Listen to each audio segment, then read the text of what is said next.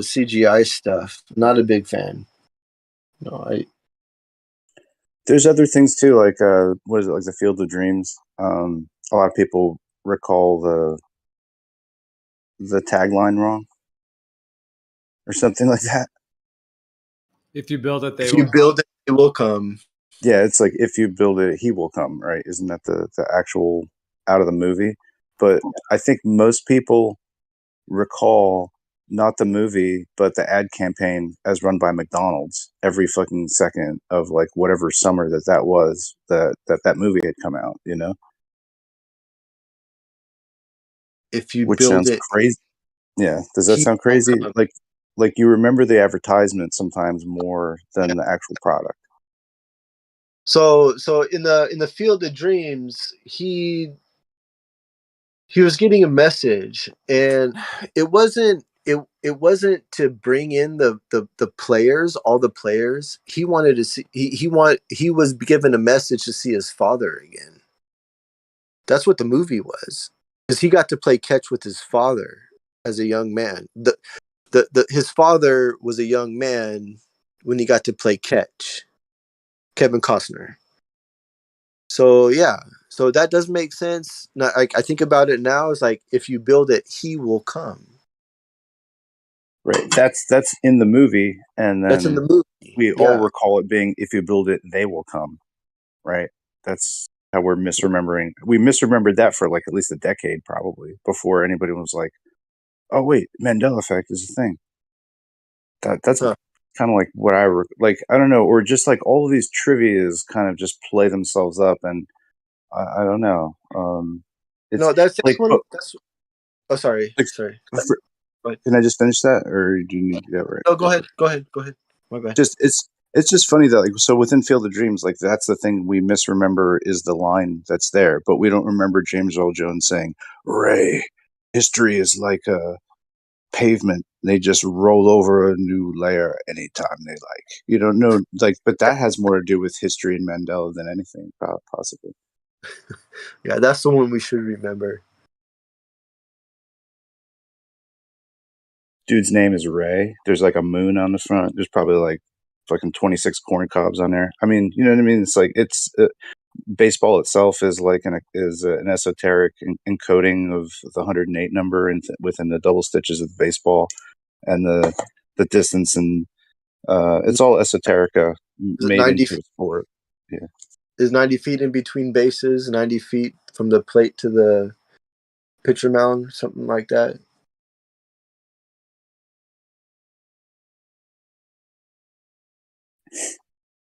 It's just there's something to it, you know, in the whole movie and the film of it, but like we're just recalling one aspect of it and calling Mandela, so it becomes like it supersedes what's actually in the films. We could talk about a lot of movies that have like interesting content in them, but it'll be superseded in the Mandela effect argument. Somebody will bring that out, like, oh my gosh, but there's a clown in that movie, and you know, whatever. So right. I don't know what it does, if Mandela effect is a real thing or it's just a distraction from talking about actual things. Yeah, because there's like the decade system is pretty good at making people focus in on certain things rather than examining the full body of what's presented. Like every decade, it seems like, you know, there's always something there to remind me. Anyways, like, you know what I mean?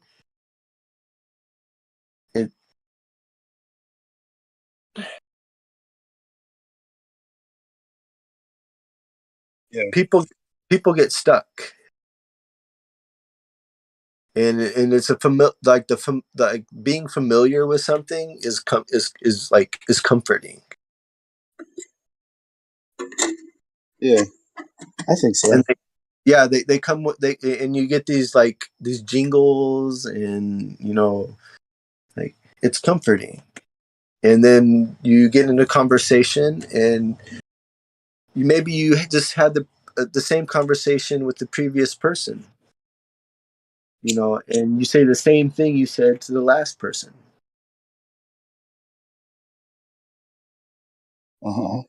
But So then somebody will tell me that their logos on their Adidas sneakers haven't changed in a box, or they all have changed in a box, you know, that they've had their whole life.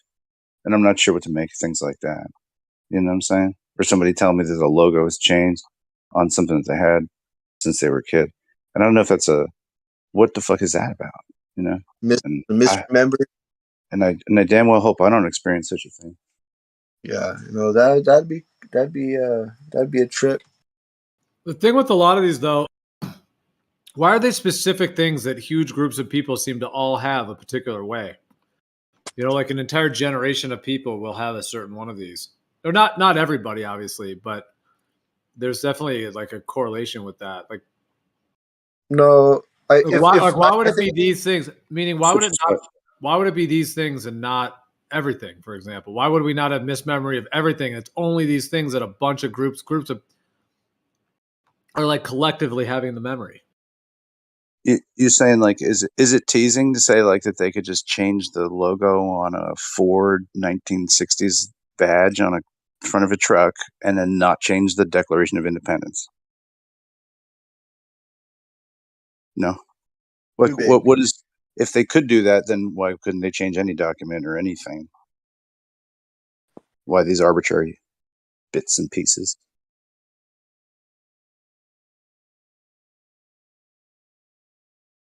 Or is it just like unintentional, like a side effect, some kind of time pollution? I like that. I'd rather like that. But then Pollution. it insinuates that there's some kind of time travel that's possible, and I don't know if I believe in that, even though I'm snack of the future. I mean, so like time pollution, or I mean, um, what's it, the other word I'm thinking of right now is like, it's not pollution, it's not manipulation, contamination. Okay. Timeline contamination, like when Biff got the almanac for sports almanac. They can predict Yeah, all the horse bets and stuff like that. Is that kind of time pollution or that contamination? Contamination of timelines. contamination. Okay. Yeah. So like somehow, um, like a vessel carrying a bunch of rats made it to an area where there weren't any rats, and it contaminated the next island or wherever it was heading. Yeah, from a human perspective, also rats would call that a rat Yeah. party. Okay. Ooh, I don't want to go to that party. But yeah, Rat so party. it's unintentional, right? It's unintentional. It's not purposeful. So it's not purposeful. It's Mhm. unintentional.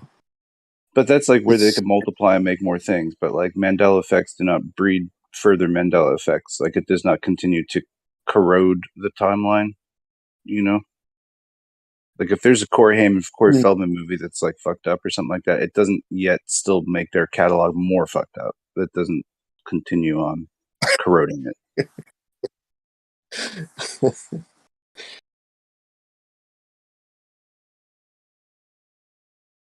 I'm just curious, like why there's no more like important Mandela effects. But then people might say, like, "Oh, isn't the Bible important, snack? Don't you think?" Well, I don't know. I mean, how many printings and how many translations? I mean, right? Also, like with the logos and stuff, they have to keep refiling them, remaking them, changing them slightly in order that they can retain copyright. Even like "It's a Wonderful yeah, Life" has got to be slightly changed in order to keep it under the copyright. right, and that's what I was saying about the Bernstein Bears thing. Like they people have videos about these books, but like show the copyright date with like, and then show the next one where it says something different. Show the copyright date. Um, just recently, I just noticed this, but Jamba Juice has like there are different Jamba Juices that have different logos. One of them is like the little whirlwind of juice, and it's Mhm. like has multiple spirals. And then the most recent one I seen only has 3 spirals, Might come and out of each different factories. They might use it to be able to figure out where things are produced if they need to track back defects or something. Just saying. Maybe not. Maybe I'm full of shit. Maybe they just have different print runs. When you were saying the timeline corroding thing, were you meaning that, like, let's say if C3PO used to not Right. have any silver leg and then he had one Mhm. silver leg, are you saying that, like, it's And he not was like all it's like silver, and like, oh, did you notice that like R2D2 had a gold leg too? And like, no, I didn't notice that there was a golden R2. Yeah, okay. you're saying that as far as we know, it's not just like continuing to happen? Yeah, yeah. So like with his rats to an island example, like things do not get progressively worse where there is something that's out of place. Let's say. I guess that's what I meant.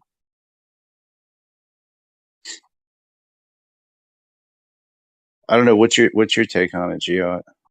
I don't really know your viewpoint.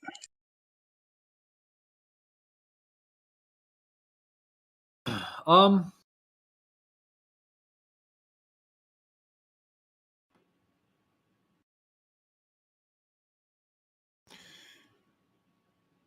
Well, I want to say one yeah. thing is that. Oh, sorry. Go ahead. Go ahead, Joe. Well, no, I mean, I'm just trying to think of how to respond because we've been talking about it for a while, so I don't want to kind of be too long winded, but I guess if I just summarize it quickly, I think it is a real phenomenon. Maybe not all of them necessarily are true effects though. Like there might be some with like logos and certain things that are not necessarily, authentic ones. But I think the ones that are authentic are indicative that I just think there's way more to what reality is than we might think. Like I think it's actually there to help. It's like almost like a crack in the matrix in a sense, to where we can kind of see through the veil that we don't actually live in like this absolute physical, concrete reality, and that it actually is more like flowing, and it's more of a manifestation of consciousness rather than of an absolute thing that's set in stone. Because like our memories and our entire world is being manifested and created, for our experience. And so the Berenstein Bears book that someone read when they were 5 years old doesn't have to necessarily be the exact same timeline that we're in now. So I think it does have to do with like consciousness, like the fractal, like the infinite fractal component of consciousness, where there's like multiple timelines happening on multiple levels, kind of like tracers. Like if you take like LSD or like mushrooms, you know what tracers are. You kind of you wave your hand in front of your face and you see like 30 versions Right. of your hand. Hmm. I think it's kind of like that. There's like multiple versions of reality happening all the time on multiple levels within the whole creation. And so it's not like necessarily like Right. a That's time. Yeah, it's not. I'm not saying like a whole timeline shift, but there's just like multiple layers and levels through which we have our memories and which we experience things. like, while I do not, yeah, like I don't disagree that there could be multiple like timelines all occurring and stuff like that. I just don't know if I feel like Mandela effect is proving that to me. But I have intuitively, I feel like that like anything, every possible thing could exist within a different set of chances. So maybe there is this multiversal sort of, way that things do work. I don't know. Right. And I hear what you're saying, that Mandela effect may or may not be potent enough to really illuminate that, because it is like sort of memory based and it's a little bit nebulous in some ways. Like it's not super concrete. Yeah, yeah.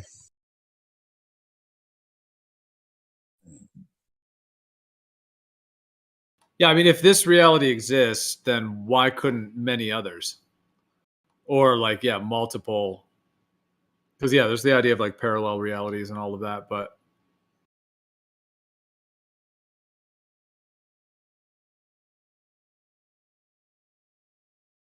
it does kind of get out there considering these, these ideas and the potentials of how that Well, could be happening. I guess it even though it might be a little woo to think that there definitely are multiple timelines, but if there's only one singular objective timeline, then maybe that makes me more paranoid. So things have to actually work out only one way, and they will.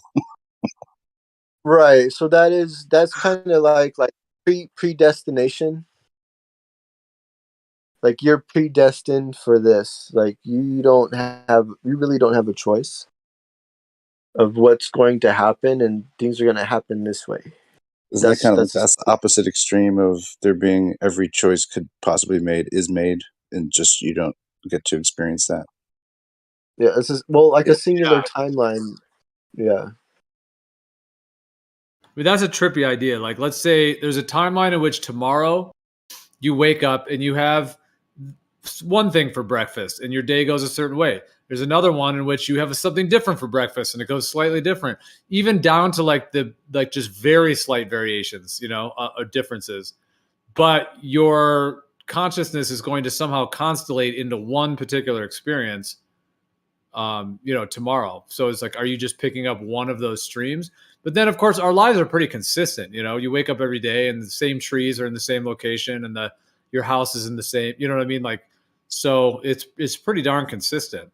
And I know so it's very compelling that it is just absolute one, hard physical world. And yes, some may view it that way. And I mean, that is my experience. I mean, I'm not saying that I experience a different reality on that level, but I don't necessarily think that that's like the totality of what this is, what all of consciousness is not necessarily just this, hard material thing. And the whole like Newtonian Cartesian materialistic paradigm that's part of the globe and heliocentrism, that's kind of what they've kind of sold us. Like, okay, we just evolved, we're on the Big Bang, we're on this rock, this, sphere or whatever, and evolution, like they've kind of sold that evolution materialistic thing that we're just these not, that reality is just these little, It's atoms that are very you know, material. just for a second, it's weird that they've taken like the Cartesian philosophy and then turned it into that materialism, because like Descartes, like what if everything that I see before me is a lie? It's a fool. It's something trying to fool me. You know what I mean? So he like kind of detached everything from that materialism, and yeah, they do utilize his work to just like support materialism. So it's so funny. Just that. Yeah. Yeah. That's Sorry. it. Please keep going. Gio, you want to tell me that that the trees outside don't move, and it's just all very relative. In fact, actually, everything is moving in one direction through an empty void of darkness. Okay, so nothing is still, right?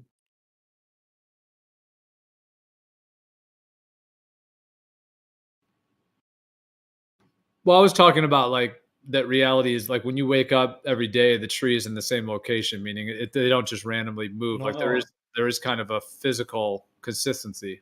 no, it's not in the same location. You have actually moved millions of miles through the ever expanding darkness. Oh, right. Oh, I see what you mean. Yeah, yeah, with the globe.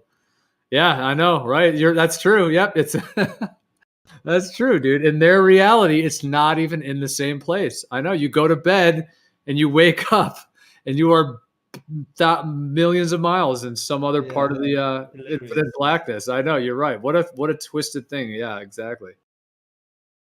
Yeah, no wonder why the word is so twisted, right? I think the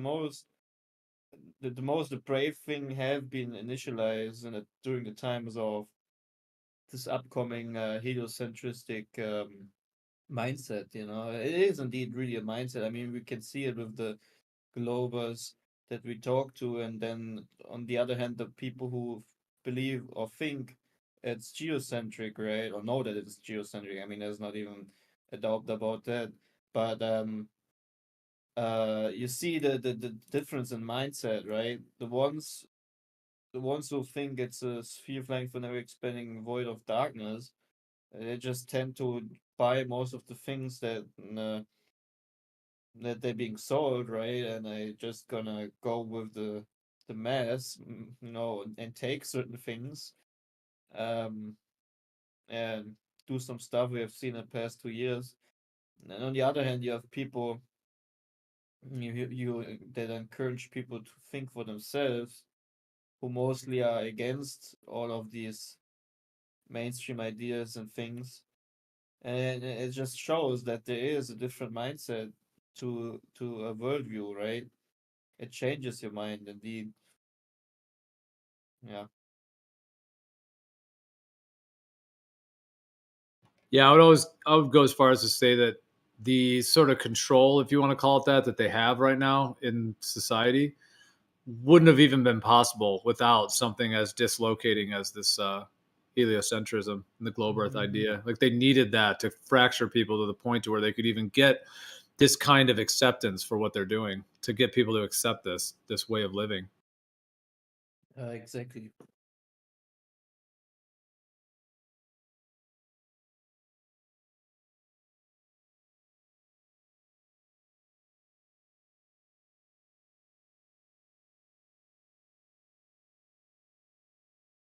Try to get flat earthers to follow authority. It's pretty hard, you know. Yeah. Or at least follow absurdities, right? It's not like I personally think authority is an important thing. You know, I like police, I like law, and I like the enforcement of it. 100%. I think it's very important for society.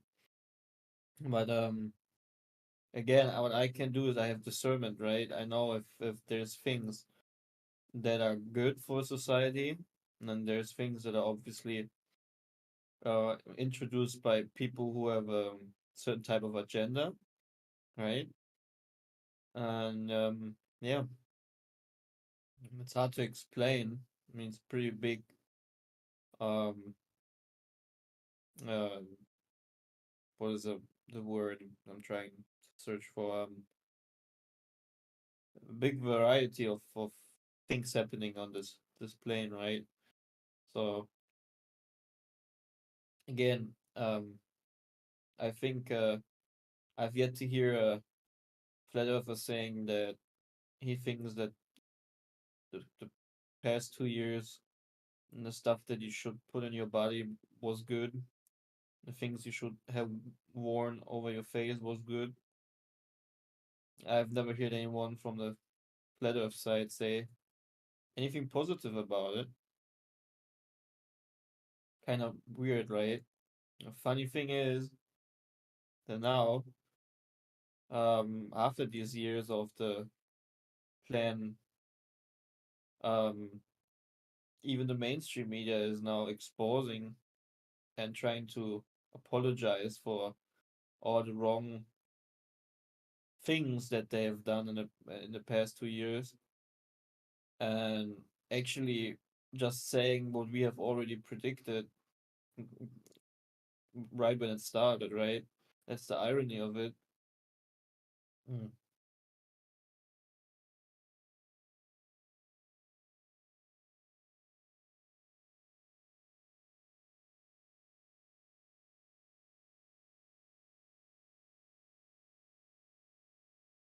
Anyways, what I always say is that there will never be a day for anyone who's still defending the hero sorcery. You will never experience space because it doesn't exist. You cannot escape this place because it's perfectly made for you to dwell upon. Um, there's really no logic behind defending the heliocentric system. It doesn't give anyone anything. If you tell a child the specifics of the heliocentristic system, you just you know you're not giving a child anything. Like basically telling him he is just worthless, just an accident, as if your parents would tell you, we made you because you were actually not planned. You're just an accident. So kind of in a sense, everything is an accident, uh, which is sad. Yeah, it's a very It's disenchanted worldview. Like it there's like a foundational meaning that's missing. yes, it has no foundation. So, I mean, in a literal sense and in a metaphoric sense. if there's no foundation, it can't give you anything as a human being. It just spirals into absurdity. And you see it within the minds of the people, right? I have heard very depraved things from the global side. I'm not saying in general, so no one gets me wrong, right? I'm not saying in general all the globals have a depraved mind. No, not at all. But unfortunately, there's many globals who just accept and some reason want to go along with the whole mainstream agenda, especially when it comes to gender and um, abortion and so many other depraved things. How strongly would you say you believed the globe when you did believe it? I mean, did you believe it like out of 10, 10 out of 10 being the most strongest belief in defending NASA and the whole thing and all the globe stuff, or like one being very, very minimal? Like, what would you say? Like, what was your kind of strength and your being compelled or believing it or committed to believing it? So the funny thing is when when I was a little kid, I think like 10, 11, in school, our teacher, he rolled out this TV screen. He put in a cassette. I'm still from that generation that know these old tapes. Uh, it was about the Apollo mission, uh, and for some reason, I just sat there and was like, I every time when they showed the videos of it, I felt in the inside as if I want to jump up and just scream out, guys, this is so ridiculous. It looks so fake. And having that discernment already at that age, without having any background, not even, still believing in the globe or whatnot, uh, I think that's just a blessing. It's the first thing I would say. And the second thing is regarding your question, I actually at some point wanted to become an astronaut because I started to watch these NASA videos of the ISS, right? Like I was completely mind blown when I seen people floating in space. Until YouTube, I actually never seen that kind of stuff, right? Like not even from the TV or anything like that, just maybe from movies, right? But then seeing that on YouTube, back in 2014, I think, 2013, the first time, I was like completely buffed and um but there was always something about it I find weird. I still up to this day know that when I looked at this imagery, there was always something in the back of my mind that was just very unsatisfied, right? I don't know how to explain to you. Like maybe it's like you look at a puppet show, right? And you have like these.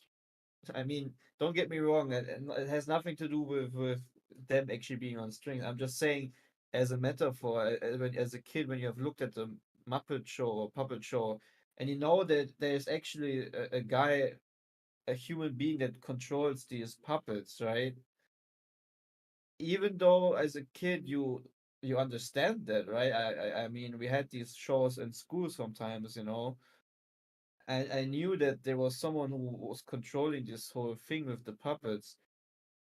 It just satisfied me and it was nice, but in the back of my mind I was always like, wait a minute, I mean, these are not real miniature human beings or something like that, just puppets on strings, right?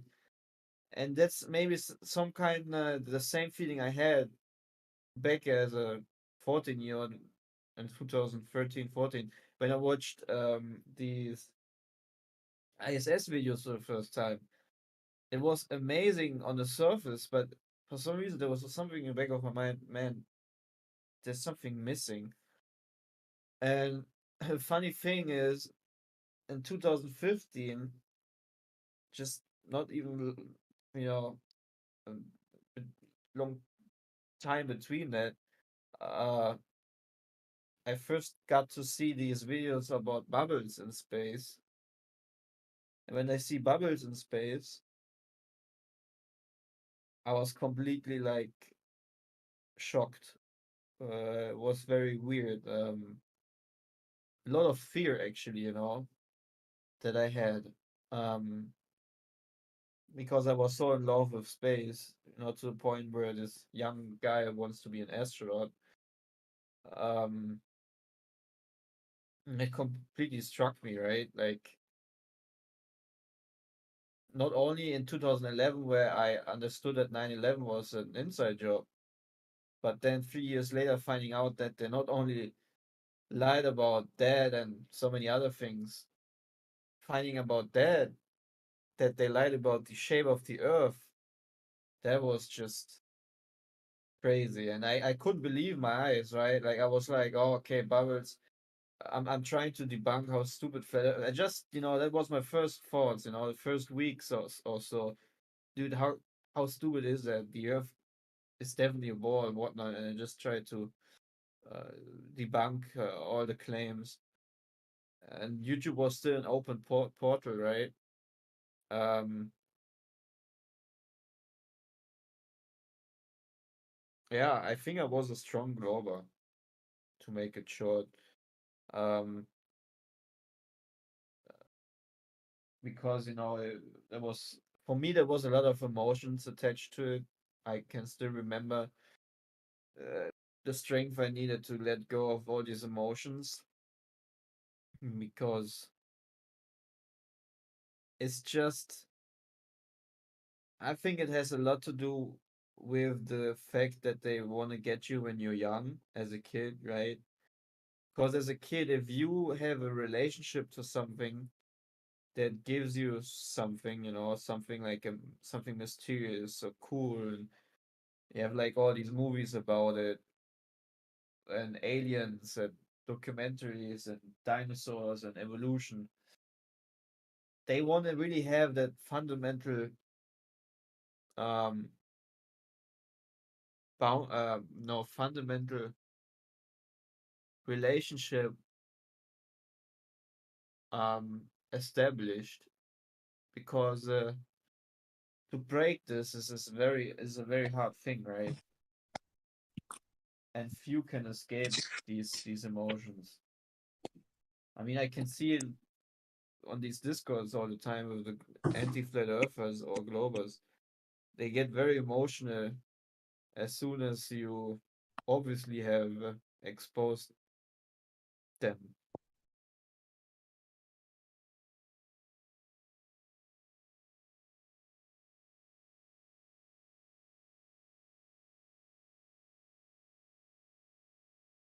So how was it for you, Gio?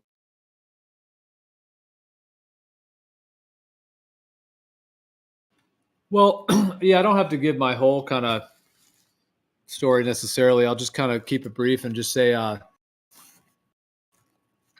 remember as a child, I don't remember exactly what age, but I remember definitely questioning the globe pretty considerably. Um, just the whole idea of gravity and humans being stuck to it from all angles and water clinging to a ball and all that. It just never really made sense to me. There was always something that seemed off about it. But I never really said much to anyone. I kind of just kept it to myself. I suppose I didn't bring it up or try to debate it or anything like that. But it did just feel off to me, like something was funny about it. I didn't quite know what it was. And then I definitely remember as well throughout my life in later years as well, adding on to that, just the whole idea that we're spinning and moving at those speeds. I used to think that was very strange. Not to where I fully was thinking it was false yet. Like I wasn't at that point, but I just remember thinking, you know, I'm supposed to be, they tell me I'm spinning and whirling, all these different directions. Like, because that is, even though they try to say in the globe thing, like, oh, you're moving so slow, you wouldn't be able to feel it. I mean, that could be debated all day, but at the end of the day, what are they? It's 2.6 million miles per hour in total when you add up all the vectors. It's just, so I used to just think that, that we're moving faster than a speeding bullet and all that. So that also seemed off to me. But with all that being said, I still generally accepted the globe Earth, though. I mean, I wouldn't say I really believed it really strongly. I'd probably give myself like a 2. Like I was saying, if I ranked it from 0 to 10, how strong my globe belief was, I would say is maybe 2 out of 10. So I mean, I did accept it, but I definitely was not attached to it, or definitely didn't like believe it. You know, like I didn't really, but I did, you know, accept it on that level. And then yeah, there's obviously more to my whole story of kind of unraveling, you know, what's really going on. But just to answer that part of it, yeah, I would say that I questioned it quite a bit, but like I said, was never really vocal about it, you know, in terms of that. And I started researching the shape of the earth stuff back in like 2001, 2002.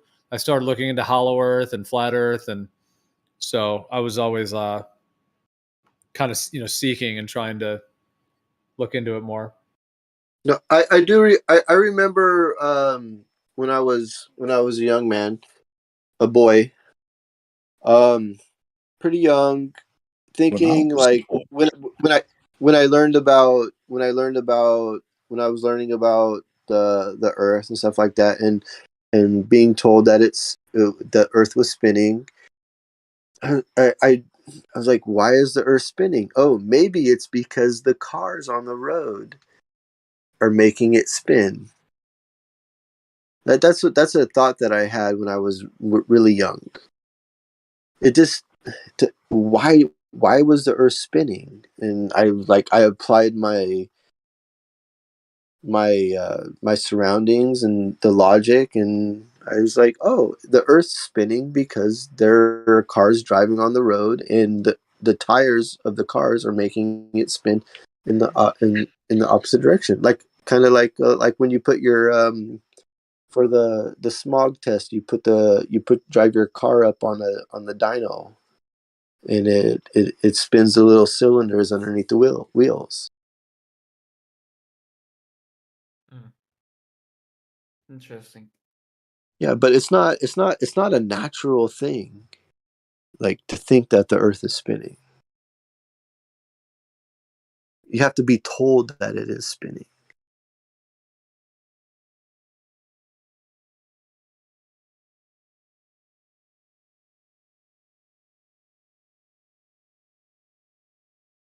Well, the funny thing is, man, if I look out there right now and I look at the beautiful sun and beautiful blue sky, like every time I see the blue sky, man, I just I don't there's even if I see the sky at night and the moon, there's nothing that would suggest to me that we're flying through an ever expanding universe right now.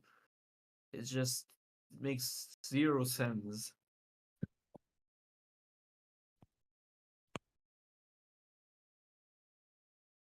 It's just crazy, you know, when you know what reality is and you just try to rethink how someone thinks as a glober.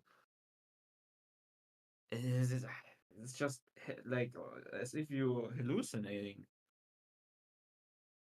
One of the things I think about it I mean, I'm just surprised that, yeah, some of these guys really still believe it. It just, I'm not saying this to be condescending at all, but it really does kind of remind me of like believing in Santa Claus.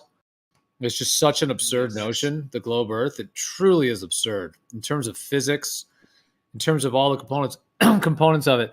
And even what they give us is weak. You know, these pictures, quote unquote. I mean, they're just terrible looking. They're Yes. so hacked up. So it's like, even if you try to say, okay, I'm still going to believe it, even though it's a wild notion, what do you got for evidence? And it's just like terrible pictures, terrible CGI, all the rest of it that NASA gives us. It's just so inconsistent.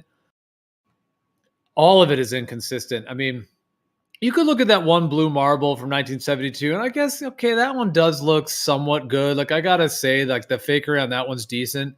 But then you start looking at all the other ones, and it's like, you know, the Photoshop clouds and the different color land that are all hacked up. And like, I'm just saying, when you really look at the overall situation of it,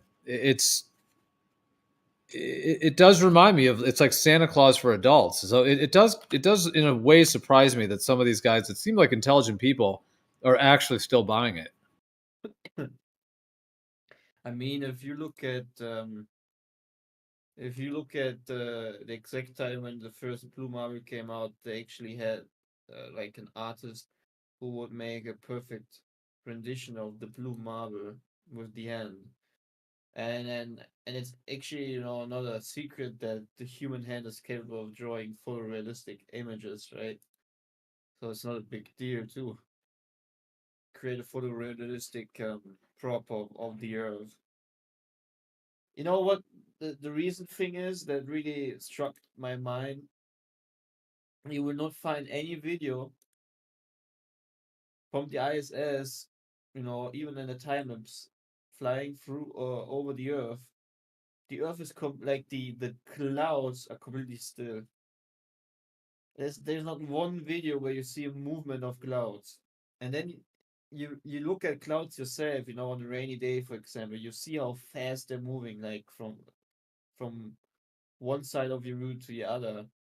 And you look up videos of storms and whatnot, where you have like cloud covers going extreme speeds, and then you have this huge coverage of view over the whole spherical Earth, so to say, and you don't see any movement of clouds whatsoever.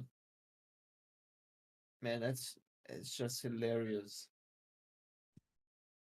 No, the movement of clouds. I was just I kind of live in a valley, kind of like a rainy area, and no clouds above, but there was some like fog and some stuff in the valley, and it just everything was just sitting there, just completely still,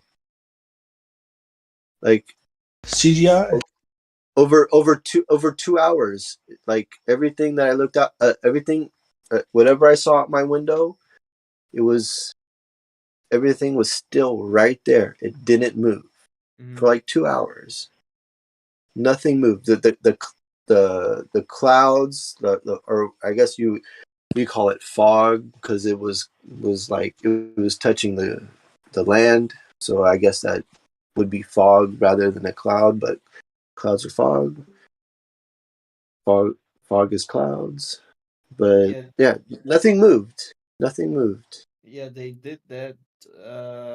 The clouds that you see stood still because they recorded videos for the ISS. They actually need to stop every cloud over the whole ball. No, but even if that's so, if you have an area like you had where sort of clouds are standing still, the clouds in general, the scale of what you can see in the ISS videos um doesn't match with reality. Clouds are moving a lot, you know. So again, the The thing that very gets fact. me, Mhm. thing that gets me on the clouds is how on the globe, a lot of those, images of the globe they give us, the clouds are so spotty and they're so like spaced out. That's not really the proportions on Earth. When you're on Earth, you're in an area. There's all kinds of complicated different clouds, in the area. And if you drive just a couple, an hour or two away, you're going to have totally different clouds. But on the Yeah, they globe, there's just these couple little areas. It makes it look like there's like, I mean, I guess I could pull one up and we could look at it, but it's like there'll be like only one or two clouds over the entire United States, and that's not what the clouds actually look like ever. Like you don't always, there's not just just one big cloud patch over one area and then that's it. Like there's much more variation. Like the proportions seem way off. yeah, Yeah, when you're up in an airplane and you're up over the clouds, like the clouds go like you can't see any water, you can't see any land. The clouds are covering the whole body. Like your whole perspective is covered by clouds.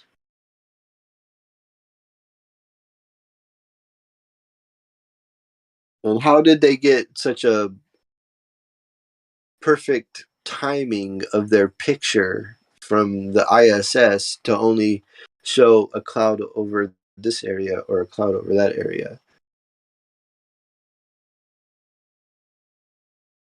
I think you guys have to show what you're talking about. Because when I go in and look at the ISS live feed, there is two versions or two modes. Live motion, a camera straight down, showing waters, land, clouds going in and out, blah, blah, blah. And then there is the pre-recorded stuff, that looks very, very sketchy, that is showing the horizon and all the colors. The live feed, I'm 100% sure that is 100% that is live. How do you know? How do you know that the previously recorded wasn't once live feed? Because of the fakery. It looks fake. It's too fantastical. You'd never see the live feed going in on the horizon. It never shows a sunshine, a sunrise. It never shows all these kind of things. The live feed is always straight down or straight up. I've spent multiple hours looking at the live feeds, and it's always like that. It goes in like 10-minute sections where it's live, straight down, 10-minute sections where it's pre-recorded, where you see all these fantastical images with horizons and sunrises and aureoles borealis and all that kind of crap, you know. Very fantastical pre-recorded footage, but I don't believe that is fake. I don't believe that is real. Hence why they have to go pre-recorded live to feed people the fantastical images. They go back and forth. Oh. So the live feed could easily be like some sort of drone or something like that, or whatever. As far as I know, actually they stopped, like the official camera for live streaming has stopped in like 2019, and the module for this live stream camera, it was just detached and burned up in the atmosphere, as far as I know. Oh, and now how- they're just how- using like a cheap camera on the ISS. Like literally, what you could do is you could use a cheap iPhone and a duct tape, put it on one of the, just put it onto the cupola module, and put a USB-C type cable, whatever the cable is for the iPhone, keep it loading, and just stream on YouTube. That's it. No worries. But no, since 2019, they have not NASA has not officially established a good quality live stream anymore. That's what you pay for. It's amazing, isn't it?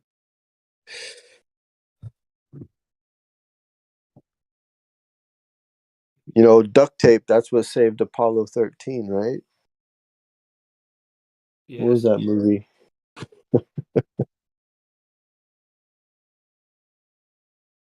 I know they have some up there.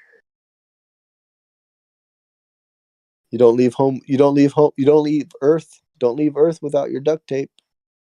So here it says on the website of Earth Science and Remote Science Unit, NASA website.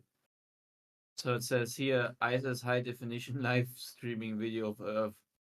Formerly the site of the high definition Earth viewing system HDEV, operational April 30, 2014, end of life August 22, 2019. Currently live. I mean, why does it even end? Like, is the camera like, did the camera like got rusty or something? What's the problem? How's Yeah, the because camera- all the moisture in space, it got rusty. yeah, like after 5 years, the camera just dies, and anyways. Currently, live video of Earth is streaming from an external HD camera mounted on the ISS. Camera is looking toward Earth with an occasional solar panel passing through the view. And trust me, guys, the imagery, the quality is just pure, yeah, just shit.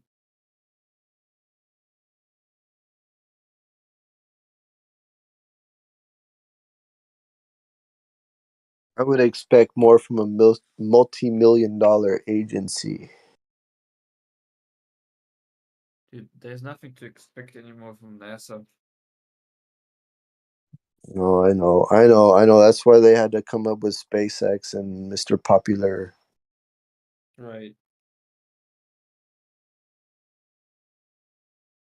Didn't SpaceX actually pop up during the time of Flat Earth getting so popular?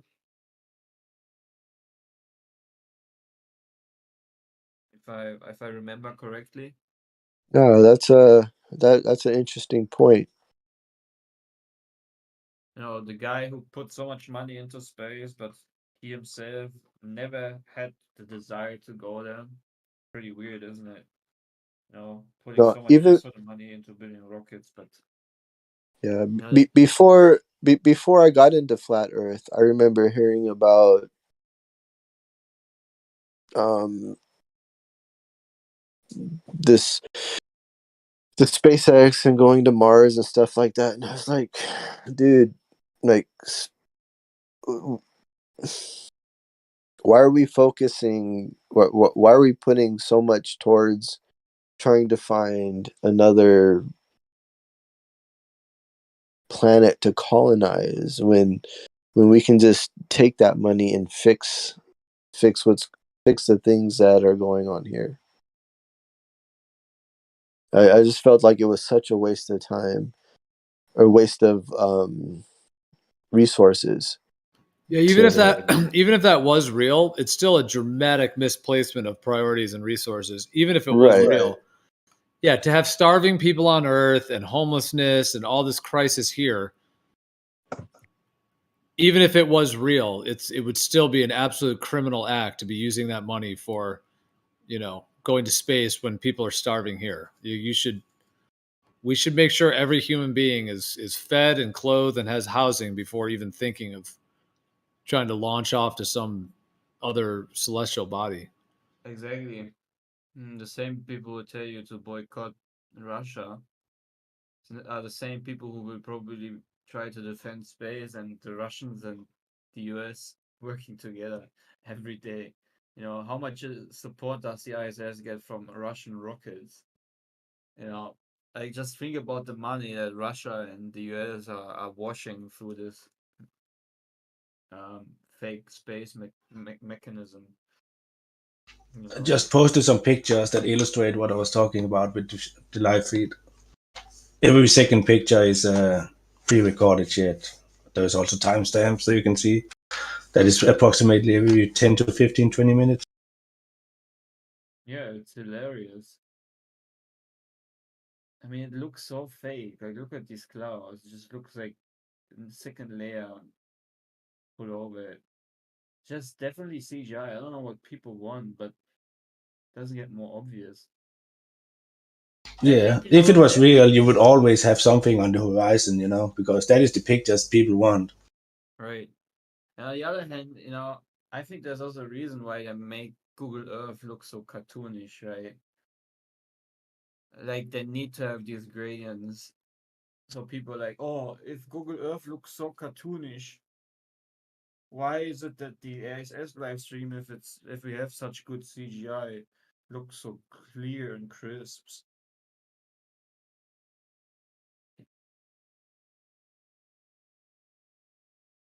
like I would think you'd be able to have an angle or a picture. Say, um, you'd have a camera and you were at.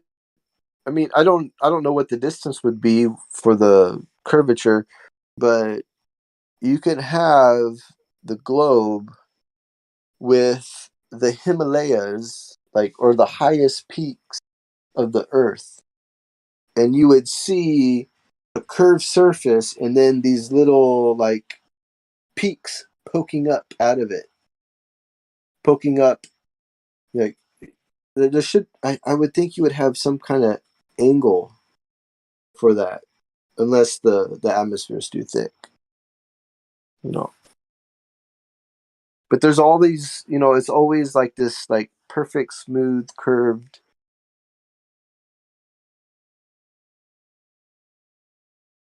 I mean, maybe the distance is too great. There's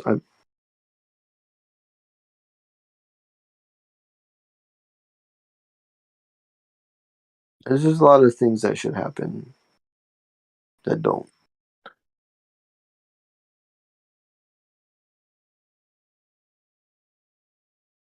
The inconsistencies are just insane. Anyways, I'm gonna go outside and sit in the sun. See you later.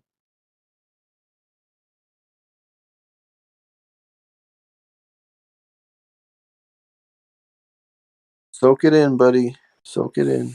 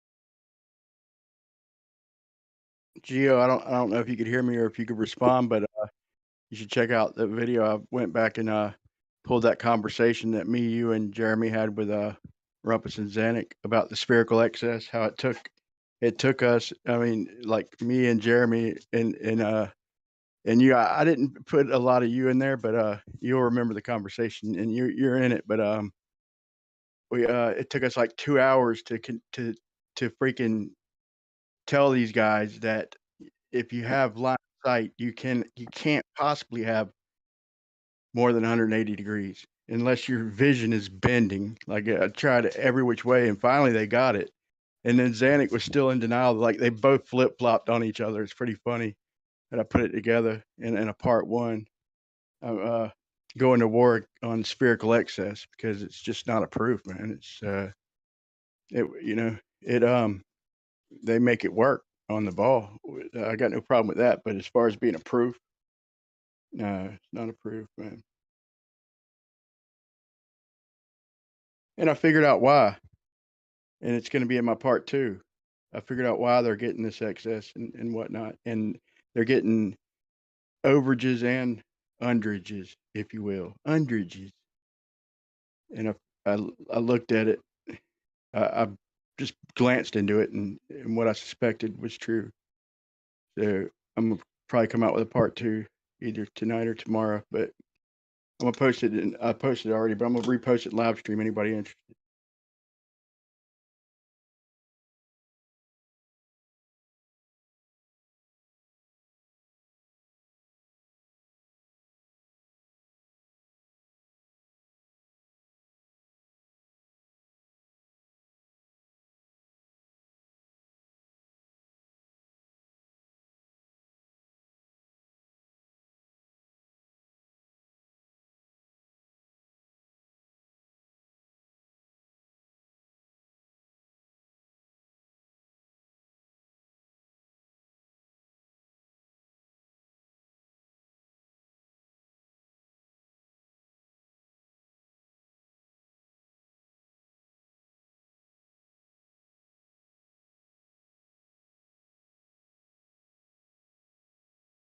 It's so funny listening, going back and listening to some of this. Like, if you want to hear double speak or make videos on that, just go back and listen to Zanuck, man. It might take a minute, but You gotta get him, man. He's, I guess, a great debater, man. If unless you debate him every day like we do, but as far as like on the spot, boy, he says whatever it takes, boy, to get the W. Then and there, he's a built-in built-in excuse maker for the globe, for NASA, or whoever. He's on point.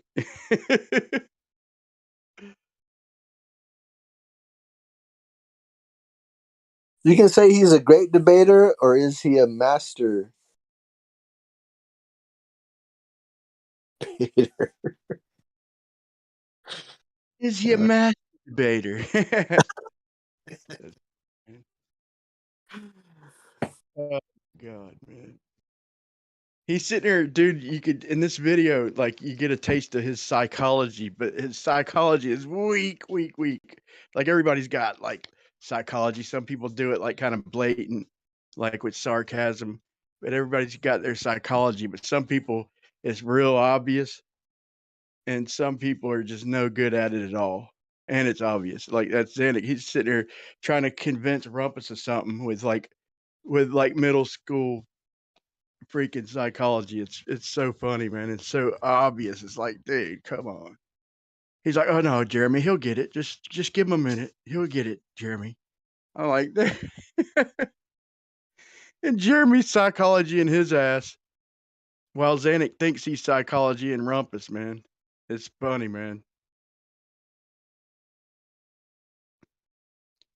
Jeremy's so damn good because he's right to the point. He just like pins him down with simplicity.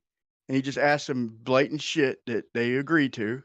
So once they've agreed to it, then he just takes it from the beginning. Let's start from the beginning. We've Yeah, agreed, and then what? right? And then they try to. Then they have to backpedal. Right. And they never like to just admit that, yeah, well, okay, so we agreed with this. So they already said it, and then Jeremy's like, so okay, so we agree now, Rumpus, that the triangles, the line of sight is 180 degrees, and he's just like, no, it's not. It's spherical axis. You twat. No, he didn't say that, but he did freaking. No, that's spherical axis. Then the next sentence or the next minute, yeah, I mean, I played them back to back, but you could hear it later on in the conversation. Like, it's like, yeah, I guess, yeah, line of sight would be coplanar because I gave the example. I'm like, I said, think about it. If it's line of sight and you are one of the observers, if you're one of the observers, then you could be looking at Polaris as one point and the top of a mountain as your third point. Doesn't matter how you twist it and turn it. If it's line of sight, it has to be 180 degrees, no matter what. When they start talking about the ground, that's a different argument. If they want to use spherical geometry, but that comes with an assumption, whether they like it or not. It's a fact because line of sight is line of sight. Like when I tell them when we're surveying, the ground don't matter. The ground when we project our line off into whatever infinity or free space or 50 feet at a time, when we project that line, we measure the elevation of the ground according to that line. So the ground don't matter. Yeah, The ground's gonna move up and down and up and down, and the way we measure it is from that horizontal that we're seeing through the scope. yeah. So you're a surveyor. So I mean, I drive down the road and there's some cones out, and I look for the guys, and like there's a dude, he's got his surveying equipment, and then like further on down the road, there's another guy. When I drive by, they like stop, and then they like look up in the air, and like, okay, there's a car coming. Something's blocking their line of sight Yeah, when they're exactly. trying to survey. I'm not a surveyor, but I've surveyed. I've used Oh the yeah, tools okay, I've used the yeah, tools my whole entire life. I do level for a living. I own a concrete business, a small concrete business, and I have for a long, long time. And I'm pretty particular on laying out jobs, especially foundations and curb and stuff with drain, which almost every job is drain critical. You know, you can't have water puddling up. You gotta move the water, especially with curbing. And I've done stretches of curbing. I've done a seawall. I've done, some big projects, mostly driveway, and mostly smaller shit. But I do level for a living. I've used the tools. Not every day. I could church it up and say every day, but every week, No, a few times a week. Sometimes I use it every day in a week, but no, man. sometimes it comes down. I built fence for 20 years. Okay, so you know all about it. The first thing y'all I do I is lay it out, right? yeah. And I mean, to go like this is how you make your post level on top. You have a point in the distance, and you have a point from where you're starting, and you go in between. Y'all lay out string lines and shit. Oh yeah, string line. I do one string line at the bottom. That's it. I don't do a top string line. And then See, I never thought of that, bro. I never thought of doing one at the bottom, dude. I just did the top. no, I do. Yeah, I do the bottom because I mean, you do the bottom. That allows you to see your ground. Yeah, it makes If you sense. have Yeah. if you have a hump here or a hump there, then like maybe I got to Right, knock yeah. this hump out. You can, and if you have any adjustments to do, right off the bat. Yeah, that actually makes way better sense, man. If I've only done it a few times, but and helped out and shit, and but they did it from the top, so that's how I kind of copied that, but yeah, it makes better sense if I ever do it again or when I do it again, Yeah, occasionally yeah, will yeah. happen, but yeah, but As it's far fine. as That's a way better post idea, bro. setting, yeah. Way better idea. So, but I've also done like I did. I've done industrial fence where we did use like we use a laser to and I set we set like 30-foot high posts, 10 foot in the ground with rebar cages, and we did some pretty big projects, and yeah, like you have an eye for level. Like there's some people who got it, and I don't know if it's something that develops. Like I said, like my dad was a fencer before me. I took it a little further. My brother is in the same position, and but we got it. We got the eye for level. Like, we can see it. We can see when something's at a level. Like you notice, like even the like slightest little bit, like you can point it out. Yeah, you talking about slight, bro, like doing curbs, like and pushing like 0.5%, and really not supposed to really go much under that, but pushing even like spots where you like pushing 0.2.5, 0.3%, like, bro.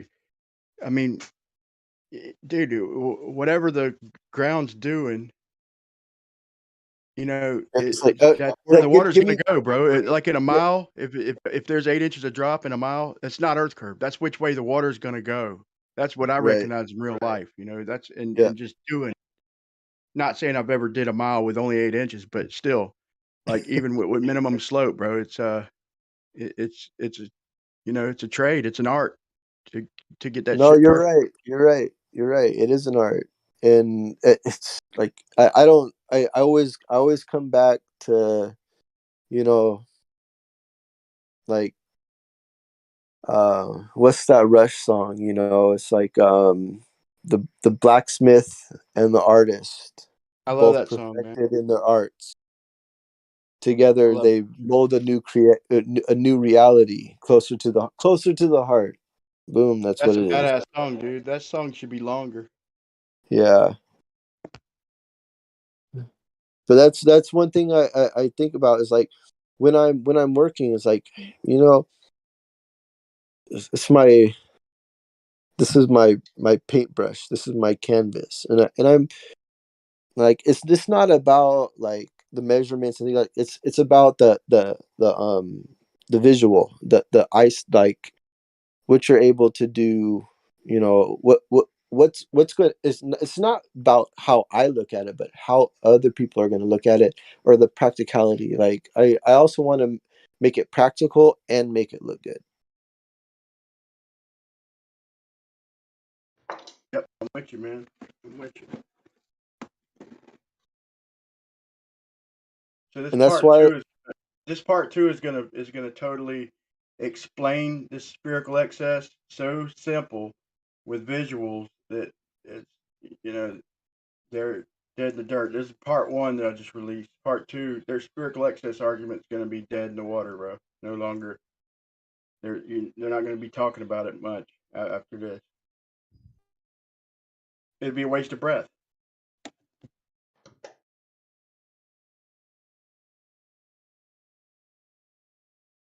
We're talking about Xanax debating tactics and stuff. He is just such a master clown. He does that thing where he says, "Well, I think you're a fairly intelligent person." You know, just he's so good at it. It's just amazing. what's that called? Like patronize. Gaslighting, patronizing. I don't know what you call it. Yeah. You seem like an intelligent guy, or fairly intelligent anyway.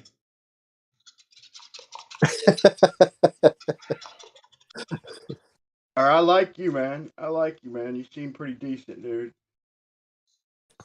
But dude, I go back and listen, man, and he gets me riled up, man. He interrupts like every time I go to talk, bro, and then I start doing it, man, and I get put on his level. It's like, God, it drives me nuts, dude. It's like I fall for it a lot, but dude, he does it with everybody, dude. Like, Yeah, because if I you cut a clip where Gio cut in, and he just was talking the whole time. Gio was trying to tell him, like Gio wasn't even talking. Then he's like, "I'm trying to talk." I don't think he knew it was Gio, but he's like, "I'm right in the middle of talking," like Gio trying to smooth things out for us.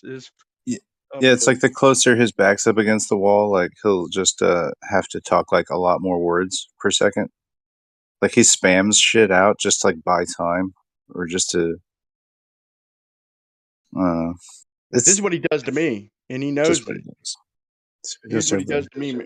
Like he'll make a key point and ask a question, and then pause for a second. I'll go to answer the question, even with like a 2-second response, and he'll like put a cherry on top, an unnecessary cherry, and then they'll be like, and he'll be like, "You interrupted, blame me for interrupting him." I'm like, "Dude, you just asked me a question. You made your point."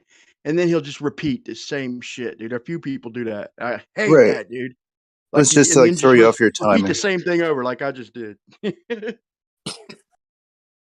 Shut the fuck up. What's amazing too is the endurance that some of these guys have. Like Saturday, I noticed Moyak was in the chat, and I conversed with him about some issue for a while, but I just I put myself on mute and just listened. And I mean, he went on for the whole day, nonstop. That one person would talk, and then Moyak would talk, and then another person would talk, Moyak would talk, another person would talk, Moya would talk. He did that for like 10 hours straight. It was just, I don't know how they do it. Like it's a whole team of them with one voice.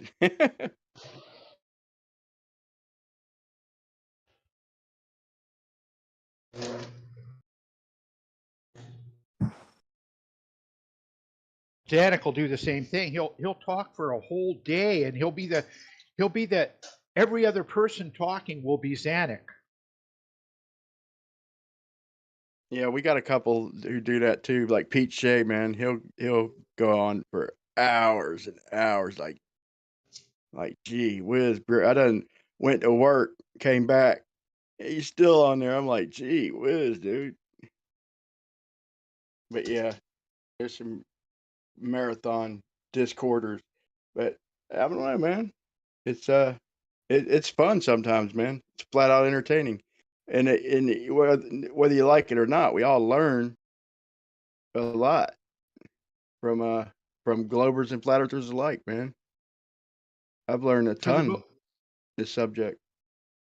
For the most part, you'll have an argument with someone, and you're exchanging points, but it's like they always have to have that last word. It's like they have to say the last thing to sort of refute you.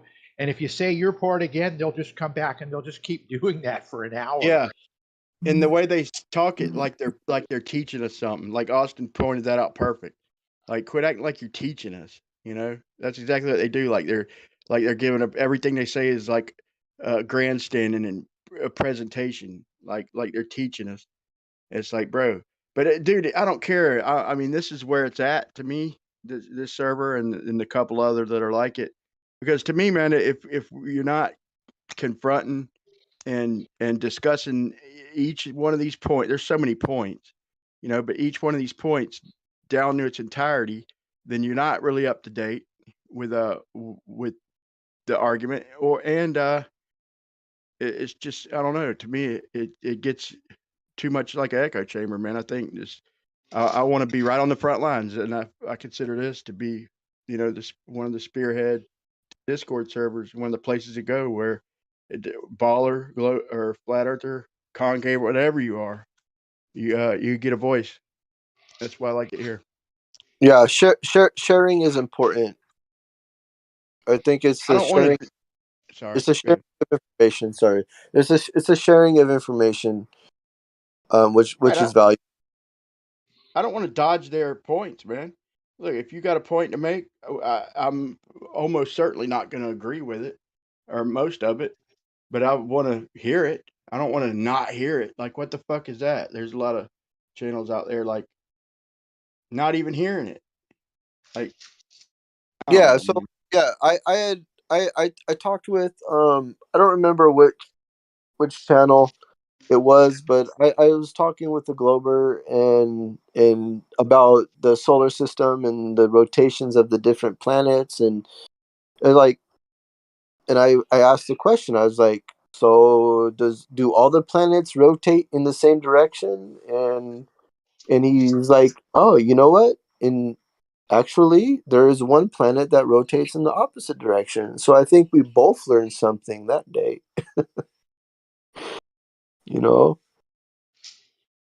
And but that's I thought Neptune and Mercury like possessed or some shit. I don't know.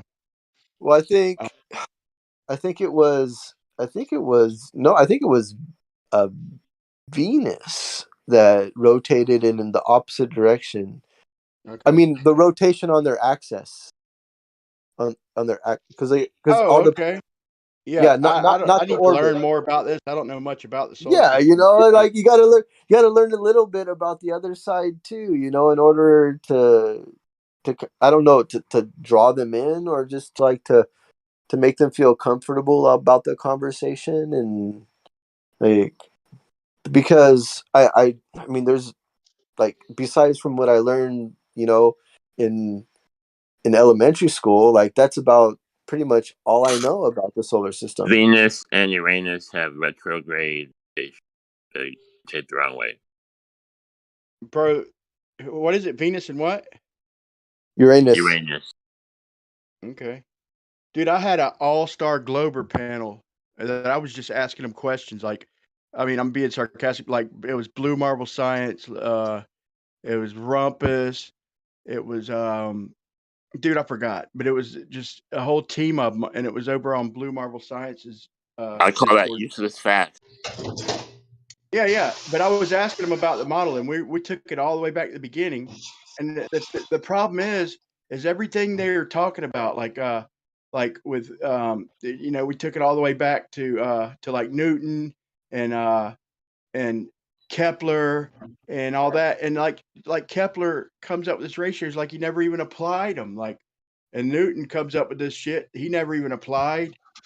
Like, it's like, I mean, it's like everything these fuckers come up with, they give them credit for it, but they never even applied it in their day, man.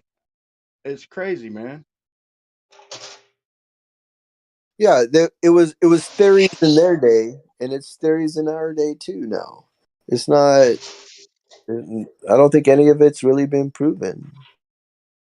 Yeah, like, and like Cavendish, like It's like there's no way to do. I was looking at the calculations and all that, and there's no way to calculate that without assumptions. Like you can't get the mass without the density, and you can't get the density without the volume. And I mean, it's circular. It's worse than that, really. But like you have to make assumptions, and that's the model right out of the gate is making assumptions, and it all stems from them assumptions. And they don't realize that. Like it's like fine, you got a model, you made it decent over all these hundreds of years, but acknowledge it's a model, and we could have an honest conversation. To me, I, you know, to me, a better conversation, just admitting that it all stems off base assumptions. Sorry, my rooster's getting triggered right now.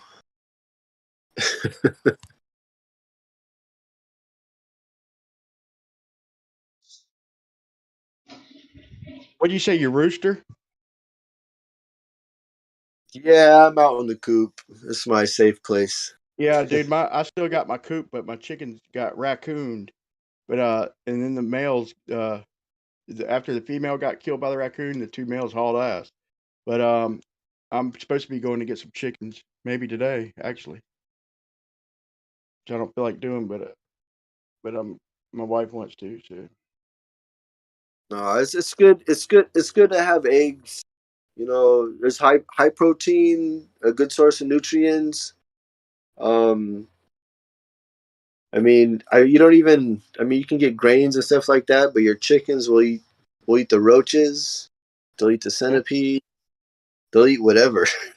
yeah, you're right. They will eat whatever. But I'll tell you what, dude, egg prices here, like I think they went back down a little bit, but I mean, forever they were like $1, maybe $2 for a dozen large eggs, and they went up to like 5.50 for a dozen eggs. I was like, what? Like a dozen eggs, 5.50. They just jumped up. I was like, man, I miss my chicken even more now.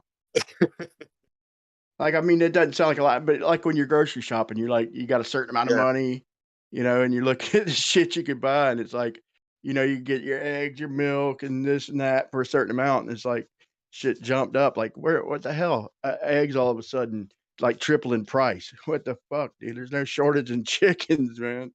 No. So I live in Hawaii, and like, okay, so you get local eggs here, and it's pretty high price. The best price for eggs on the islands are actually Whole Foods, which I'm not a big fan of. But you get How much is a dozen eggs? I can get about $4. I can get a dozen. That yeah, from Whole Foods, That's still kind of and high for here. But that's imported. wait, It's hey, the how much is gas there, bro? How much are the cheap eggs for a dozen? The cheap ones. no, that's cheap. Whole Yeah, that ain't Foods that bad. I mean, is that's like, about $4 for the cheap eggs. Um, Gasoline right now at the Costco, it's like 420, 427, woo, somewhere around there for man, we're paying like for 80. 309, 308 right now. Yeah, But God, so basically, a gallon of gas is worth a dozen eggs. the same thing with a gallon of water. It's about it's like almost the same price. What? Yeah, you buy a gallon of water. Like, I guess it depends on what brand, but um, like it's comparable. Water to gasoline. It's per gallon. They're not too far apart. That's crazy. I need to go to Hawaii and sell some water. There's plenty of it around us. It's it's not drinkable, but yeah, I don't know. Go up Um, to, go up to Alaska and grab an iceberg and tow it down to Tow Hawaii it and down. sell the. Get a Tone little. it on down. That's funny, dude. Get yourself a little barge. Tow a fucking iceberg to Hawaii. Oh, that what? Oh God, what's that? What's that movie? Oh, Brewster's Millions with Richard Pryor. Does any remember this movie, I Brewster's remember that. Millions? I remember. So he had to spend like $3 million in order to get his inheritance, and he had to take investments and do all. So there was someone that was I proposing thought an he had to spend investment. 100 million. I thought he had to spend like 100 million in Was a week or a month or something. in a month, yeah, something like that. But somebody brought this idea to him, like as an invest, like who want. So someone brought this idea, wanted Brewster to invest, and it was icebergs. And he had this model of an iceberg, and he had it on Brewster's desk, and he was like, "We're gonna we want to tow icebergs. We're gonna bring them in." Yeah, And according to the Globers, bro, if you bring an iceberg, you'll flood Hawaii, man. I think you can already buy water in bottles that is from icebergs, isn't it? So is the science if the icebergs melt, that does not raise water level? Is that the new science? I'm not sure what's. wait. Hold on. Okay, I just want to bring up this one point that there is a company making vodka out of iceberg water. Okay, I'm just gonna say that. Okay, go ahead, sir. Wonderful. I was asking you guys if the icebergs melt, does that raise the water level or it doesn't raise the water level? What's the deal with that? What's the new science on that? So that's a displacement effect. Like if you like sit in your bathtub and the water rises. So it doesn't raise the world water level. If all the I icebergs, guess it would have to be icebergs or glaciers or whatever that came off of the land because it was already in the damn water. But you know what you call it, Mr. Robin Survives, a meteorologist and was for years and years, and he's saying that the atmosphere itself holds so much water. You know, if things did even heat up, and it just there'd be just way more moisture in the atmosphere. It could handle I mean, like loads more than it already does, according to what he was saying. Like saying So it'd balance out. yeah, balance out. He's saying the atmosphere is huge, and there's room for so much more moisture. You know, so that's what would happen if it heated up. There'd just be way more moisture in the air, but it wouldn't be that big of a difference. You know, but yeah, he said he had other points to go along with that, but if but all the icebergs melted, would that raise the world water level? if they were in the ocean, if all of it, like I guess if they're already in the ocean, then it would be the same. But if they came off land, I guess it'd have to be a whole lot.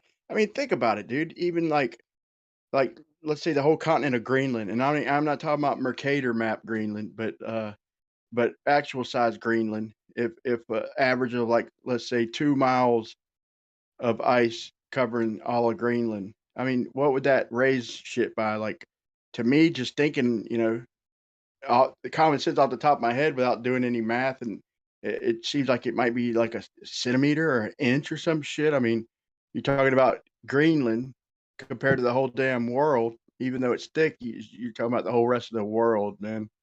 Hold on, let's I go. don't know. Let's go back to the word iceberg.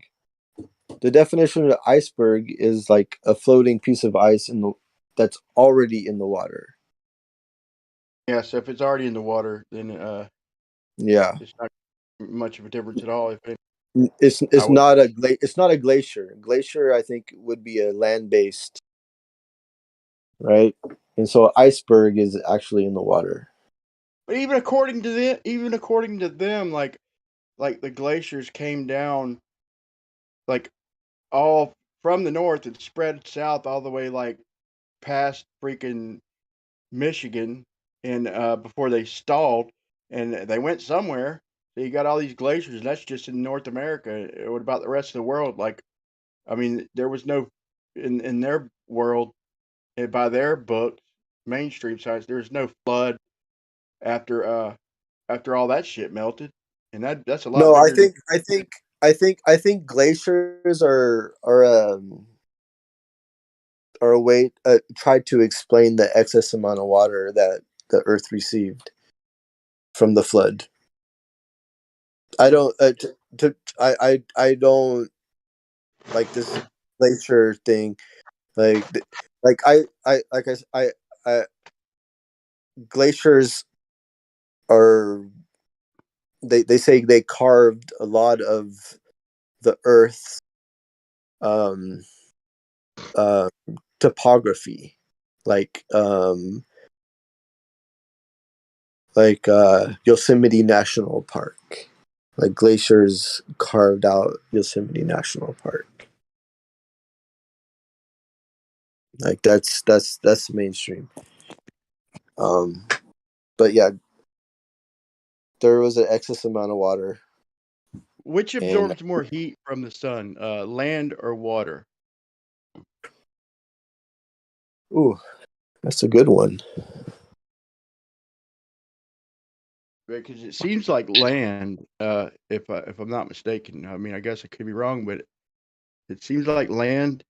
But it just there's so much wrong with the weather model. Like when Glover's asked like how we have seasons and shit, bro. It's like, dude, I excited when they asked me that question, and they don't even have a clue of how much better it worked. Because like to me, the North Pole should at least be similar to the South Pole, but all the record low temperatures are there, and they supposedly get 24 hours of sun for in the middle, like for 6 months, but even around it, for months at a time, and have 24-hour sun for months at a time on land, I might add, and just nothing but ice. Like, dude, that how would that not thaw out after just months of sunlight? If it's just a little bit of an angle, especially the mountains in Antarctica, like even if they want to say the angle, okay, the angle to the flats part of Antarctica, but most of it's mountainous, and the angles to the mountain side are going to be damn near 90 degrees, you know? So 6 months of freaking sun direct hitting the sides of a big portion of the continent head on, being the sides of mountains, and still nothing but ice. No way, dude. In summertime here, anything head on, any sun head on, You- it ain't even got to be head on here. It's gonna burn you. You can't even pick up steel at yeah, like 10:30 in the yeah. morning. I'm gonna bring up the opposite end of, like, is there snowfall in um in Antarctica? That's a good question because I've heard it's like a drought. I mean, like a desert type condition. You So know, that's a right? good question. Is there any snowfall?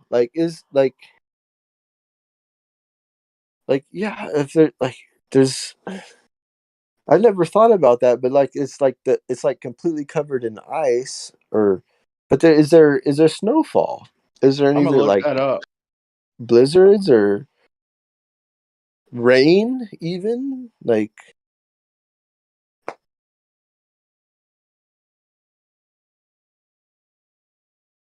because you have, up north, you got and the Arctic weather, like there's definitely snowfall, there's definitely rain, there's all kinds of weather. When I was younger, they said it was one of the driest deserts in the world.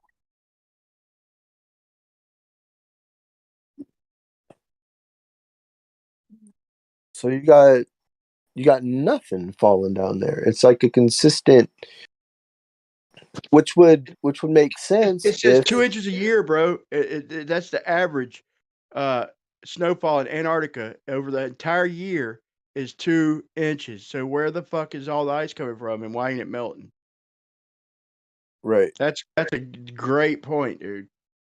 It's what Google said just right off the bat. It said the average annual precipitation, including snowfall, because I guess it probably is all snowfall, whatever, but 2 inches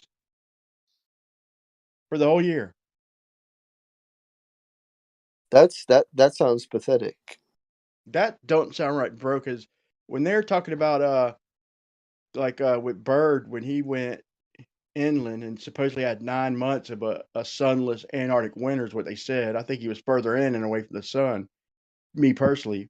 But they don't even like to accept. They just whistle past that point. It's Yep. from one of the old documentaries. But like they had to. I heard they had to like dig down to find their base. One of their old bases, they had to dig down, like a team of them and shit. Had to dig down because of the snowfall. But dude, 2 inches a year, you would have to dig shit. It's barely scraping your windshield. You come back 5 years later, yeah, like freaking snow shovel. Huh. But I know, like in the North Pole, like they said that one, like they were talking about the ice layers and all that. They're talking about like they were trying to use that as a case for the Earth being so old and all that. They're talking about the ice layers and Yeah, they acting found like this. it was a year, but it was like every season there was a layer, Yeah, and instead of being years, it was like every freaking storm even. And they went back to get one of them airplanes, one of them jet from World War II or some shit, and it was buried under like 120 feet of freaking or I think like even it might have been more than that. It was a lot of a crazy, almost called bullshit amount over like 20 years or something. It was like way the fuck down there, like a quarter mile or some shit, half a mile, something stupid, just over a little bit of time, just a couple decades or something. well, that's where Superman's Fortress of Solitude is. So maybe he had something to do with it.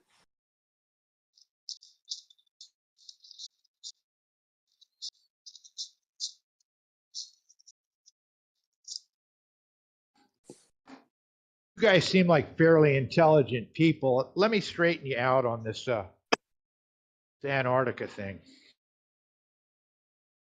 Aha. I'm sorry. I'm sorry. I'm sorry.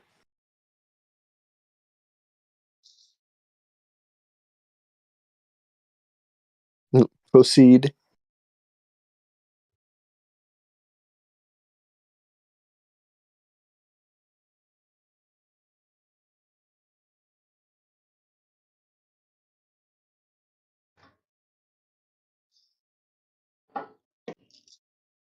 No, but that's why I like to be here because I mean, you guys definitely do like um get me thinking in a different way. Um yeah, it's good or bad, whatever. I used to think that, you know, my teachers in school used to say there are no stupid questions. So just ask questions. But then like I was kind of arrogant and be like, yeah, stupid people ask stupid questions. But that's not the case. I'm coming around now. Like, you How long know, have you how long have you researched this or been involved in this topic? uh, I'm gonna say like 2019. Okay, so yeah, you're not a rookie by no means, but like I stick around. Like it gets a little boring sometimes, but there's still new shit comes in from time to time, which I don't want to miss. But I'm trying to all the stuff I've learned that's not around anymore, like are hard for people to find. Like I like to pay it forward, and stick around for some of the new people, who's only been in it for like 6 months or even brand new or a year or two, and let them decide for themselves, give them the legitimate um critic critique on the globe and the flat Earth arguments, because a lot of them are disappearing, man. And there's I make sure they don't start off with false arguments too.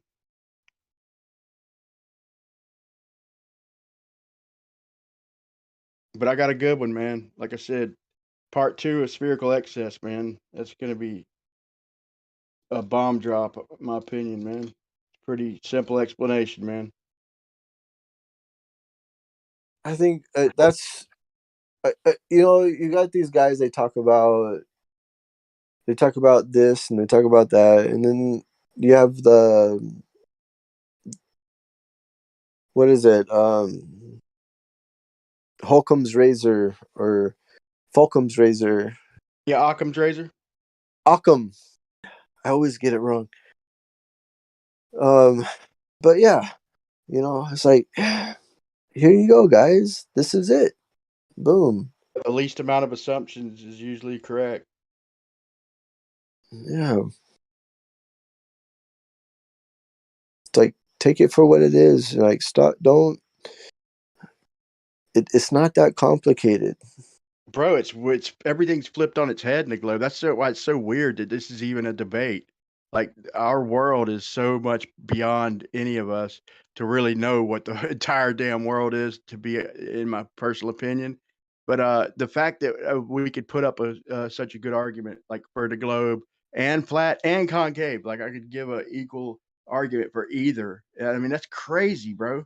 It's 2023, and this is a really good debate. I mean, Yeah. it's crazy, bro, that the world can be so, you know, imprecise, man. Like nature hates to be pinned down, dude. Every little thing experiment I do, it's like there's always factors, bro. There's always variables that Yeah. it's just hard to pin anything down for certain, bro. It's crazy.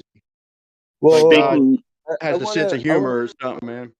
speaking Yeah. speaking of imprecise, Japan just found 7,000 islands. I saw that post. But I mean, they didn't just find it; they changed the definition of what an island is. I think that's what the issue is. They changed the definition of an island. So they had to once they changed the definition of what an island is, then they can add all those ones that were excluded before. Yeah, I Actually, don't think they found. it's just the first survey since 1987. Is that better technology? I mean, who's better in technology than the Japanese? Come on, guy. Yeah, but what I'm saying is that's the first survey since 1987 with different technology, and now they find 7,000 more islands.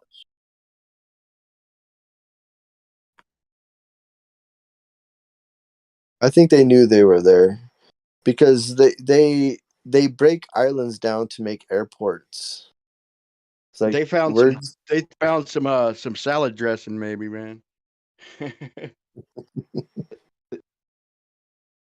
They found some Thousand Island.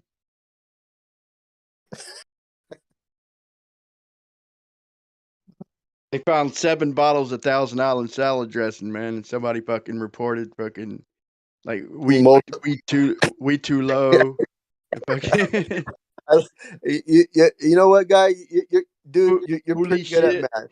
I like your multiplication skills. 7 times 1,000.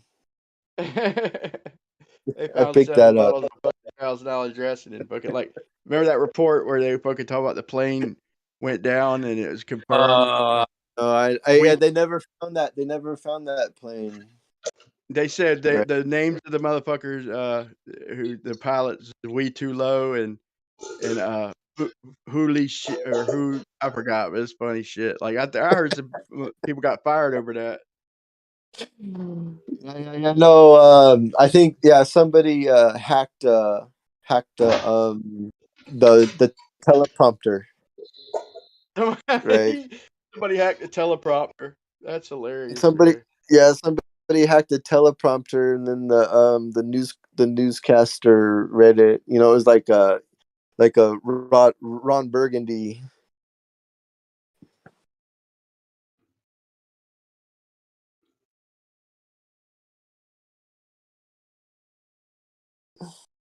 But damn, someone got me distracted off of the point I was trying to make. No, I forgot. Were you talking about the islands? No, before that. Before that, we are talking about the oh man, well the ice, the Antarctica ice. But then we was talking about the spherical excess shit. The spherical axis. Excess,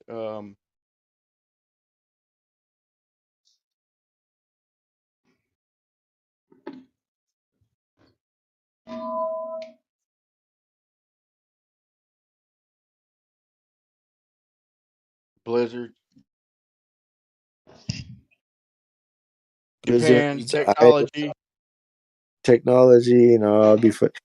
That's all right. That's all right. That's right. If I can't remember, it wasn't that important. How we're pretty intelligent.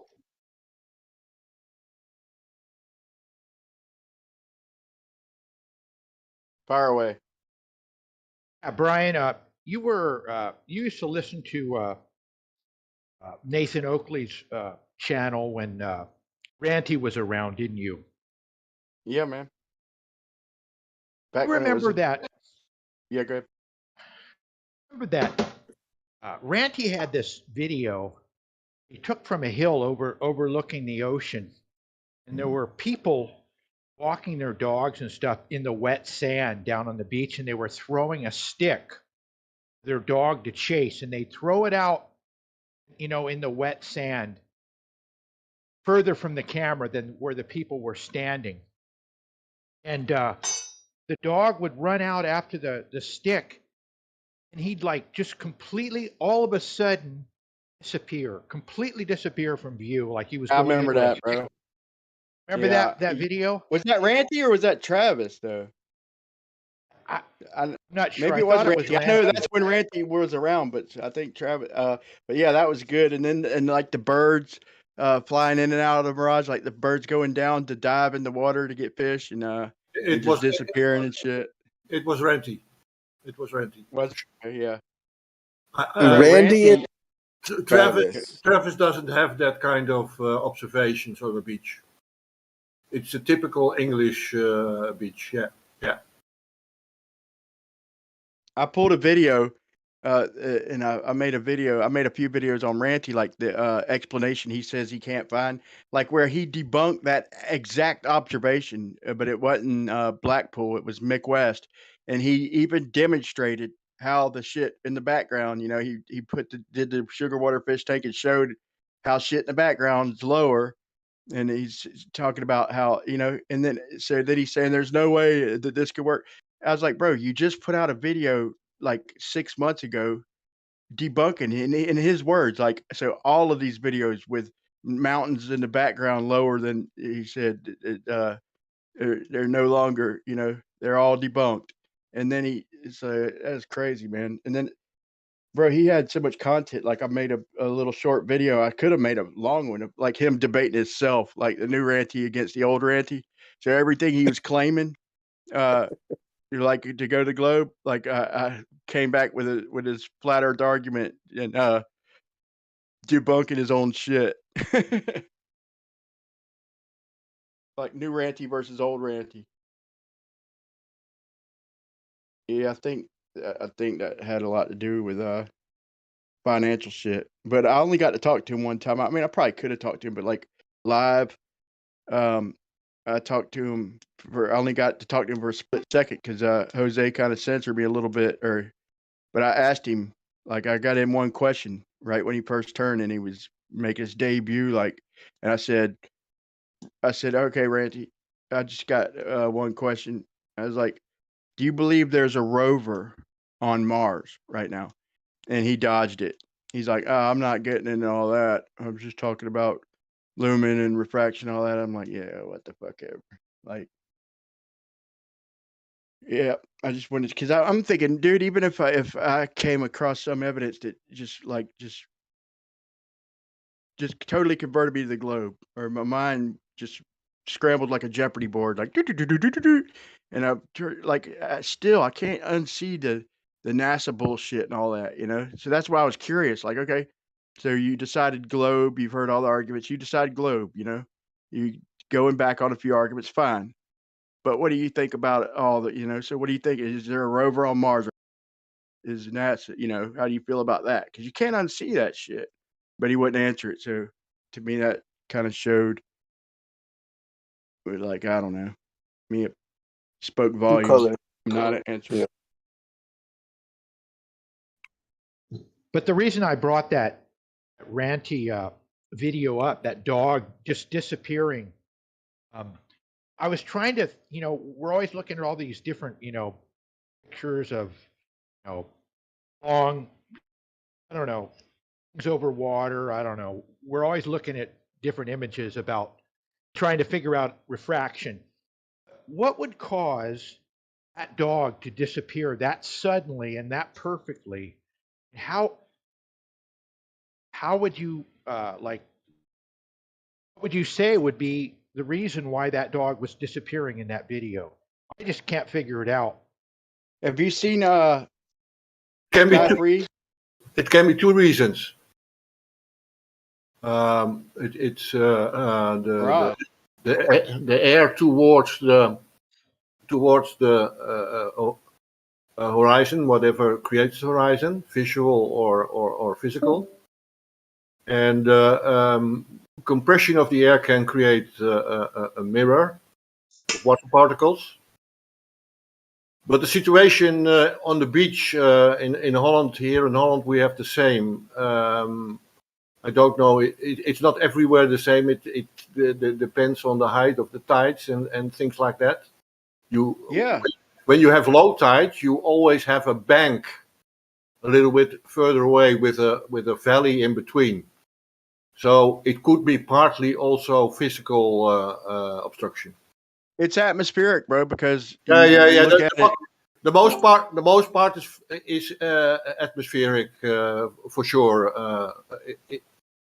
It had a lot of mirroring in it. Yeah, it did. The whole scene. You know, Yeah. I haven't seen this video, but if if someone was taking a video and that occurred in front of them as they were recording it, I would like to see a repetition right Well, after. you can see the same. Yeah, I know, but you can see the same thing like on asphalt. If you get down low with your camera and you look at the asphalt, like it looks like they're driving into a puddle.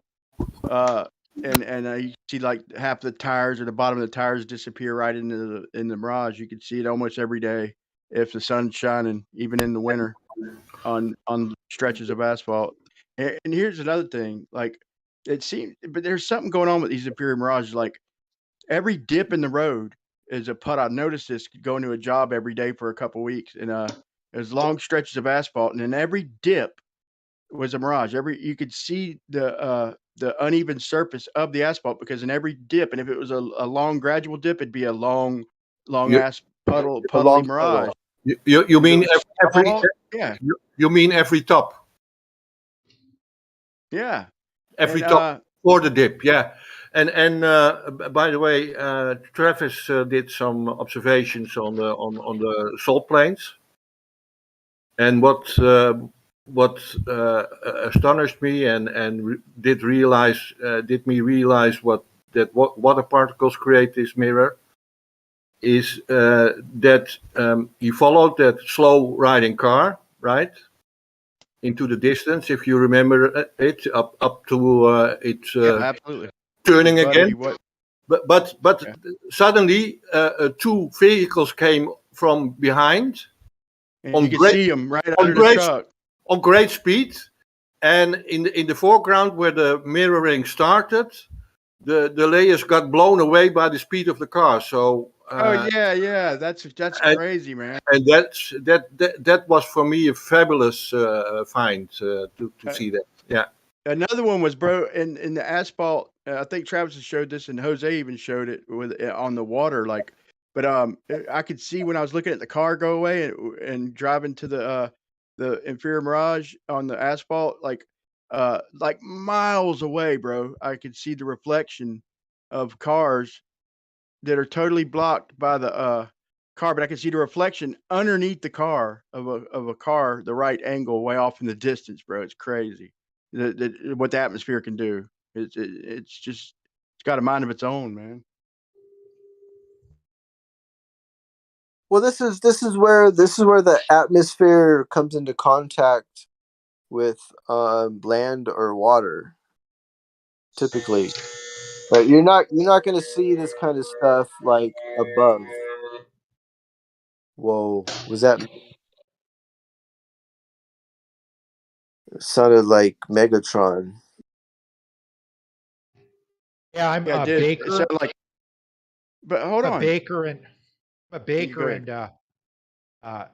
Was my timer going off? Sorry about that. Yeah, it sounded like a buzzer or something. Yeah, like, but Yeah. I was gonna say, dude, I'm talking about like asphalt over like a small distance, man, and just over like a half a mile even, and blocking the bottom of these tires. Now, when you're talking about over water, you're talking way bigger distances, man. Like I said, we're spoiled, man, with these zoom cameras, bro. That's not what you see with your eyes, bro, or binocular. Well, maybe a little bit with binoculars, but these high zoom cameras really got us spoiled to what's going on. But I think the horizon's a function of vision, and it kind of forms to regular vision. You can make out the inferior mirage, but not always. Like you got to zoom in, or you won't even see that there is a freaking Fury Mirage. We're spoiled with these all these Zoom videos and shit. No, but what I think what I'm trying to say is that the difference of temperature between the air and the land or the air and the sea, that's what this is. Yeah, like the mirages or the refraction and Yeah, that probably has a lot to do with it. But dude, Travis has shown in all. I mean, Sky Free's shown it. They always take good, precise temperature readings and shit, and do it over even short distances. But in all conditions, bro, with the water cooler, with the ground cooler, with the up above cooler, in winter, spring, summer, fall. Like that's what they. It's not an exact science, man. When they act like it is, they're full of shit. But then they do say a lot of them make the claim that not reliable, like over water observations under like 10 meters or some shit. so is Yeah, there? Okay, go ahead. that's kind of the point I wanted to make. Was it like with that dog disappearing that Ranty took? I mean, there's people that talk like they have got it figured out with what refraction is and how the atmosphere works and light and all that. I think we're so far away from understanding what's going on with the atmosphere that to say we know what's going on when we look at these pictures and this should be there and that should be there and the light's lifting up here and bending down there. It's really stupid to claim those things. I think. I think there has to be a more understanding of what the ether is. Somebody was saying something like throwing a rock into a pond or something like that, but that's on a horizontal surface. So you would be throwing a rock into like a vertical surface, going away from you into the ether, and that's what I was trying to bring up about like sending signals out from a tower. It's not a vertical or a horizontal surface. You're going out and um, you know horizontal from the land. So the ether is creating when you send a signal out, you're creating ripples, and from where the signal comes out from, which like it's not only going like are the ripples shorter? Like I don't know how you can make that comparison with like waves and like throwing a rock into a horizontal puddle. That's all pretty vague. So like, yeah, if you're sending a signal out into the ether from a tower or something like that, then it's like it's going in all directions. It's like a ripple in all directions, not just like the surface of a water, like the surface Yeah. of water being obstructed or being disturbed by a pebble or a bird shit. You know, Yeah, the surface of water is almost like 2D, whereas when you're dealing with the ether, so-called, that it's more 3D.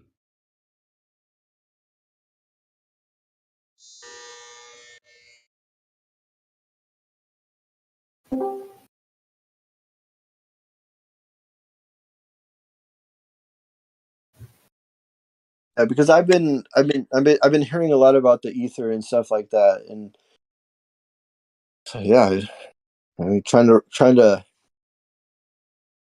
wrap my mind around it, and it seems like it would have it. You there's really nothing that you can compare it to. Like you can try to say like, oh yeah, it's like a ripple effect and this and that, but I mean, yeah, it's in all directions. It's not just. I mean, even signals can penetrate through solid. Like I can get a signal from my baby monitor, to the camera in my baby's room, and it goes through walls, it goes through doors, it goes through Yeah, ground. yes. I think it's a kind of an information field, but can you feel a field? Yeah, maybe maybe in a certain way you can feel it, but that doesn't come a hand out of nothing, reaching out information. It comes inside you, and It goes through. So like and that was one of the things I was like I try to be so quiet. Try to be so quiet when I walk past the room or I go into the room. But it's just like seems like just my presence wakes him up. Just me like being there wakes him up. Like as if I'm sending or I'm moving the ether, and then he feels the movement of the ether, and then he wakes up. Like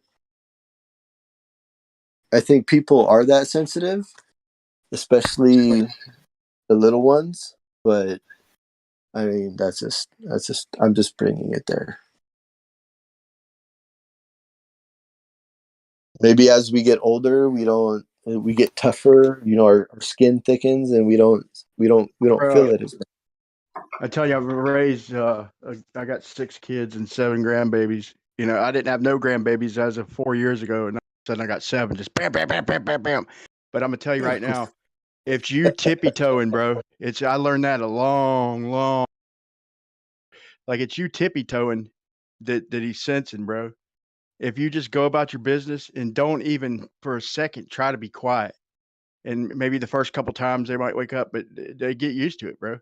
And but the tippy toeing and all that, and that's the worst thing you want them to get used to, bro. Just be yourself, be loud, and they will adjust. I promise you, they will adjust, and they will sleep right through anything, as Yeah, long as yeah, that's what they're used to. If you try to be so damn quiet, like the mamas are like don't wake this baby up. And I understand because they got to deal with them more, but I've even convinced my wife and proved it to her. that's great. That's great, Brian. It almost sounds like you put too much in the ether concerning them, and that wakes them Yeah, up. that's even I'm not even really relating that to the ether, but yeah, I guess you kind of could. I think it's, but you could, but I don't know. Like I learned that a long time ago. Like just be yourself, go about your business, open a bag of chips, whatever. Sit down and shake the bed if they're there. Just go about your business, man. They'll deal with it. But it's the worst thing to do is to start being touchy and trying to be super quiet, because then it's like almost like they could sense it, but then any noise wakes him up. It's like If it's it if yeah, if backfires. it's a It nat, if it's backfires. Can you be quiet, Brian? Can you be? I'll try.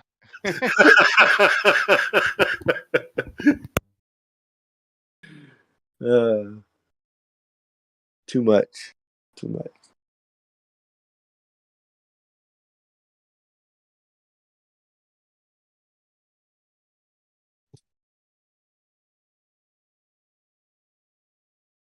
Yeah, so I think just like just movement and compression and pressure and things like that. Like I know we use the word waves to describe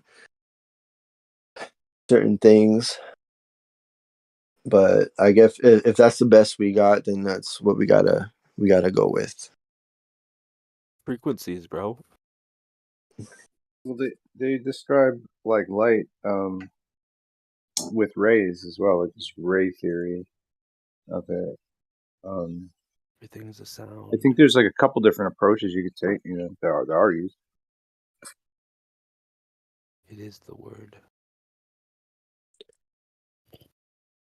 So also, so what about stimulation or excitement? Neurons in the brain. Yeah, I need it. You need it. We all need it. Go ahead. Well, I mean, not just the brain, but within the ether.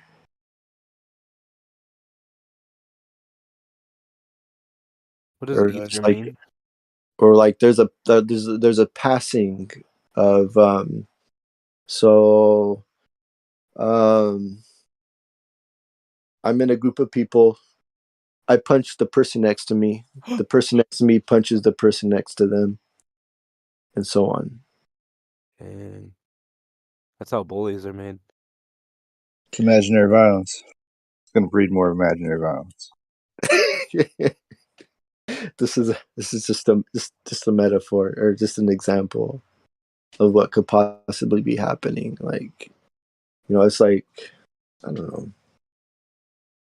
some stuff I learned back in high school. Like, this body excites the body next to it, and that body excites the one next to it, and then like all of a sudden, like there's all this excitement.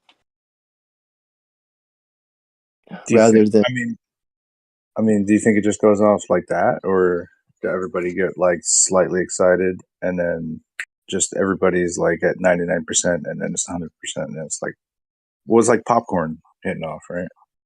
Like, what's the temperature of popcorn? Is there a temperature that popcorn pops? But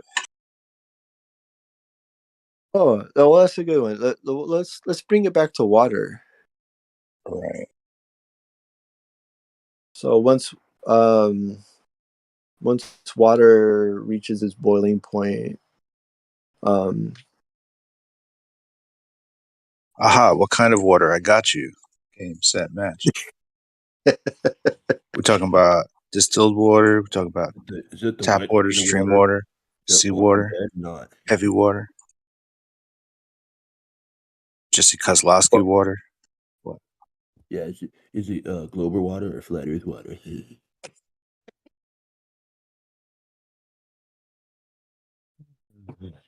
well, I mean, like, okay, so water.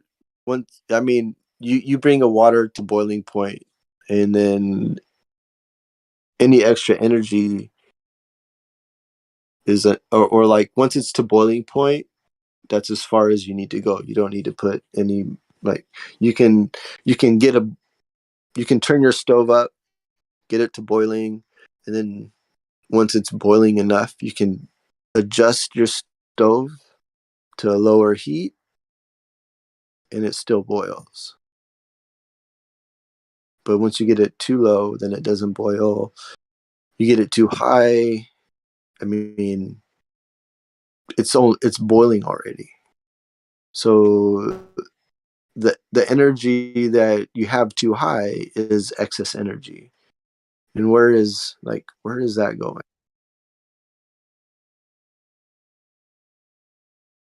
Like, boiling point is boiling point. You don't need to get it any hotter.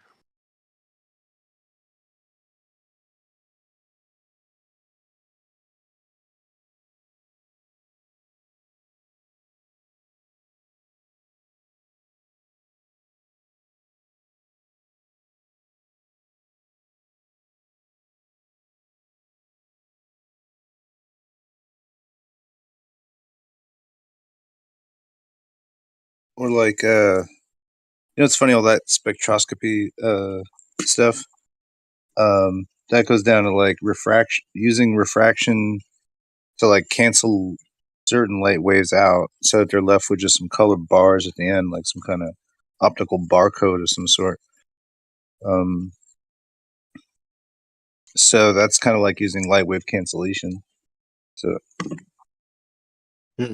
whether or not you agree with what they get to as a point of this represents that, it seems like, yeah, like lights do have like a wave kind of activity. But I guess there's like different classifications of this light, right? So like there might be another one other people call like point source light, which might be fall under a different category. Well, I just almost feel like using the word wave is kind of deceptive for what's actually happening when you have like this multiple direction, because light like it illuminates in multiple directions, just like I was saying about like the try to use the example of throwing a pebble into a pond and then it creates a ripple effect. But that's not the same thing that happens with light or sound. It goes in all directions from a certain point, from a focal, like So just radial in all directions, unless it's obstructed, like a like spherical sound. puddle. Yeah, like a spherical puddle. Like I guess, yeah. Like I don't know, Okay. like something like exploding and going in all directions, not just like upward or downward or like just like going in every single direction. Well, it would have like reflections based on like if it had an interruption on one end of it, energy is transferred like around in the angles of it. Right, like a flashlight. You turn a flashlight on. Okay. And then it goes in a like a cone.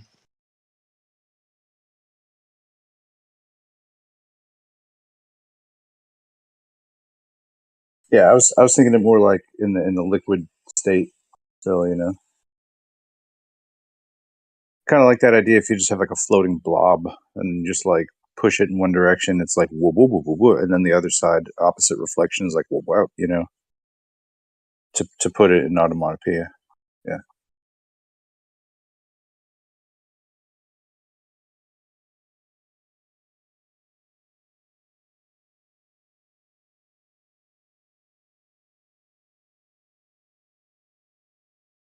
So what happens when a charge is released in water? Like what are those like those underwater bombs that they used to drop charges for submarines, stuff like that. Like a undersea mine Yeah. or So depth charge. yeah, I don't know. It's just something brought my mind around to that point. I mean, I'm sure there's like a release of energy within the water, and it's the release of energy is seeking equilibrium. So it's more than likely going to be more upward than downward. But however, there are still some elements of the charge that goes downward, but then it eventually goes up. Now, so that's why I don't like the ether being equivalent, like being or like water, trying to say that, like using water as an example of how the ether works.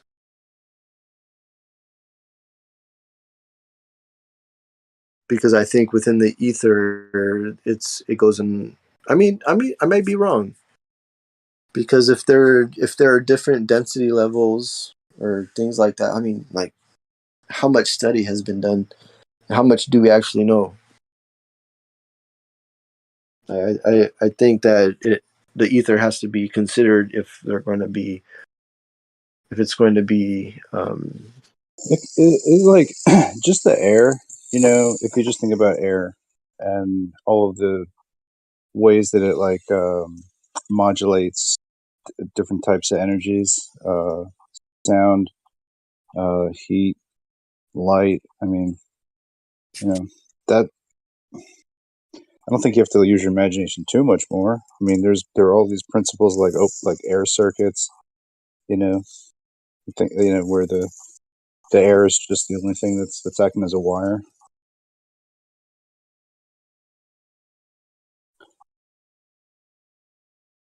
oh, say that one more time. Like there's a type of circuit that you can create where you're just using the air to kind of like for current flow, and it just kind of like resolves itself and goes back into wherever you're trying to wire it to. It's for special cases or whatever, but it's a way to make like basically a circuit that doesn't have any wire but just uses the air as its conductive medium. Yeah, as a conductor. And there's like, you know, for like optics, you could have if you had some lenses you were trying to whatever, just get the focal right. You might have a piece of glass in there to correct it, you know, like a correction lens, but you could also just use air. You just use distance, and in the air, the light resolves. And so you could do it that way. So there's kind of like a lot of ways to modulate both sound and light. You can have like a direct transmission. You can have like we say something vibrates. It's got like localized sound. You might not hear it very far away. It might be that you touch it and you can hear what that is because it's just like vibrating within there. When you touch it, you become part of the circuit, sort of. It's not electric, but it's sound, and it travels just as fast when it's just contact point. You know, there's this kind of technology, basically, just like combines some. Well, it's like an ultrasonic. Yeah, you put it into ultrasound, and then like you could have something to where somebody could have like a tape player or something playing, going through this thing that's attached to their body. Now they're like an ultrasonic. Now they're vibrating at the ultrasonic level of Bon Jovi's "Living on a Prayer." So when they shake your hand, you hear "Living on a Prayer" playing for a second. So like it's that like, kind of, yeah. So like, I mean, I'm gonna break it down to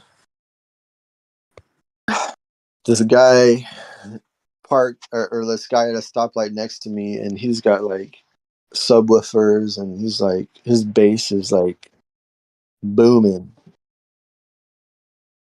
and then he's like it's shaking my windows in my car.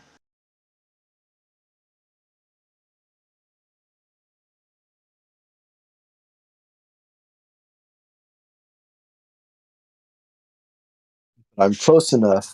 I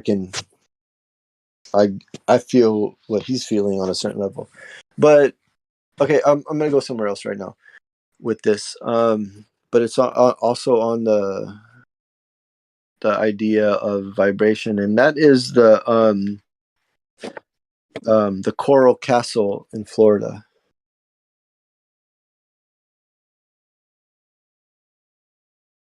Does anyone know the history of is that this where place? we're going to Coral Castle? Edward Leeds Scanlon's masterwork of sculpture. Yeah, and so he built the whole place, on his own, apparently. They made him move it, and I think like Disney and them brought up the plan. He moved it, and like there's a room around here. I ain't like too far from there, No shit. Pretty close, but I've never been there and seen it personally, but I've seen it, and I like the rumor around there was like he mentioned like Sweet 16, like he had Yeah. he had like 16 batteries he made, like homemade batteries. Is like the only device that No. still, There were even if that, 16 V magnet that he made from a Model 2 Ford, arranged around a circle. say that And again. so 16. He made magnets from these V magnets from a Model T Ford, I believe. Do you know that, or is that?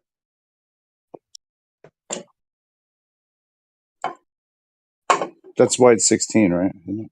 Right. Well, so was he able to manipulate the vibration of the rocks or of the coral, which allowed Whatever he him? did, it was incredible.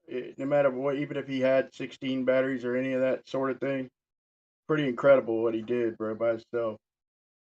Like he moved Right, that because whole thing. he was like a Czechoslovakian immigrant, or Eastern Europe immigrant, or something like that. Right, I think. And I think that he said that one of the claims, or one of the things that I've heard about this place, is that he knew some technology, and he was able to replicate that technology. I don't. Maybe it was divine. It was divinity that gave him this information. I don't know, but it That's is his pretty. claim. Yeah, that is It his is, claim for sure. yeah, it is pretty incredible for one man to do that. Yeah, I'll give him that. Do you think he did it? I feel like he undug most of it and then added to it.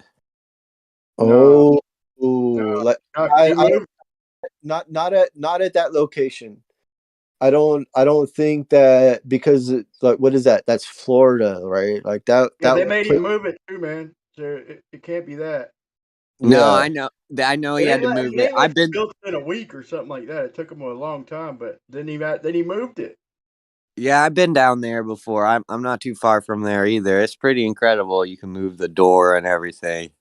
Are you in Florida? Yep. Yeah, me too, man. I'm in Jacksonville.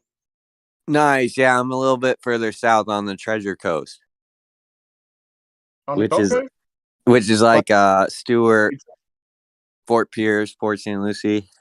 Yeah, okay. But we go down, and I even look at like some of the buildings in Opelika and Hialeah and Miami Springs. Yeah.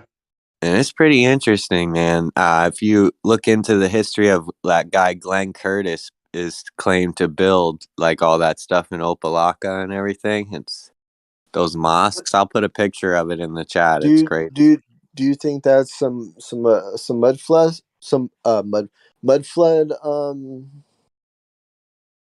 architecture, or? It looks Moorish. It looks like Russian mosque looking. Yeah. Yeah, it's pretty a definite, a civilization around here. From what I research in Florida, there is the argument that Florida is the Garden of Eden or Atlantis, with the Fertile Crescent being from the Yucatan Peninsula all the way to the west coast of Mexico. Florida. Yeah. Oh, yeah. So, and then Cuba being like, the promised land. You know that for the crescent that you see, like the crescent moon with the star in it. So you got Cuba is the star, and then the crescent is the Gulf, or the coast Yeah. of. Yeah, because we have the Gulf Stream that comes out of the Gulf. So basically, what the speculation is if there was, a great flood or something, and everyone started out, the Mississippi River is the river that splits into four heads, and then it drops you in the Gulf of Mexico, which has the Gulf Stream coming out of it, which goes up around Florida north, and then drops you into the Middle East essentially. And the water's up like in Poland and stuff. All the Gulf like supplies fish to that whole area essentially. So it's like like a river of life or something. No, that's pretty interesting, because Okay, so so the headwaters of the Mississippi are maybe they're coming from right the mount, in the center. Hmm. So that would be the headwaters, um like from the center Arctic through like another water system, which is like Canada, and then down and then into the pools of the Great Lakes, and then from the Great Lakes into the Mississippi, and then Yeah. down. So that would be, I mean, that would be one route. But then like the waters coming from the center would also go in, like they're like there's supposed to be like four. Yeah, There's other, yeah. I you know know what I what you mean? mean, that the map with the Mount Meru or whatever in the middle. Yeah, Mount Meru. Yeah. Yeah, that could be the four rivers too. It's just I know we don't have it marked on our maps today. So Right, when but people what I'm look saying for, is that the headwaters coming from Meru through the Canadian, because there is quite a water system that is in in Canada. Sorry, that was my rooster. And so those waters come down, but then they fill the pools also for the Great Lakes, which then goes into the Mississippi, and then which comes down to the system that you're talking about, like the Delta. so yeah, The I guess Delta. so. Would you claim that the Garden of Eden, you would say, is at the in the center of the earth? Like, Like, is that what is that? Because in the Garden of Eden, the people they walked around naked, and like the area that we live in Florida here is one of the only places you could probably live unclothed. yeah, but we're talking about a lot of time in between now and then, also. That's correct, but the sun has taken the same path its whole life, right? Um, I, I guess you could say that, but there's also another idea that there's even a slight difference in that the rotation or the movement of the moon and the sun are slightly migrating in a certain direction, melting and freezing the areas, like the area that it has its path, the area it's leaving is freezing, and the area that it's going into is melting. Yeah, like is that like the moon map? Yeah, maybe. Yeah, yeah, that shows like like if we could just be in like one corridor or like the age of Pisces and moving into the age of Aquarius, hence why everyone always travels west. With And Yeah, within a larger map, yeah, possibly. Yeah. yeah, yeah. I mean, I think that one helps to, explain the moving poles and magnetic poles and stuff for sure. I think it's an interesting map. I was just going off like when you look for a river on our maps today that we have access to that are the normalized maps, when you look for a river that splits four heads, the Mississippi is really the best option, and then Florida has the most fresh water in the entire world. I think I'm sorry, my rooster's triggered. Um he I think that, like, I think this can happen in different places if the conditions are, I mean, I wouldn't say there's only one place in the world like this. That's fertile like Florida. Well, I mean, you can you can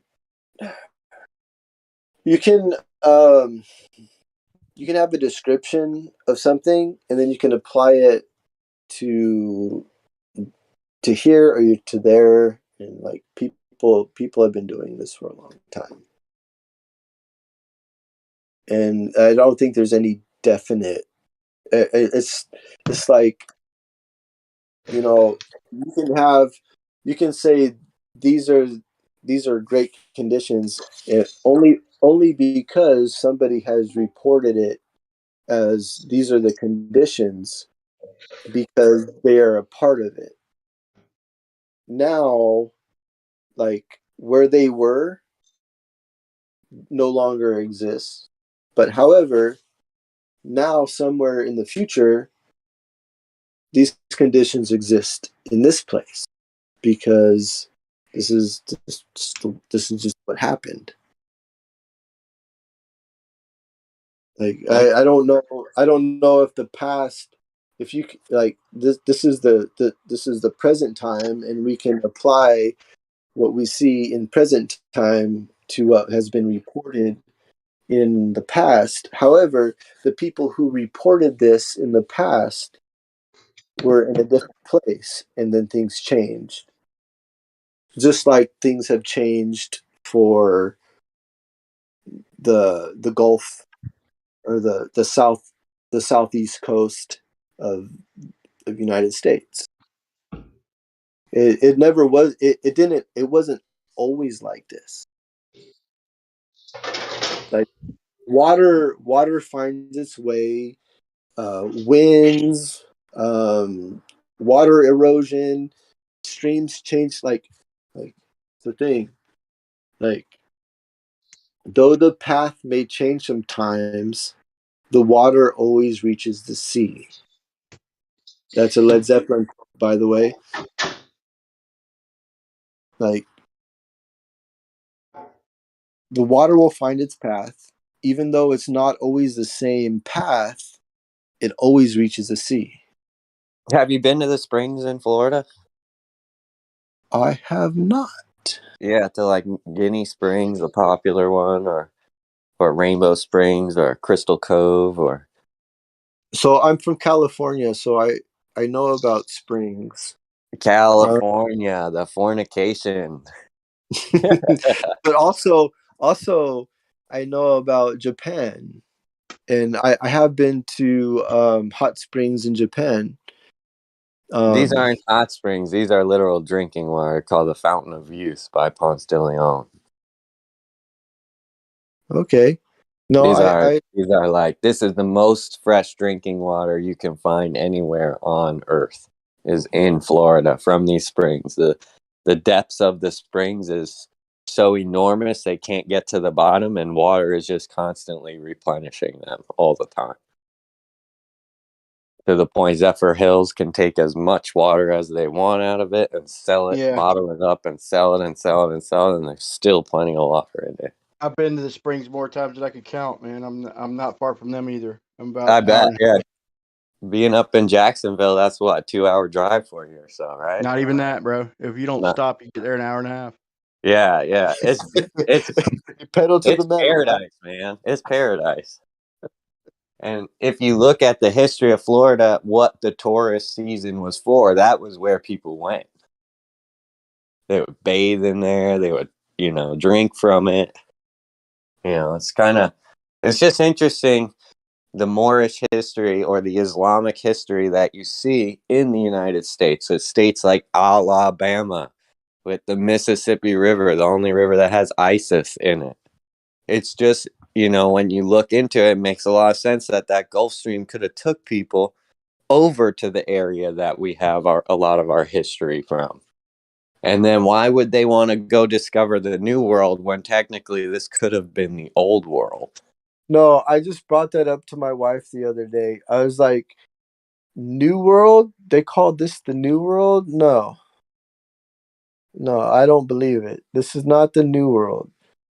Yeah, Um, when they yeah. showed up here, what was here, right? They called them Redskins. That's like that's like, you're talking about a Viking. You're talking about a white dude that's getting a sunburn from the Florida sun. Redneck. Yeah, right. No, like, uh, Florida's all water, too. Florida's water is real. life, right? Water is life.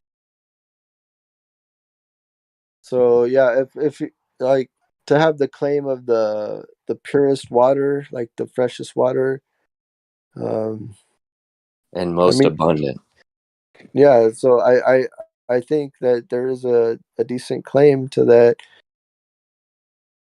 I never believed the out of Africa movement, right?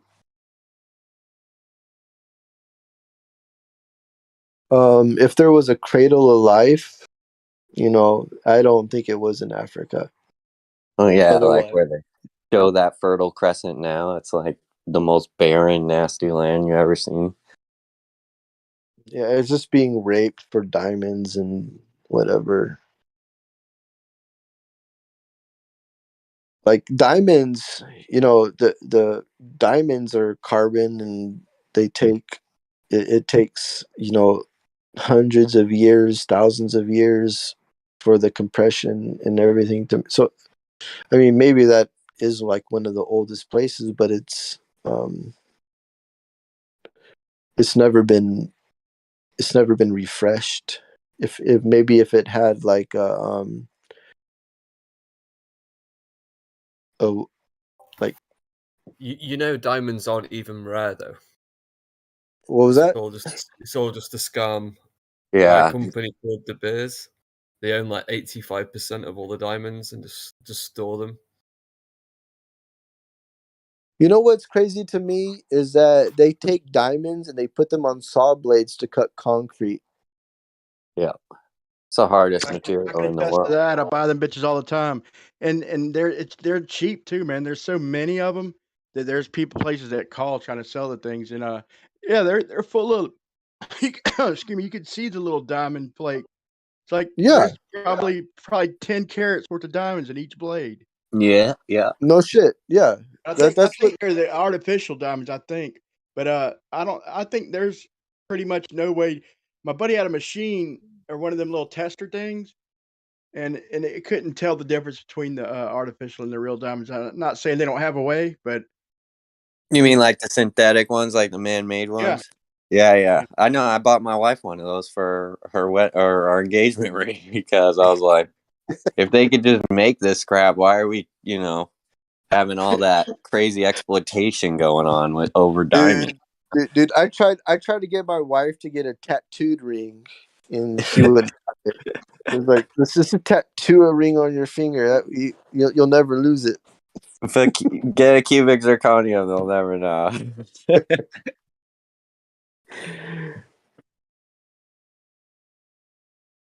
Yeah, that Coral Castle and the Morris buildings that we see down in Miami Springs and Hialeah and Opelika, and it is interesting. I'm always curious about the Coral Castle one because that's crazy claim that guy just did it all himself, and I know it took him a while, and I know I've seen pictures of him bringing the rocks in and all that too. So that's it's No, just but that's a nuts. good point. I never thought that maybe he discovered it, and then he just I never really thought of that. I just think, but I don't think of like I don't because of Florida. It's there's not a lot of sediment. It's not really flat.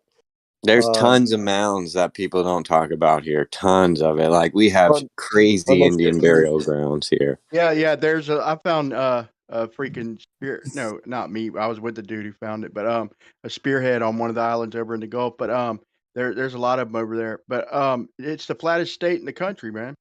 That's why we're flat earthers here for sure, man. I go down to the Keys and we stay on the water every year, and I go multiple times now lately. And when I watch the sunset, I can literally see the sky turn to night, and in the distance, you can see that the light from the sun is still way out in the distance. Like it's very dim.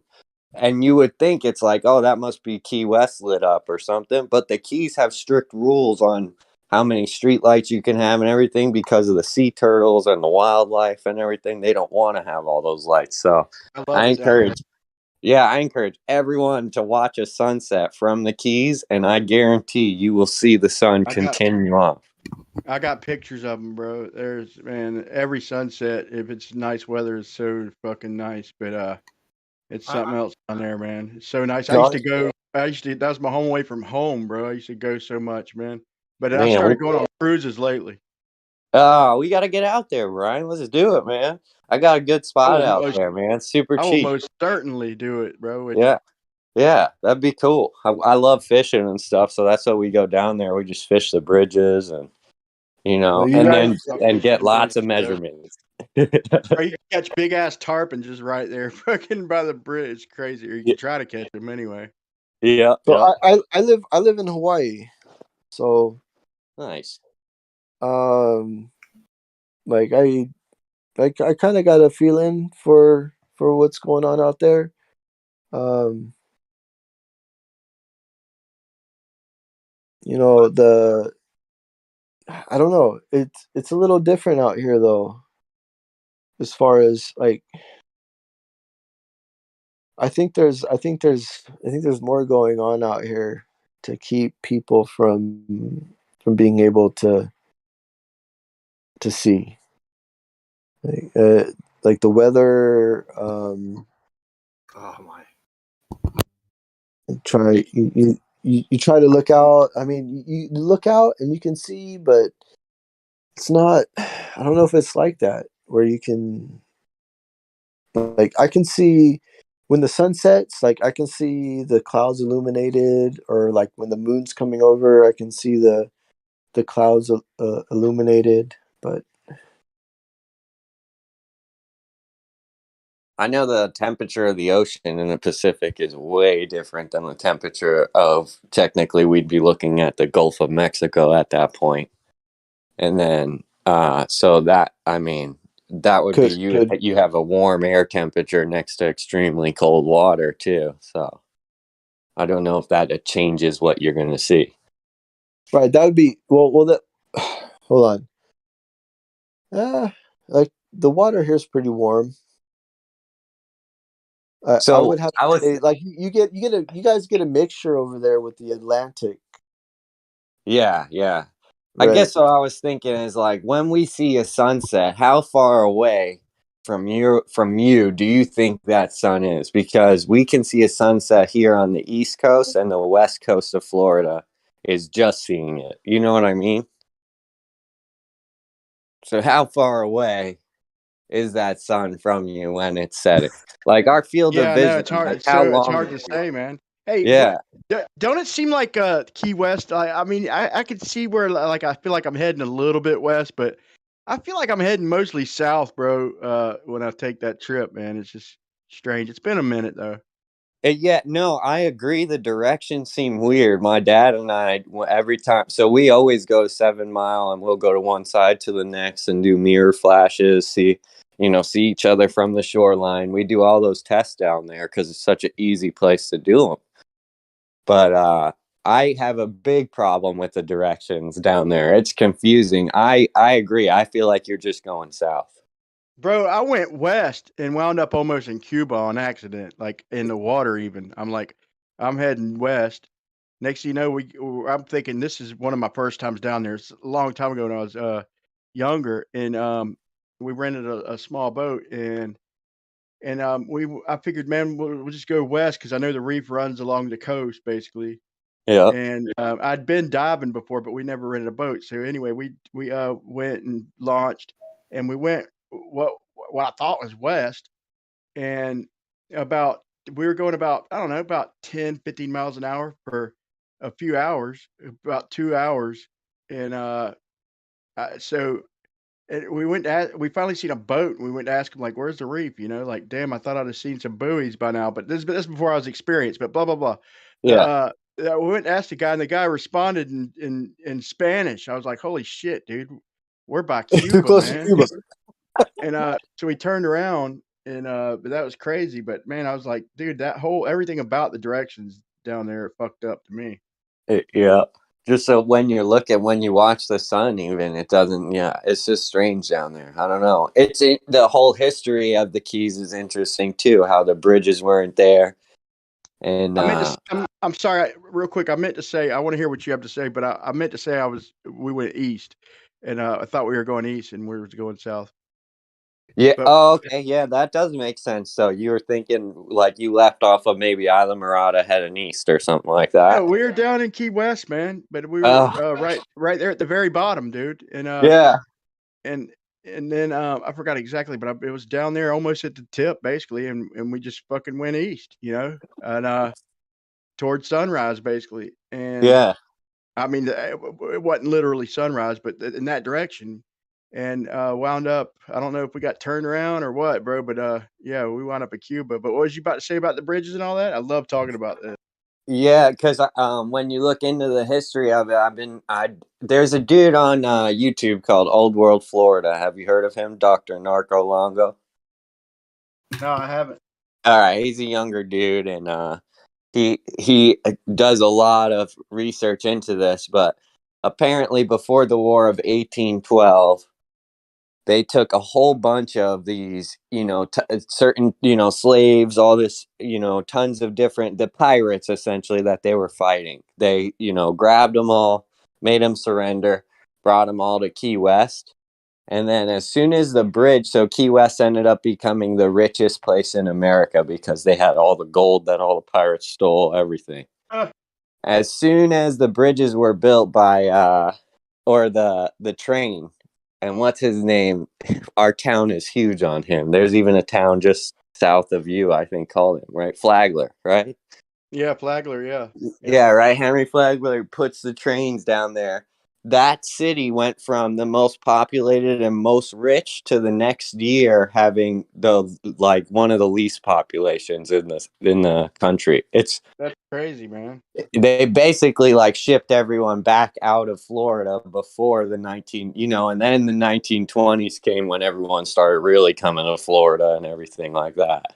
Yeah. And what's up with So the dry tortugas, man? Like that's no, dude. You got to go a long way to get there, bro. It's like that doesn't even seem feasible. Like if they call that like an American defense hold, like a fort yeah. to defend America. Like what the fuck are you defending at dry Tortuga? That's ridiculous. And to get there, like how did they even get all that stuff out there? That's crazy, man. It is. That's wild. Going out to that thing is so crazy. Kind of similar to the St. Augustine one, right? And you're just like, wow, they just build these things randomly. It really does make you feel like ocean's levels must have been lower or something, like. They had to have been lower, bro. They had to have been, man. I don't know. Thinking about that. But that's Yeah. a great place, dude. Dude, like one of the times we went, we rented a boat, and we were cutting through that channel. That it's a small channel that cuts through from the Gulf to the Hmm. Atlantic. So just within a short span, you can travel literally from the Gulf to the Atlantic Ocean. And there's like houses on this canal, and it's so funny. I'll never forget. Like we're sitting there, and we got the camera, underwater camera, and all that stuff, and we're going out there, and I don't forgot if we were diving or fishing or both, but we're cutting through this channel. It's like a no wake zone that we're going kind of slow. There's some houses like where they had to cross that canal or the little cut through to build it and stuff. Which it's just a little jump of a canal, but there was a dog and I was thinking, and the dog didn't have no streets or nothing like that. It's just a little house and on a little island section of with no roads or nothing. And the dog literally is a Rottweiler, and it jumped the fence It was literally swimming. I look up, I see a dog swimming after a boat, barking at it, bro, like it didn't have a mailman to chase. And then the next boat, that boat would get past it, and then another boat would be coming the opposite way, and it'd start swimming toward it. My buddy grabbed the cast net, dude. I'm like, no, no, no, bro. But it was funny. We took a picture of that thing. It was just swimming back and forth, chasing fucking boats, bro. It was the funniest shit ever, Like, bro. you don't want to meet that dog on dry land. Oh man, It was hilarious, bro. He's swimming just back and forth, boat after boat, just barking like he's chasing cars. That's crazy. Yeah, I threw the video. He did a podcast with Sam Tripoli, the tinfoil hat dude. So I threw it in the chat if you want to check it out. It's just like a kind of one that he goes over a lot of the information rather than his individualized stuff. so Florida is like a destination for retirees and like Nearly Seinfeld. dead. Yeah, nearly I don't dead. see how anybody could live anywhere else, bro. I mean, if you, but you know, okay. So it was like the people who populate Florida that come from like, is it like a super Jewish area or like it? I don't think so. I mean, there are areas that are. Are Yeah, they there? But they're there. But they're there. I don't really because they recognize them. come I from. mean, I don't think like that, bro. To be Okay. honest, Okay. there are No, rich no, no, rich no, no, sections. You know, there are rich sections that Yeah, are like fenced Boca off, Raton. gated communities. They're all over the place, you know. But they're gated communities, and so you don't run into these people like they even like the Burger King. Like when I used to run the warehouse a long time ago, like even the Whoppers, the Burger King charged more for the Burger Kings for their bulk orders, and the stores would charge like $5 for a Whopper, like the same stuff they paid extra for, and that just kept people like regular people out, you know, and out of their community. You could go there to shop or eat, but why the fuck would you? It's not, you don't live by it, and plus everything's right. twice, 3 times as much, bro. It's weird. So when we do jobs for them, like in the gated communities, like you know, they pay a tax, bro, and they expect Convenience fee. yeah, well, they pay a tax, rich people tax, man. The But over the some of them bridge are the tax. greediest people, bro. Some of them people in them gated communities are like the stingiest people, bro. It's like Jesus Christ, man. It's crazy. I don't even hardly do many jobs. I'm pretty picky about my customers, man. Been doing this shit so long. Just kind of do my own work now. I'm picky about my customers. Yeah. So we got out here in Hawaii, like I mean, people are pretty decent. Like this is like you talk about a melting pot in America. Like you have a melting pot. Like in Hawaii, it's also a melting pot, but it's mostly like different Asian communities and Yeah, what are you know Native Hawaiians like? Don't they look? What are they, Japanese, or I mean, what are they? What are Native Hawaiians?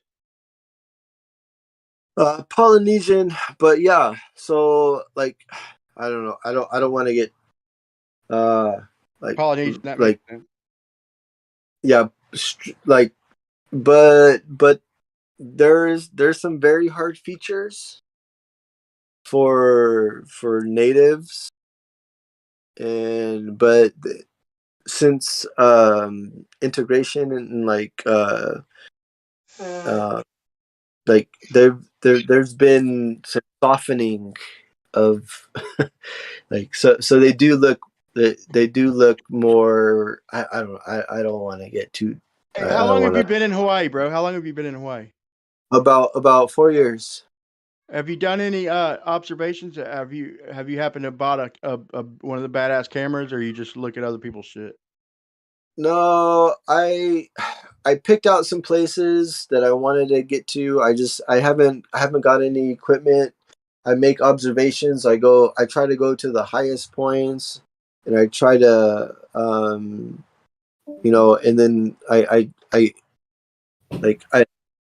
like look from from this peninsula or across the bay. I it, From what I I've really seen, would. bro, Hawaii's like the worst spot on Earth to do long distance observations, bro. Like the way I do them, you know, over water and shit like that. Like it's and Ranty had pegged that out, man, and it's shoaling. Like you got shoaling there, where and you have Well, tropical conditions, so you have a lot of moisture in the air and stuff like that. Gigantic waves. Yeah. Yeah, you get some big waves. Like they have big wave competitions. That's the amazing, dude. Watching that shit, amazing. I grew surfers. up surfing, man. Been a Yeah, while the though. pipe masters. Oh, that's where Best it's surfing at. in Florida is down where you're at, like or what New Smyrna, shit like Yeah, that. But it yeah. ain't nothing like Hawaii, man. Shark attack capital of the world, New Smyrna Beach, baby. Bastion Yeah. Inlet and shit. Yeah. And that's funny too when you're saying like, is there a lot of Jewish people or this? We have just down south of where I am. It's called Jupiter, so it's in Palm Beach County, and this Jupiter Island is like some of the most concentrated amount of rich people in one area in the Yes, world the as fuck well. it is. It most certainly is, bro. Dude, you Dude, drive down there, bro. It's That's like crazy. it's so nice, dude. well, I have jobs in there. I do air conditioning for a living, right? And I do the same thing you were saying. We call it an over the bridge tax. You know, if you And got then to you go jump the over the bridge. bridge. Yeah, yeah. Then you Yeah. jump the bridge, bro, and it's freaking famous Amos, Yeah. McDonald's, and fucking like a Yeah. mile away. Yeah. It's just No, you got the same. You got the same thing here. Like they're like, I don't know. Like they talk about Hawaii. Like don't move to Hawaii. Like it's so expensive, and it's like you know. But it's not that different than the rest of the country. If you yeah. go bring, yeah, it doesn't sound different. I mean, you're paying like 4 or something. I think our gas got that high at one point, like a year ago or something. But yeah, it ain't that much cheaper. It's like $1, and eggs are about the same. You know, I just gonna Milk. tow a glacier down there. That we're all set, man.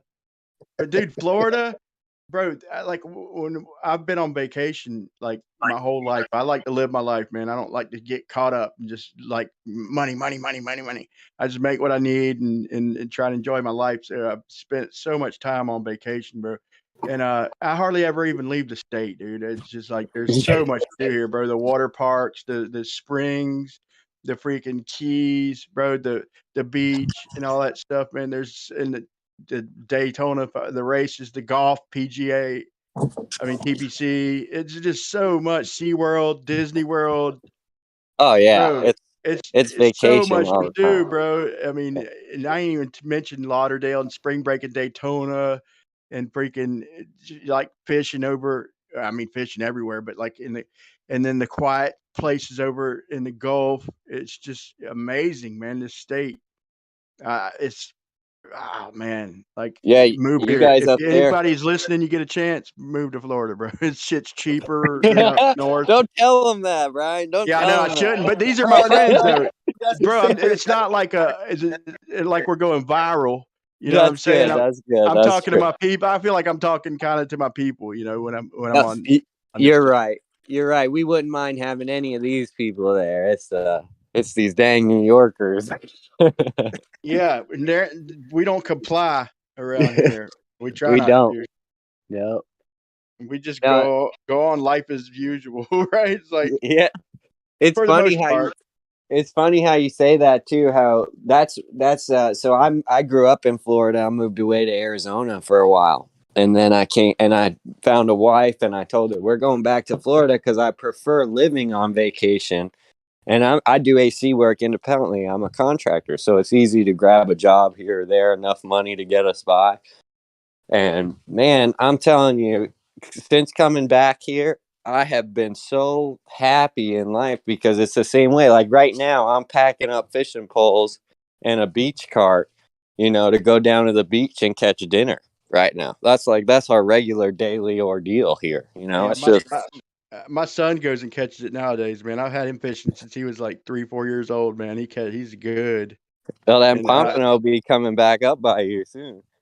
Yep, yep. There's good spots, bro. I've caught monster fucking reds around here. Like when we went to Ripley's Museum one time, a long time ago, one of the out of state vacations I went on, we had passes. My sister in law worked for a radio station. She had passes for like free hotel, free skiing and all that shit in Galveston or Gatlinburg, I think. And they had a Ripley's Museum there, and they had like a big giant underwater aquarium. And bro, they had like the specs and stuff. Like they had a red bass. Well, they're a red drum, but we call them red bass. You Yeah. know, and they freaking had, so for every fish in there, they had a little sheet on like how long they live and how big they get and the water, you know, a little information plaque.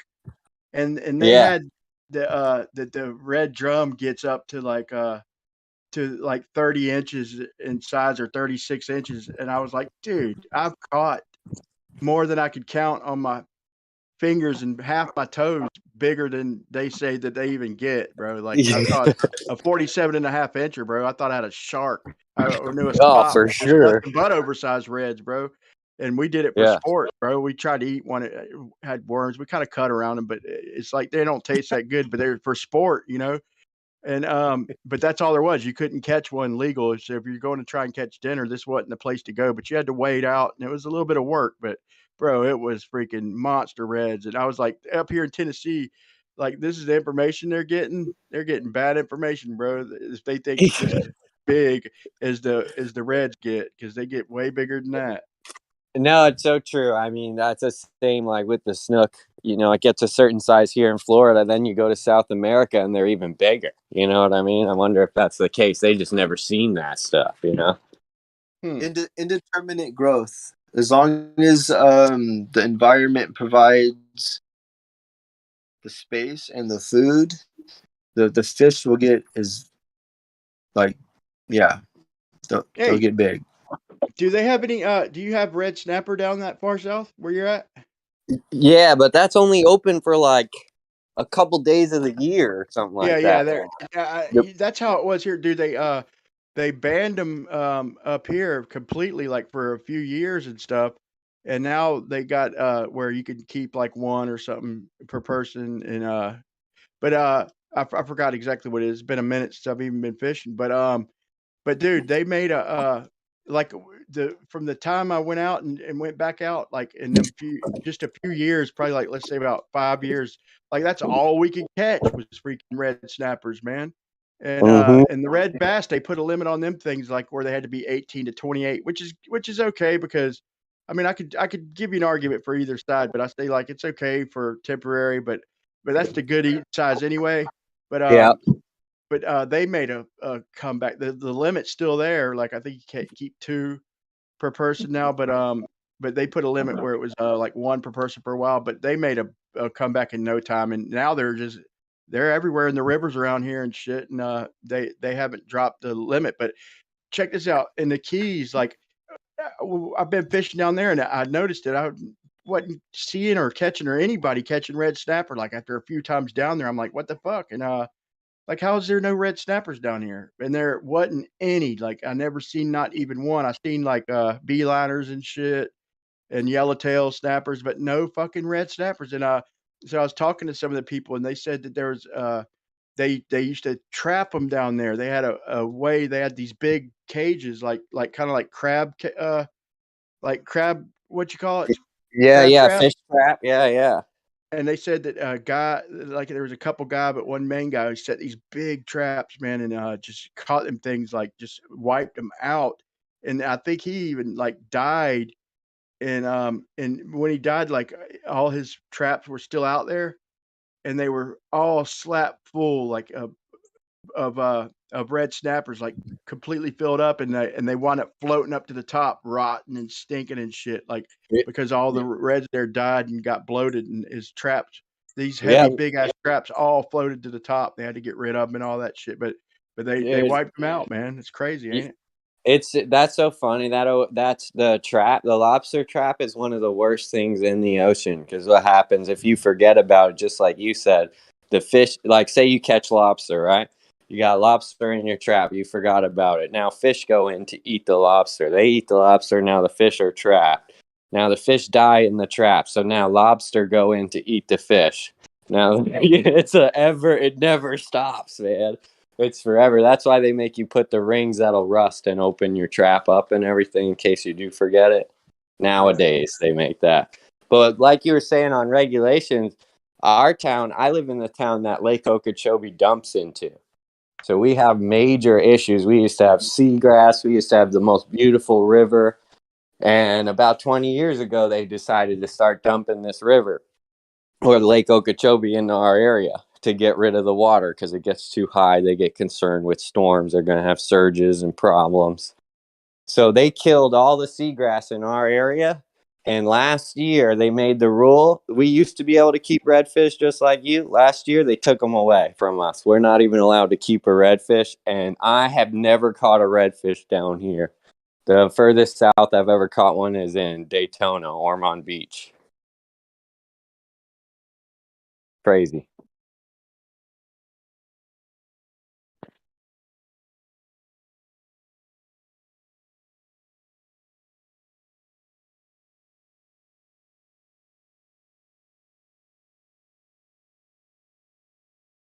But Brian, we got to talk more about Florida. Let's do the Keys trip for sure, man. But for now, I got to go. We'll talk.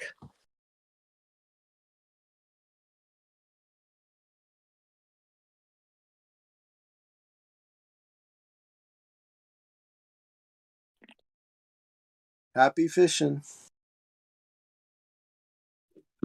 Thank you, brother. Oh, so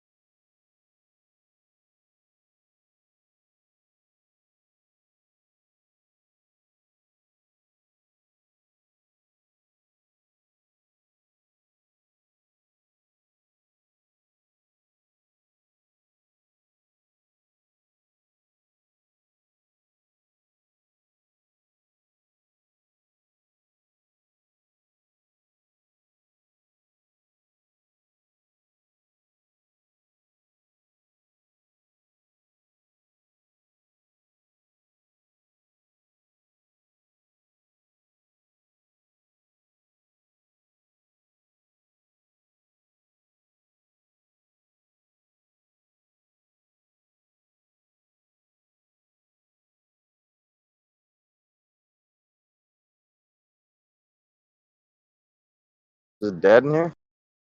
We got me and him have NASA surrounded, bro. We can film it from above and below. Nah, one dude, buddy just left, so kind of got quiet for a second.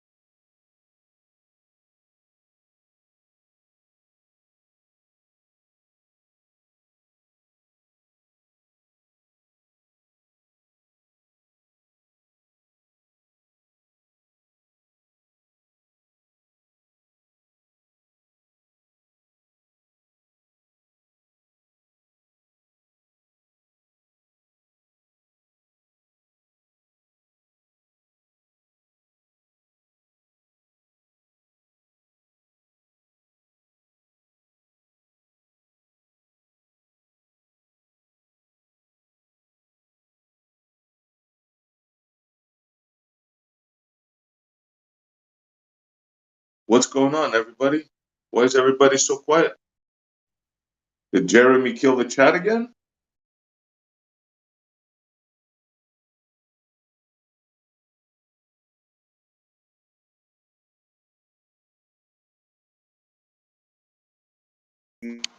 No, it's a moment of silence and reverence for the globe. Okay, I thought Jeremy killed the chat again. More of those moments of silence for the globe more often. Okay, I guess I missed the eulogy.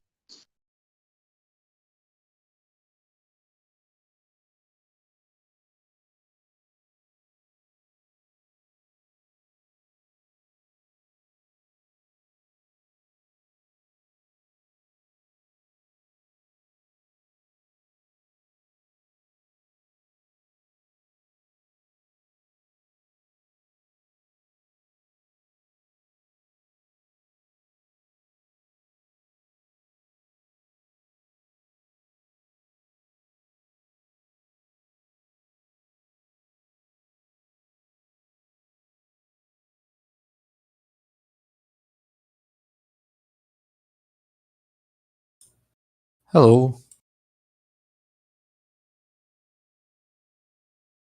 Yo? How are you doing, Nessie? All right, is that you, Bacon? That is me, Bacon. What's going on? Did you cause trouble today? No one's talking. What's happening? Not yet. We I was watching the not yet. lecture We Litzy voted mentioned yesterday. you to be Sorry? mod, Bacon. We I'm voted sorry. you to be the Globers. Oh, there was a voting? Yeah, you don't have a choice. You just got voted in. Good luck. Voting? Voting for what? I didn't catch that. Sorry. To be the Glober mod here. Oh, interesting. Oh, I was a temporary mod a couple of times, actually. Yeah, but you're going to be full time now. No pay. Have to be here. Right. Can't mute flat earthers. Sounds nice.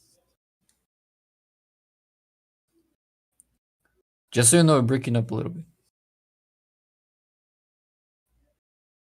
Still on your boat, Rukia? That damn satellite over the boat ain't working good.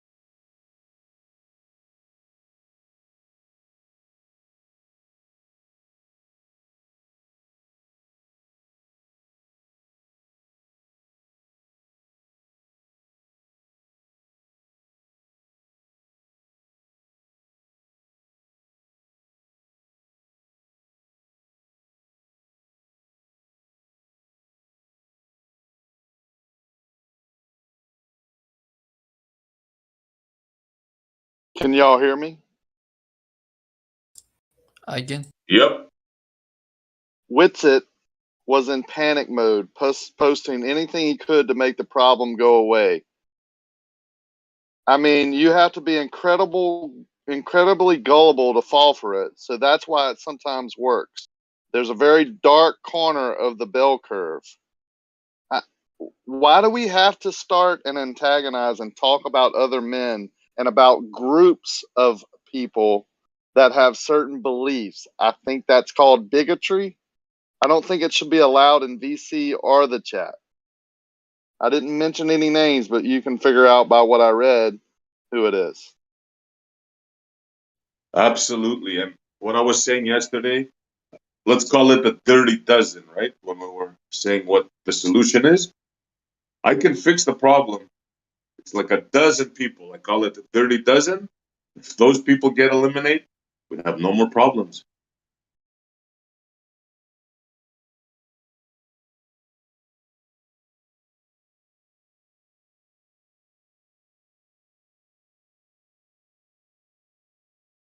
And we all know who they are.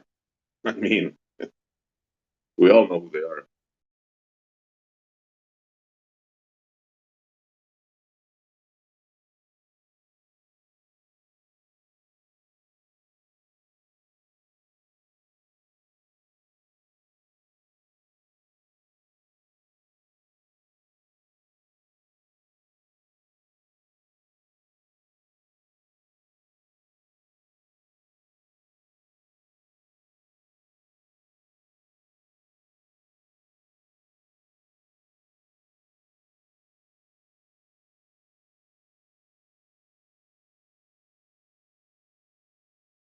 Is this something new that happened today with Witsit, or are you talking about yesterday?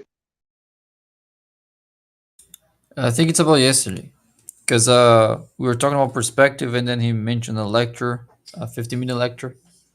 So I actually took the time to watch it, and it wasn't that it was really related to what we were talking about. As I said in chat, I won't say it was a complete waste of time, because there were a couple of things I didn't know that I learned from that lecture, but none of those were related to yesterday's conversation. So Oh, we had some good talks yesterday. It's just that certain individuals come in and, yeah, all hell breaks loose.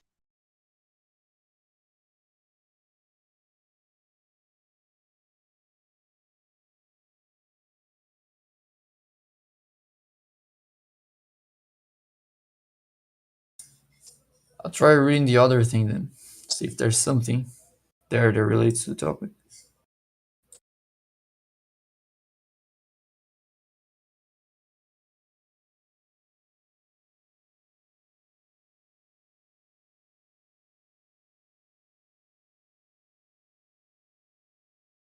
Well, Bacon, as mod, you have to take care of the chat, man. They're talking about people that aren't even here. I'm not mod yet. Oh.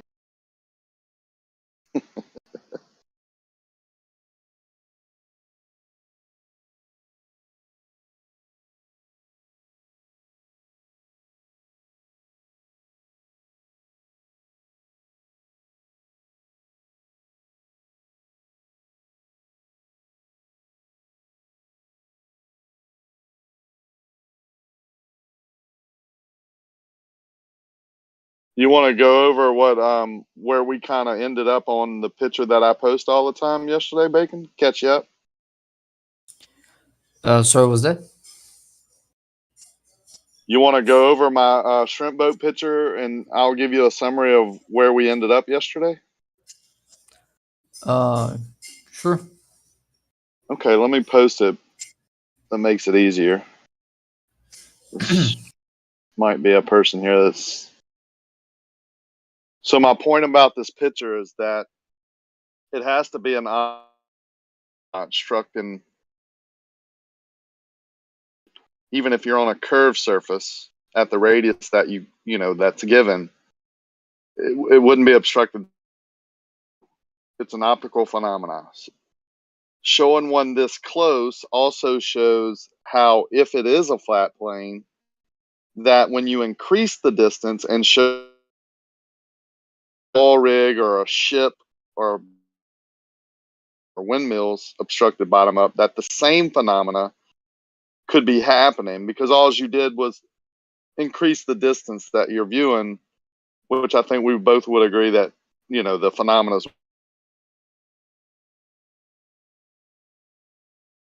You understand what I'm saying? Like, this is close up, less than 4 miles. So if the phenomenon. Yeah, I'm losing some of your words because I think you have a connection thing. I think when I'm trying to post a picture and talk, it does that. I'll hold back.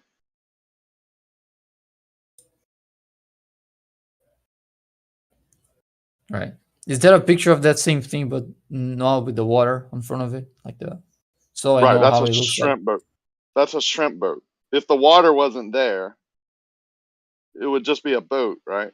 But the water appears to be obstructing, you know, most of the boat. I would say over half of it from bottom up. Mhm. It shouldn't be, right? Because there's not enough earth curve. That's not swell. I mean, I'm the one who took the picture. How far So was it? less than 4 miles. What's the size of that boat? It's just say 40 feet, but it's big, right? Like, it's bigger than my boat. Taller, wider. You know, those are nets hanging off. Big long poles that hang out. Big nets that they let. The nets are up now. So those boards on that thing on the left side that's really dark, that's a huge piece of board that when they let out with chains and ropes, that pulls the nets out to the side. So all that is part of the upper structure of the boat. I'll post what it looks like when you can see the full thing. That way you can get an idea how Right. big they are. But my point is that it's not earth curve, right? It's a optical, you know, something going on that is obstructing the boat. You know, that close up, that's an optical phenomena. Now, people want to know the cause. I might again because I'm posting a picture. Just let me know. I don't know. You know, I can't tell you it's called. What I do know is that it's happening, right? It's reality. Right. Picture. It's not like I got, you know, this happened. Time doesn't mean anything either. I got it this time. It happens, right? I think I get it distance. Go out today on, you know, and take pictures of all or further in bottom of, I don't know, obstructed. To show you a picture of 2 shrimp boats where one of them's not obstructed, the one that's closer, and the one that's a little bit further away, not even a mile away, is almost all the way hidden, right? That's not earth curve. That's just going beyond what I call the mirage line, or, you know, whatever's causing that optical phenomena. That point is where that boat is in, right? It's past that point, so it's getting more of that phenomena happening to it. You see what that might even be the same exact boat. I'm not sure. This guy owns 4 or 5 of these boats that are very similar.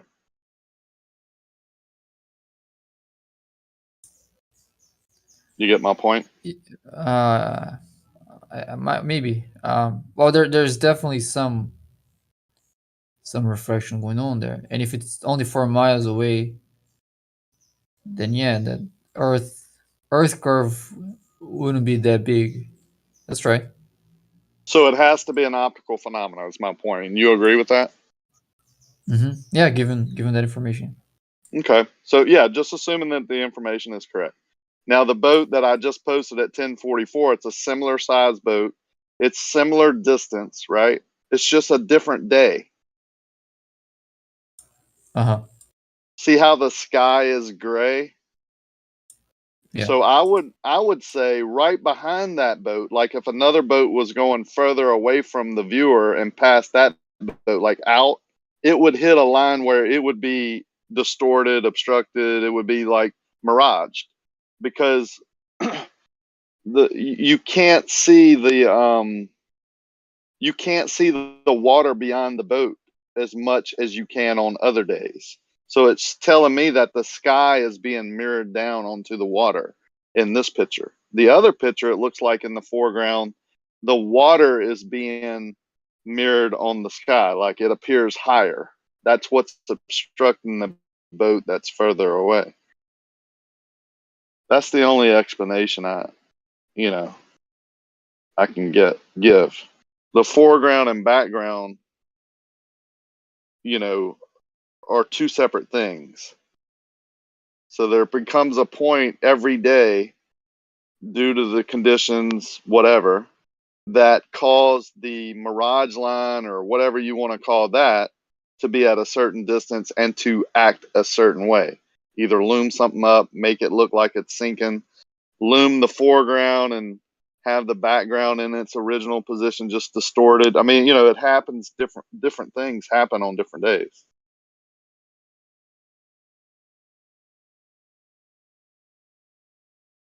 And I'm not so sure that perspective doesn't play a part in the picture above, where the water appears to be higher due to perspective. And then once you get to that, what we call the vanishing point or horizon, which are very similar, whatever's beyond that is going to appear in its original position and appear to be obstructed by the perspective view of the foreground. It's never just one thing.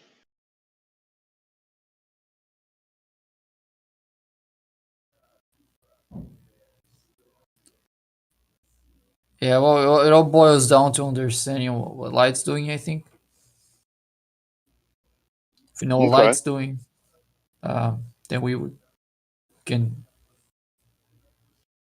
make sense of what's going on. But I think that's easier said than done. I agree with that. And I'm not saying I know, right? I don't think you have to. You can, once you know it happens, you can try and figure out what conditions, what temperature, what pressure, everything that that affects light, why it made the foreground and background do that thing. I think you can try and do that. I don't know if that's possible to figure out 100%. But one thing that I know for a fact, 100%, is that on that day, the water appeared to obstruct the boat due to an optical phenomenon, not because of physical water being that high. Does that make sense? Yeah, it does. Given the information you gave me, that makes complete sense. Yeah. Okay. Well, that's all I'm trying to say, and would like your thoughts. Like, do you know anything about the foreground and background that could make it look like that, or? Yeah, I mean, I usually don't talk much about these optical observations because I think that it's very Okay. complex, and again, I don't know much about like how refraction works in that kind of situation. So Okay, well, I, you know now, like, where I stand, what I've been talking about, why I post this picture so much. You understand now where I'm coming from. And if what I'm saying is right about the distances and viewer height, then you've already agreed that it's an optical phenomenon. So now we just need to apply that to, longer distances, and I think that the phenomena would happen more easily or more readily. B-Ball often posts his hotel from 15 miles away being obstructed bottom up, and almost every day it is. Well, why wouldn't it be? Like, that's my question. Well, why do you expect that it wouldn't be?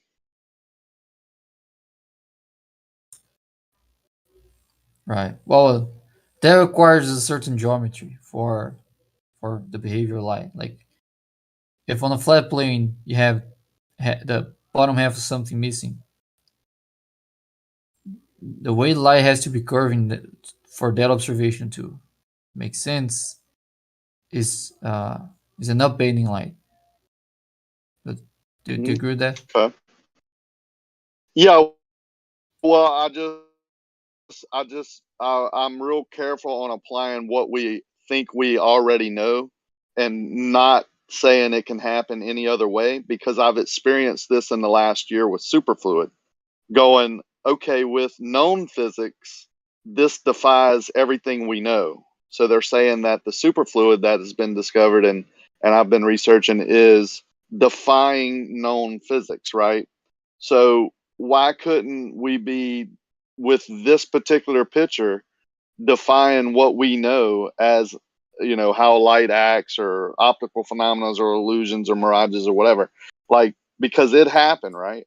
It's just like when the superfluid goes through a beaker and drains out where it shouldn't, or climbs the walls, or, you know, blah, blah, blah. It defies known physics. Well, we have to come up with, we agree that it did because we saw it happen, right? In a lab. We see this picture of this shrimp boat. You can't deny it. My argument wasn't actually relying on how we understand light work. That's the thing that can be wrong, actually. So the way we think light works is wrong. That's what can allow observations like Peeble has. What I'm relying on is geometry. That's not something that comes from observation. Geometry is like the mathematical relationships that you get. It's just mathematical relationships.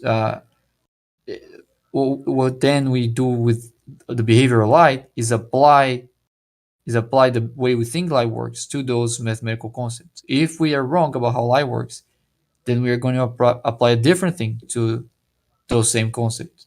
But what I'm not relying on how light works. I'm relying on geometry. So I'm conceding that maybe how we think light works is wrong. So when we think light is bending downwards, it might be bending upwards.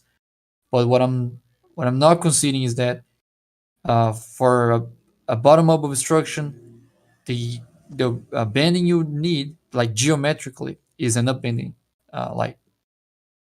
That's a conclusion from geometry, not from the way light works. I'm not sure if it made sense. Well, I'm not sure if we use geometry with the horizon as much as we do, you know, the way we perceive light, like the way we say we see things. I think most things are apparent, including the horizon. Right. Well, yes, but I mean, well, like we know how cameras work. We build them.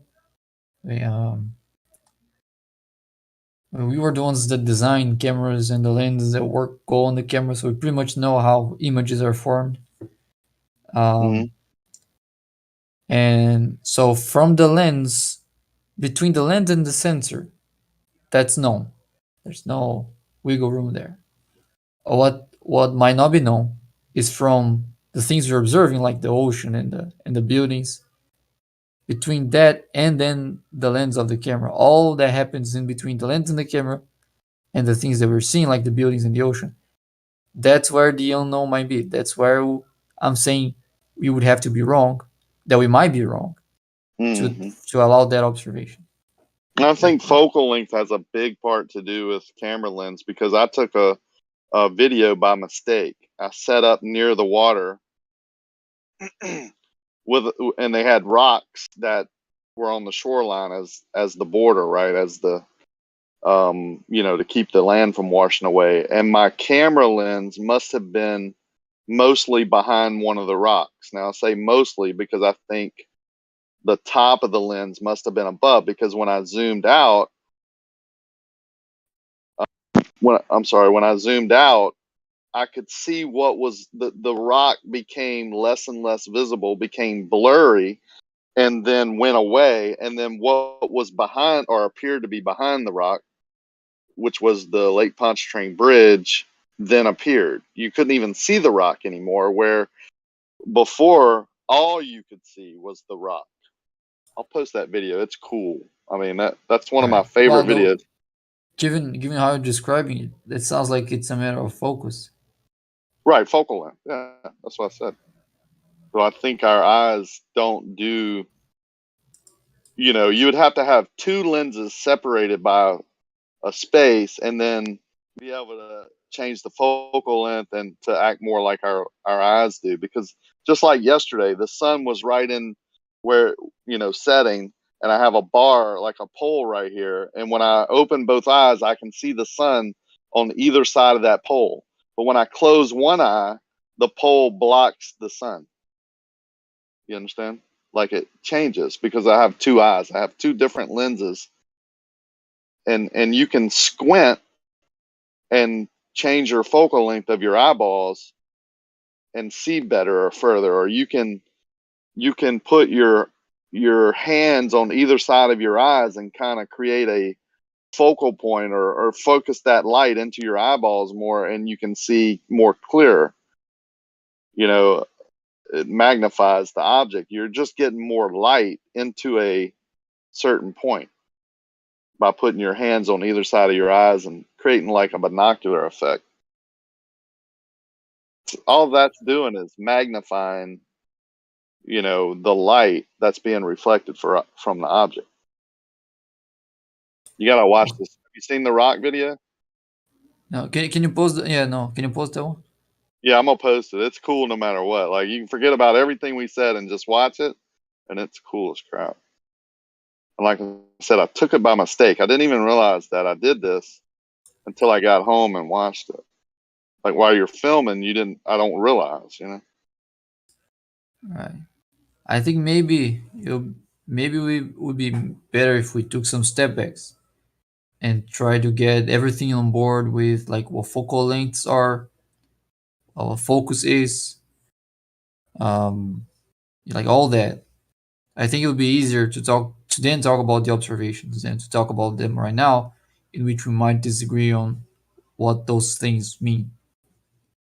Well, maybe, but I don't think you have to know exactly what focal length is or vanishing point or any, because I didn't know any of that, you know, a couple of years ago. I've learned it from y'all, but I think that just kind of confuses, and you might say focal length when it's really something else, and that just delays the outcome, right?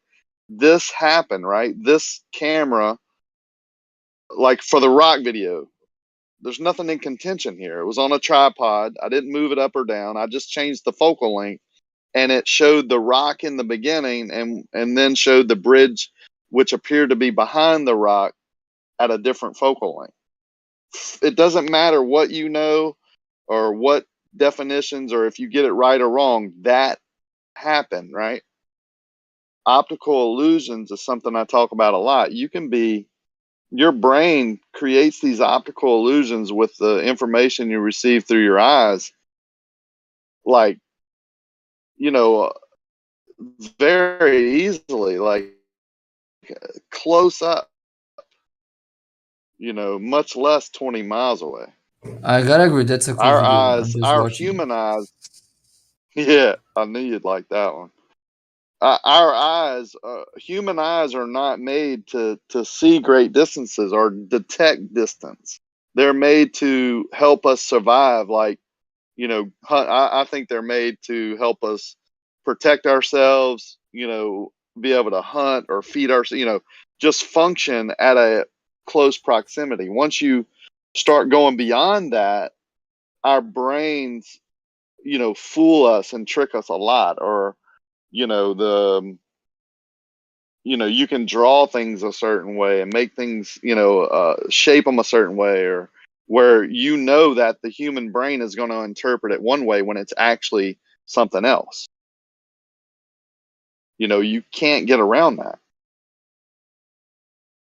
You can make a room look tilted and make a person look really small in one corner and really huge in another, where in reality the room is the same size, right? It's just our brains interpret that due to distance or shading or whatever it may be.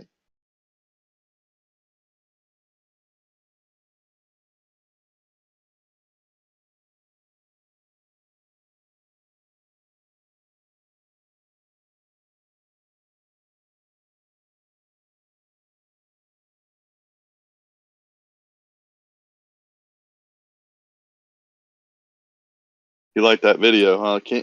Yeah, I'm watching it again. I explain it with the that top of the lens receiving information as I zoom out. How would you explain it? That's what I'm trying to think about actually. Yeah. There's a because the way I usually think about images is the very basic concept of a pinhole camera. That's the how you start with optics. Like you start with perspective by thinking of a pinhole camera, which is the most basic type of camera you can have. There's no lens; it's just a hole, and you have the image formed in the back of the camera, because the hole isolates the light given their direction. Each direction reaches a different spot, so they pretty much isolate the light based on direction. That gives you an image, clear image with perspective, all that. Let But me it's a ask you a very question go ahead. about the pinhole, right? So if your not your lens, there is no lens, but if it's a round, what do you want to call it? The part where the light comes in is round or square. Would that affect your picture? Well, if it's very tiny, then no. Oh, just 1 second. Give me a second. I'll be right back. Okay.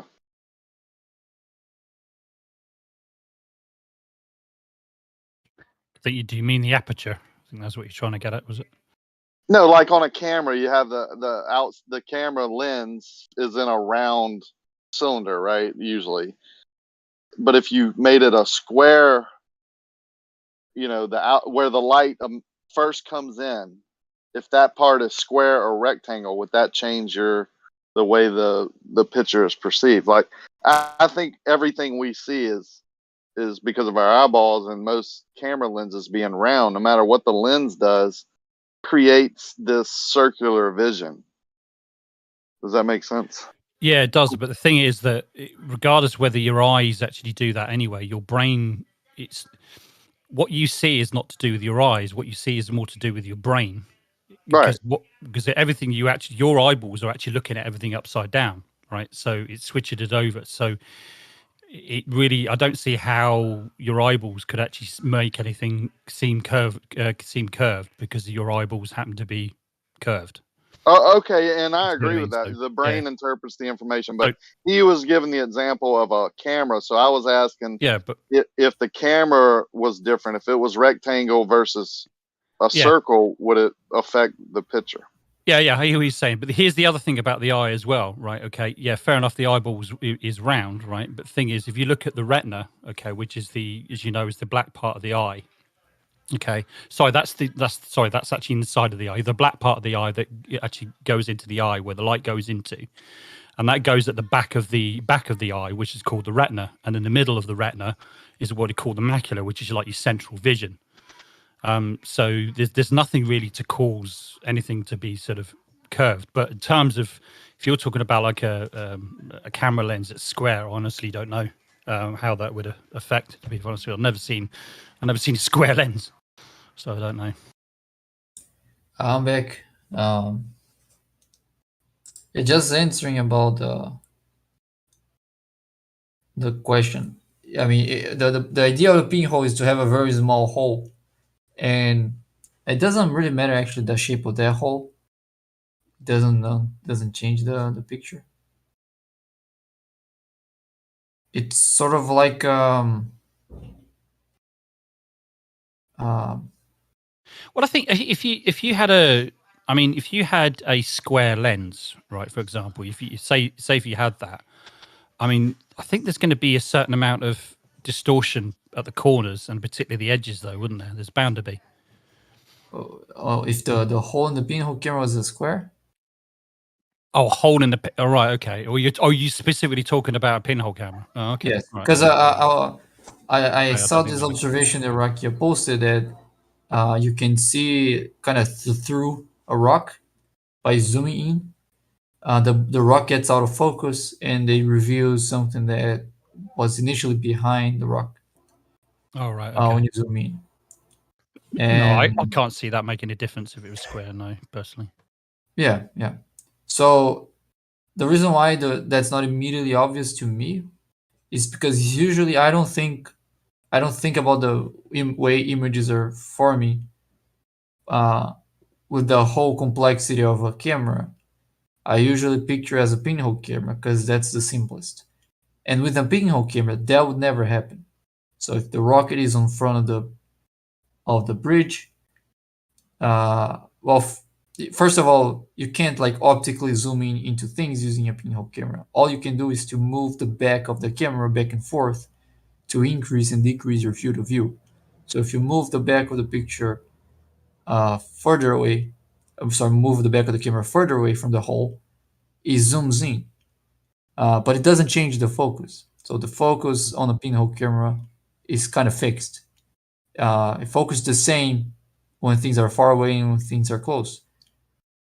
The notion of focus only makes sense once you take a next step on the design of a camera and add a lens to a pinhole camera. So before you do that, if you only have a hole, that pretty much gives you a very clear image. It's a very good camera in the sense of you can like resolve details, very good details if the hole is very small. But the problem is that it's a very tiny hole gives you very little light, so the image is very dark. So you need very long exposure to take good pictures with a pinhole camera, which is a problem. And if you try to open up the hole, then the image gets blurred because you're no longer filtering light based on too much lighting. Yeah.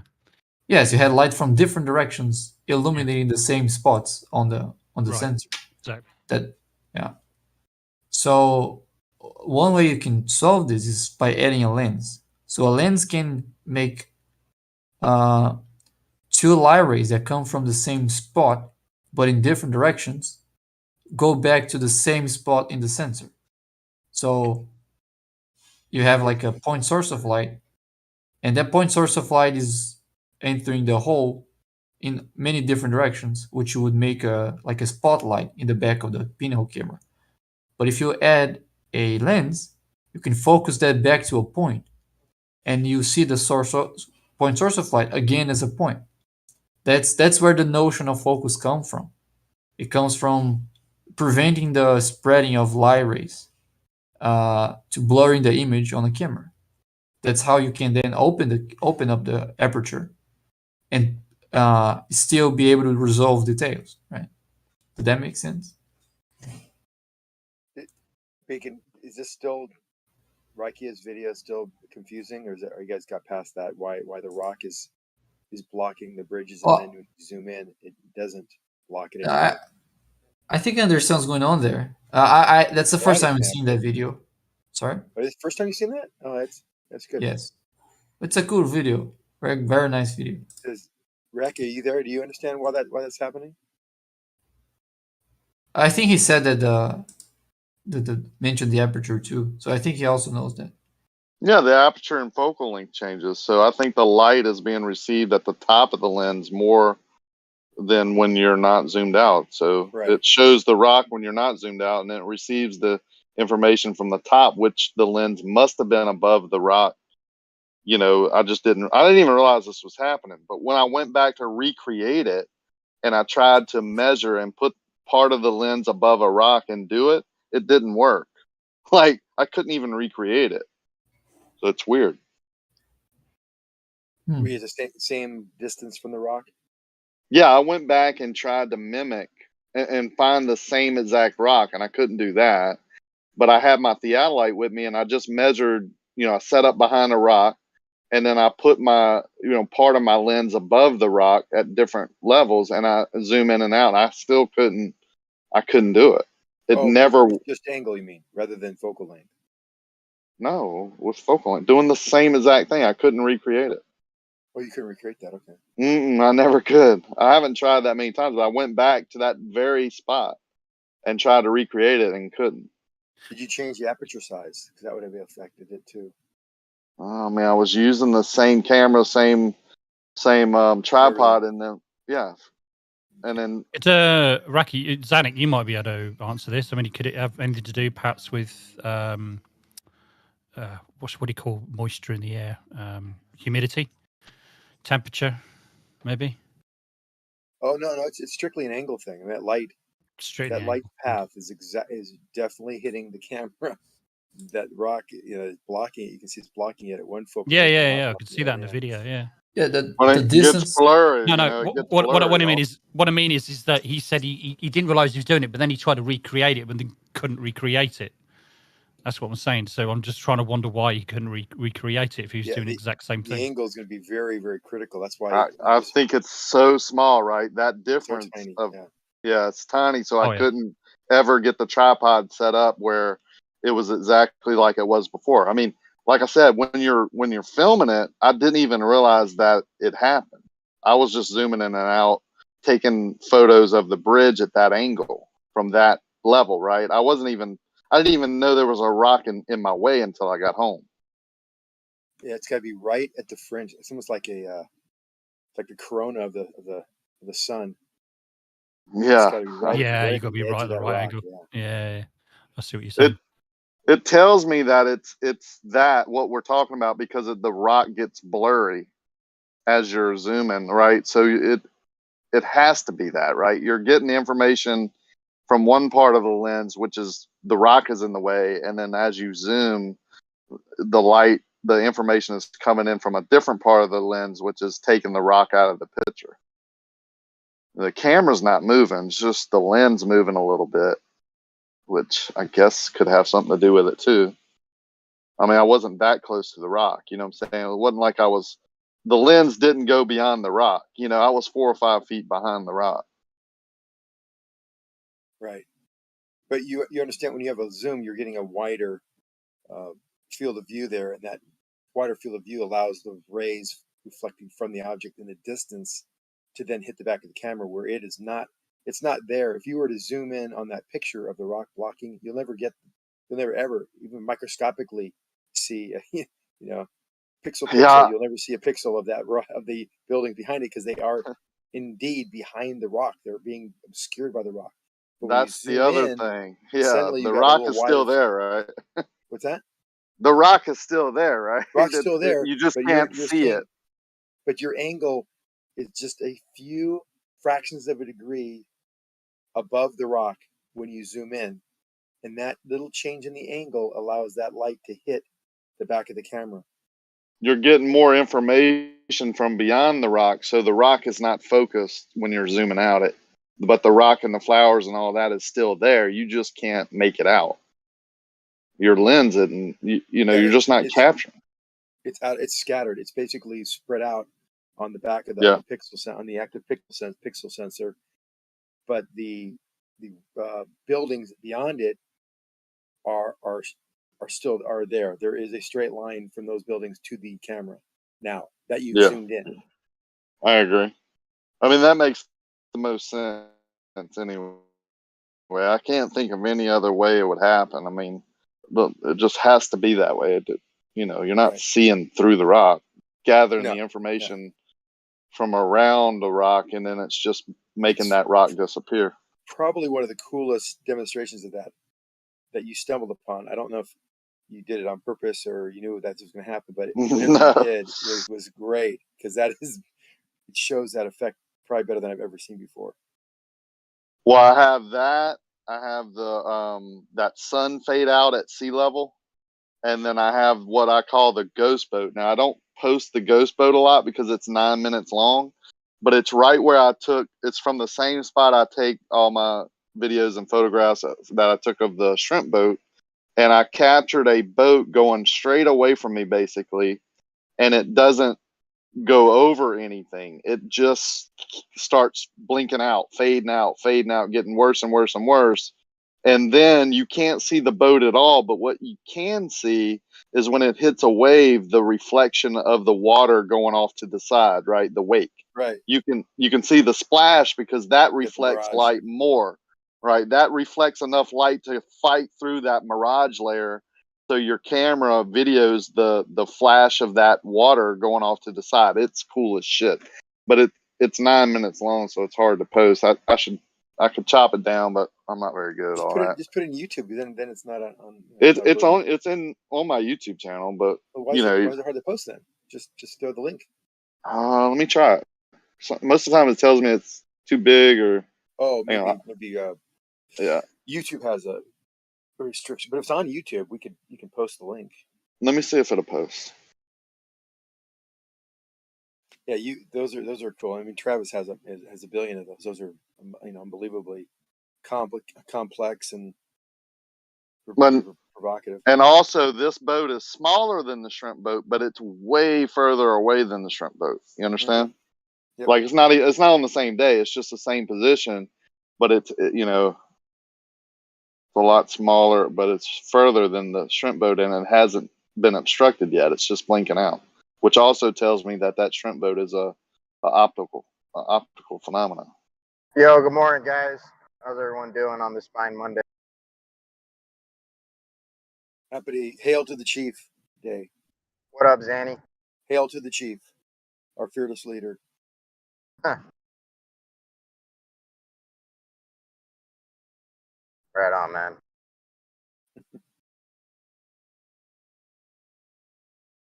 Glad everybody's here today.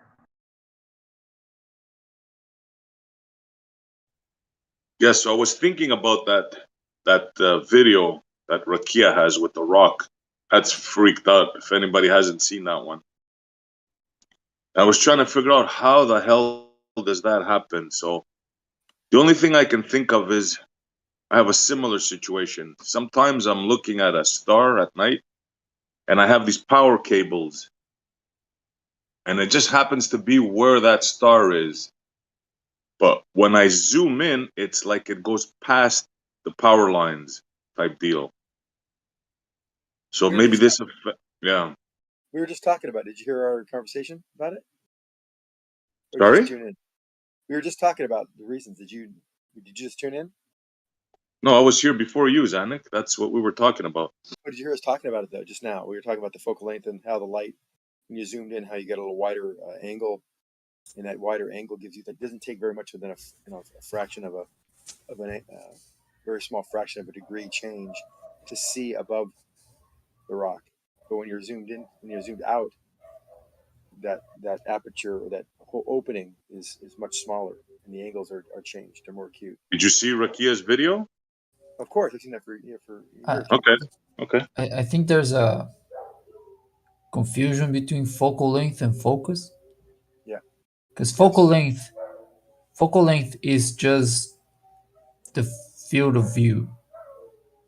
So you can those two things can change separately. You can change your focal length without changing your focus, and you can also change your focus right without changing your focal length. Well, obviously, yeah.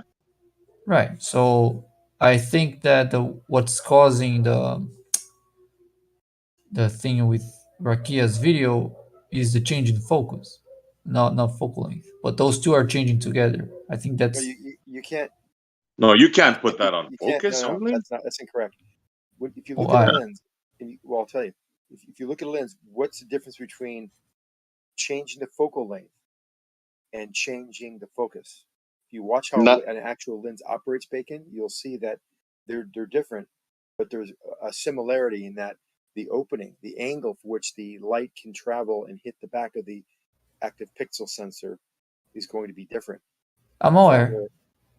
So when you can do a focus, or you can do a focal length, and that still changes these angles with the light. Well, no, but I think if you, for example, if you zoom in just like Rakia did, up to where you can see the bridge, stop there, and then try to focus on the rock without zooming out, just changing your focus, I think the bridge is going to be obstructed again. Yes. Without changing the focal length. Yes, that's also, they both do the same kind of thing.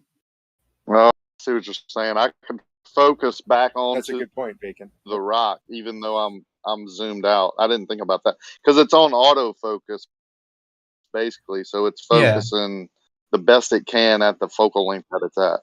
Exactly. Yeah, maybe so. Yeah, when you're in auto mode, like everything is changing together. So you have the aperture changing, you have the focal length changing, and you have the focus changing. All those three are changing kind of to get together, based on the decision of the camera. But I think if you'd be able to play with those separately, that you see that if you can switch between the rock and the building using changing only the focus without having to play with the aperture or the focal length. Yeah, maybe so. I'd like to ask a question on the ghost boat video that I posted. You know how when people say, we'll go out on a clear day, you won't get those mirage effects or whatever. Well, as you notice at the very beginning and end of the video, when I'm not zoomed out, it's a very clear day, like calm, clear, whatever. But when you zoom out to distance, it becomes distorted, and the mirage, you can see where the mirage line starts. The gray sky is mirrored down onto the water. The water doesn't even look like water, right? That's not So even. I Yeah, I was gonna say that's it that's can't kind of a focus. misnomer. Oh, sorry. That's kind of a No, go misnomer ahead. that clear days will keep you from having mirages.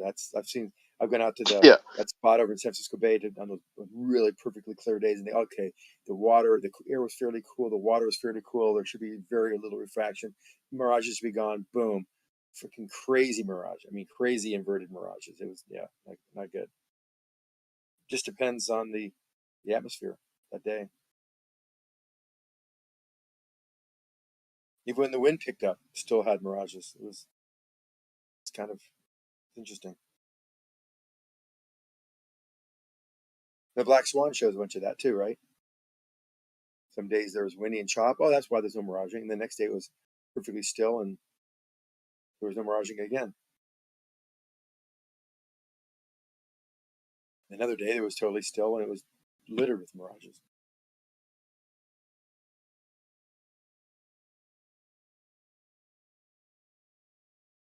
Well, you can see this boat, once it reaches that point, that mirage line, it's actually, you see those Oh yeah, I've seen this before.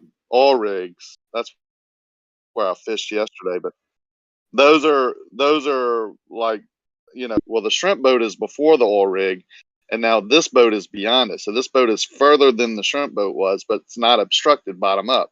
It's just going into the layer of the mirage, but the water is still looks, eye level, whatever. And Well, once it reaches, the water is clearly mirage down too. That's below yeah. that's below the yeah. Yeah, well, once that boat reaches that line, it starts getting distorted. Although it's not going over anything; it's going into the mirage, which is what I say.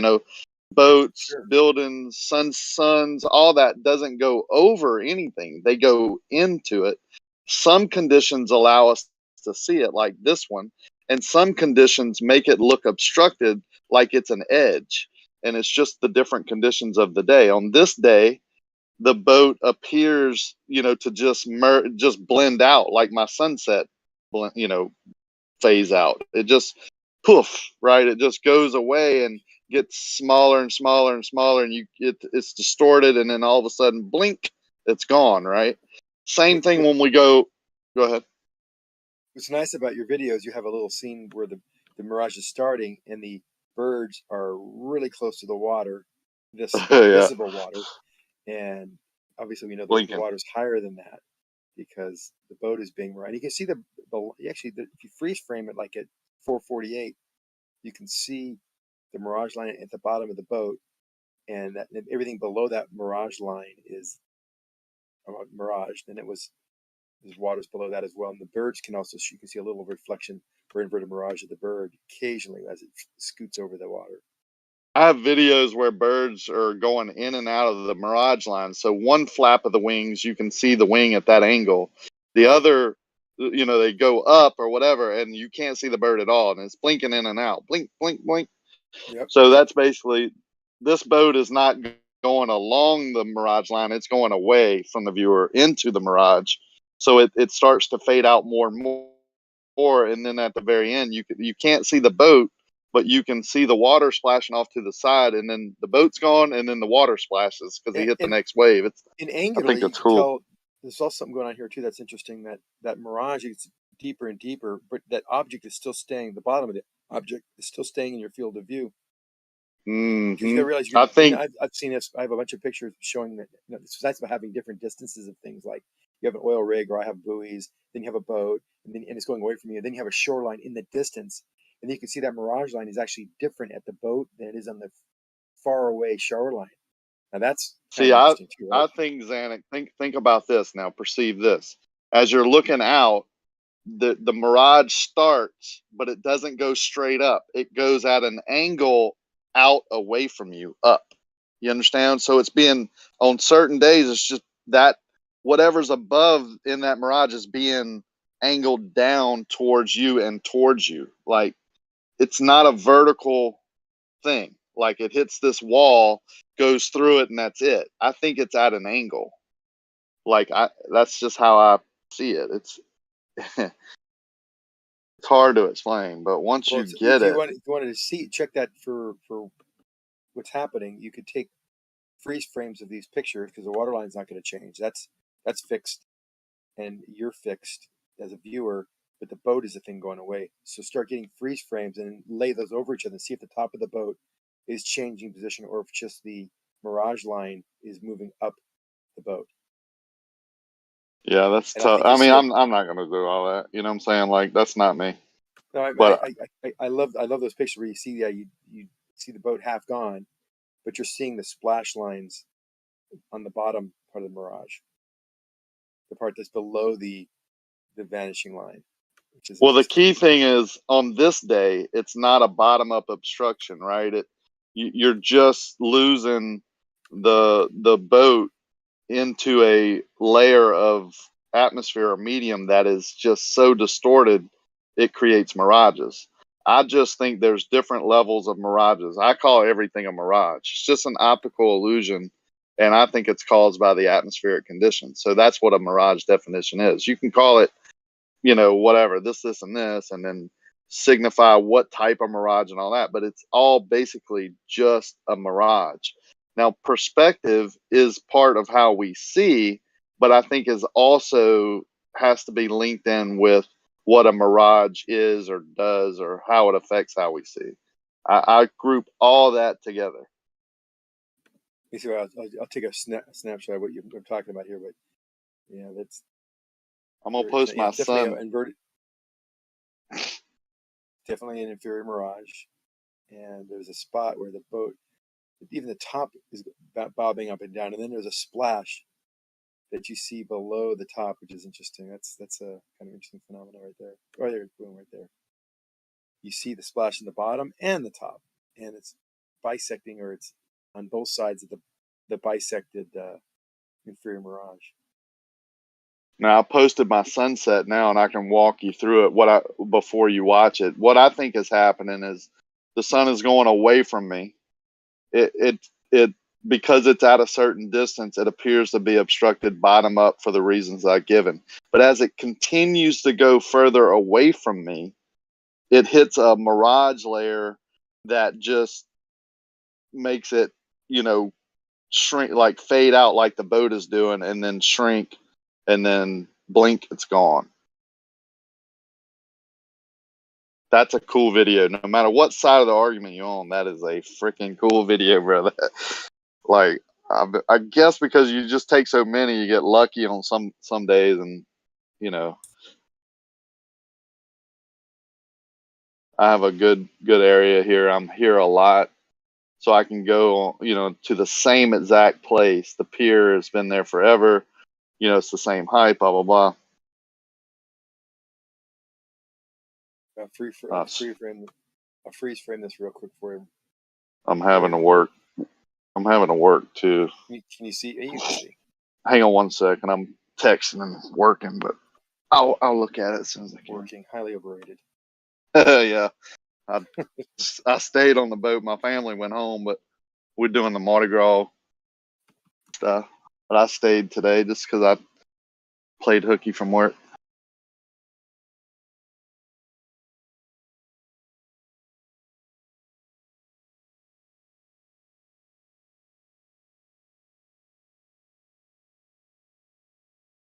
I guess those are the benefits of being a cement pourer. You can call it sick. I called in sick too today, Rakia. Garbage truck broke down. I may not even go tomorrow. I'm thinking about figuring out a way. Although I have payroll checks like checks that I collected Friday that I didn't deposit. I need to go deposit and get them That's a lot of in the work, bank. man. Yeah, Shoot. I hear you.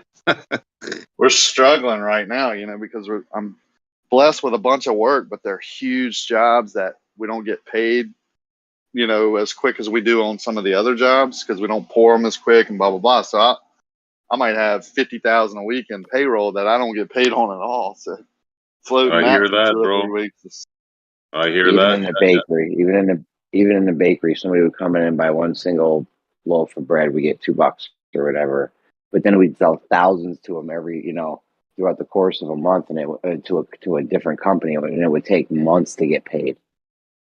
They just pay slow the bigger jobs you do. I have the Is that what you're same talking problem. about? People take their sweet time. Yeah.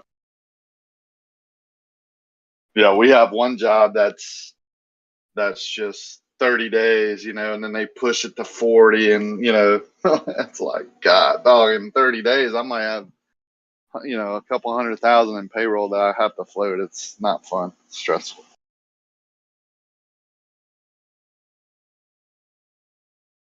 But we haven't slowed down. A lot of people slow down, and we're pretty much kept going, and things are picking up now. So Louisiana is different. We never really struggled through all the housing crisis and all that. We just kept going.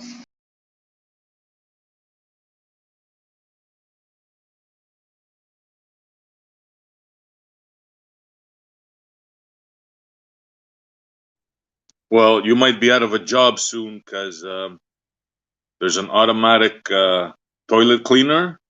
Jeremy's gone. There's an automatic garbage truck loader. My job is gone. So I've been hearing rumors of automatic cement pourers.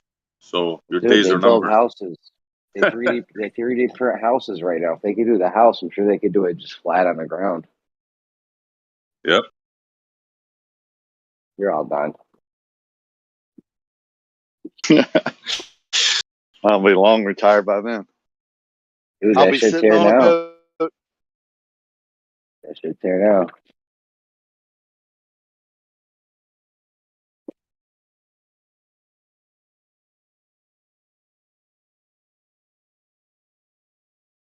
I'm watching the palm trees blow in the water and watching Midway on TV and listening to the Zanuck tell me how smart I am. I had Doofus call me a genius yesterday and Zanuck tell me how great videos and how smart I am. It's awesome. Life is good. Tough life. I hear you. It's a tough life, bro. I might have to make 3 phone calls today. I don't know how I'm gonna do it though. I'm gonna pace myself. Take a nap. Yeah. Zanuck and Bacon, did y'all look at the sunset, how it fades out? That's at sea level. I've never seen or heard about that. Everybody says it has to be cold or in the dry desert. You have to be at altitude and all that, but this is at sea level. That's on a bay. Just like the ghost boat, it just fades out into the distance. Goes into the horizon or mirage, not over it.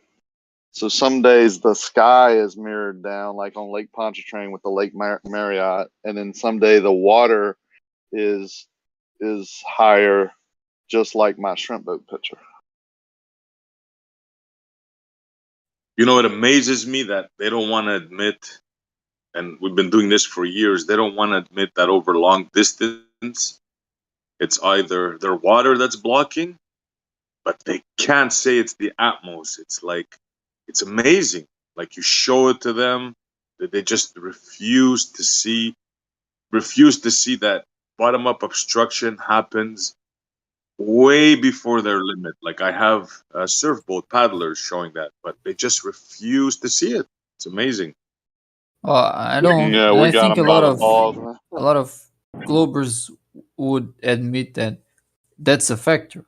That something like Mirage can cause, at least partially, the obstruction of something in the distance. Yeah, I don't think we would sun. deny that. Yeah, the I sun think is you're the first Zanuck one that ever said doesn't that. deny it. No, we all agree No, that the Mirage. not. We all agree that Mirage will hide things. And Rakia's sun picture is a classic object being hidden by and having. Yeah, there's an example right there. What Rakia posted. What's that? Yeah, well, the boat right in the sun. If you go to like 155, that sun you're bisected toward the end, and we see this all the time of boats and things being blocked by the mirage. But we know that it's a mirage because we can actually measure the angle at the top of the sun. That's not changing. The bottom is being removed due to the Okay. refraction and the miraging. That's not. Yeah, That's not but an why? at all. We also While have you're one doing night that, clear Zanuck, pictures hey, that show the effects. So you yeah, can play with your awesome. garages all you want. We'll deal with the clear pictures. All right, thank you. So while you're doing that, Zanuck, watch the sun as it appears to go down, and then watch it stop going down. Right. That's Well, impossible. No, Impossible it's on a not. rotating boat. It's exactly what we've seen, and Travis has some of the best pictures of that and video of that. So I'm watching it. I got 155. I see the sun bisected by the mirage line, that line of Yeah. delineation. Where's Travis, by the way? But as Anybody I know? continue on, I'm watching the sun go down, and it gets smaller and smaller and smaller. But it's that mirage line still stays the same, and it's poof gone. Now that mirage, when it vapors, it looks like almost like a sun cloud. That right there is the mirage line, and everything below it is a mirage. The water line is not the water line. That is also mirage and blocked by the mirage. Right? It's basically reflected light of the sky. It's an internal reflection. So there's nothing I think unusual about everything that whatsoever. beyond it, Pardon me? everything beyond that mirage is doing what it's doing. That's why I say the sun is going away from me. That's what I see. And just Well, like no, the boat, that yeah, but hang on, let me explain it with the boat. Just like in the boat, we know the boat is going away from the viewer, and that's why it mirages more and more and more and then blinks out, just like the sun. It's going away from the viewer, and then it mirages more and more as it goes further and further in distance, and then blink, it's gone. well, yeah, the mirage is over a distance. It's not, as Travis always says, it's not a vertical. It's actually the surface or the air along that path. So that air along the path becomes a reflective surface, reflecting. That's why they call it an internal reflection, reflecting the sky above it. It's you can almost think of it as a surface over a distance, and it's blocking the water below it. The sun, that little sun, just before it poofs out, it looks like a sun cloud almost, like it's like a cloud, but it's really bright. Right before it evaporates, that is where the mirage starts, downward toward the water. Now it's not vertically, as Travis says, it's horizontally. It goes from Yeah, there I to there. think it's angled actually, but we can just. I don't know that. I mean, it appears to act like it's at an angle, and from the. Go ahead. Yeah, if I show a sunset like that where there is none of that happening, I mean, you've seen them many times of the Chicago. Yeah, of course. Yeah, they don't happen all, but when it does happen, it's very dramatic, and you've captured perfectly with that video. Well, that just tells me, along with my shrimp boat, where the bottom's obstructed, closer where it can't be Earth curve, like the sun is obstructed bottom in the beginning, that distance is a factor, and that different conditions create different types of mirages. And if you would, please, Zanuck, explain to that guy that just tried to break in about why mirages can't be filmed to be clear usually. What do you mean can't be filmed to be clear? Well, he was saying how blurry the pictures were and all that. Of course it's blurry. You're zoomed into a mirage. We have zoom out the day. We have plenty of pictures where it's nice and clear without miraging that shows the same effect. The sun disappears bottom first. Well, I can show you a video we just went over where when I'm zoomed in, it's very clear. It's a clear day. There's nothing, you can't tell that there's even a mirage. But when you zoom out, it's a clear line of mirage that everyone, including yourself, would have to admit that there is a mirage. So it does depend on focal length. I can show a clear day that has mirages in it. So can Zanuck. So. Well, I'll just rely on clear days to demonstrate the effect. So I'm fine with that. These are clear days. These just zoom too far out beyond what focuses to be clear. Like when I zoom back in, it's very clear. That's my point. You just don't seem to be listening. You see the picture I posted? We're going over. We've already gone over the whole video where it's clear at the beginning and end when I'm zoomed in or out different. Yeah, we have lots of pictures. The point is there's no, you see objects, everything, there's no point of obscurity. The objects are on the water. They're right smack dab in the middle of the sun. I think we even had that Chicago skyline, which shows that. There's no miraging at all. There's nothing that you can zoom into to see any issues with the clarity of the picture. Yeah, but you understand what I'm saying, right? When you're zoomed out, you can't even tell, it's miraged, right? There's something going on, but you can't even tell that's the mirage because it's so clear. It's when you zoom, further that it becomes unclear and the mirage becomes more evident. That's what I'm talking about. Yeah, That's a focus issue. Yeah, I don't think Bob was saying that there's not No. mirages that are clear. I think he knows that there are he just called sunsets, it a focus clear day. issue. Hold on, clear days, clear sunsets where the sun sets and it sets into a mirage clearly. Yeah, he just called it a focus issue. So he's clearly not on the same page as you and I. I don't know if he's talking. I don't know which one he's talking about. Maybe you can. Bob, which one are you talking about, Bob? Well, if you have a perfectly clear day and you zoom in on the horizon, you have to focus on the horizon. All right? I don't see any evidence that was done. Well, then you need to watch my ghost boat video. Yeah, the boat ride into the sun. Exactly what we're talking about. No, the boat ride into the sun show. I'll take a screenshot. That's he's pretty clear. It just has a very, very distinct mirage area. It's an inferior mirage. It's as simple as that. It's an inferior mirage, and the sun falls into this inferior mirage. It's pretty clear. I don't know if you saw it, Bob. I'll post it real quick. Hold on.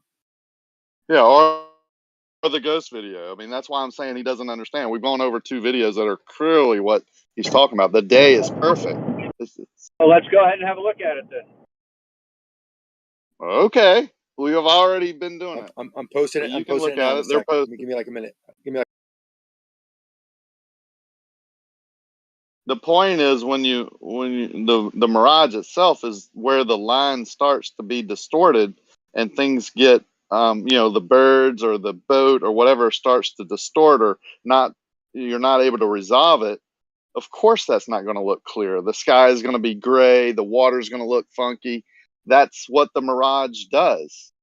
Zoom back in towards the viewer where the mirage isn't happening because you're closer, the distance isn't great enough, and it looks clear. It's a perfect day. Just like right now. It's beautiful outside. But I guarantee I could go out on the Gulf or on the bay and not be able to see something because of a mirage.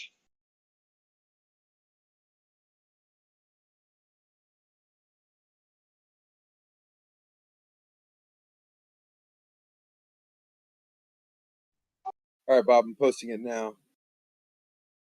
So are you saying that Earth curve is actually just a mirage line? No, I'm saying it's a flat plane or could be. And this would happen on both situations. But if Earth curve, then you would have to come up with a mirage that's also being loomed up and also a sun that sets every day with looming. So the conditions would have to be the same to loom your sun once it's set and you can't see the top of it, but you can see the top of it because it's loomed. Those conditions would have to happen every day. That's a tough one. They do. Okay, so you get the same conditions over that great of a distance every day. That's a tough sell, man. Good luck. The sun looms at every sunset. Absolutely. Right, which means you have to have the same conditions to create that looming, the same temperature variation, whatever it may be caused by. You can come up with all the. That's not the same. No, that's just minor variations in it. The fact that we have an atmosphere results in the sun looming at sunset. Not a problem. Well known. It's over such great distances that happens. But if you look at the sunset I put at 40 after the hour, there's no mirage there. That is a clear line delineation. Yeah, you can't tell me that. You can't zoom in. I mean, even at the You can see distances. the arcing. Look at the arc of the sun. The shape. Look at the shape of the sun. Come on, man. Look at I that have part of the pictures arc. of the shape of the sun is so distorted you can't even. It looks I like know, but a that's also. explosion. So I've given you. I gave you a bone with your video, and I showed it to Bob. It's on. It's at 44 after the hour. Shows that that sun is setting into mirage, and then at some point it's still above the mirage, and it basically is gone. That Well, mirage is so heavy. It's so thick, so effective that it blocks out the sun at the line of the water. my which is entire also- point. Agree with you on that. I would agree with you on that particular image. But we have ample images of the sun setting into the sea with a nice clear demarcation between the horizon and the middle of the sun. So And Racky, we can verify it by the angle. He's called. Hang on. Camera lenses, telescopes, all that have limits. So if you can't zoom in to where the mirage starts, you can't tell me that sun is setting around a curve and not being mirage. Especially when you're telling me that it is being basically miraged and loomed up. You have an object that shows So that you're it's not claiming miraged. you're claiming half of the sun is covered in a mirage and the other half isn't? That's your claim? I'm claiming just like my shrimp boat at less than 4 miles, that can't be anything other than a mirage, is exactly what the sun is doing at a greater distance. It's being obstructed bottom up by what appears to be, the sky. But there's all sorts of things in between you and the bottom of the sun at that distance. Half the sun is covered in a mirage? Half the sun, the bottom is obstructed on certain Rakia, days. I have a picture of a mountain. What's he laughing where- at? Rakia, I have a picture of a mountain. Hang on. I'm not going to let someone laugh at me and then go on, because I'm showing you how bottom up obstruction can happen over short distances. And you're going to tell me that it couldn't happen over long distances because it's the sun? Didn't say that. I didn't say that. I said that your claim that half of the sun being obstructed by a mirage every sunset is absurd. That's I didn't ridiculous. say, I never said that then. Okay, Because so what about the ones? What yeah, about if you the don't ones where mind, it's hang on, obstructed? Bob. If you don't mind, you can do this to anybody else, but it's obstructed bottom up most days. But on other days, it's distorted and looks like a nuclear explosion. On other days, it looks like a keyhole, which I just posted. On other days, it just blinks out. It doesn't get cut off bottom up.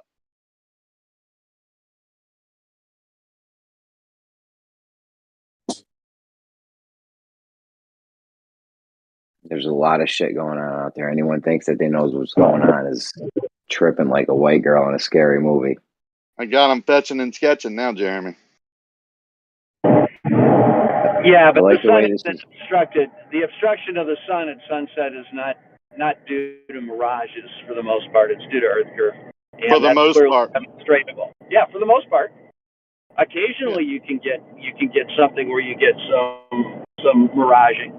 But as far as the sun setting and going down to a nice crisp horizon, Earth curve. It's No crisp. It appears crisp because you're not zoomed out far enough. You don't have a camera or a telescope that can do that much. I can show you. No, you don't. No, you don't. No, you don't. I can see objects less than 2 kilometers across on the surface of the freaking moon. Don't tell me I can't see stuff like that. That's not at the horizon, sir. So please don't try and conflate one thing to another. We're talking about refraction and mirages happening at the horizon where the more distorted area would be. I'm showing you multiple accounts of the very thing you're talking about, which is the sun being turned into different shapes where you're laughing at it and saying, no, the sun sets with a crisp line almost every day. But on the days that it doesn't, those are definitely you're mirage kind of effects. arguing into the wind here because I have just posted your picture. I picture your picture, Rakia, where you can see clearly there's telephone poles or power poles in the middle. Then it goes to smaller. Dr. Bob already agreed that this shows that the mirage is obscuring the sun. That we know the water line is not the true water. That has also inside of a mirage. Well, that's my whole point, mirage. Zanuck. Classic That's my whole inferior point. mirage. But we can show pictures that are zoomed in equally as well to show that there are objects in front of the sun, and there's a clear line where there's no inferior. Inferior mirages have a distinct appearance. That appearance is a reflection at some point above the water line, which is I the didn't ultimate say point. anything about an inferior mirage. You did. I just said mirage. What you're showing It's is what you're saying is a clear, crisp horizon, which is no mirage. Over that distance, I call BS.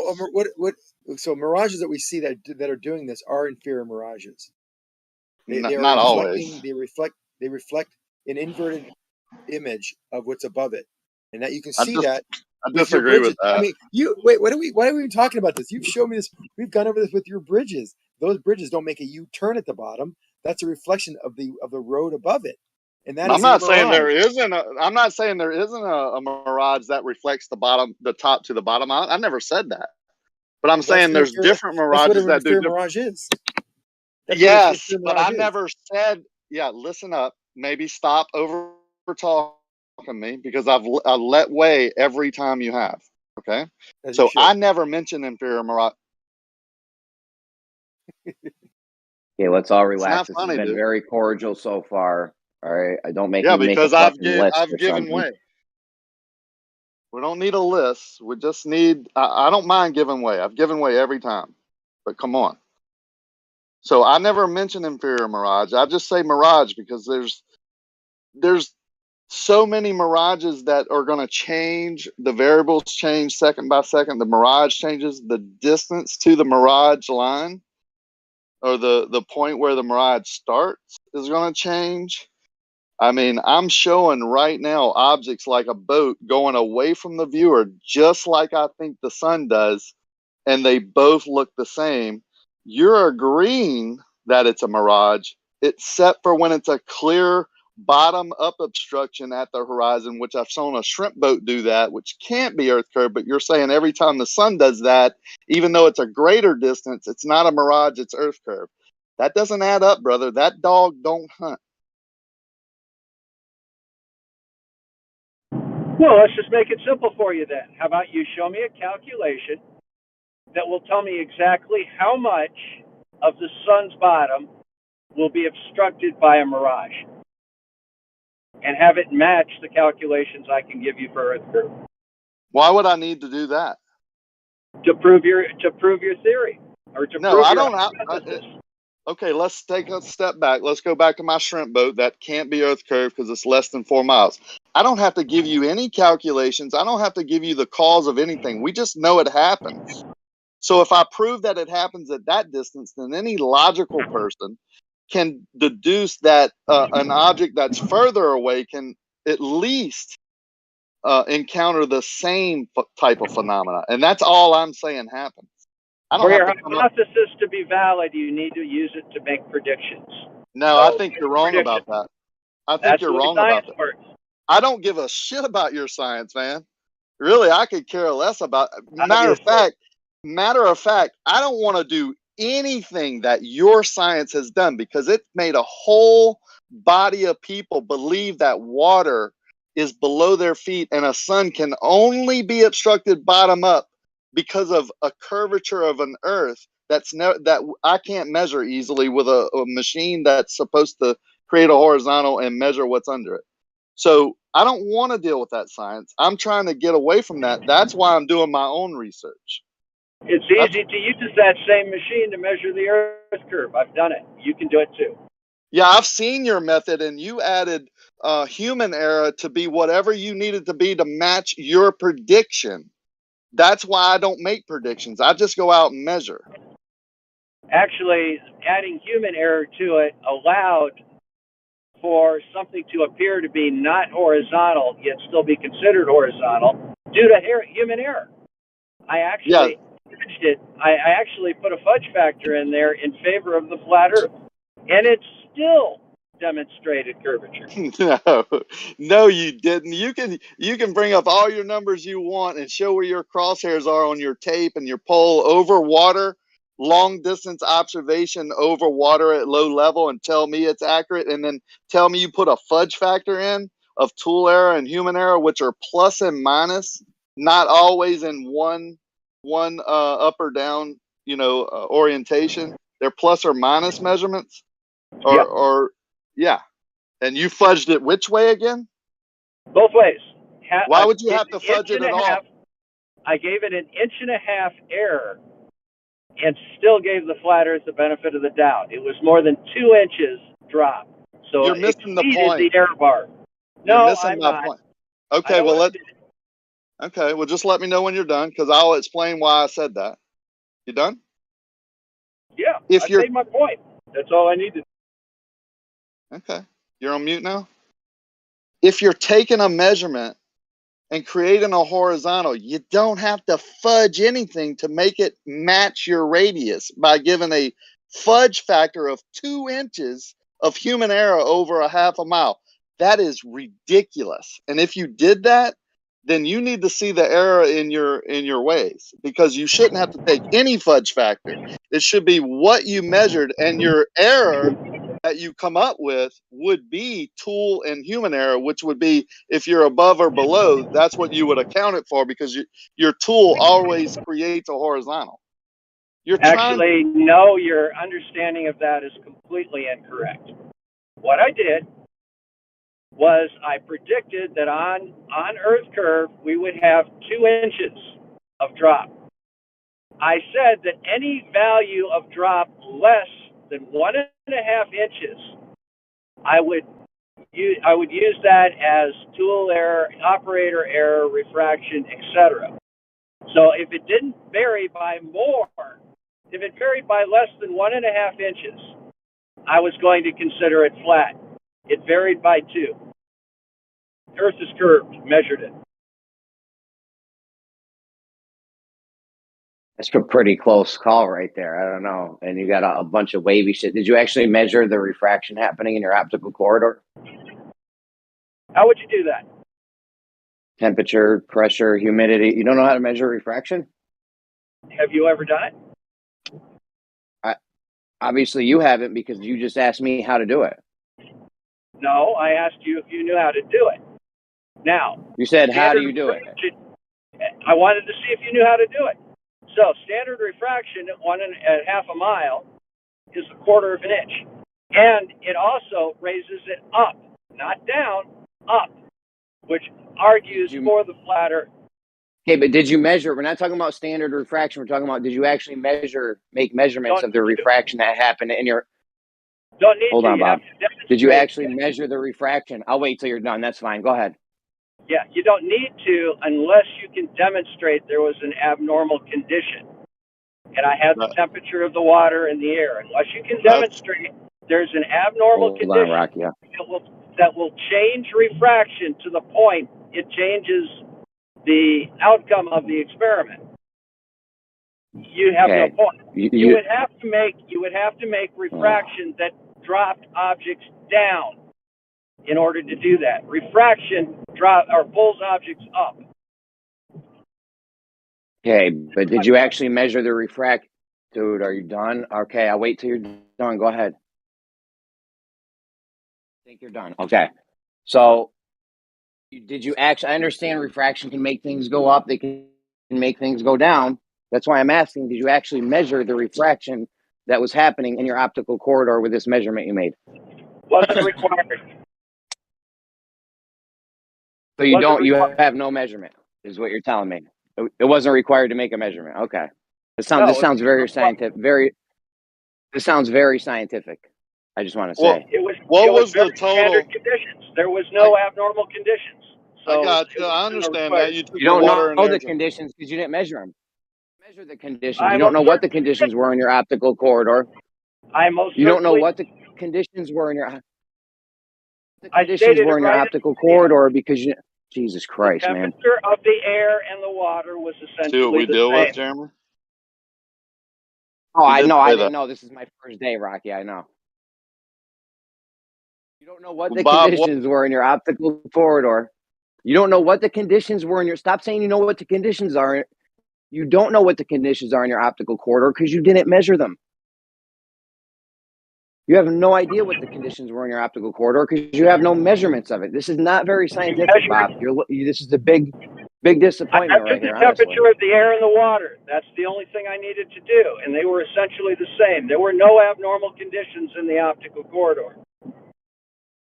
You don't know that because you have no measurements of it. I just told you I did. I measured the temperature of the air and the temperature of the water. Those are the only two measurements that I needed to find out And whether you or said not they they were were you said standard they were the conditions, same? roughly the same, yeah. That seems So, very unlikely, Bob. well, it's a Measure. very Okay, shallow, cool. warm lake. It's a very shallow, warm lake, and it was a relatively cool day after a What series of hot days. They were what was within a degree or so of each other.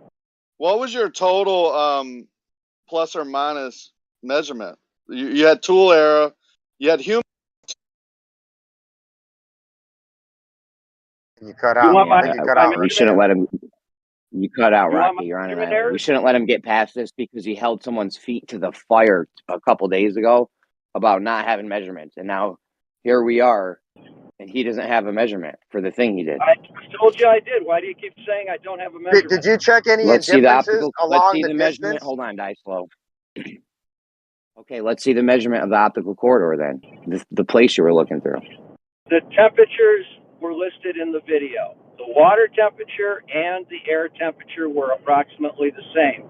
There was no evidence of abnormal refraction.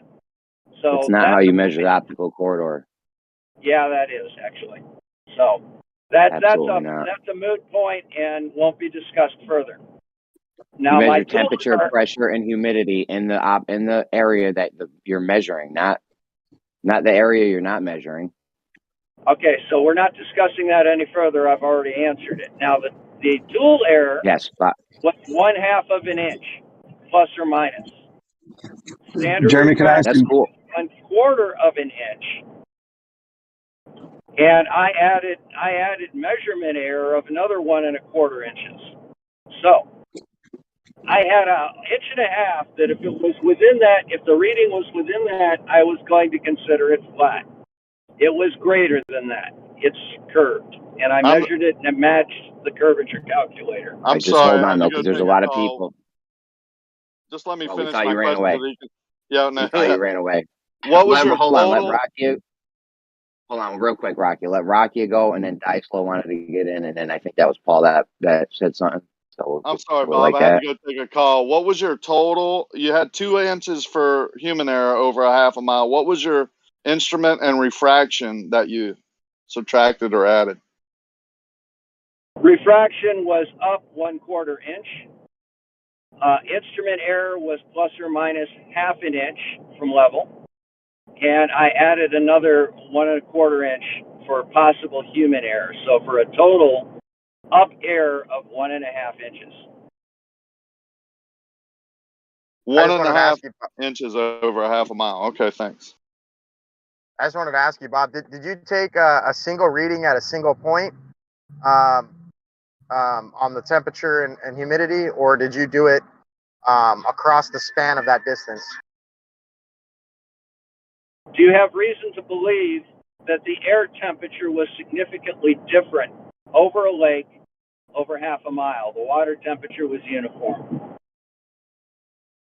He's asking how you know that. Did you take readings across the lake or just at one point? That's what he asked. Do you have reason to believe that the air temperature would be significantly different on one side of the lake or the other over 1/2 mile? So It I'm could have gonna, changed halfway through. We don't know. It yeah, could I'm have gonna changed halfway assume, through. We don't know because we don't have any. I'm gonna assume he It could didn't have changed measure it. halfway through. We don't know. It could have changed halfway through. We don't know because you don't have any measurements. Yeah, it's very important to have redundancy, Bob, when you're doing tests like this, to make sure that you're accounting for any indifferences throughout the duration or span of that experiment. It's very key and important, Bob. Do you An inch have and a reason half, to believe an that inch there and a was a half hot of spot human in error the is air all in I the need to know. middle? Do you have reason to believe that there was a hot spot in the middle of the lake where the air temperature was significantly greater than either end? I have a reason to believe that if you have an inch and a half human error in a 1/2 mile observation, then there's issues with your observation. I don't need to know what temperature the lake was when you have a inch and a half plus or minus is what you said, right? Of human error in a 1/2 mile observation, one shot. No, thank you. Good. Hey, good luck. That's called an error bar. That's called an error bar. and it's used to determine whether or not a finding is significant. That's So, called getting fired. no, it isn't. Yeah. You Oh, have no yes, idea it what is. you're even talking about. I'm in the industry, Bob. I have crews right now that I pay weekly that are using these tools. Over half a mile? What don't I know again? Yeah, over half a mile. I know about error, human What is your error, error? Bob. What is your error over 100? What is your error over 100 yards? 0. What's an acceptable error? No, there's no such Depends thing as on what a zero. I'm doing. There's no such thing as a zero error. I didn't What say is there an was a acceptable? thing. I said my goal is. I didn't care what your goal was. I wanted to know what your acceptable error over 100 yards is. Depends on what the project is and what the engineer wants. Okay, and what are the standards that you're used to using? A lot less than 1.5 inches. Over 100 yards, I would expect so. What would be your error over Over 100 a half yards? a mile. Over a half a mile, it would be less than 1.5 inches, plus or minus. What is it over 100 yards?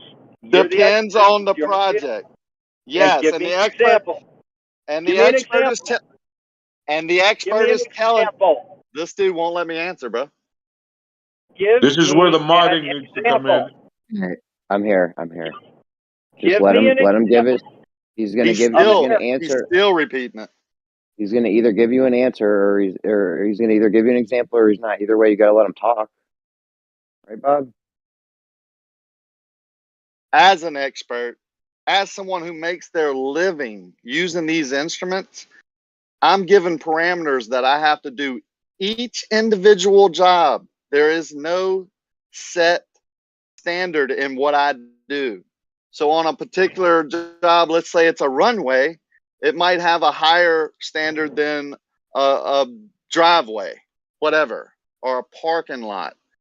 So the engineer will tell me he needs everything within a 1/2 inch or 1/8 of an inch or 1/4 of an inch, and he'll give me those parameters. I have surveyors come behind what we do and sign off on it. So if we're within what we were given by engineers, they sign off on it. If not, we have to redo it, and then they come back and stamp the plans. So 1/8 of an inch per 100 yards for a runway is a reasonable standard of error for you, correct? Yeah, but that might, over a runway, that might extend over a mile. You don't know. It depends on the engineer on that particular project. There is no standard, Bob. What I'm saying is your standard of just fudging a number to match what you expected to get if you shot a 1/2 mile over a water, long distance, low level over water to, I don't know what you shot to. It wasn't a story pole. And get a measurement that proves it matches the earth perfectly within a 1/4 of an inch of refraction. If you fudge the number to 1.5 inches of human error, is ridiculous. All I'm right, done. Rocky. Here's the problem that you run into and what you're not understanding. The instrument error over 1/2 mile is 1/2 inch. Refraction elevates, takes a 1/4 of an inch out of that. I gave it another full inch of possible human error. So if my reading was within that very large error bar, I was going to consider that flat. If it was outside that error bar and a greater drop than that, that is very solid proof of curvature. And What that tool did you is what I use? got. What I tool used were an you auto using? level. An auto level. You set it up using the bubble to make sure it was level? Yes. The bubble alone over a 1/2 mile, if you don't have it absolutely, if you think you have it absolutely perfect, would be more than a 1/2 inch. It's 1/16 of an inch per. It's 1/16 of an inch per 100 yards. That's if you have it perfect, sir. Did a very good job with it. Yeah, I'm sure you did. Okay, so I think I've proven my point again. You understand that the auto level has got a pendulum in it as well. The bubble is only for the rough leveling of the base. The auto level itself is based on the normal line with a pendulum. It doesn't have anything to do with the bubble, but yes, I did level it with a bubble. And then the normal line and the pendulum was the one that gave it 1/16 of an inch at The 100 point is, yards. if everything is perfect of what you're saying, everything's calibrated perfect, and you set up perfect, and you measure perfectly, you don't have to fudge anything to get an accurate amount. You don't. You seem I'm not to sure think, what you're trying to explain here. okay, that's because you're not listening to it. The instrument is accurate within half an inch by spec. Refraction reduces that by 1/4 of an inch because that raises the object by 1/4 of an inch.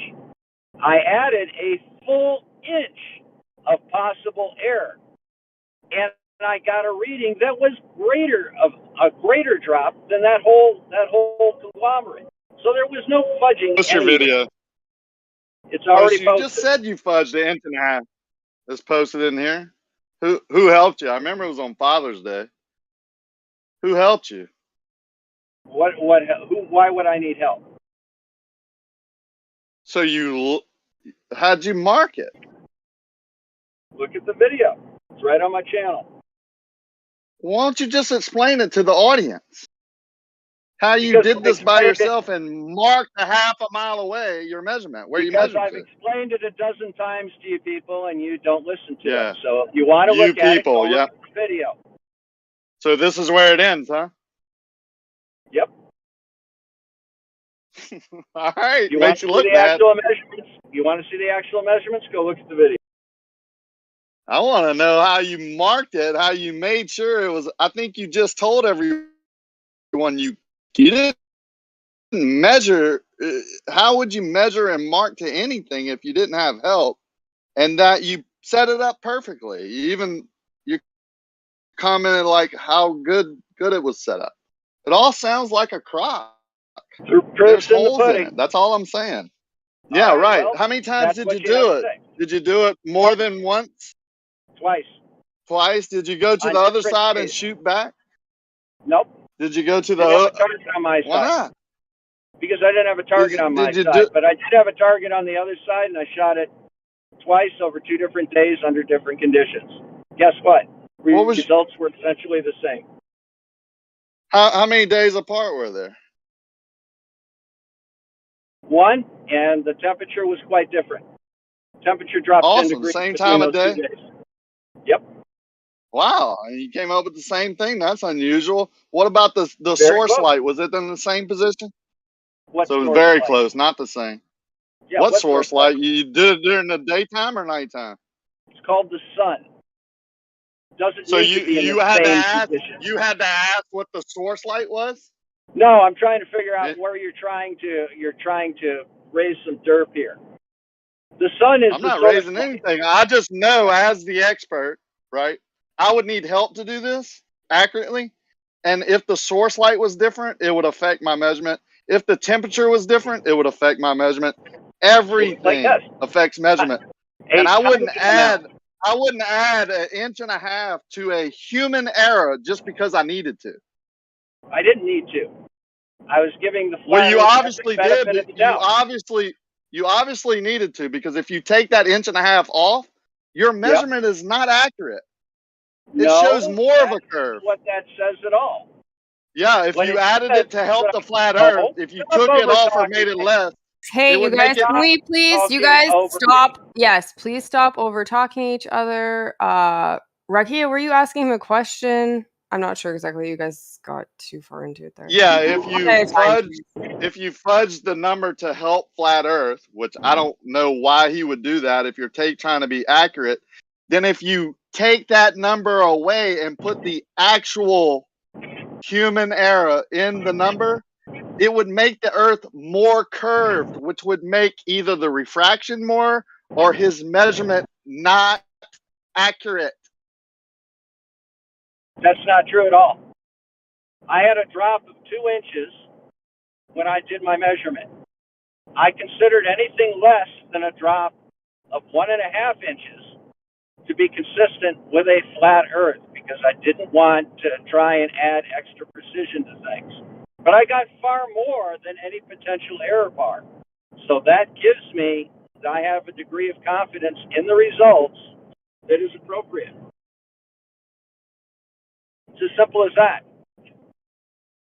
Yeah, I think I'll disengage. I think I made my points. He's made his, so we can all go from here and decide whether he's accurate or not. I wouldn't use fudging ever again if you want to be taken seriously. Oh, people take me seriously all the time. And people can go out and do this same experiment and get the same results. You can do it. How If come they you won't? fudge, what do you mean? Why don't you go ahead and do it? I've done 2.7 miles, Bob. And how I much didn't drop fudge. did you get? I didn't fudge anything. I had 3/4 of an inch. 3/4 of How an much inch drop- of. How Why much are you drop over did you talking get? me? Zero. How much drop did you get? Zero. Okay, well then you didn't do it right. Exactly. There you go. There's a fanatic. Says I didn't do it. When I tell him I did do it and had 3/4 of an inch, human and tool error plus or minus, which is more legitimate. He says I didn't do it, and because of I didn't get dropped. If you did it over 2.7 miles and didn't measure any drop, you didn't do it correctly. There you have it. I'd like to ask a question to Rakia. I was going to ask him the same question you're about to ask him. Let's see. Rakia, how often do you use these tools that you speak of? Every day. Bob, how often do you use the tools that you speak of? Anytime I need to. There you go, folks. Rakia, isn't this your job? Yes, I'm 30 feet away from a truck that has two transits, two different types of levels.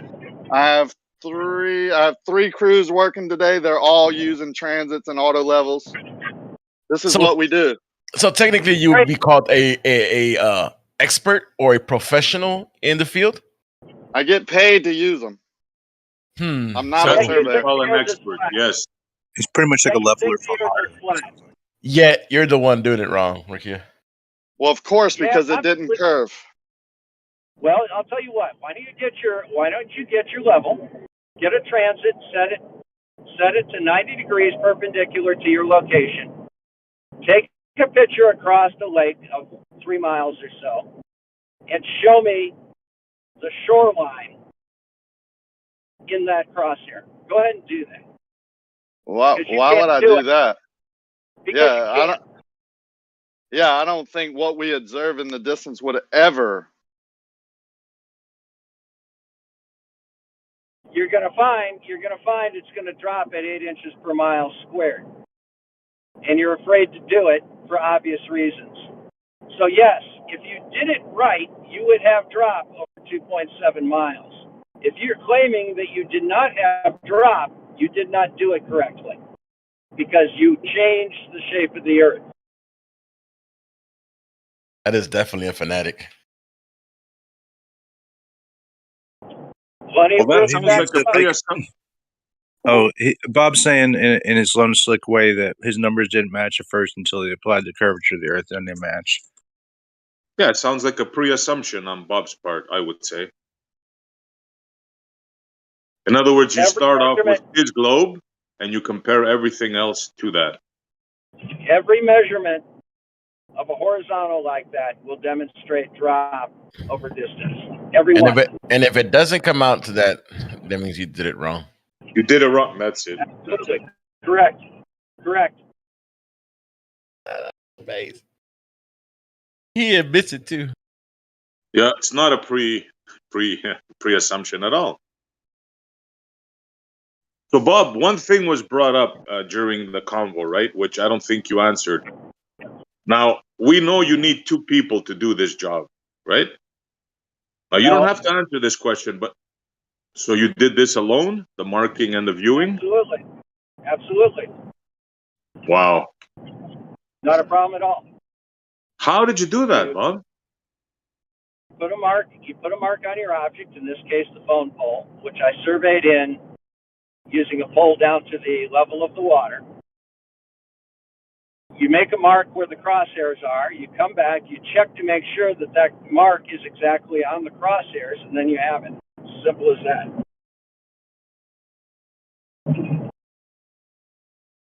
You don't move the auto level. You center it on the tape. You put a mark on the tape, and you make sure that that mark is exactly at the level of the crosshairs. And that's easy enough to do. You don't need two people to do that.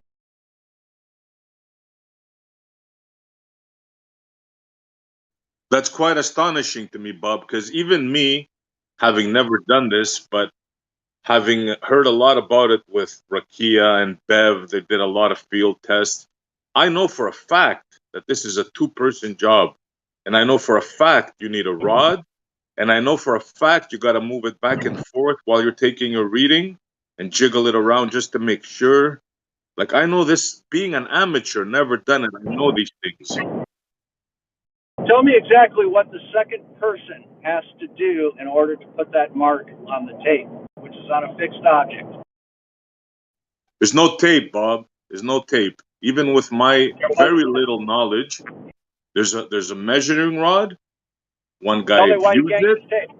lines it up with the crosshair, and apparently they have to jiggle it back and forth to make sure it's all correct, and that the pole is standing like as vertical as possible. So You have there's to no jiggle way it you back did and this forth. by yourself, Bob. No way. You have to Correctly. jiggle it back and forth if you're using a story pole and holding it up by hand to make sure that you get the top of the arc.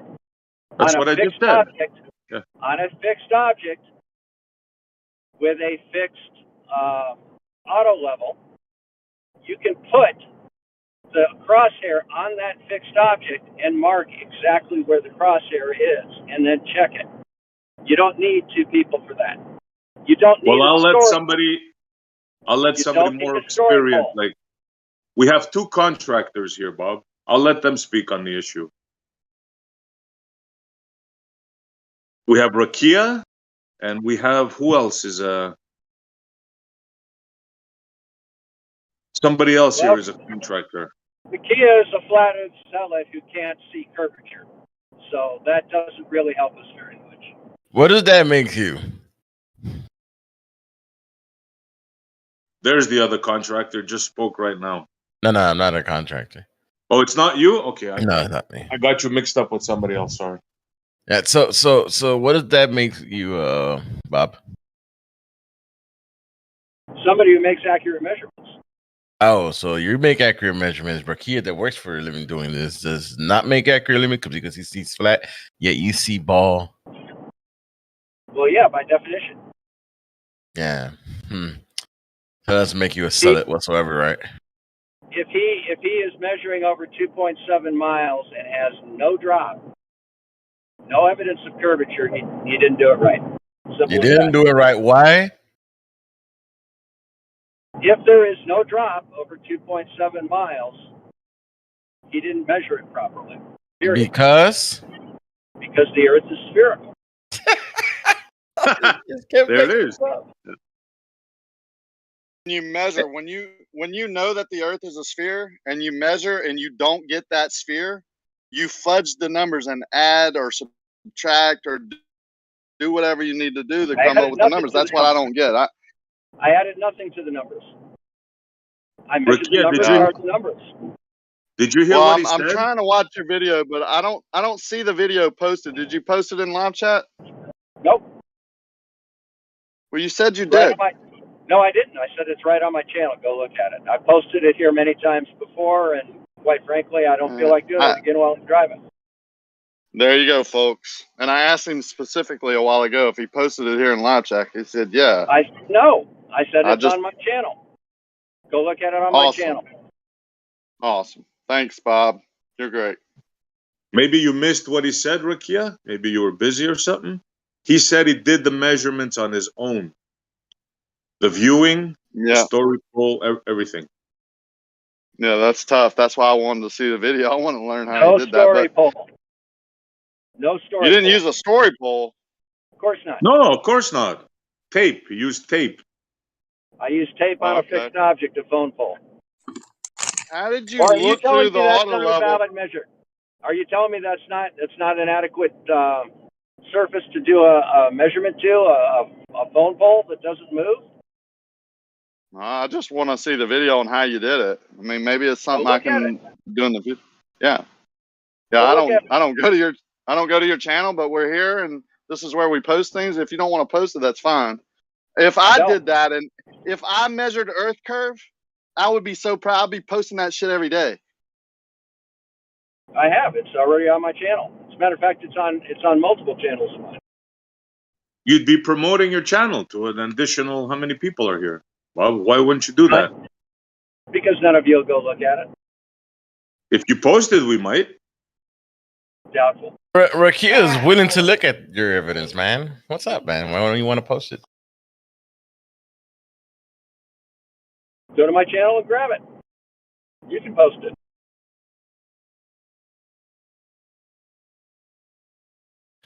It's not like none of Why are you you know who he so? is.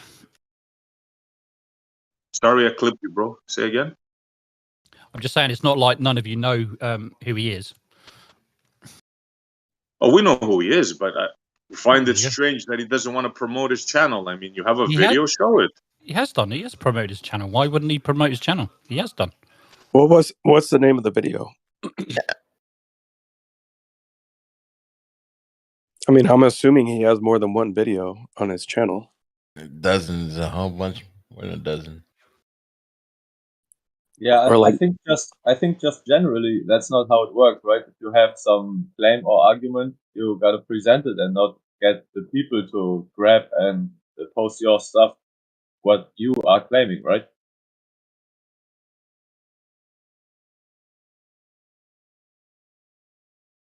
I mean, rough estimate of how long ago you posted the video if you've got a bunch of videos on your channel, because people are going to have to try to scroll through and figure out where this video is located. He's gone now anyway. Oh, he's gone? Does anybody know? Oh, he runs away. Amazing.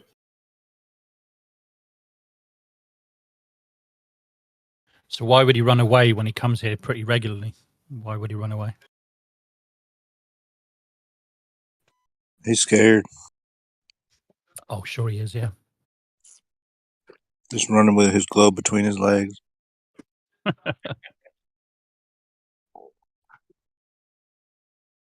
So, Okay, so let's just degrade this conversation into a trash talk about who does what and things, Yeah. why things happen. Okay, yeah.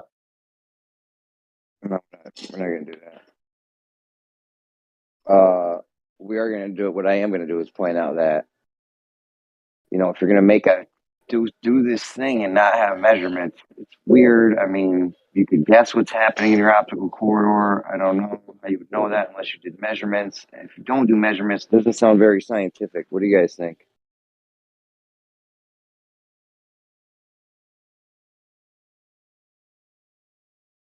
We could either guess what's going on in the optical corridor. We could make measurements. What do you think would be better scientifically? Well, I mean, measuring what's going on in the optical corridor would have to allude to some sort of definitive knowledge as to what we're testing for its effects on the light. And I don't know if we have definitively all that information. Oh, we definitely don't. Even if they did do their measurements of temperature, pressure, and humidity, it would still be a guess because you don't know which way the light's actually going in the atmosphere on Earth. I would agree.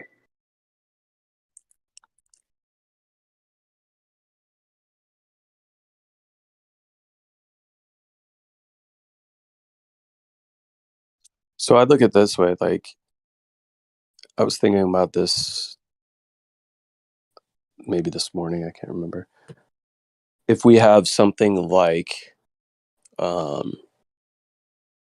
image where something is cut off bottom up that's in the distance, like the Black Swan oil rigs or whatever, something like that, and we see an image like the Black Swan on a different day,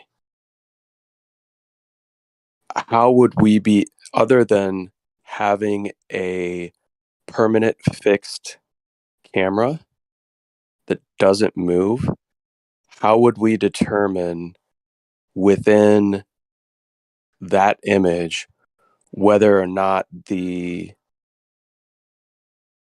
the horizon is being raised up over the original horizon level, or if the horizon is still at the same level, but the previous horizon has been dropped down. Does that make sense?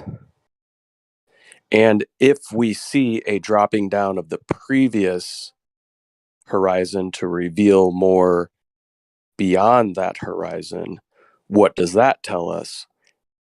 Or if the previous horizon remains at a specific level and the new horizon is above that, what does that tell us? I think that's something that would be pretty important to the conversation. Why does it matter?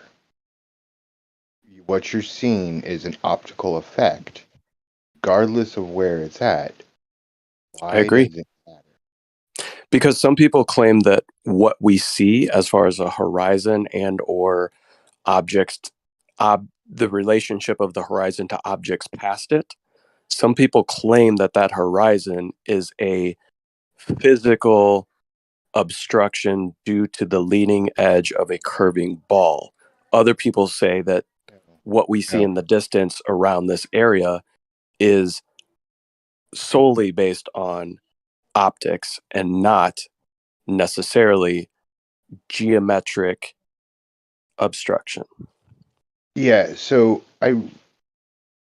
That's literally the whole argument. the geometric, that's a straw man that's not actually real. Obviously, it's an optical thing. You're looking at it. Don't see geometry, you see in optics. Ooh, okay, so you disagree with a lot of your cohorts. So you say No. that you see. I've never heard a single baller argue that we see geometry. Man, you should have been around last night. And this morning. And the past 5 years. I don't know. Yeah, no, all right. This is new kind of ballers. I mean, if I'm wrong, I would accept any baller to speak up and say that we see geometry. Well, next time Doofus is around, say, hey, did we see in perfect trig or Euclidean geometry? And he'll let you know. And also, I wanted to summarize the use of theolites and stuff. I would never, ever, and if any of my guys or crews did this, I would have a serious talk or not want them to do it again. Shoot one shot over a half a mile or 3 miles and come up with a horizontal line. That's not how we create horizontal lines over distance. Thanks.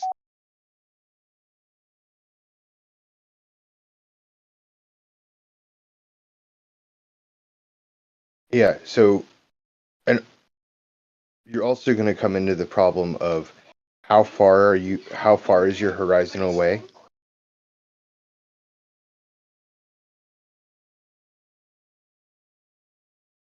Are you asking me how far the horizon is? Is that your question?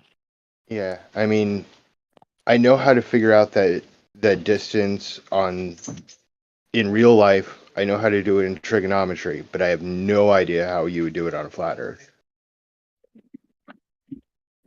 How would that vary?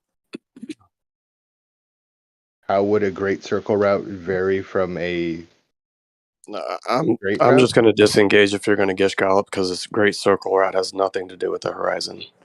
That's exactly what it is. That's how you find the distance.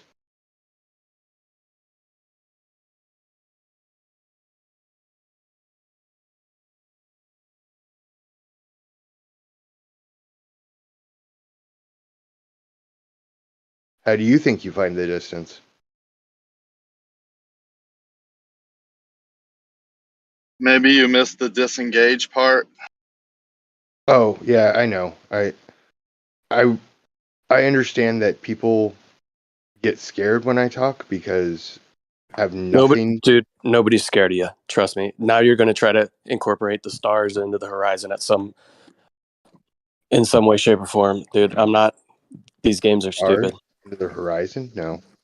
Then how do you get a great circle route based on the horizon? Distance over ground is measured in great circle route. How is that done?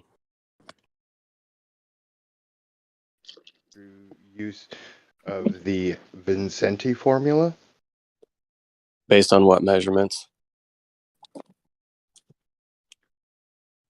You can't avoid Nonlinear saying that you're distance. measuring these angles as elevation angles to the stars using the horizon. Dude, I'm not stupid. I didn't bring up the stars or elevation angles at all.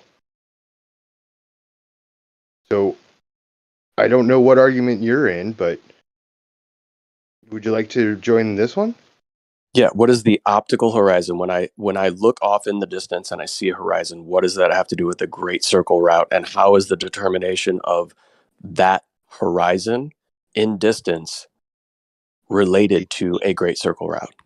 The distance between you and the horizon, if you're looking for the shortest path, is a great circle route. The shortest path from me to the horizon is a great circle route. How far away do you think the horizon is when I'm standing at the beach? Yeah, between 3 and 4 miles, depending on. You said you would be able to figure it out easily with your trig. So the distance between you to the horizon. No, this is where you're confusing again. I think the horizon is an optical thing. You're the one who says that it is geometric and not affected by optics, which is just weird. You 100% have no idea what you're talking about if you think that that is my claim. Have you ever listened to me talk then about what is your claim? how that it's an optical effect? Oh, okay. So you agree it's an optical effect. So How are you going to measure that optical effect when it's constantly changing and apply that to your great circle route or whatever the hell you're trying to do here? This is like the flip flop, man. does This is like the flip flop because it does change. For years your side have always said that. Hold on, give me a second. answer Yeah, don't answer the question because I got in there before you did. Yeah. For You got in years. to Oh my interrupt God, me. are Yeah, you yeah, going? yeah, No, yeah. I did not interrupt you. Is this really a fun game, or can we? Are you gonna try to shut act up like and a let me game? speak? Because I mean, I do not want to mute you while I'm actually talking. Thank you. I said for years. We've been saying that the horizon is optical, and you guys says no. Boats go over a horizon, therefore the horizon is a physical location. Now, since we've proven that the horizon is an optical location, now y'all want to flip up and say that you've always said that the horizon is an optical location. So I would appreciate it if you didn't mute somebody you're trying to have a discussion with. Did I mute you? It just makes you look like a child. He didn't. Did I mute you? Okay, whoever muted me, it makes you look like a child. I would appreciate if we addressed each other like adults. If that's impossible, I can leave. Yeah, it was not talking over someone. It was actually really important being an adult. I agree. Say, oh, you should stop doing that. yeah, It's you did that very to rude me. of you. You did that to me because I got in as soon as When so he you got asked me a napalm? question, Both acting like children, for fuck's sake. Jesus. when he calm asked me a down. question, that was, and Yes. you decided it was your turn to talk. Yeah, He asked you a go for it. question, but I interjected before you answered to give a brief overview of history, and then let you then And answer you're the wrong. question. How it's not? I'm wrong, really. Yeah, you're wrong. I'm wrong that y'all always claimed that the horizon was a physical location where boats go over. It is a physical location that you see through optics. It is an optical effect. What is difficult about that? The double speak is strong with this one. No.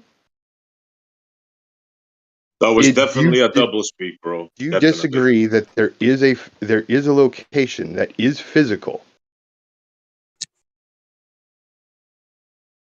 And then you said you see it visually. Hold on. Just walk with me step by step. Is there a physical location that you put a boat at, put a tree at, put a flag at, whatever? Is that a physical location? Yes or no? Obviously. Do you see it optically, which can be affected by optical effects such as refraction? Yes. So how is it a doublespeak to say it is a physical location that is seen through optics? because You didn't that say it that physical, way. You didn't yeah, say it because That's exactly that exactly way. how I said it. because the physical location and the optical effects change, meaning the physical horizon would change due to optical effects. So to say that they're the same thing is incorrect. You're And trying to also, allude they to change. the horizon being at a specific distance, and then you're seeing it with optics. That is correct. But if the horizon changes due to optical effects, then the physical location of that horizon changes, meaning the horizon is not a physical location. It is an When it optical changes, effect. is it still a physical location? It's an apparent location always. Oh, so it's not physical. You can't have a boat there. Somebody couldn't be standing there. Yes, they can. Let's explain Oh, this so it is now. This okay. is So important. it Hold on. is physical. Can Hold I on, hold on, finish hold the on. sentence? No, I What want do you you to mean no? confirm that it What do you mean is no? physical. When you say it's apparent, you're just lying. It is physical. No, listen. Oh, Listen. okay. Can you do that? Can you give me 30 seconds to speak? Thank you. The horizon is always a visual effect. Now, you asked if you can put a boat there, and I said yes. To you, to one individual person, you can put a boat there. But if you move so much as an inch in any direction, that changes. You Is the boat understand? is the boat at a physical location? Yes, of course. But So you're when you say used to the it. horizon is not a physical location, but the That's right. boat It's is at a not. physical location, I don't understand how something can be physical and not physical at the same time. Could you please explain your doublespeak? No, it's not a double speak. The When boat is is this guy physical. gonna get kicked? We're gonna do this all day like we did with Doofus yesterday. And you can't demean people in every Your sentence. doublespeak Well, to says be What did he that fair, the we say? had I horizon double missed is it. speak Hold finish. on. So Yeah, hold on, thanks, hold on. Hold Jeremy. on, man. I your missed it. What doublespeak did it? I'm here, guys. Guys, I'm here. I missed it. What your happened? doublespeak says that the horizon is physical Maybe you and didn't not hear. physical Hold at the on. same time. Stop. Mod Why is can I trying to not ask finish the because Mod sentence? is trying to mod. Hold Stop. on, Kool-Aid. We're not. This is not an argument thing. What happened? Was he talking shit? Did he demean someone? What happened? I Yeah. asked them to clarify their doublespeak, and that triggered Rakia. That isn't for you to speak. Ask Rakia or somebody else something. Oh, They didn't ask that's you. right. I'm a Please second-class citizen. stop. I'm not allowed to You answer. Okay, hear? we got your Nah, side of the oh my story. God. We got your side of the story. Okay, Kool-Aid. Now, what did he say, Brakia? Okay, Or Jeremy. SU? You heard how he just treated you, right? I don't Right? know if he knew I was stepping into mod or whatever, but Come yeah. on. Yeah, But just what did he times say? that. Yeah, just times that by about 5, and then every time he speaks to one of us, he demeans us. It's not needed. It's not necessary. You hear how he's acting. My question is this going to be allowed all day? Because this is the guy giving us a conversation like Doofus did. If it I, is, let me know. I don't know. I didn't hear him really saying anything bad. There might have been a little bit of over talking and shit just now, but I mean, you guys don't have to engage him. Can I Just go stop back to my engaging him. question now?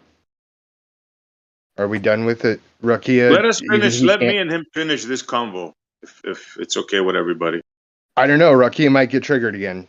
So Okay, stop. Just don't do There that, it bro. is Come on. again. Don't do that. Let's just I okay. have a understand what I'm civil saying. He conversation. just did it again. Like when Ahmad asks him not to overtalk and he overtalks you. And then when I say he's demeaning people, and then when he's given the floor, he starts talking about me and what I'm doing. Yeah, Or are let's we not, gonna guys. let this happen all Let's just if a debate. If you guys are having a debate, just stick to the debate. You know, if not, if you don't want to engage them, don't engage them. This doesn't have to go on all day. You can just stop engaging them. Okay, SE. How can you say the location is physical and not physical at the same time? Because we're talking about two different things. We're talking about a boat, and we're talking about the horizon. which is No, always different due to the that's observer. In other words, you can have an that's observer that's incorrect. Hold on. We're talking about the horizon. The horizon is a physical place. You agree with that by saying we can put a boat at it, correct? negative. The horizon is not a physical place. Negative. So By a boat can't sit definition, on the horizon? can I finish the sentence? By definition, the horizon is where the sky appears to meet the ground. Appears is the key word here. Can a boat sit at that apparent junction? That's what I tried to answer you before. You can, let's say you're standing somewhere and you pinpoint the horizon, right? And you have a walkie-talkie communication with the boat. You can make it appear to be where you think it is, right? Okay. But Is it's the boat not. It's the boat not at a really physical an location? action. The horizon and the boat are two different things. Is the boat at a physical location? Yes. So the horizon is a physical thing. No, negative. I will No, repeat. The but it is. horizon is where the sky and the water appear to meet to the observer. But it is physical because we can put something there. But it's Negative. not physical. Oh, we can't put things there now? You can, like I told you, you can line up a boat with your vision where it appears to be for you, but it's still, those are two different things. That's a boat, and that's a boat which is a real solid object, and you're placing it in a location that is defined by definition not to be real. Like, let's not use real, it's an apparent location, I repeat, where the sky appears to touch the ground or the water. Is the location physical? You agree we can Look, have a we're boat not going or to a go around tree in there? circles. You said what you said. I said what I said. Can we Yeah. move forward? What's your No, point here? I agree. You don't understand that something can be physical and Why is this allowed? affected by optics at the same time. I'm sorry I triggered you, Rakia. Maybe you need to go get a fresh diaper. Calm down, dude. Why is that allowed? Yeah, that's unnecessary, and he's Yeah, doing he's it on server muted. purpose. He's server muted. Thank you. Nice. Well Can done. we move Yeah. on? Come on, man. That's how you handle Jesus. that. That's antagonization for nothing. I couldn't get to my phone fast enough.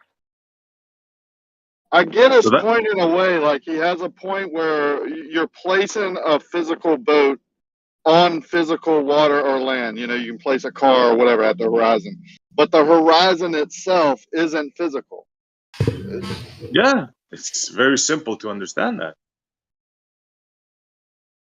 I hope I did a good job explaining it. It's by definition. By definition. I think he was just looking for an argument. I mean, I think you know what I'm saying. He's just because earlier I thought he said that the horizon was apparent, and now he's arguing against you, saying that it's physical. Yeah, he just wants to I think argue and he it's wants him to that was trigger you, Rakia. troubleshooting with. Yeah, this I'm was not triggered. I'm just obviously. not going to sit here and listen to the same thing every day, like we did yesterday. It just gets to a point where people get frustrated. We have to have an hour-long session with the mods to learn how to handle someone. When all you got to do is, if he's going to continue, and someone asks, right, can a mod take care of this? Then take care of it, or do what you think is best. I think he should be able to come back a little later and see if he does the same thing. But anyway, I thought wasn't his argument that the horizon was apparent, like not physical? At Right, one point, physical and but not then physical. yeah, He was yeah, claiming that yeah. it's not physical, it's apparent, but it's also physical. So it's non-physical physicality that's apparently physical, physically apparent. It can be both things, right? Dialetheism, dialetheism. Dialetheism, correct. But If you notice, he's going to argue with that, saying it's apparent. it degraded or deflected away from the point that I originally brought up regarding the horizon. I don't know if anybody even remembers it at this point, right? Where I said, if the horizon we see and we have a fixed camera on that horizon, if that horizon either drops below where it previously was to see more beyond that horizon, or if the horizon in our original image stays where it's at, meaning our camera location or whatever, the reticle in our camera stays where it's at, and then things appear above that horizon. All of these things due to atmospheric conditions and optical effects. What do those two scenarios tell us, if anything? Meaning the dropping of it, you're looking off in the distance and you see something, just for a simple example, like the oil rigs and the black swan. If we have a fixed camera on that and our reticle's at the horizon line and we see those oil rigs appearing to be obstructed by the horizon, and then we time lapse it, do we see that original horizon drop to reveal a horizon beyond the oil rigs, or do we see the oil rigs and a new horizon appear above the original? And what do these two scenarios tell us about what we're seeing visually and or the shape of the earth? I think that's a good question. Very good question. And the answer is it's optical. It's all optical. That's been my experience. Every time I go to the beach and I make an observation, it's rarely, I would say never the same, depending on the day, the temperature, how much humidity is in the air. And what I see a lot, and I don't think it's been talked about enough, is heat haze. When the sun heats the water, you see that shimmer. Ripples. Personally, I think that's one of the major things. They say refraction and stuff. Well, I think that's one of the major things that causes this.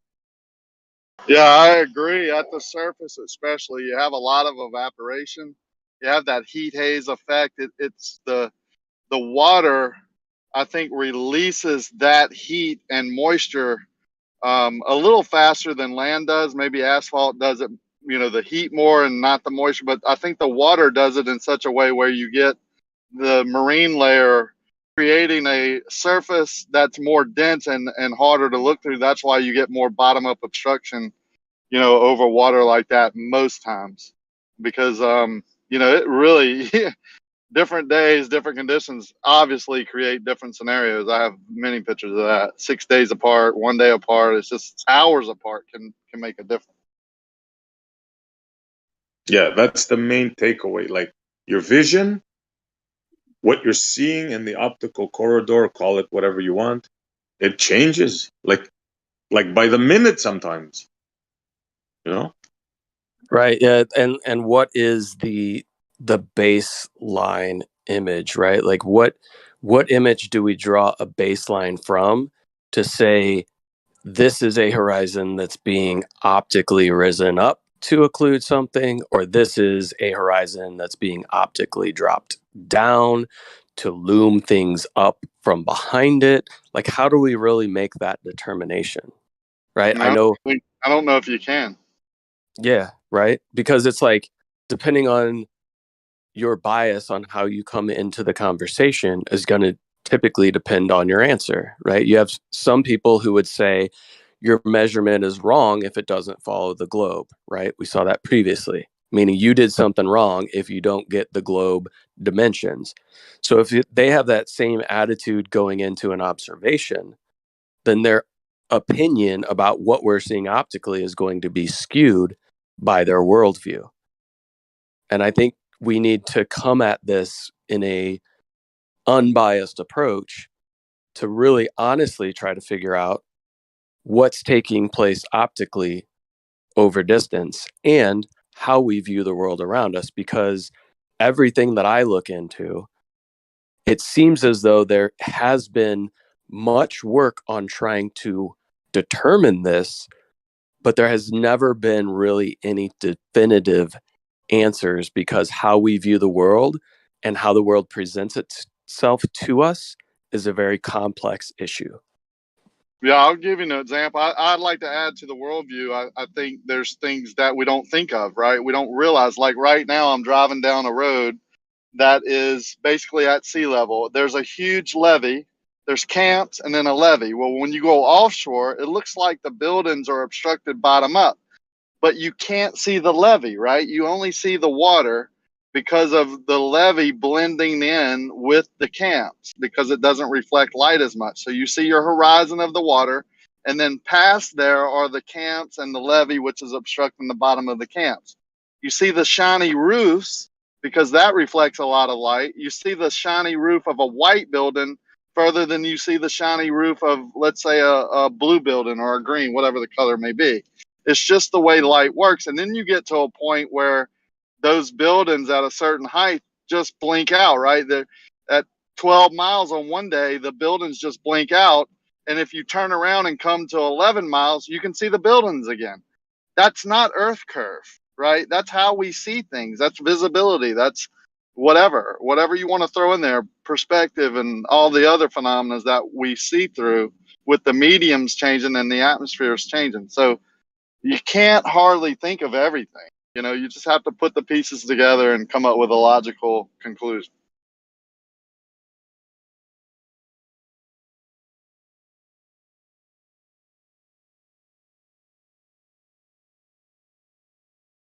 Yeah, and even to me, when it comes to like the horizon, and you want to give an example of like going offshore, right? So when I go offshore fishing, obviously, lots of times um, you're looking back as you're going out, right?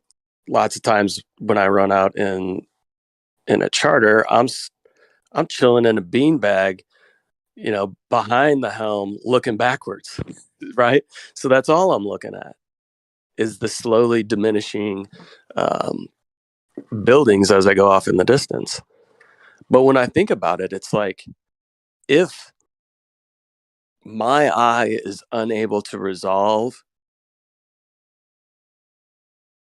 things at a specific angle, my smallest angle is always going to be the bottom first. Yep, And because the sky is so high. yeah, and that's where people have the issue. People want to take the angle to a whole entire object as if that's how you're going to view the world. But you don't. You view to what we would call a vanishing point or horizon. And that horizon is where all of this information becomes too small of an angle for you to resolve. And it's right in that horizon area where it just starts to kind of blend together. And my angle to a 100-foot tall building as I'm going offshore, my angle to the top of that building is completely different than my angle to the first story of that building. Meaning a first story building is always going to appear to disappear first before a 35-story building. So what would lead me to believe that whole 35-story building would somehow shrink and shrink and shrink and then completely disappear altogether? No, it makes sense to me that it's going to appear to disappear from the bottom up just solely due to my angle on a boat, which is maybe at most 6 feet off the water.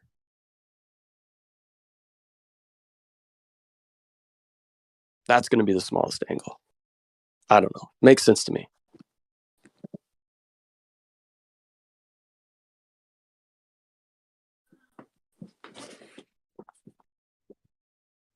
Anybody that's been to a body of water with one of those, shall we call them shitty cameras, P900s, or an equivalent camera that can zoom, you'll know right away it's all visual. Like you go there at 10 o'clock in the morning, then try to go there at high noon, then go at 2 o'clock and go like when it's getting dusk. You're going to see all different views of the exact same spot, the exact same location, and the exact same view. It's all going to be different. I've seen a boat no more than, man, it couldn't have been more than a mile and a half away. And it was all blurry, all fuzzy. I could barely read the letters on it. and it was due to heat haze. It's like a curtain. It's like a blurry curtain. Well, we've all seen it in the, maybe not on water, but on asphalt, we've all seen that shimmering effect. And that, I tell you, it wasn't more than a mile and a half away because it was between the river, and the river is like 4 miles max width. So it was real up close, and it was all blurry.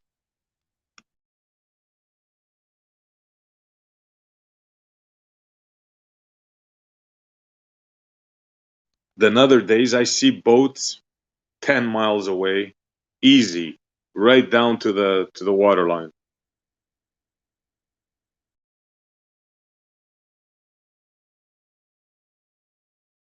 Yeah, obviously, you know, it changes day to day for sure. And the thing about like the P900, P1000 that people also fail to account for or take notice of is that there's a difference between an optical zoom and a digital zoom, right? And at a certain point, you get out of the optical zoom with those cameras and you're doing strictly a digital zoom, which isn't going to continue the process of increasing your aperture and focal length to bring things back into or allow things to be more visible in the distance. Yeah, it just zooms the pixels basically. Yeah. Simplistically, yes. Yeah, that's what it does. Yeah. Once you get into the digital zoom. I had to jump off because I was going to have lunch with some family. But I know this, you probably already hashed this out, but I was going to say something with all these observations. When Jeremy was talking about the optical corridor, which means your observation.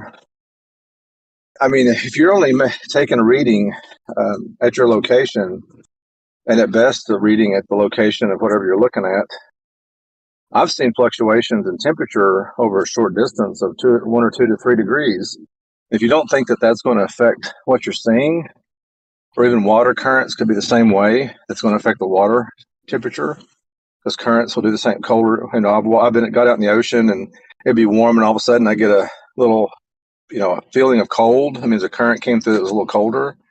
If that kind of thing does not happen, you've not got a reading across that whole span, and then try to, you know, you're not really doing a good thing.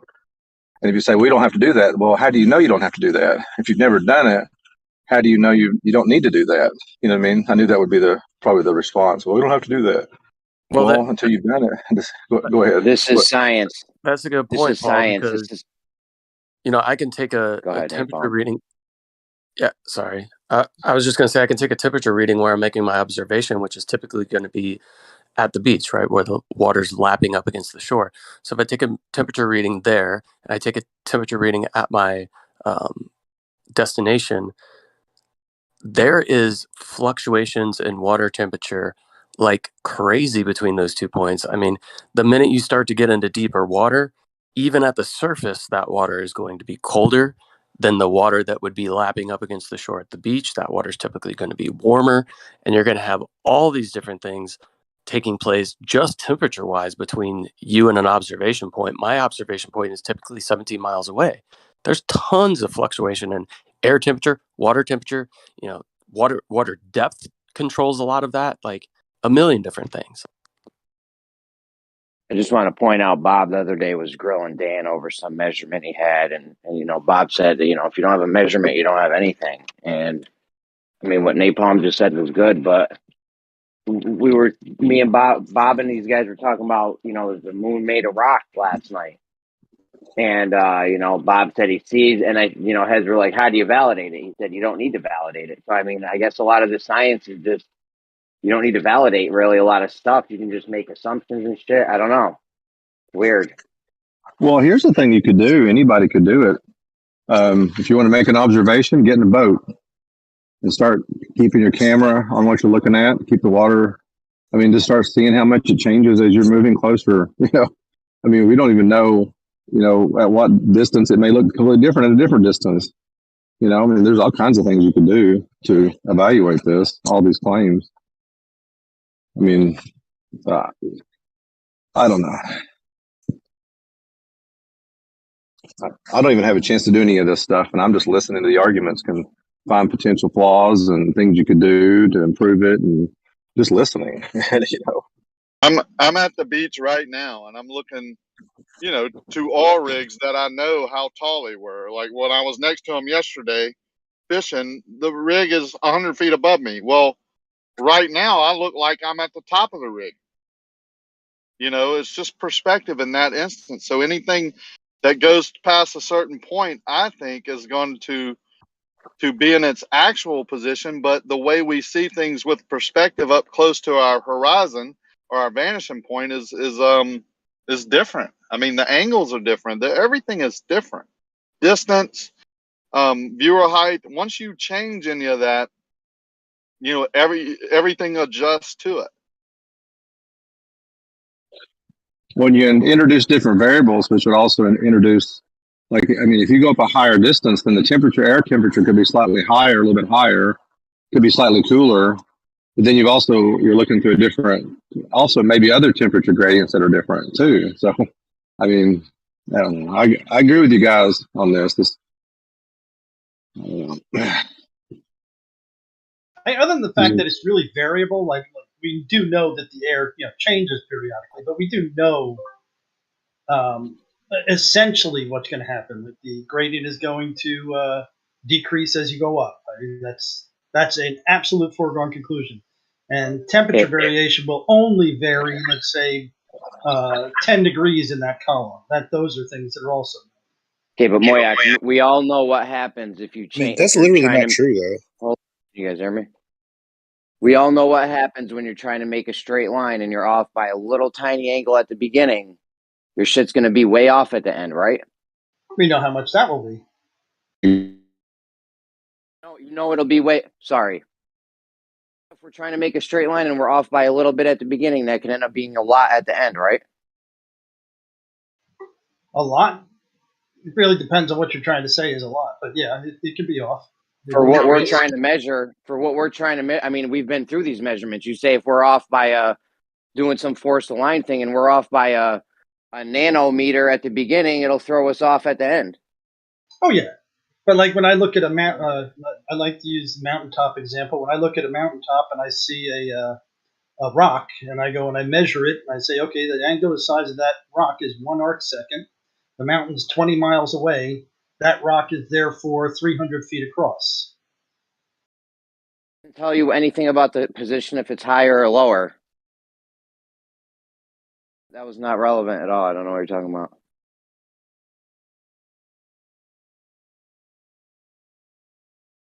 Being higher or lower. Mm-hmm. I actually just saw something. If you can determine the distance and the size of an object by measuring its arc seconds and knowing the distance, then you could do that with just about anything, right? They do have competitions. They do have competitions where they try to see who's got the best optical tool, and they'll take an object and go out and see who can make the best, angular measurement on it.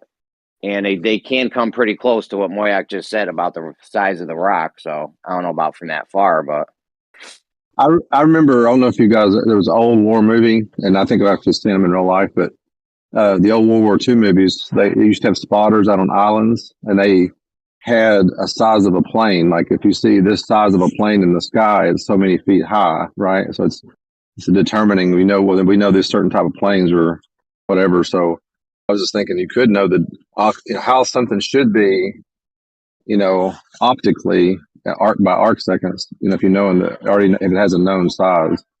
So then you could actually determine if something is off or something is not right just from an observation, as long as your formulas are correct. Yeah, you would kind of need to know like how far away it was, though. That'd be a trick. I wonder if you could do that by angle above the surface. I don't think so. I think you'd have to have like a predefined, I know how far away the mountain is, therefore I could do an accurate measurement. I thought it was also cool. Did you see what Bacon did with the people standing on the mountain in front of the moon? I thought that was pretty impressive, determining their distance. I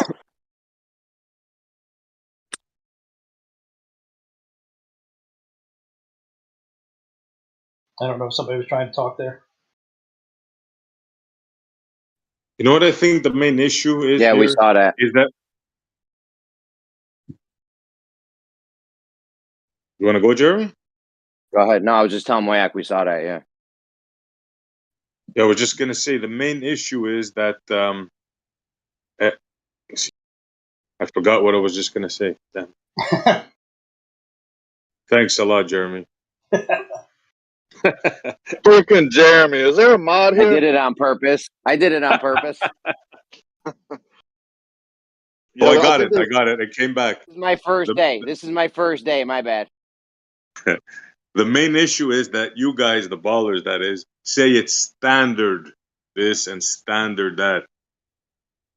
I say bollocks to that, right? We use a good terminology because there's no such thing as standard. Well, standard is Look, like a starting point, and that you can start there, but you can also go with just what are the extremes and say how much can these deviations cause, and are the weather conditions conducive for that maximum extreme, like 100-degree air temperature and 30-degree water, something like that. Are the conditions in there? How far are they capable of maximally moving something off place? Look, the only thing standard you can say, right, is the barometric pressure is so much. The sun is this time of the day. The weather is 70 degrees Fahrenheit. The water temperature is 40 degrees. You're never going to get all those factors to align. Right, but The can you tell the so much. the maximum impact that would have? Well, here's the thing, though. Max. Okay, you said maximum impact, and this came up, I think, last week or something, and I brought this up. When you say standard, usually you mean that can be translated into average, right? So if you do an average measurement, this is what you're going to get over whatever. The problem is whether these measurements and these standard refraction done all over the Earth, because an average, like where my location is, the average so-called refraction in my area may be different than the so-called average on Lake Mead or on the ocean or somewhere else. So when you say standard, you're having to say, I've done all these measurements all over the world, and these are this is the average from all that, and that's your baseline. But has that been done? The answer is probably no. Well, the standard conditions are not assuming you're right next to the surface of water. Typically, when you're doing things like surveying or doing celestial navigation, you are far away from any surfaces that can cause an erroneous result. And that's what the standard conditions are. So are you saying standard conditions or standard refraction? Are you saying that's the same thing? Standard conditions that cause refraction would be standard refraction. Okay. Let me ask a question to both sides, if I may. In all these standard calculations and on any side, has anybody ever heard of a heat haze calculation? I heard of refraction, looming, stooping, this, that. Has anybody ever thought to take heat haze into effect into the calculations here? Anybody? I mean, ideally, the objects that you're trying to get measurements to are not too difficult to see.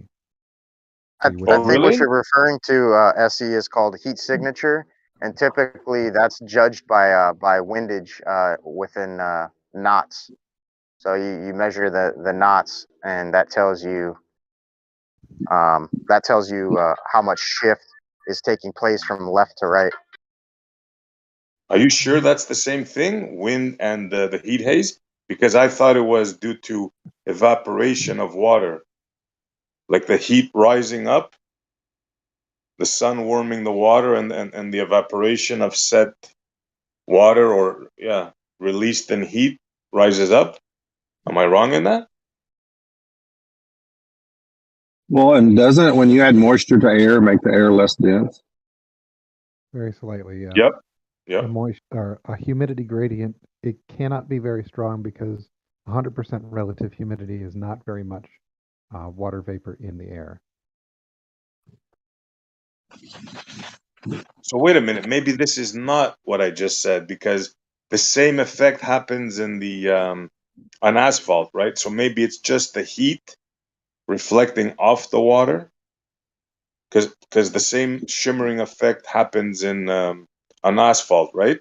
So maybe it's not the evaporation process. Maybe it's just the radiant heat rising. It's the gas focusing on itself or something, creating the ripples. Yeah, some stuff like that. itself? Yeah.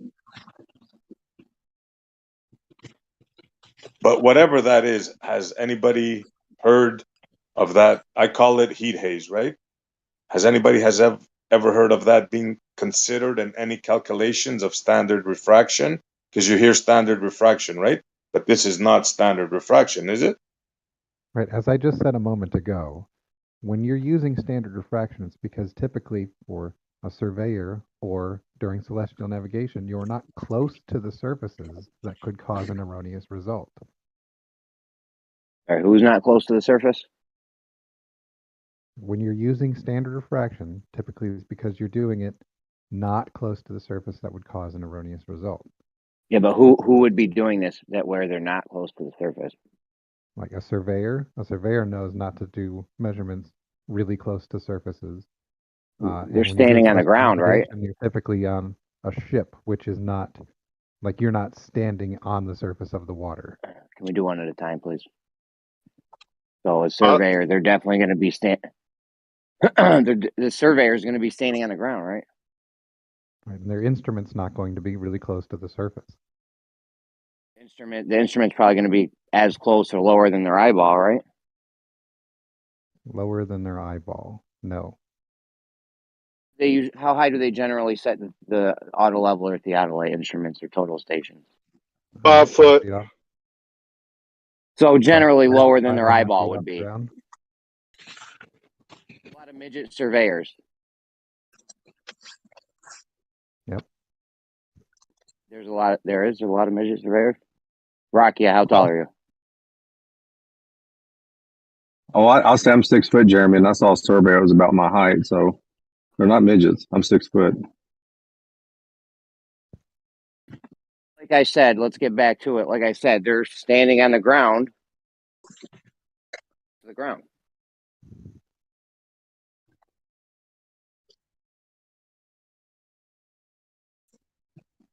Check.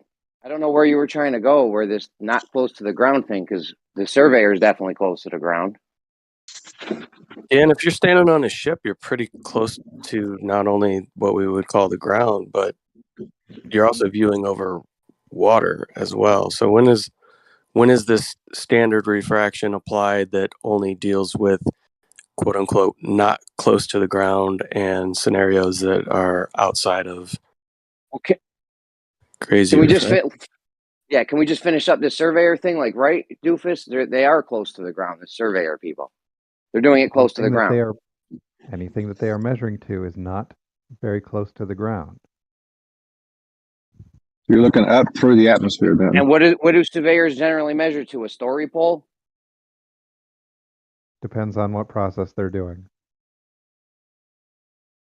Either way, they're starting off, they're close to the ground. So they'd be subject to that refraction. Right. When I say close to the ground, we're talking about, well, obviously they're not going to be doing it over blacktop because blacktop. And they're not going to be less than 3 feet. They're not going to be that close to the ground.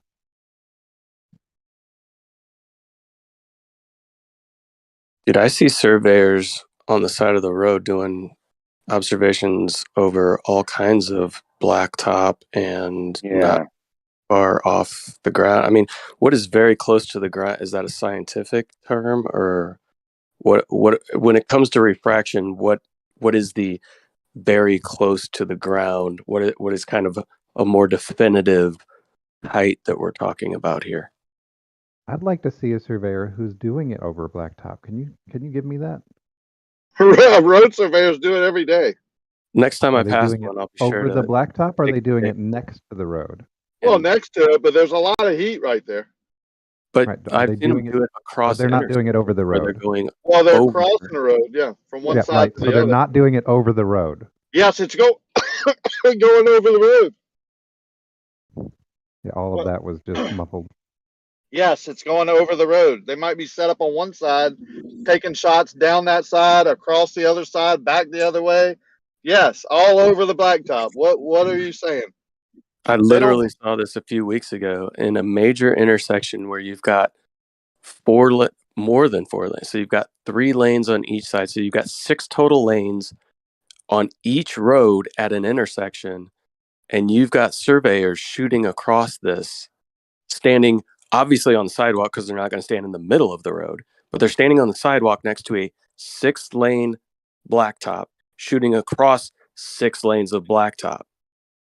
I mean, I literally saw it the other week. Well, and usually when we make these discussions or these arguments, I would say an average, I mean, probably the low end is most people are probably men specifically, where most of it's men on here, brought anywhere from 5'8", 5'9" to 6 foot. So wouldn't that be what we're trying to look at, what we're observing from our height?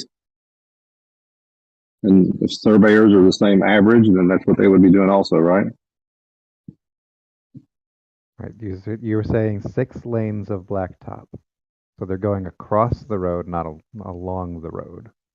We're not talking about more than 300 feet of optical corridor, right? Yeah, but it's the temperature change. It's not how far.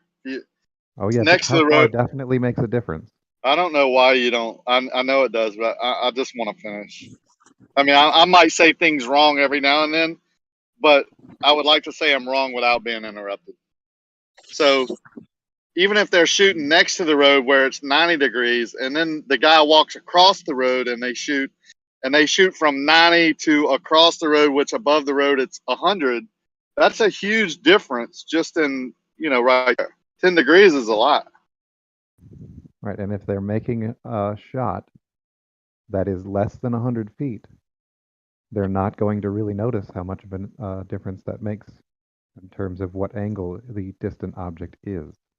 They must not, because they do it all the time. But you were arguing that they don't do it. Now we're arguing that it doesn't make a lot of difference. I guess you're right. I mean, because they're doing it and they're accurate. Yep, if we're close to a surface that is of a different temperature, we cannot make a long observation across it.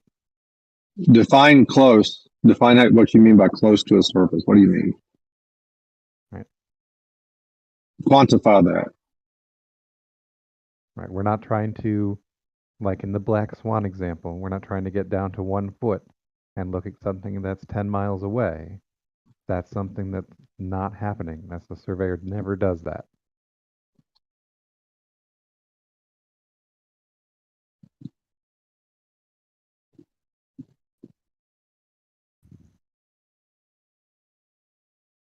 So you're saying though, so that optical corridor, if I was 6 feet off the ground looking over 8 miles at 6 feet, surveyor should be fine over 8 miles. No. 8 Oh, miles. okay. Yeah, 8 miles it depends on the surface, I guess. I mean, typically speaking, a grass-covered field is going to be your best optical situation. Everything else is kind of iffy.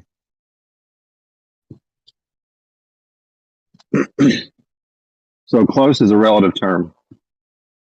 Depends on the situation you're working with. Does that what relative means? Yeah. Okay. So if we're standing on a boat and we're doing celestial navigation and we're applying standard refraction, like that's cool, right? So is that standing on a boat, sometimes you're maybe 6-7 feet above the water. So if we were standing at the beach, what's an acceptable height to take an observation where we could just use standard refraction? No, your feet are not touching the water. You're not 6 feet off the water. That's why I said 6 to 7 feet. Okay, so your feet are not 1 foot above the water either. Bro, I've been in boats where my feet are below the water. Yeah. Like, Well, what are my you boat talking doing celestial navigation on a canoe. You don't have to be on a canoe. I have a 53-foot sport fish. My back deck is at waterline. What are you talking about? Okay. Where are you doing the celestial navigation from? Well, he's talking about doing it on the back deck, which is his feet are at the waterline. What are you talking about? Right. Typically, when we're talking about celestial navigation, we're talking about ships where you're not going to be that close to the water. In addition, you're looking at celestial objects. The celestial refraction is much more stable than anything close to the horizon. Do you have any like verification as to how much more refraction is going to take place when Rocky is at the back deck of his boat, or if he goes up a level and he's maybe standing on the front where he's 4 or 5 feet higher? Is that horizon going to change considerably? Horizon. I'm not even originally talking about the horizon. I'm talking about objects you see in the distance. Yeah, you. Right, the horizon. So like celestial navigation, we're using the horizon, right? And that's why you're applying standard refraction. No, the reason you're applying refraction in celestial navigation has to do with the celestial objects. And I'm struggling with this, guys. When working off a boat, when I talk to a Garmin, we're calling it 9 feet because that also matches roughly what you'd be if you were standing a few feet above the water and you added your height or tripod height. So call it 9 feet if you're dealing with the water. Doofus, everything you're saying contradicts Bob, who thinks he can. Bob, the science guy, thinks he can do it in his backyard, standing on a pod. And then fucking Ruhif tells me I got to go 50 meters in the air. You all got different stories. There is no such thing as standard. I don't need to go on and on debating this. None of you know what you're talking about. None of you.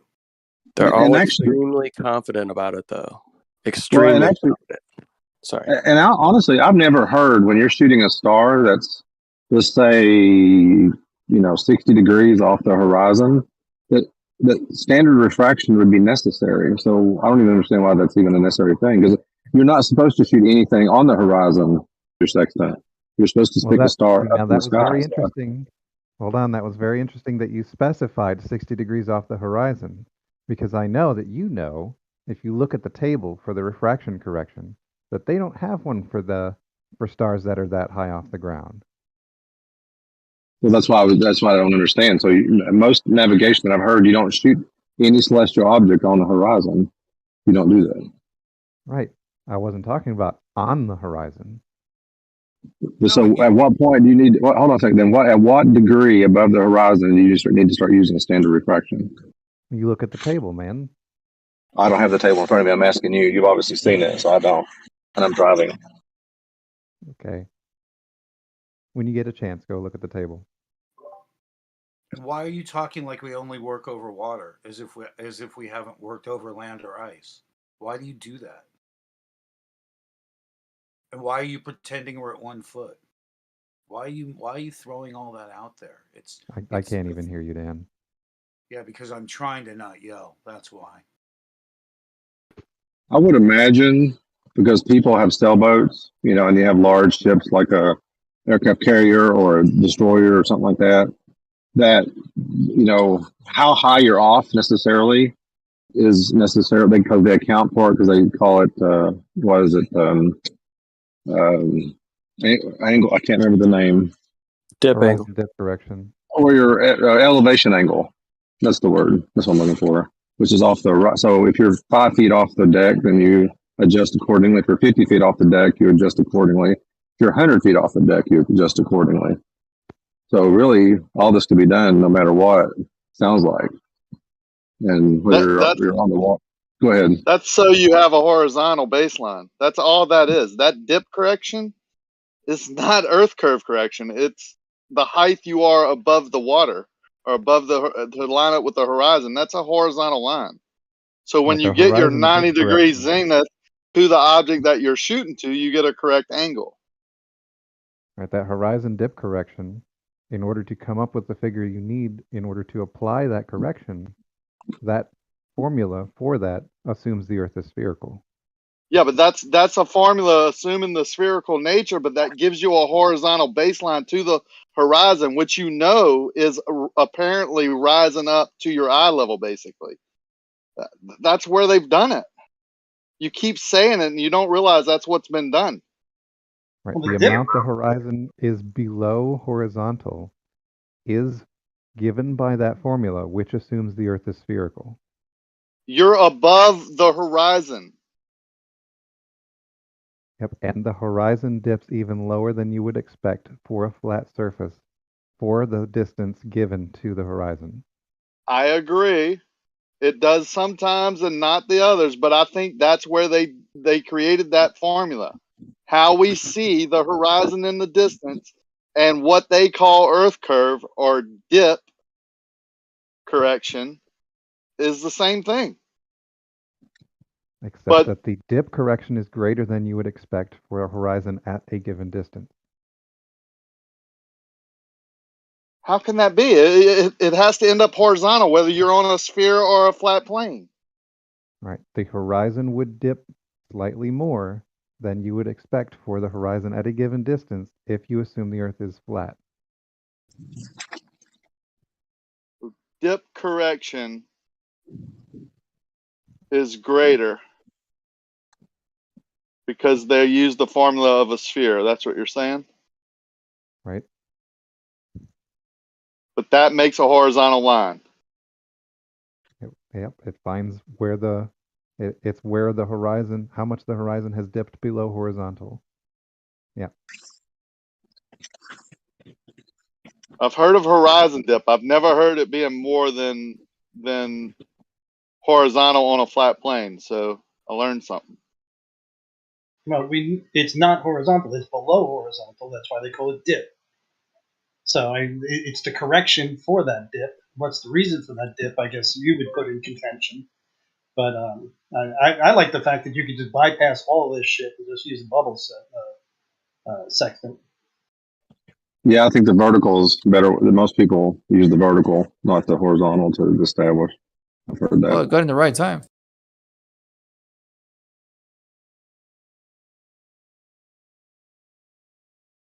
And dip correction is only trying to find what the bubble sextant finds inherently.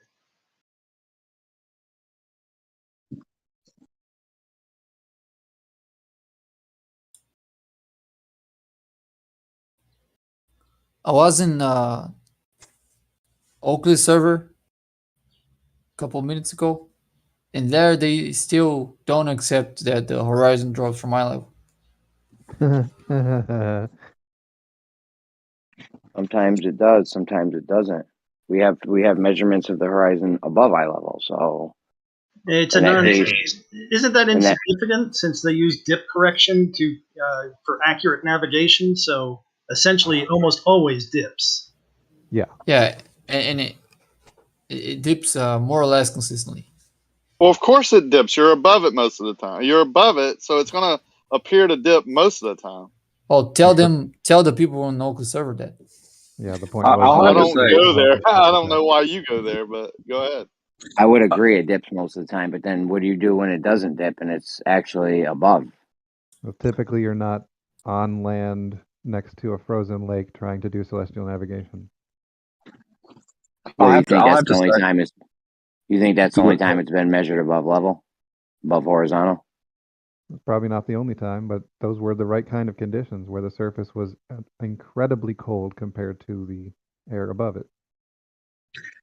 I will have to say, since I've always been trying to stay neutral here, I think the dip correction is the one argument I think is the weakness to the flat Earth argument, because as long as I've been in this arena, we've always argued that the horizon rises to eye level, but the moment it doesn't, then there's a problem. Now, the flat Earth, I mean, obviously the globe Earth says it's the Earth's curvature, but if it doesn't, why doesn't it in the flat Earth? What's the cause of that?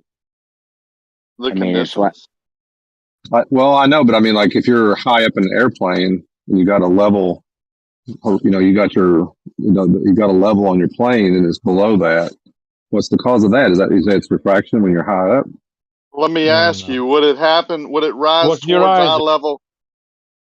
Would it rise towards eye level more on a flat plane or on a curved surface that's supposed to be falling away from your eyes? I think it would happen more readily on a flat plane.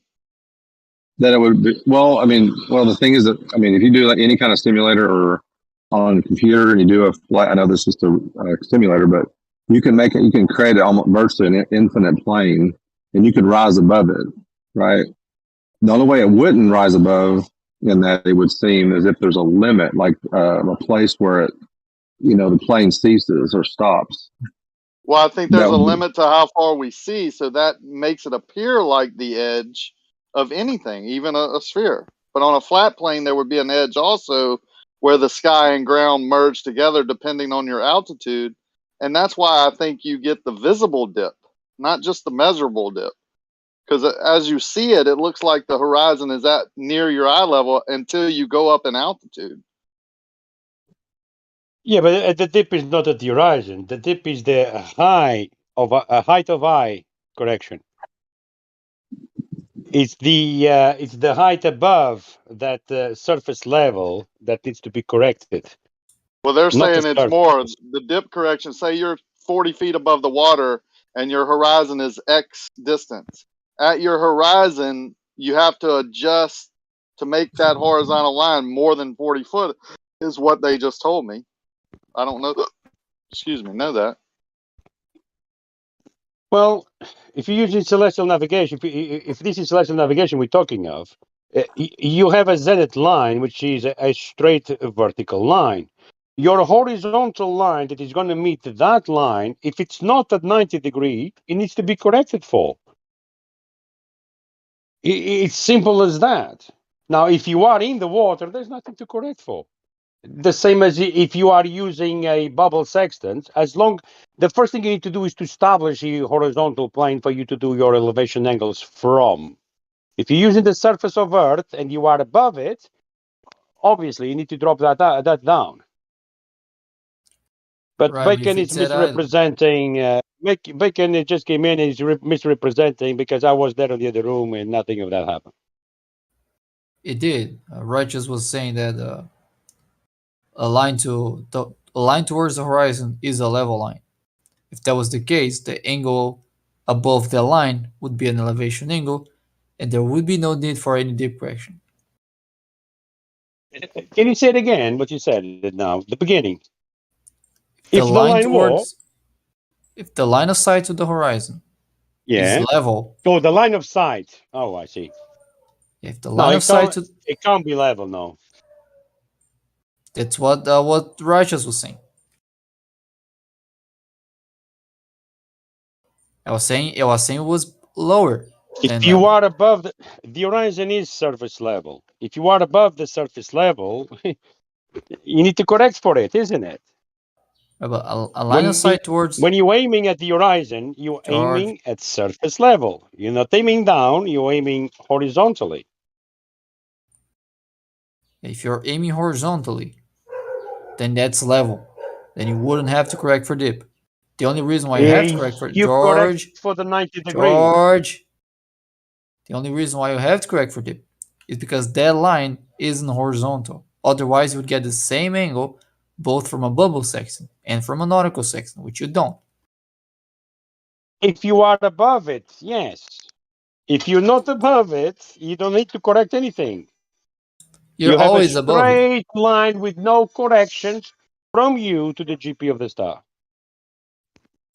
It's not to the GP, it's the horizon. No, to the GP of the star. You want the distance between you and the GP, not between you and the horizon, or between the GP and the horizon. But you're not sighting the GP, you're sighting the horizon. You're sighting the horizon for your angle, but then you don't want that. You want the distance between you and the GP. So yeah, a straight line from you to the GP. Yeah, you have to, because we're talking about right angle triangles, elevation angles. You can't see the GP. If you can see the GP, you don't need to do celestial navigation.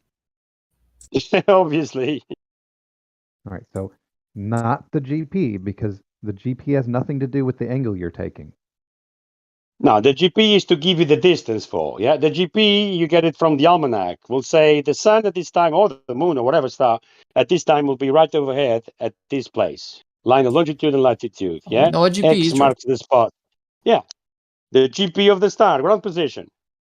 Now, you want to know your distance, the distance between you and that ground position, so you can draw a circle of equal altitude, because that distance is a radius value. Yeah.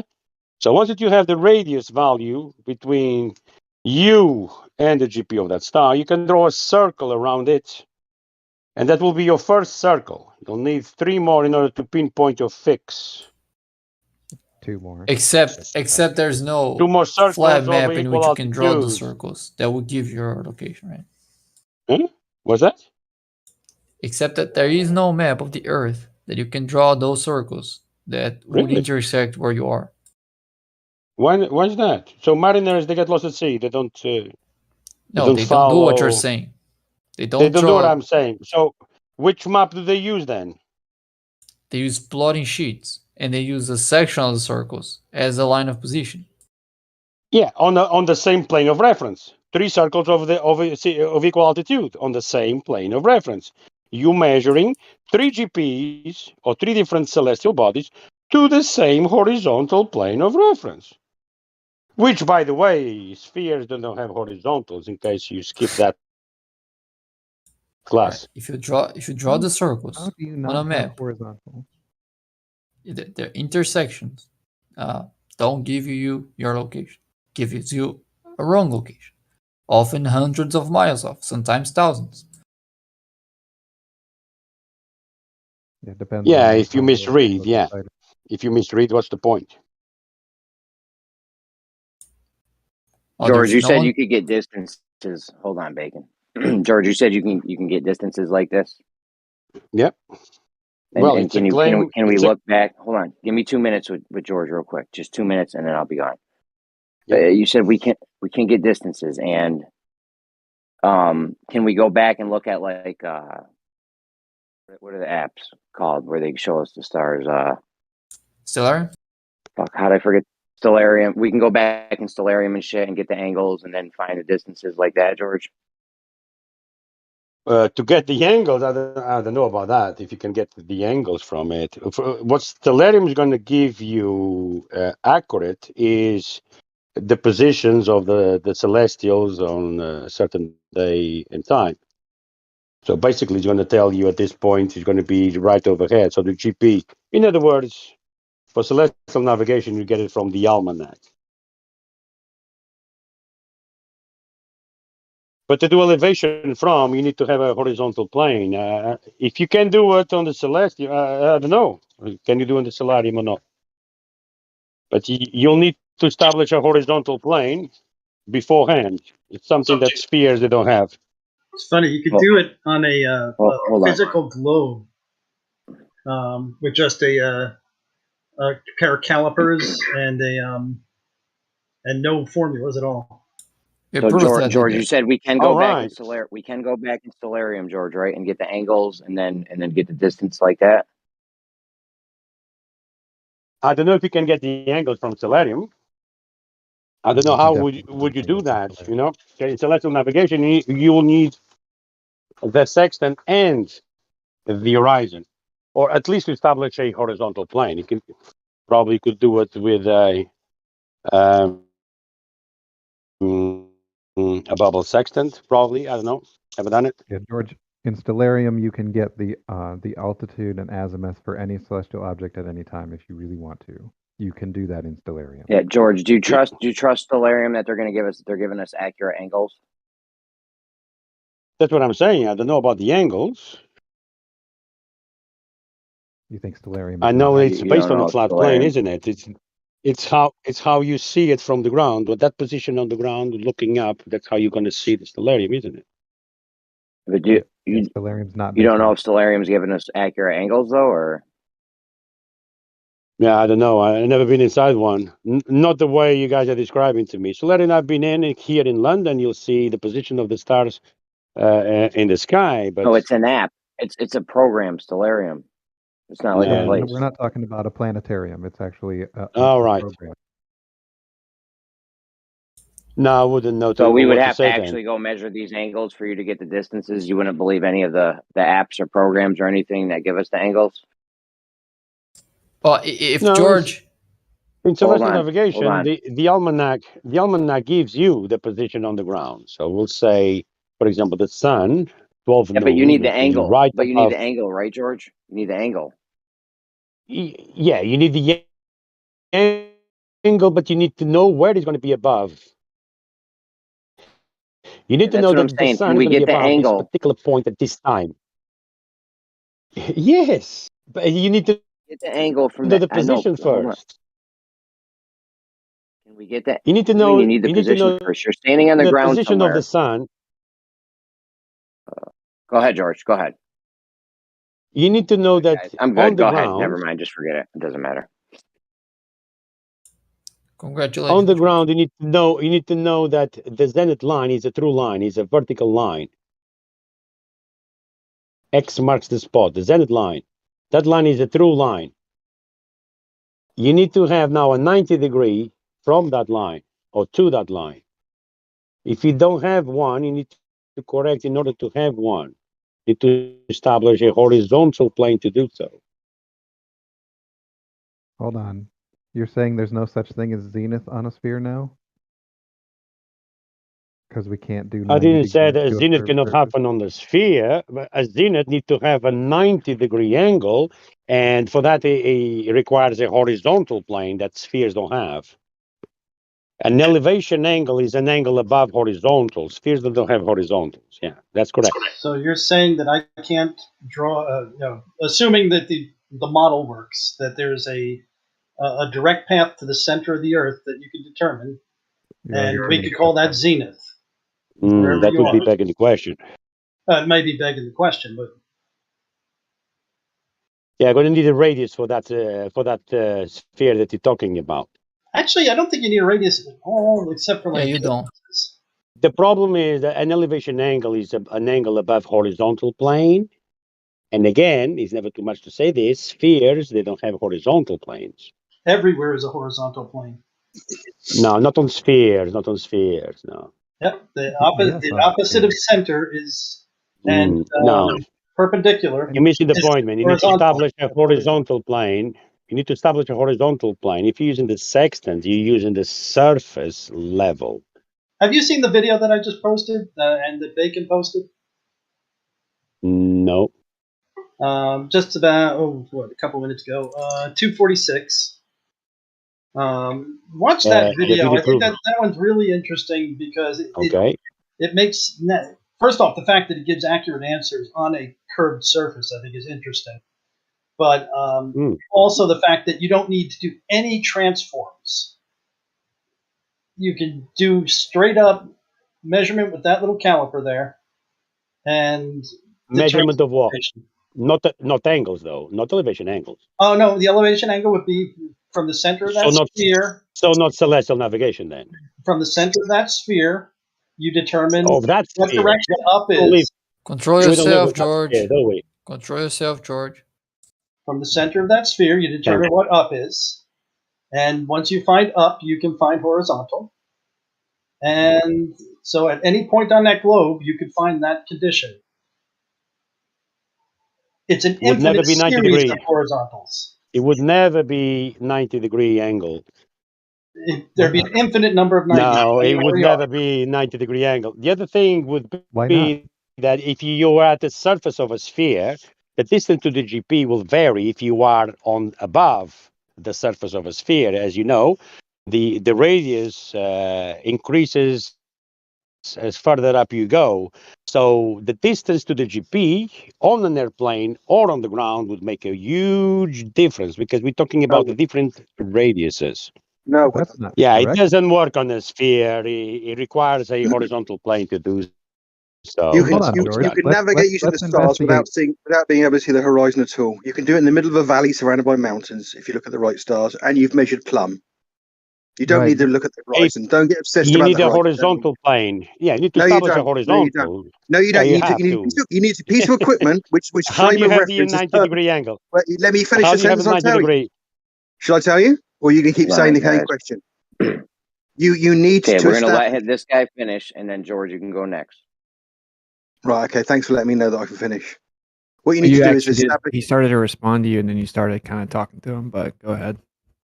You need to establish a piece of equipment in a perpendicular framework from which you can measure the zenith angle, an angle from plumb. You don't need to look at the horizon. You can work out your position in the middle of a valley, not being able to see any horizontal plane. You could be surrounded by hills and mountains and still do it.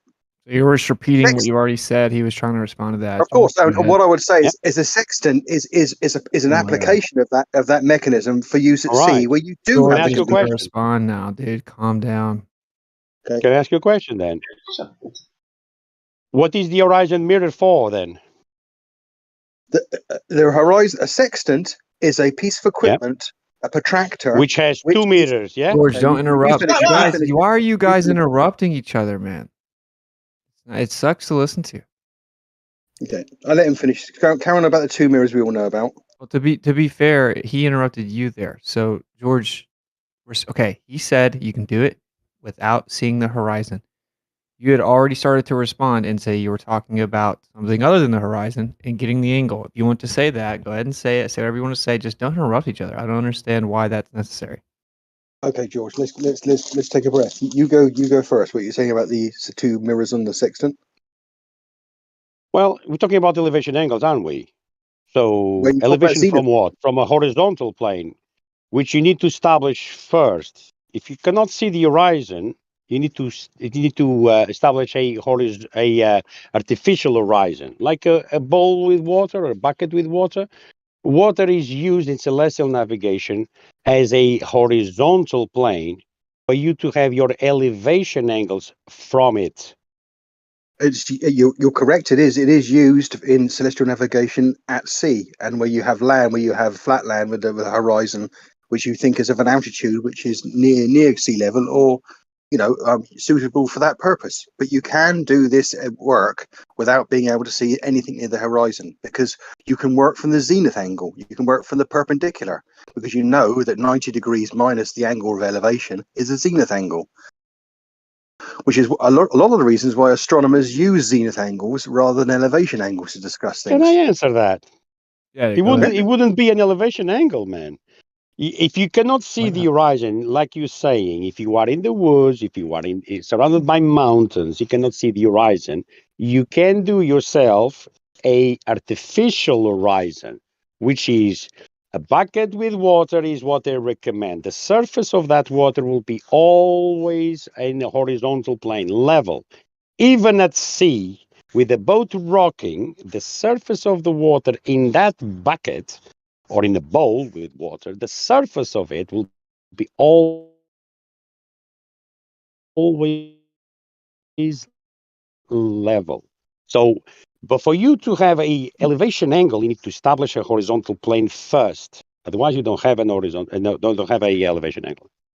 All right, let me counter that. Yeah, a zenith angle is 90 minus an elevation angle. 90 degrees from what? It's an equation. Zenith angle equals 90 The zenith minus. is 90 degrees from what?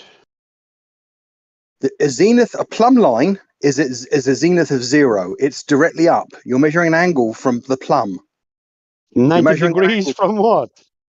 You're not listening, are you? I have a plumb line. Okay, I can measure an angle off that plumb line. It's a line, and I've got another line. I'm measuring an angle. That's a zenith line. That's a zenith angle. Yeah, but we're not talking about celestial navigation, are we? Yeah, we are. Yes. No, because That's exactly what we're talking celestial about. Yes, we are. navigation, you want to establish your zenith. You want to establish your position. You don't know that yet. Yeah? In order to find out the position of the celestial bodies, you need to have a straight line to their zenith. No, For you you don't. to deduct from their 90 degree, correct. You need to deduct from the 90 degree, because we're talking about right angles. Yeah? You'll have a right angle to it. Now, you need to deduct the 90 degree from your angle reading to give you the distance between you and it. No, it's completely. It's a misrepresentation of what you can actually do. Well, you need to take it with celestial If navigation you're at because that's sea, how it's done. if you're at sea and you point your sextant at a star and you get an elevation angle from the horizon of 45 degrees, you have a zenith angle of 45 degrees. If you point at another Total star, of listen, let me finish. although. Let me finish this train Stop of thought. interrupting. If you point to a star it's got an elevation of 80 degrees, the zenith angle is 10 degrees. Elevation from what? From your horizontal or the horizontal where the star is above? I'll go through it Because one more time. When you're at sea, it's two different horizontals. are you going to let me finish, or are you going to just keep interrupting me again? Because you're doing more in the I'm just interrupting. asking for clarification. I'm just asking Okay. you for you Please to don't clarify. make me mod you, man. If you're at sea and you're using a sextant and you've established the horizon, a level, a horizontal, and you measure the elevation to a star, and the elevation is 45 degrees, the zenith angle is also 45 degrees. If you point it to another star and you measure the elevation from the horizon and the elevation is 80 degrees, the zenith angle is 10 degrees. By making an observation of the angle differential between plumb and the elevation to the star, you can get that zenith angle. Therefore, you can also work out, even though you can't see the horizon or have established a horizon, that it would be 90 minus that angle from the horizon that you can't see. If you were to get a bowl of water and you use a spirit level or some other piece of equipment to establish a false horizon, that equation would still hold true. You still get an elevation, and the zenith would be 90 minus that angle. Therefore, you don't need to establish a horizon to get a zenith angle. You just Right. need to establish plumb. There's one important thing you must point out here. The angle that you're interested in when you're making the calculation for distance to GP, the only angle you care about is the zenith angle or co-altitude angle. You don't really care about the elevation angle because you're not using that in the calculation. You're using the zenith angle or the co-altitude angle. That's the angle that you use in the calculation. Yep. So you don't That's like minus your everybody's angle, time, yeah. your angle reading. You don't minus your angle reading from 90 degrees. Don't. Is that what I said, or did I say something different than what you just said? You need to listen. This only works with straight lines. This is right angles. Yeah, the zenith of the star. Yeah, it needs to have a 90 degree to you. That doesn't That's make any not how sense. we're establishing what a It co-altitude does make angle. sense because that is the radius that you need to find in order to draw a circle of equal altitude. So you need to have a straight line between you and the GP of the star for this to work. So it doesn't work on the Hold on a curved second. surface. Hold on a It second, doesn't work George. on the curved That is surface, not and the how. curved surface, and the curved surface also needs a radius value. Okay, George. That is not how we're actually getting the angle that we need in order to find the distance to the GP. All we're doing What's is an angle? at our location. All we're doing is at our location, we are using some reference to measure an elevation angle, whatever that reference may be. We have at our position zenith because that's what zenith is. It's just straight up. That's all it is. The That's difference correct. between zenith and the line to the celestial object is a zenith angle or co-altitude angle. That's the only angle we care about when making a calculation as the distance to the GP. Absolutely. And that only works if it's flat. Because you need to have 90 degree on the zenith of the three celestial bodies that you're going to observe. And they need to You run don't use parallel the to zenith. you because, yeah, you do. You need three zenith lines meeting the same horizontal plane, yeah, in order to do this, for you to pinpoint your position. Well, you can Three use lights two. in the sky, three circles of equal altitude, three radiuses values that only can work on a flat plane. You don't use the zenith at the celestial object in order to do celestial navigation. Say it again, I missed that. You don't use the zenith that's at the celestial object or the GP in order to do celestial navigation. You never use that. Really? So what's the almanac for? Oh, for God's sakes.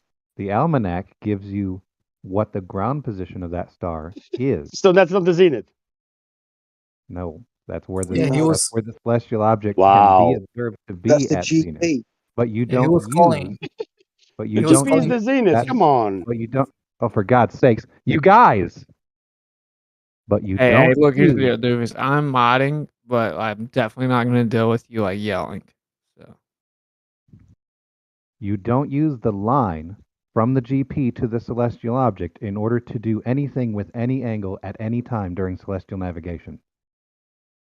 Just a 90-degree angle, nothing else. You have zenith at your location. Your location's zenith minus the elevation angle you measured is the zenith angle that Wrong. you're interested in, or the co-altitude angle, the only angle that you care about when doing celestial navigation. That's wrong because you don't know your position yet. You're trying to find your position, so you don't know your zenith where it is. Even though you know it's parallel to the other zenith, you just don't You know where it is on the you ground. don't know. You don't have to know where you are in order to know which direction is straight up. That's absurd. Correct. I don't But you need think to you know know. your position on the ground. Even though you know it's a straight line up, you don't know on the ground where are you. Where is your GP on the ground at that particular moment? You need to observe these three GPs or three different celestial bodies meeting the same horizontal plane at the 90 degree from each other and from you, in order for you to get That's a the presupposition. distances to them to pinpoint your location. Right. You just presuppose that all GPs intersect the same plane.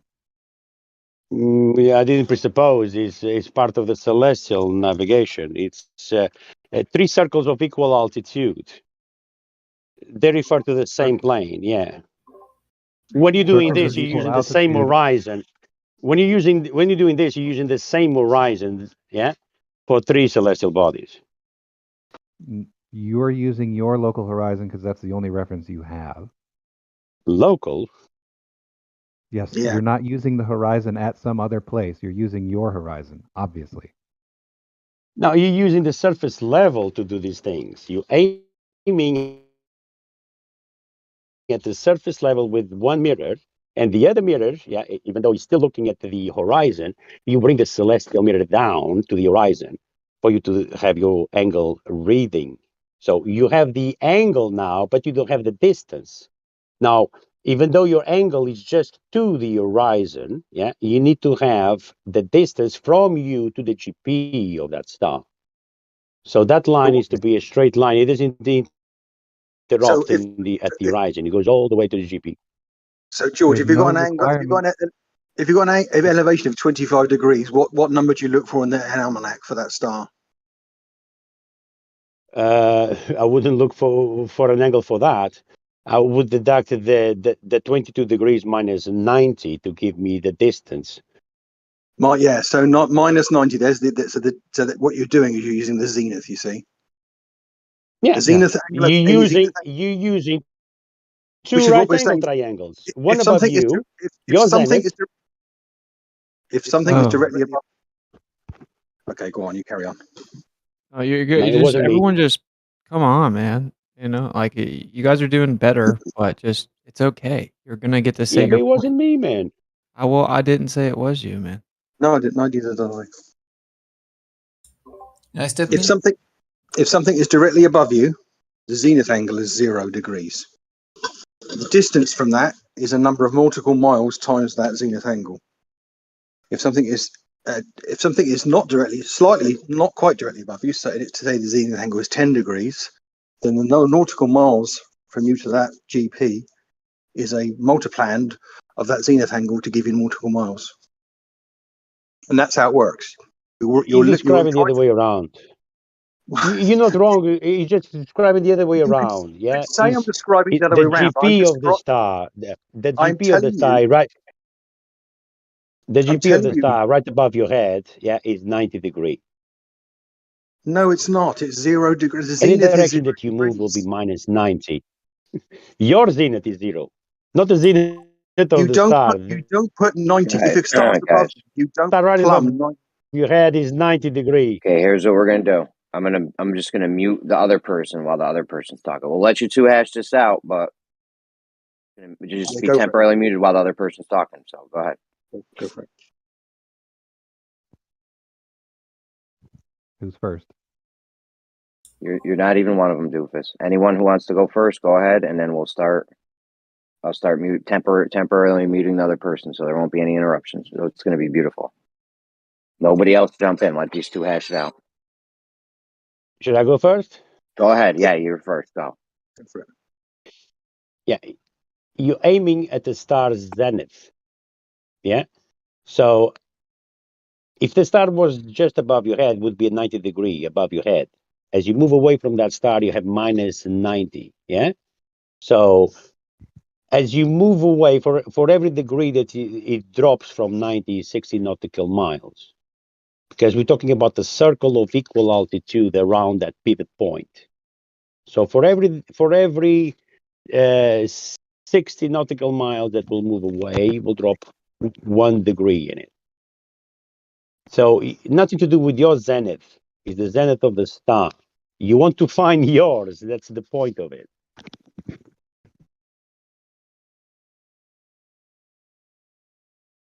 Okay, so the terminology we use is that we get the zenith angle to a star. This we don't say the zenith of the star or the zenith of me. We say the zenith angle to the star. You can, in your garden, all you were doing with this, a sextant breaks down into 2 constituent parts. An optic train that allows you to observe the horizon and calibrate against a level horizon, and then protract an angle, an elevation angle. The fact is, you can use an alternative protraction mechanism to work out the zenith angle directly by using a plumb line. You don't need a sextant to look at the horizon. You can, in the middle of a continent, not being able to still see the sea, you can still navigate without being able to determine where the horizon is if you're surrounded by mountains. And that's because from a plumb line, you can work out the angle of elevation, the zenith angle, to a thing in the sky. You are effectively doing 90 minus what you do with a sextant, but that doesn't matter. You can still work out that zenith angle.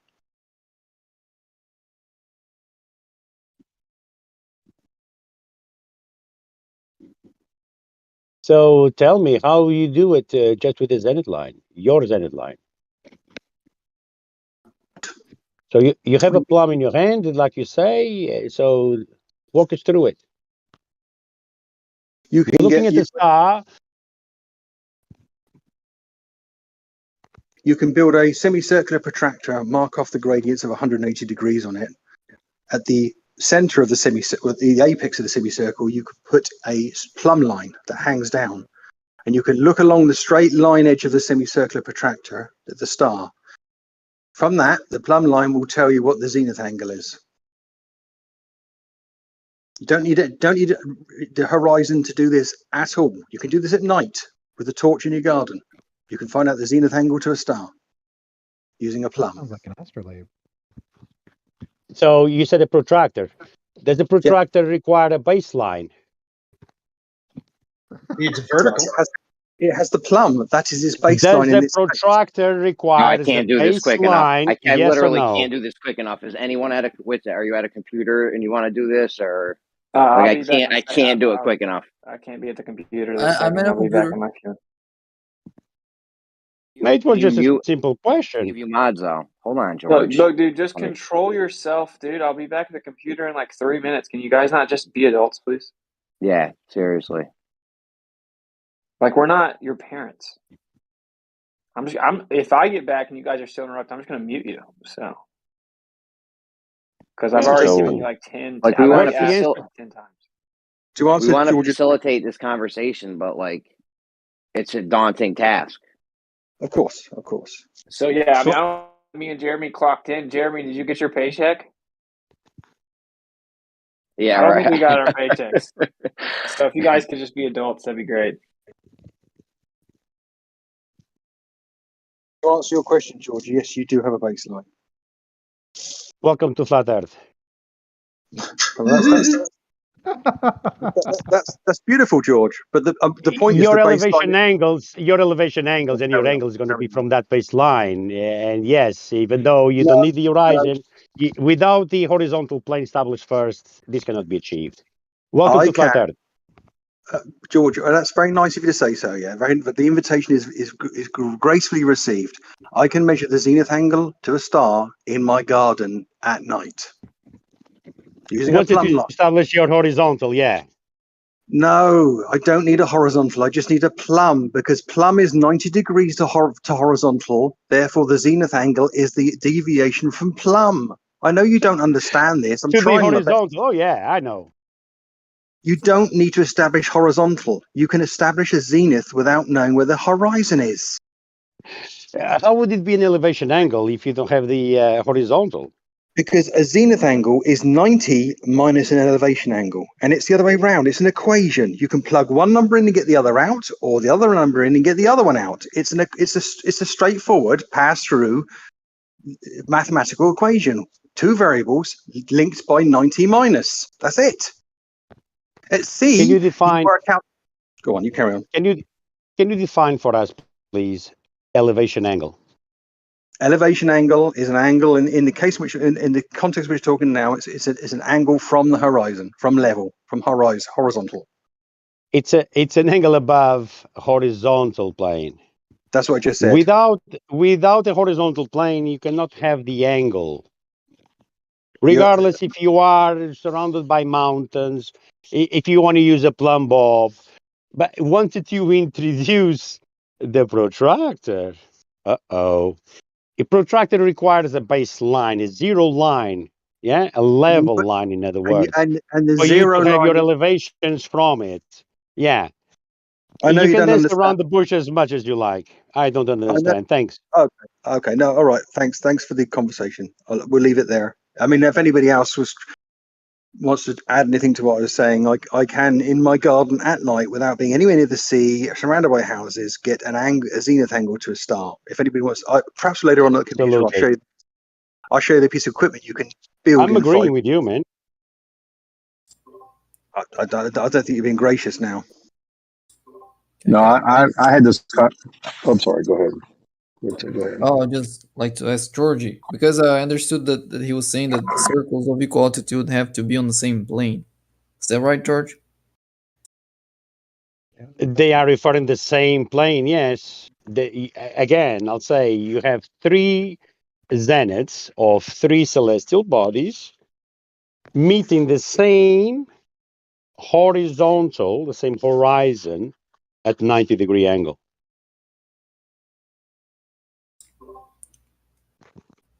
Not really what I asked, but where do you get the idea that all the circles are on the same plane? Where does that idea come from? The same, I'll say it again.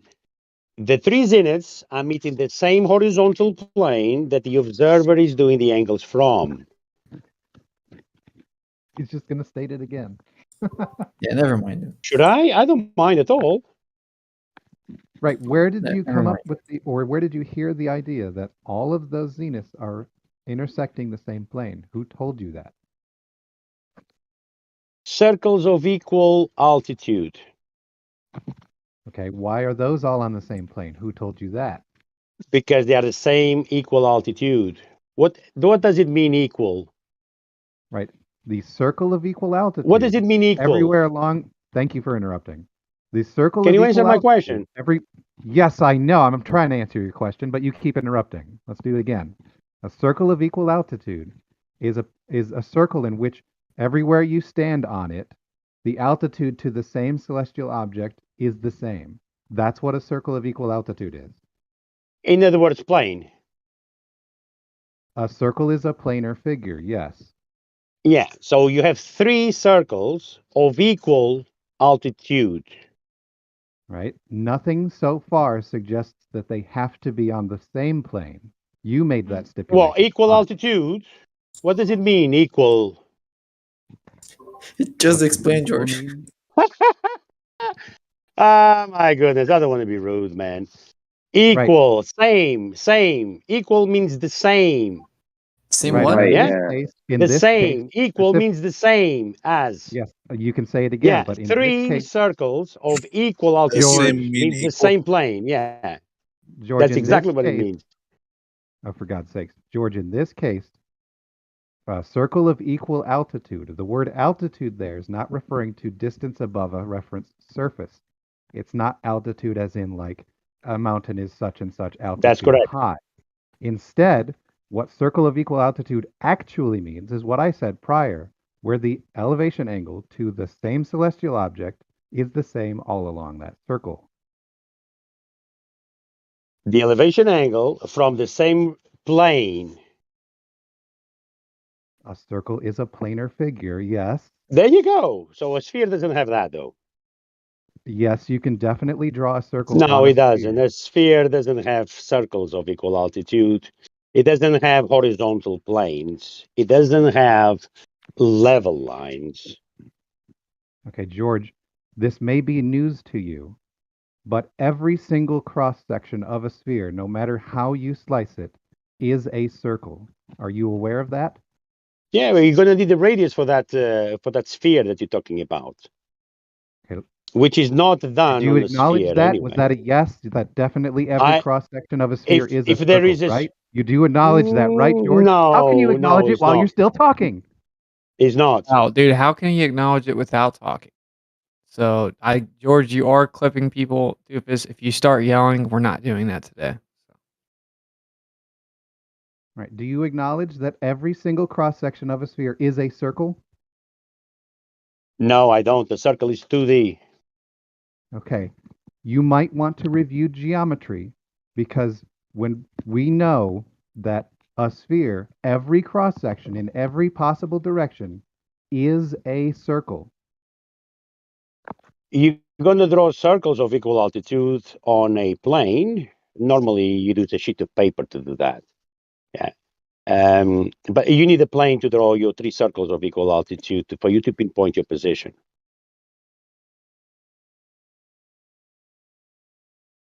Or you could use a globe and draw a circle on the globe, which I'm Nobody sure uses the somebody globe. posted a video of not too long ago where the guy drew circles directly on the globe and it worked out just fine. No, you wouldn't have elevation angles on the globe, man. But he did. He did. Fucking Groundhog Day. Why can't you have an elevation angle on a globe? What is an elevation angle? I'll ask you again. An elevation angle is an angle Manfred, these guys are to an wasting your object time. relative to a horizontal reference. So a sphere or a globe has a horizontal, yeah?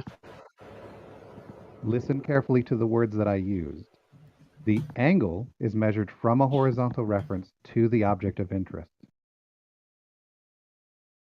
So does a sphere have the horizontal? Yes.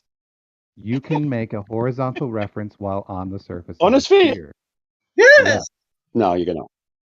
I Yes, just done indeed it you on can, screen. because if you take any type of horizontal reference that I know of, uses plumb in order to establish which way horizontal is. So when you establish that horizontal reference, now you can measure an angle from that to your object of interest. George, you can You definitely guys get are a so funny. George, you can put a tangent on a sphere, bro. You can definitely put a tangent on a sphere. Dude. Come on, man. Stop watching FED, dude. Jesus. What do you mean you can put the tangent on a sphere? What do you mean? You can bro? make chord lines, do tangents, have all kinds of infinite amount of fucking lines going through it. Yeah, do whatever you want with a sphere. Oh, going through it. George, if you're making a local measurement, you can just use it as local horizontal on a sphere. Are you guys saying the same as me? He's trying to square that circle. Look, Ben, I know you watched FED a lot and you think that they have some home run that you can't take a measurement from a sphere, but they're wrong. If you establish a horizontal plane, you can. You can use You can do that on a sphere, George. Yeah, we can do that on a sphere, George. Yeah, if you establish a horizontal plane, yeah, on the top of a mountain as well. But you need to establish a horizontal plane. Now, if you're using the sextant, mainly the maritime sextant, and you're using the surface of the water, which is what we navigated on top, yeah, that's it requires a Horizontal plane, which you can make on a sphere. Yeah. You know. Yeah. horizontal plane to do so for this type of things. You Now, can you do that cannot on a make on sphere, a sphere George. horizontal planes because the sphere doesn't have horizontal planes. No, the sphere Okay, doesn't have horizontal planes, man. you can use the sphere as if it has a horizontal plane, George. Yeah, and Oh, the like they do it horizon in the center. In the center, you mean the what they call the equatorial plane? Yeah, a plane in the center of a sphere for your angles to work from. Yeah, without the plane, this cannot be done. Well, George, if you look at my screen that I'm sharing, I'm doing it. Yeah, I've been looking at it. You just use a tangent point, dude. Just let this part of your argument go, man.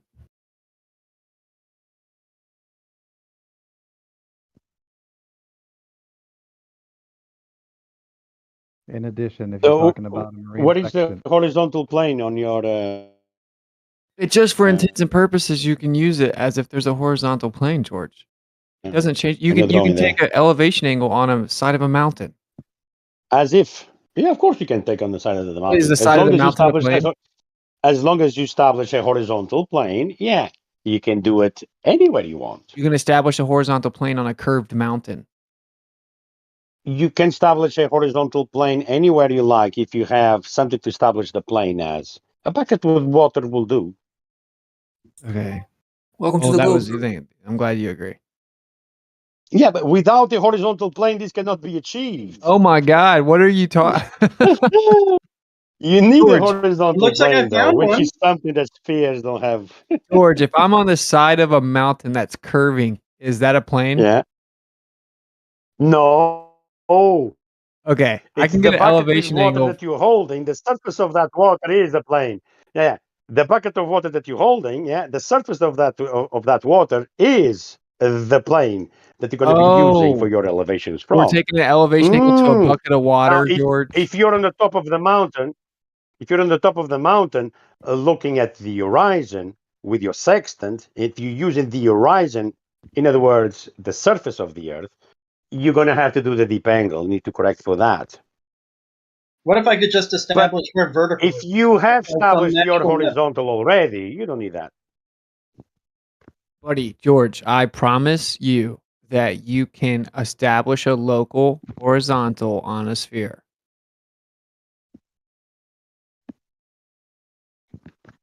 Spheres, they There's don't an have infinite horizontal number planes. of them. Oh my God, dude! If you, dude, just please stop saying that, please, bro.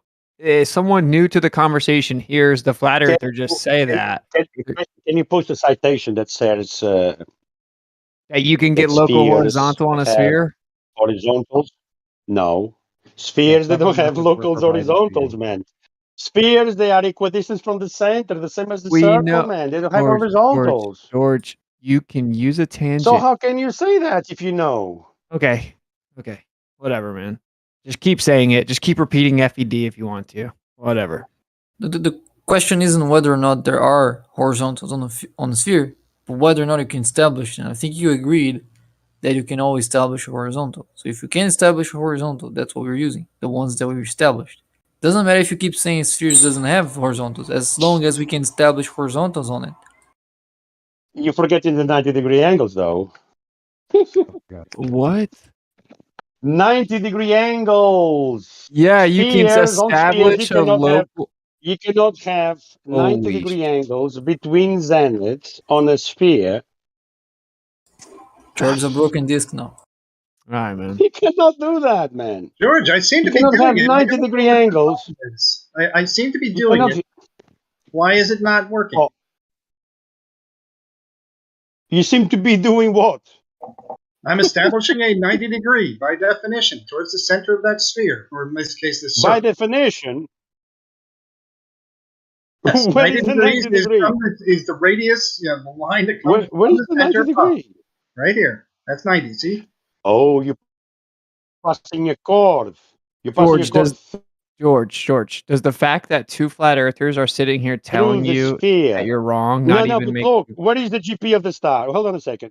Yeah, but you can say whatever you want to say, man. You're free to GP of the star is right say here. whatever you want to say, like me. Well, that wasn't my What is that? question. I was in the What is middle of the talking. Hey, two stars? Yeah, buddy, are they 90? Put the calm 90 degree on the other side. down, man. Okay. I'm saying the fact that two flat earthers just jumped in and told you that you definitely can establish a local horizontal on a sphere for intents and purposes of measurements, not even make you step back for a second and think about it? You're just going to keep saying it? Spheres, they don't have horizontals. It's not Oh my part of the God. same geometry.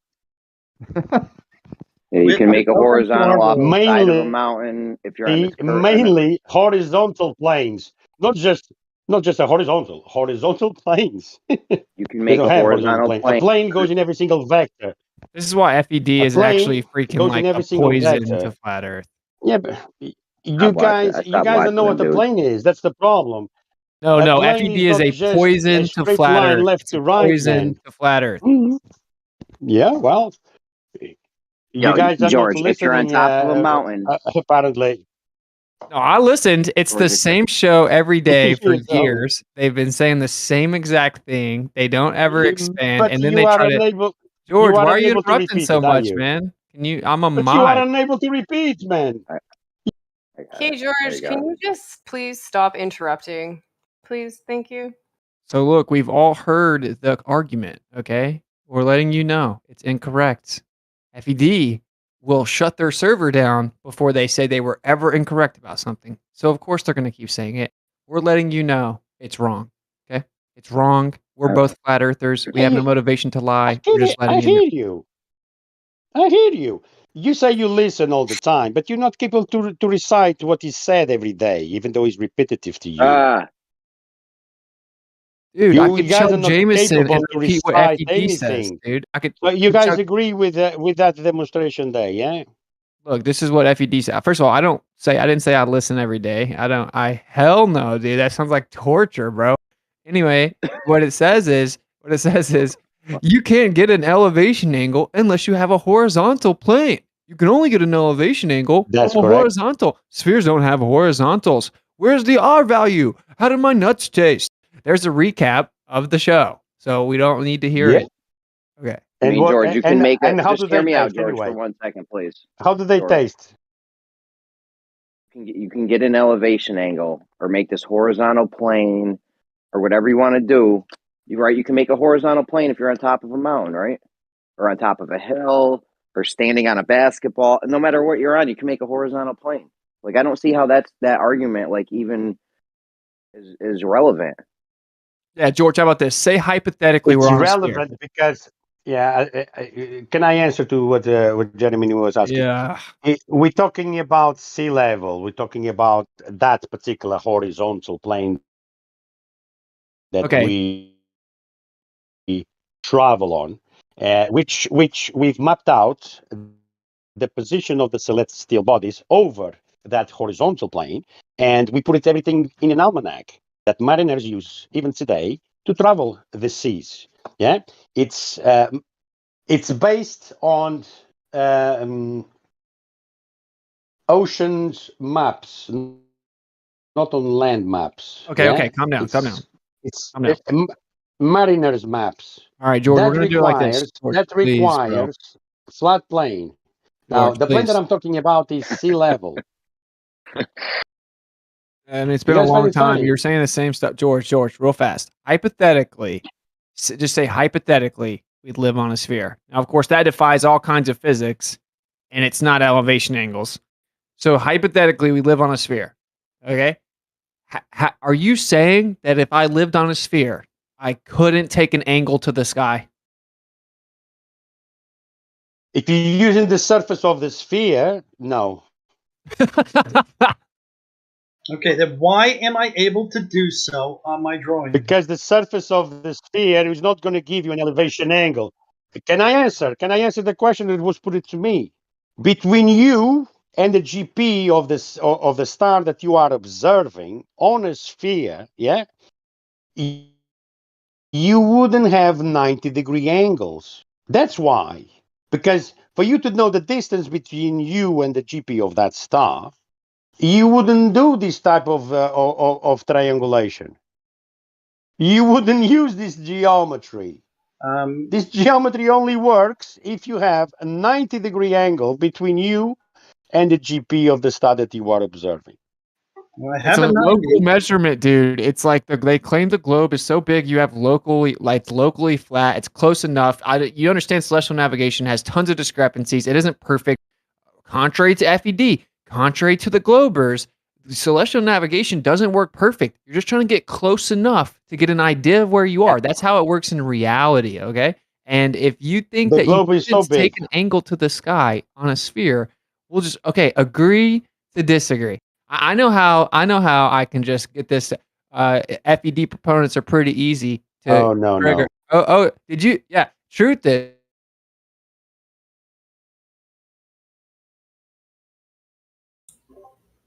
Did he cut out? What Yeah, happened? what's it? What's it you cut out? Apparently, there are tons of discrepancy.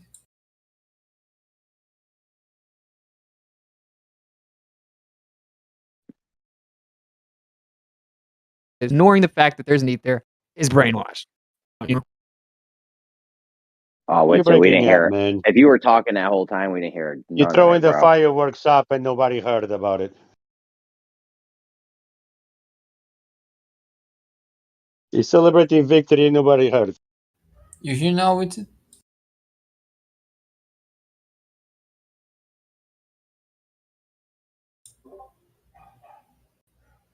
I don't think that 90 is big enough, man. Should do bigger. You seem to have trouble finding it, so I had to make it bigger. Hold on. I just wanted 90 degree from what? Not the from the center. surface of the blue area. 90 degrees to the baseline of the protractor.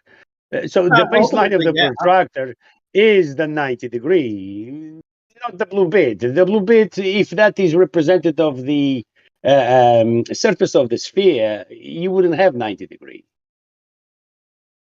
Over. Yes. You are establishing your tool. You are plumbing it up. You are truing it up. You are finding 90 degrees, and it's a local measurement.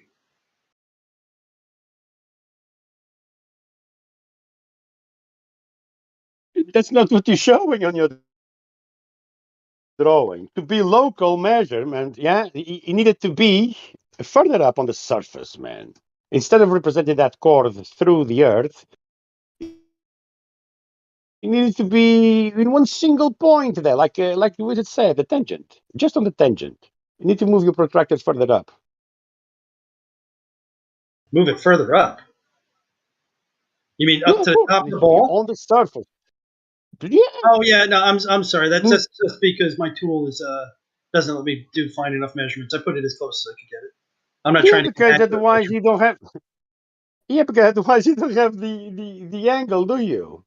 I It's have not representative of reality, man. It's not No, a man. perfect angle. But that baseline is not. If you're using the surface of the Earth, which it is done with, and it cannot go below the surface, can it? So you're misrepresenting It's it. not a perfect measurement. However, it is Yeah, going to it give you. It misrepresentation. demonstrates the functional purpose of what it's supposed to demonstrate. Really, below surface. This whole, I don't know. We can make a horizontal plane if we're standing on top of a sphere, right? Yeah, I think we should move on. 90 degrees. 90 degrees. Like, I don't. And when it's at the ground position, guess what happens? 90 What do you degrees. got? What's it? Oh, I was just saying. I'm sorry. I just think we should move on. I know you got anything or. Oh, yeah. I have all kinds of things. Yeah. Break us off with one. Here we go. Okay. Let's see here. Yo, what's the discrepancies you mentioned? Oh, the globe. Mm-hmm. Oh my God. Where do you start, Bacon? No, the navigation ones. Like you said, the navigation has a ton of discrepancies. Yeah, for the yeah. You guys pretend celestial navigation works perfectly, but it doesn't. I went and read a bunch of documentation. Obviously, in 2023, we don't use celestial navigation that we're talking about in here unless some emergency happens where all the electronic equipment goes down and they're in the middle of nowhere with no ability to get any service. And they just use it for, intents and purposes. They know that they can't get it to be perfect. And there are a bunch of different factors that would make it not be perfect. But in this flat Earth realm, everyone acts like this is a real thing that people do now. It's not. Well, I'm sure you use I don't GPS think every day, man. Ground position I don't think system. it's I don't think if it's fair to say that we pretend it to be perfect. I think Wow. every glober agrees there's always an error to celestial navigation. You usually, if you're navigating, it's good enough if you're within like 20 something miles, so you have sight to where you're heading. But Yeah, that was my point. That was you can my often get within that, but no one would say it's perfect. Well, that was my point. Yeah, but nobody says So when you that. say, I never yeah. said that. You said that. Oh, you said we pretend that it's perfect. I never see You anyone bring it up saying like that. it proves a globe. When you can actually do celestial navigation within 600 miles using a plane. So we don't do anything more than 600 miles in the real world. What do you mean by that? With the 600 miles? Can you elaborate a little bit more? Yeah, you can just use a plane for up to 600 miles of celestial navigation, no problem. I'll actually just drop a source. I Use don't it like. how? I'm not debating celestial navigation. Okay. I'm just not interested curious at on what you all. mean by It's that. stupid. It's a stupid argument. Over 600 miles, the distance between an arc length and a chord line wouldn't be jack shit. I mean, that I've never looked into what Witsa just said, but that sounds right to me because there's Right. like almost no difference over 600 miles. You're talking about a couple feet or something. Now Right, try but and yeah, do that on any. one second. If you're taking sights to stars, they're hardly closer than 600 miles when you're sighting them. So if you're referring to 600 miles, are you talking about what? Are you talking about like doing dead reckoning for 600 miles, or what exactly is 600 miles? I don't understand it. We can use celestial navigation for up to 600 miles on a globe. I mean, on a flat Earth, man. Look, if you don't know that, it's okay. No. I'll just drop a source. You can read it or not read it, man. You could do it for don't understand what 21,000 that means. miles on a globe. Just a globe. We don't do that. You just But say you that. can. Okay, can you drop a source where someone But did the that, globe please? is so big, man. Yep. Drop a No, the source where globe is someone smaller. did It's that. like a 10-inch globe. Drop a source where someone did that. It was posted. Someone went 21,000 miles using celestial navigation. No, the concept. You now would have to apply it by going. You would have to go by going to multiple locations if you'd like to test it, or test with a bunch of flat Earth buddies and see whether they can get accurate answers as to where they are using a globe and the sextant. Oh, okay. So I just explained that in the real world, we don't use this. And say you did need to use it in the real world, 600 miles would be more than sufficient. It's only in this little flat Earth globe world where people pretend that something other than that happens. So we can come up with all kinds of conversations on Discord, but if people aren't doing it in real life, then it's not giving us answers about the real world. They actually are. I'm going to give you one map. Cite it. I want to give you one page of a map. I'm going to let you sail with around the world with it. What map are you going to want to use? Choose your map. I'm not sailing around the world. No one uses celestial navigation to sail around the world. They do actually. My buddy uses There are it. races. There are races in which you are only allowed to use. Oh yeah, celestial yes, yes. Cite it. I already know that, and they have. If you already know, why are you asking me to cite They it? have tons of discrepancies in those races. It's Oh, well known that they don't take the most efficient route in those races. Yeah, What- no oh, one's what a saying shock. no one's saying they're perfect.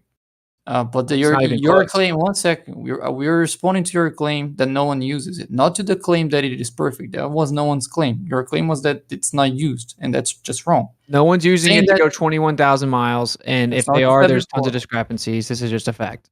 And there are still a lot of people that do it as a hobby. I mean, you can actually personally talk to them because they're in the server. No, yeah, anti-flat earthers who lie and claim they go around the world on a boat aren't in any way credible sources. You're saying they're liars. They Yeah, didn't go yeah. to. They didn't sail. They did not Like, sail around the world using celestial navigation. Absolutely, 100% did not do that. But there's a very strong personal attacker making against people you don't even know. Cool. Provide evidence that they went around the world. Well, Tiny Captain, he's a sailor as a profession, and he has his sextant. He does it every now and then. It's not his main way to get his position, but he agrees with his main way to get position, which is GPS. Once again, we've found out very quickly that he didn't use celestial navigation to go around the whole world. So what a shocker. But that doesn't matter as long as he gets the same values from celestial navigation as the GPS. That doesn't really make a difference. Well, I'm sorry that you They don't have understand to. They have things. to. You could don't do Then that. I'm understand. just Very saying. good response. I'm, I don't understand things. That's a very good response. You don't. You obviously don't. GPS is a closed code source Open owned by source. the Air Force. No, it's not. Open It's source. objectively closed code source owned by the Air Force. Objectively. It's open source. yeah, No, but you it's guys not. are overlooking No, it's not. something here. You can only get the Come on, final guys. product. You cannot actually break down each individual location and its actual data. It's owned by the Air Force. It's This is open this is source. this is the problem. You guys will just Okay. make stuff up. You guys It's will just open say, source. it They is open provide source. you- You'll just make stuff up. They So what can provide do you with with a coordinate for the satellite. They don't tell you how they achieve that. Beyond that, it gives you timing that's coming from those satellites, and that is open source from their timing phase.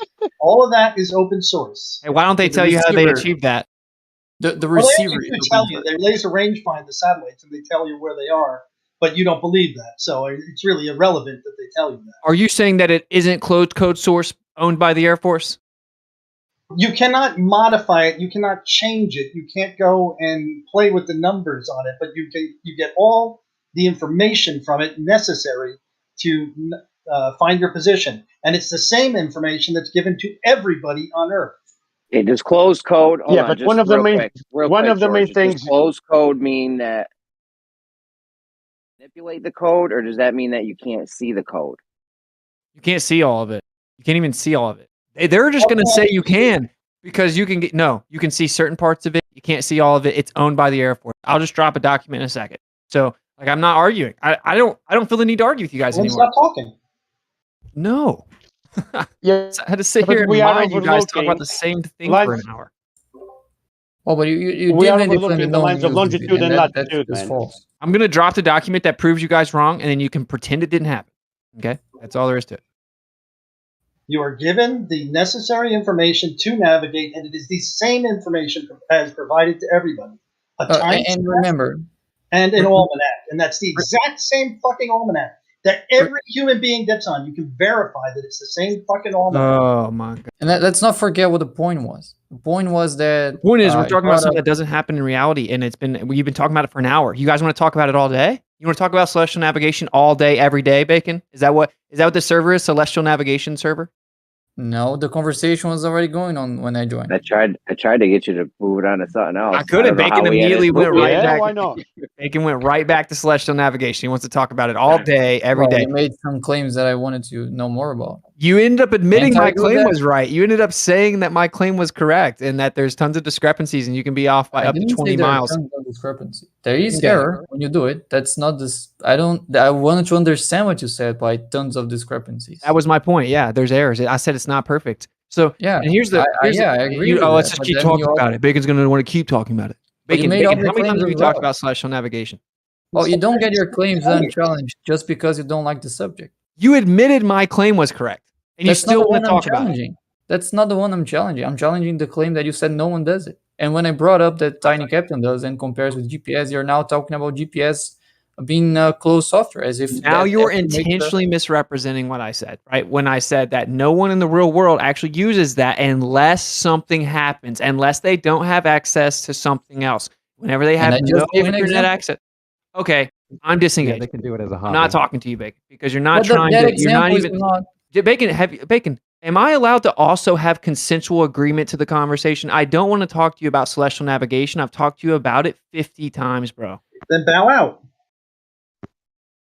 That's what I just said I'm doing. That's correct. Bail out. If you cannot talk, just rest for a bit, man. I Yeah, but George, Listen, you we are keep missing. doing the same We are thing for an missing. hour. We are missing here a very important part of the equation. Yeah, that obviously proves a flat. I think it's Doesn't- the interruptions doesn't that make it difficult. Wizard got clipped every time he was Third, speaking there. which is the That's- lines of longitude and latitude. Oh Wow, boy. do you not hear Gio speaking? There might be some lag or something. Well, It's all. Go ahead, Gio. Well, I was just gonna say, I think it's the interruptions that make it challenging. I mean, Witzer got interrupted like multiple times there, and there's that fine line between like when people are going back and forth quickly versus interruptions, and it quickly goes into the interruption mode. So I don't know if you guys wanted to continue on that or not. I thought there was some interesting stuff there. I think that could have been hashed out. Maybe if we could just slow down and let people go one at a time. But I will stir the pot a little bit and just say this with the whole horizontal thing on a sphere. The thing about that, you can create a fabricated horizontal, like a theoretical one, like if you do a plumb and you try to create a tangent to that, but you can't establish a real horizontal on Yeah. a sphere. I You would can- absolutely. Yeah. You can fabricate one and shoot it off into fabricated space or whatever, but you can't actually establish a horizontal. So what George was saying in terms of the horizontal being the planar Earth, the water, that is actually establishing a real horizontal. And then the Why do you have star to- being above that and having your triangle and having your whole system. So yeah, the globe earthers can kind of fabricate one. You can kind of theoretically create one, and you can but just because you have a plumb and you take a 90 degree to that and you kind of theoretically shoot it off into space and do stuff to that, that doesn't mean you're actually establishing a real horizontal. You're kind of fabricating one that doesn't. But the actually problem comes, exist. Gio, where they claim it's like what they claim is that it's impossible to do that on a globe. That you wouldn't be able to do celestial navigation at all on a globe, and actually you can. You just have to use theoretical constructs, like you're saying, but you Right. can. And right? I agree with that. I agree. Yeah, you can. If we were on a sphere, you could celestially navigate, and you could make that fabricated horizontal. So yeah, the idea that you can't do it on a sphere, I agree, is not correct. Yeah, and I'm just to clarify what I was saying earlier. Hold This on is a what I second. think. Can I clarify that? Are you going to just keep saying the same thing you've been saying, bro? Well, we could just do the list a little bit. Let's go Witsit and then George next. I think the best summary of this whole situation is in the flat Earth, globe Earth paradigm, people talk about celestial navigation a lot because Mitchell from Australia brought it up. FED picked it up, talked about it a lot. So now the globers talk about it a lot. Before that, the globers did not talk about this. So now it's a conversation. We talk about it like it's an actual thing that happens all the time in reality, and that the globe could only exist, it could only be a globe because people use celestial navigation. In reality, people do not use sextants very often at all. And when they do, in the real world nowadays, it's for very short distances, and it's because they don't have access to the internet or to service or signals or something, right? That's reality. And in these small distances, it works perfectly fine on a plane for like 600 miles or so. So when it comes to the real world use case, when people are using it, it doesn't prove anything. But they want to. So then they're basically what we're narrowed down to is this false idea that people are traveling around the whole world using a sextant and celestial navigation with no internet. That isn't how people actually travel. And the one boat race that tries to do this, it's well known they fall off their path like 100 times before the race is over. Okay, so that's why this conversation is annoying to me, because it's just something that isn't. We can't actually get to the truth of reality doing this, because in reality, people don't use it. In reality, people do use it, did use it. It was effective, and it has been used for hundreds of years. So whether you have a new, better way of doing something is absolutely, totally irrelevant to the argument of is it effective.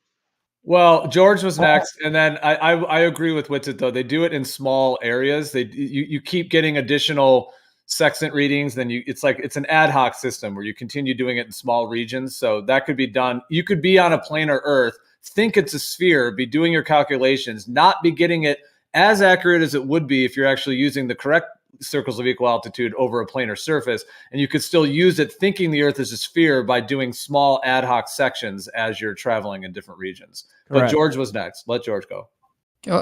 Actually, I may No. regret this. However, I think it was Doofus wanted to say something while you were talking, Gio, and then Bacon, and then I think it was George. But I don't know if they still want to comment. Well, I do want to comment. Like, Well, whatever order. I thought George jumped in after me, but yeah, if there was a list before, then yeah, whatever works. I have just a very quick comment. As long as it's one at a time and no interruptions, because we're all here listening. No one wants to listen to interruptions and all the chaos. I mean, it's most productive if we can all be heard and all that good stuff. So as long as it's one at a time, everyone can say their piece and be all good. All right, just a really quick. The true horizontal reference that was mentioned just a moment ago, you need to correct that in order to get a good horizontal reference. So it's not a good true horizontal reference either.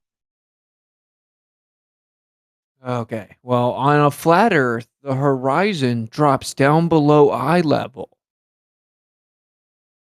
I know that's so it's still shocking. not a good I true know horizontal. that's crazy. Well, can I make my comment? Yeah, Yeah, I think Bacon and then George, I think, still wanted to. But yeah, go ahead, Bacon. yeah, I didn't understand. I still don't understand what it means to work for short distances. Like navigation tells you your location, tells you your coordinates. What is the distance involved in that? Maybe you're saying that the sailing that comes after that has to be fixed again after a certain distance, but that's an issue of sailing. That's not an issue of getting your location. Your location is still giving you that same margin of error. So if you do your fix and you get within 20 miles, if you sail for hundreds of miles and do it again, you're gonna get within 20 miles again. Doesn't matter how far you are, because it doesn't matter where you are. I don't get what it means to say you work for short distances. Dude, what? It works up to 600 miles. In the real world, they're using it in increments smaller than that. Okay, when you talk about, they do it for hundreds of years. It's well known they used to have all kinds of discrepancies with celestial navigation. They used to always be off. They'd hit the wrong country, dude. It's this false narrative that for thousands of years, people have used spherical celestial navigation perfectly to go all the way around the world. That is 100% not true. Which no one said. But who makes the country doing celestial navigation? It's for hundreds of years that they've used celestial navigation in its current form. And that form still works today and works accurately. And you do not end up in the wrong country unless you've got like Jamaica as your country. Okay, so you can miss an entire country called Jamaica. Gotcha. You can miss an island, and actually you couldn't. You'd still see it. I don't think so. I think if you're within 20 miles, you're not gonna miss an island. Yeah, you're not. Which is the accuracy of celestial. What if you're only within 20 miles for every small increment of where you take the original measurement? What do you mean increment? It's 20 mile to. One sec. The coordinates you get out of celestial navigation and the coordinates of your actual location might diverge for up to 20, 25 miles. You often can get much better than that. All right, look, if you guys want to keep saying that celestial navigation proves the Earth's a sphere, please, by all means, keep saying it. It's objectively not true. It's objectively not true. Well, no one said that during this conversation, but it does treat the Earth as a sphere. The method that we use that can give this max 20 miles error, and you can use anywhere with any star at any time. This method, it does treat the Earth as a sphere. Yeah, that's right. People think the Earth's a sphere, Bacon. That's right. GPS also treats the Earth like a sphere. Believe it or not, GPS doesn't prove the Earth's a sphere either. Yeah. Did you say 20-mile range? Yeah, 20, 25 miles. Like some people are going to say 25, some people are going to say 20. That's usually the max range they say, because that's the range of how far something has to be so you have sight on it when you're sailing. And you can get within that range, but you can actually get much better than that if you have clear conditions. You can get like within 6 miles very often, actually. That's from experience of people that does it and teach how to do it. And my turn now? Not yet. my own fix, I think the worst I got was 5 miles. Yeah. So if the Earth is a planar surface and you guys think it's a sphere and it's not a sphere, you would agree that what you're doing with celestial navigation is essentially an ad hoc transform? Maybe. Okay, go ahead, George. Ad hoc transform. I like that. No, I just want to address something that you said, Gio. On a sphere, this cannot be done because you needed to have 3 different GPs or 3 different stars meeting the same horizontal plane with a 90 degrees in order for this to be achieved. So not just locally flat, like they say, it needs to be as flat as the distance between you and the GP of the star, plus double that distance to the other side of the radius. As you know, it's a circle of equal altitude on the same plane. This cannot be done on a sphere. No way, shape, or form. Dude, they literally build the construct around the idea of the Earth's a sphere. Okay? In the real world, there are discrepancies. This is a very primitive, archaic way to try to navigate. It doesn't actually work that well. It works decently well, but it doesn't work that well. Okay, you can have compounding errors. It works perfectly the same up to like 600 miles. In the real world, people are doing it for less than that, and they're doing it in increments less than that. But this is just a flat Earth, globe Earth, weird little paradigm where people talk as if that's not the case. Therefore, it doesn't prove one way or the other unless people are actually consistently traveling all the way around the world using purely celestial navigation of a sextant without error. And that doesn't happen. You better So hope that's you a have new someone that, conversation. you better hope you have someone confident and that you have good weather when you're pulling into port, because you're gonna not go to where your port entrance is. You're just gonna go in the general vicinity, and you better be able to see where you have to go from there. That's why Can people you? don't use it anymore. Yeah, but before Why? you start your Why? journey, you need Sorry. to use the Cartesian system to do so. Lines of longitude and latitude, that is a flat plane based reference. Elevation Okay. angles to Polaris. It's not a flat Earth place coordinate system. The It latitude and is. longitude are Even both on the angular coordinate components, even and angular coordinate components do not describe a plane. even on a Can I? sphere. Dude, I talked to Even on someone the that globe actually does it. model, yeah. I've talked to people that actually do it. Even They on the say that globe there's model, you'll have Polaris at 90 degrees. All right, you're breaking up a bit, George, but I think we heard that. Go I've ahead. talked to people that actually do it, right? And they admit that they do not want to use this method, bro. They do not want to use this method. There's all kinds of stuff that can affect the accuracy of it, including just weather conditions, accuracy Yep. of time, actually of keeping time, all kinds of Yep. things. This is not how they use it in the real world, man. And Of course, so it's can we, it's becoming archaic. It's becoming increasingly archaic. because of how it's actually inefficient. Yes, That's right. correct. So why do the It's globers inaccurate, not or inefficient. flat earthers want to pretend that this definitively proved one way or the other? It does not. Well, it doesn't. There are things imbued in it that are evidences that you're on a sphere. The linear proportional the proportional relationship between your angle, whatever you want to call it, and your distance it wouldn't work on a plane, because on a plane, elevation to angle goes through either a cosine or a sine transform, which is not linearly consistent. So you can't say that nautical miles equals an explicit single multipland of elevation angle. No way. Using trig and leaving out perspective in any model, it would be wrong when you're citing something. Yeah, but No, even on the sphere model, you'll have a zero line, which is if you look on the sphere model, the picture of it, yeah, you'll have a Polaris right at 90 degree and the equator at 0 degree. And where these two lines meet in the center of the ball, yeah, it's a perfect angle of 90 degrees. Now, they use the celestial sphere and the center of the ball to do so. Yeah. It requires a flat plane. So this is how the globe model is done. This is how the globe model was measured from. Yeah. From the equator line, a straight line to Polaris. You'll have a 90 degree angle to Polaris from the equator line, the zero line. If you stood at the equator, it's not a 90 degree elevation to Polaris, is it? On the globe, yeah. No, it's not. If you're stood on the equator, you haven't got a 90 degree elevation angle to Polaris. It's near the horizon, Polaris.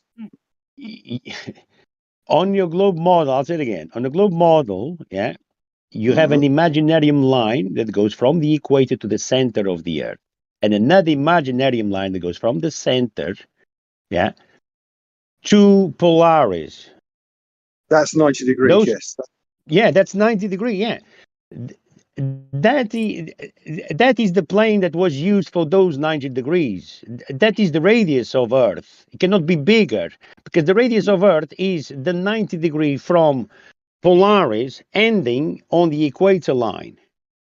So the equator is 0 and 90 is Polaris.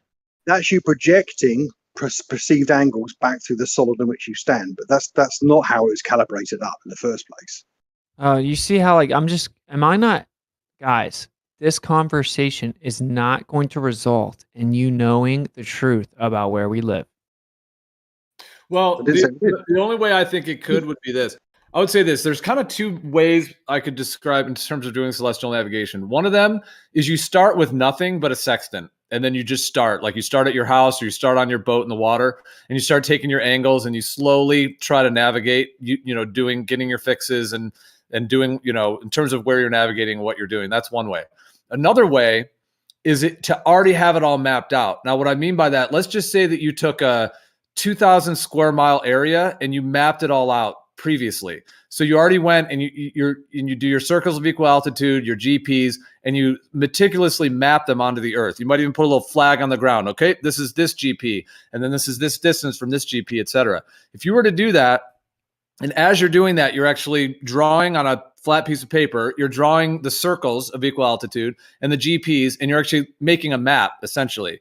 So you're actually making a real map. You've got it. I mean, no one's taking spheres, having to make a rock or something and carve a rock to make a sphere. You have a flat thing, and you start putting your circles of equal altitude on it.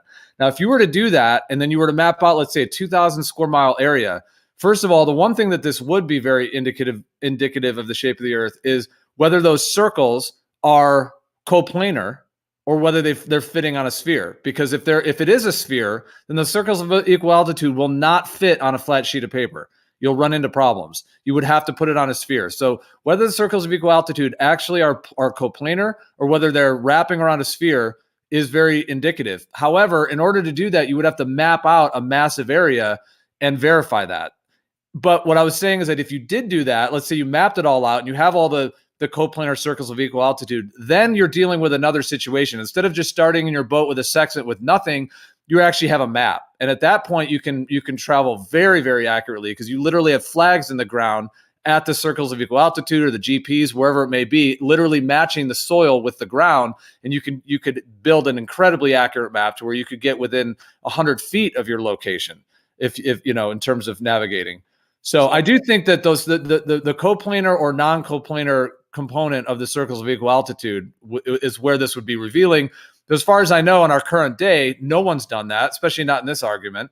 And then the celestial navigation is like a lost art, and it's all ad hoc, and it's done now. It's not the same. Yeah, why would people use it when we have electronic equipment? Here's one thing that I've never got an answer to. So if you guys are looking at celestial objects to get your angles and you think it proves a sphere, which is insane to me, then what about when you guys claim that the stars and the sun are actually refracted up to 0.6 degrees? The 0.6 degrees is part. Any refraction in this archaic mechanism is one of the fundamentals of its inaccuracy. Yeah. So you guys claim that it's always there. You guys claim that the sun is always refracted. You guys claim that when I see Polaris, it's refracted. So in your own paradigm, there's no way we could actually go out in the real world and use celestial navigation with the marine horizon. That's a leap from your behalf, on your behalf, to say that a 0.6 degree refraction means there's no utility to it. It's just a blind assertion on your part without any expertise. That's a straw man. I never said there's no utility. I specifically detailed exactly what the utility is, which is over small distances when you don't have access to other forms of navigation, it can be useful to help you get you going in the right direction. It works perfectly fine on a flat Earth at the 600-mile increments. We have compounding discrepancies over longer distances. No. You guys are saying that you need to know the position of the celestial body. Then you simultaneously claim that you can never know that, and that the objects are actually refracted. Okay, I'd like to comment on this. No, there is no compounding error. Every time you take a fix, it has the same risk of being 20 miles off, but you will be within that 20 miles. Period. End of story. Wrong. Now, of course, but barring any real butt fuckery as far as screwing it up. Can you just try to watch your mouth? But, yes. Okay, whatever. There's no compounding error. If you're off by 20 miles with your first measurement, you're not going to be off by 50 miles with your next measurement or 100 miles with your next measurement. You'll be right at 20 miles, whatever your precision is. You can also throw away completely all refraction from the analysis, from the stellar navigation, and it's only going to represent a couple of, like another additional 10, 15 miles of error. Okay, here's the deal. So when you have the discrepancies I talked about a second ago, right? inaccuracies in timekeeping, inaccuracies in measuring the angle of a celestial body with atmospheric refraction and other conditions, then you're going to get discrepancies over time. This is an archaic system no one uses it. You guys, to make it worse, you guys specific, and you also have weather conditions, which are very detrimental to this type of navigation. And what you guys claim is that everything is always refracted in the sky, okay? And that you can't even figure out exactly how much it is, right? Without just assuming the globe, doing the math, subtracting the difference, and saying this must be how much it's refracted and lifted up. You guys tell me that the sun is always refracted up, okay? So yeah, it's funny that you guys are bringing up an archaic system in 2023 within the globe flat earth argument paradigm, where you guys have now been forced to say stuff like, oh, the sun is lifted up half a degree to get away from the selenium. Oh, Polaris was refracted up. That's why we see it lower than the equator. Oh, the sun's lifted up during the 24 hours. No one is saying any of that at all. Yeah, No, yes, none of you that. are. You're saying all of that. You I guys. wasn't saying Polaris was. I didn't. Okay, I'm almost done. So Yeah, it's just not legit to interrupt, guys. You got to let him finish. But I feel like rein him in. Also, he's talking forever. What, dude? I haven't even talked as long as you just did. Well, let him finish. He's also a live stream host. But yeah, go ahead. So okay, so we have these discrepancies. The reason I'm saying compounding discrepancies, if you have refractive conditions or discrepancies with timekeeping, the accuracy of timekeeping, or weather conditions that are, creating confusion, those are going to compound the discrepancies. You just doing math and saying this is the maximum discrepancy isn't realistic, okay? We have actual conditions. If you guys claim the celestial body's position is refracted and displaced, and then you're taking an angle to that to claim to navigate and prove a sphere, then you can't do it within your own paradigm. You will have major discrepancies. No, you will have discrepancy, but they will be consistent upon every single measurement. They're not compound. They don't accumulate per measurement. What if the refraction's different 100 miles away? Then you'll get an anomaly from your positional reading when you're 100 miles away. But the current does. If I do it 10 times or do it 3 times, each one of those will have a similar inefficiency discrepancy from each of the measurements. It's not compound. Compound suggests that they accumulate to make the discrepancy such that there is no utility in doing it over long distances. That is not true. The Royal Navy in the 18th and 19th centuries sailed a long way using these technologies. A long way. You say that, right? But in reality, it's well known. When you say a long way, you mean 600 miles? Because you guys want to claim that they did thousands of miles, and they didn't. They did not. They did not. So what tools did Cook use to circumnavigate the world then? You said Cook? Yeah. The fact you would even utter the name of Captain Cook is insane to me. You mean the guy who said that when he went to the south, he had all kinds of problems with his spherical assumption of navigation? That guy? The same guy that said that when he was... Well, I tell you what, go online and pick crazy, 3 or 4. Go online and pick 3 or 4 other 18th century nautical navigators. Oh, so we're going to throw Captain Cook out then because he specifically said that using the sphere assumption it didn't work. I'm being gracious. I'm being gracious and throwing Captain Cook away. I don't see any utility in doing it, but clearly you think there's something terribly wrong with using Captain Cook as an example. So I say, go and choose another example, another nationality, another creed, another color. Go and choose one that did significant, greater than 600-mile navigation using these techniques. Okay, I think Captain Cook is a great person to use, actually. So have you ever read his diary, his actual logs, what he said about it, and because he was working for the government, right? So I know where we're going now. Let's move off. Let's move off. No. It's good. This is where we want to be. Back on the conspiracies. Buddy, calm down. So Captain Cook is a perfect example of my point, actually. So I'm glad you brought it up. That was the ether. So basically, he brought his results back and the government kept them locked up for a few years. This is provable. You can just go research it, right? Yep. So what he said was when you get to the south and you try to celestial navigate using this spherical model, you run into major problems. And that trying to get to the South Pole was a whole entire issue for him. And he claims that he ended up having to go an insane distance off of his route. It was impossible to do it. This was one of the most skilled sailors in the world. And he specifically points out that using celestial navigation on the assumed sphere, he ran into tons of problems in the south. So this supports my point. That's what I'm saying. In the real world application, you see problems happen. On Discord, you guys claim there are no problems and it's always going to be within 20 miles.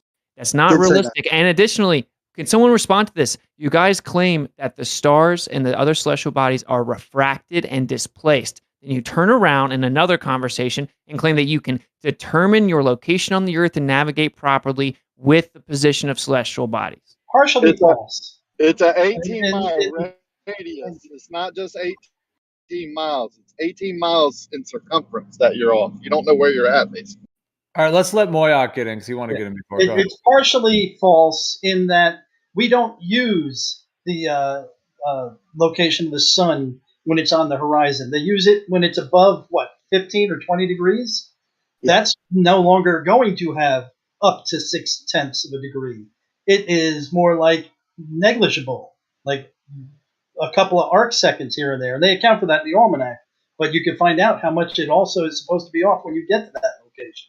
So only when you get down to the horizon we see the huge refraction angle changes. Okay, well then you disagree with other ballers who specifically say that unless it's directly overhead, that you can suffer from refraction from the sun, and that it can be up to 0.6, 0.7 degrees displacement.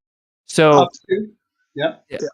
Up to, yeah. That's the horizon, but most sailors don't use stuff at the horizon. I just said way above the horizon. You won't get 0.6 degrees way above the horizon. You won't get 0.6 degrees way above the horizon. Okay. Can I get some clarification on something you said before? I mean, actually, I'll just let this conversation move on. I'll get back to that later. Okay, whatever. Like, dude, I'm just gonna have to keep. This is why I didn't want to talk about it because, like, this is the truth, regardless of what you guys think. I actually just want to know what the truth is. Okay, I just want to know the truth about where we live. That's it. Sure. And a lot of the stuff they told us isn't adding up. I heard flat earthers run around claiming you couldn't use a sphere to establish an elevation angle. What did I do? I spoke out against it and said that they're wrong. The ballers are right about that. You guys are wrong. That isn't true. For intents and purposes, you could fabricate a construct to do that. Okay. Yeah. Same thing with this. Okay. When you guys are claiming that it works just sufficiently enough to prove that it's a globe, you're wrong. Okay. We're trying to figure out what happens in the real world, what the Earth really is. Okay. Sure. Well, in the real world, people do not go out there with their marine sextant and travel around the entire world with no issue. In fact, when you look into it, when people used to use this as their primary function of navigation, there were all kinds of stories of major discrepancies, and they were the worst in the South. Okay? That's the real world. Now, if you bring all the way to modern times, even like when they go in the South with their races, they also run into tons of problems. Okay? So that's why this isn't going to prove one way or the other. It simply is not. Yeah, assuming that's true, maybe. But can I get clarification when you said that the celestial navigation perfectly works on a flat surface within 600 miles? What exactly does that mean? I'm really confused about what that means and where you're getting this from. Oh, I've done the math and I have some paper. It's been a while where up to 600 miles, it would work just good enough on a flat Earth. No, I understand the claim. What do you mean? What do you mean by that? Is this the parallel sailing 600 nautical mile? Is that what 600 nautical miles when you do parallel sailing that you can treat it as a planar surface? Is that that might be it. I don't actually know the name. Yeah, well, that has nothing to do with celestial navigation. Okay, well, I don't know. No, celestial navigation. I'll just find the document because I don't know the specific answer to it. Because when we talk about celestial navigation, we talk about getting your coordinates, getting your position based on getting readings from stars. Saying that only works for some amount of miles doesn't make any sense to me.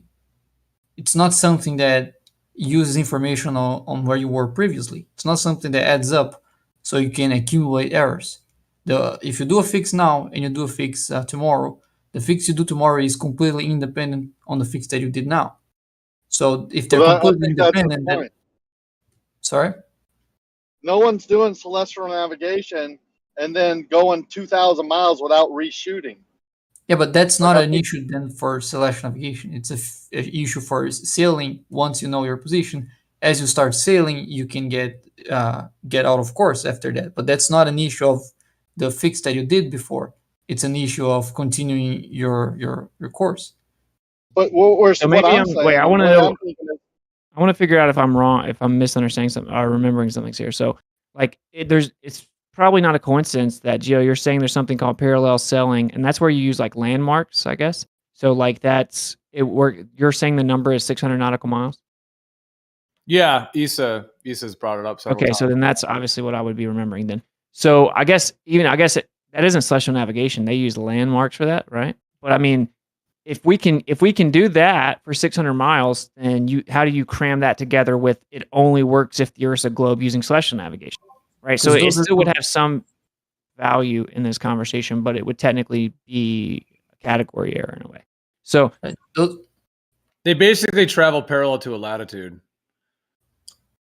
Well, when I looked up into that topic, is that you can treat the lines of latitude and lines of longitude as straight lines using the average point between where you want to go and where you are.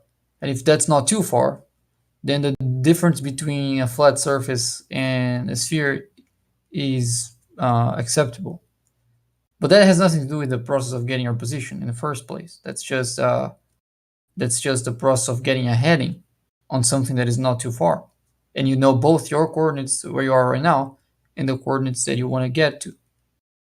That's the Okay. context in which that makes sense. That doesn't just justify then saying that celestial navigation works on a flat Earth for 600 miles. That doesn't make any sense. okay, I just want you to know that I'm like reaching the point where I personally don't want to keep talking about it because it's very redundant and reiterative, and this conversation's been had 500 times. The reason is, like I just admitted, obviously, that I misspoke. If those are different things, if I'm misremembering, because I have some document explaining it, but it's been like 3 years or something. So I maybe remember what Gio's talking about, and then I would have been wrong. That's not why I don't want to have the conversation. The reason I don't want to have the conversation personally, and I'm not controlling the conversation. You guys are obviously open to keep talking about it, but I just explained it, and people keep walking past it because they just want to talk about their narrative they've come up with about celestial navigation. It doesn't prove one way or the other in the real world when people use this, which they don't really use it anymore unless it's like last resort. There were tons of discrepancies, especially in the South. It doesn't actually work the way you guys pretend it does. And there's all kinds of little things that they create problems, right? And you can do it in smaller increments. Okay, but no one's like, oh, here's my 24,000 mile trajectory. I figured it out by looking at the star. No one has ever done such a thing. It's insane to think that they have. And in your own paradigm, the stars are constantly fluctuating optically. So for me, it doesn't prove anything. This isn't being used in the real world. People aren't doing this for long distances in the real world, proving the Earth's a sphere. So, like, I think that it was a flat Earth mistake to bring it up because it doesn't prove anything. And I think it's now been an anti-flat Earth mistake to just constantly talk about it all day, every day as well. Like, I don't think it proves anything either way. That's my opinion. I've heard all your arguments, Vic. So I don't want to have them again personally. Someone else can talk to you about it. But I would rather find something that actually is going to show us something that is distinctly proving one way or the other. Good navigation. Got it. I just wanted to mention that to me it's very weird to hear that celestial navigation doesn't work that well in the southern hemisphere, given that I live in the southern hemisphere, and all fixes that I got were within 5 miles, which is like pretty good for celestial navigation. It's even better than you're expected to usually get. And I also used Ruiz readings to pick up his house, and I was within 200 meters, which is like insanely spot on. So, I mean, at least with my experience using Southern Hemisphere readings from the Southern Hemisphere, it works even better than I expected. You didn't actually navigate through the oceans of the South using celestial navigation, dude. Right, Again, or map circles of equal altitude to the actual soil, to the Earth. because at the end of the day, it's angles and GPs and circles of equal altitude. So no one's done that. So really, neither side, quote unquote, really has a solution right now. Well, Gio, when people tried to do it back in the day, they had huge problems. So like if you go research Captain Cook, it's a perfect example. Captain Cook is a perfect example, bro. He worked for the government. He went out there and did it. He had tons of problems. He said that he went like an insane amount of miles. I don't remember the number, trying to go around the outside, trying to finally get around the South Pole. Then he came back. He gave his findings and his logs to the government, and then they kept it for years and wouldn't let people see it. Okay. So in the real world, when people went out there, because back in the day, men were actually men and they explored and there was some illusion of freedom. They went out there trying to explore in the South using celestial navigation, and they had huge problems. People don't do that now. And now you guys claim that it works perfect and that you act like Captain Hook type situations didn't happen. So as a truth seeker, I know that this is not a legitimate path to find the truth other than supporting a flat earth, supporting that in the South, you have all kinds of problems with celestial navigation. We look at one of the most skilled sellers that did it in the South, and we have huge problems that he ran into. Not some person on Discord who's never actually done it saying that it works perfect. A guy that sold his whole life, worked for the government, and said it didn't work. Stop saying that it works perfectly. No one said that. You're the only one that said works perfectly. When you say have you got a perfectly on the flat Earth within 600 miles. Have you got a citation to Captain Cook saying that celestial navigation didn't work in the southern seas? Yeah, that he ran into tons of problems using celestial navigation on the sphere model. That's not a citation. That's not a citation. That's just you repeating what you did 4 times a minute ago. Hey, buddy, I just asked for clarity of the citation you're asking for. So can you stop being so combative if you're ignorant of the subject? Okay, so I'll ask, have you got a citation, a link sure, or I'll a get you citation? I was I'm clarifying that you're as polite as I can. Oh, dude. Okay. The reason I had to clarify is you phrased it like I said, I'm going to give you a piece of paper where he said, celestial navigation doesn't work in the South because the Earth's not a sphere. I didn't say that. I said that using that assumption, he ran into tons of problems. So if you've actually researched what Captain Cook did, you would know this. So sure, I'll give you documentation about that. Okay. That'll be cool. Thank you. He was also an explorer, so I mean, I would say that the maps he was using were for shit. Yeah, it would be nice to have more context in which what the issues were. I mean, saying that he had issues doesn't necessarily imply that it's an issue for celestial navigation. I mean, there can be other reasons why you get in trouble trying to get to the celestial south. Oh, sorry. Yeah, but that is pretty interesting. Like the difference between a globe and an AE map. Obviously, the South is a huge difference, so that is interesting. And he also You're not seeing those kind of areas, what did he marked? Like what was it? 60,000 miles as well around the Antarctic region, which is way more than it should be on a sphere. That was his whole voyage distance, including starting in Europe. Well, even if you look, but if you look at it, it's still him going way too far in the South. Even outside, but it won't be exactly 60,000 because he didn't do a perfect circle. He was going around and stuff and like turning around. But even if you take that out, it's still way too great of a distance.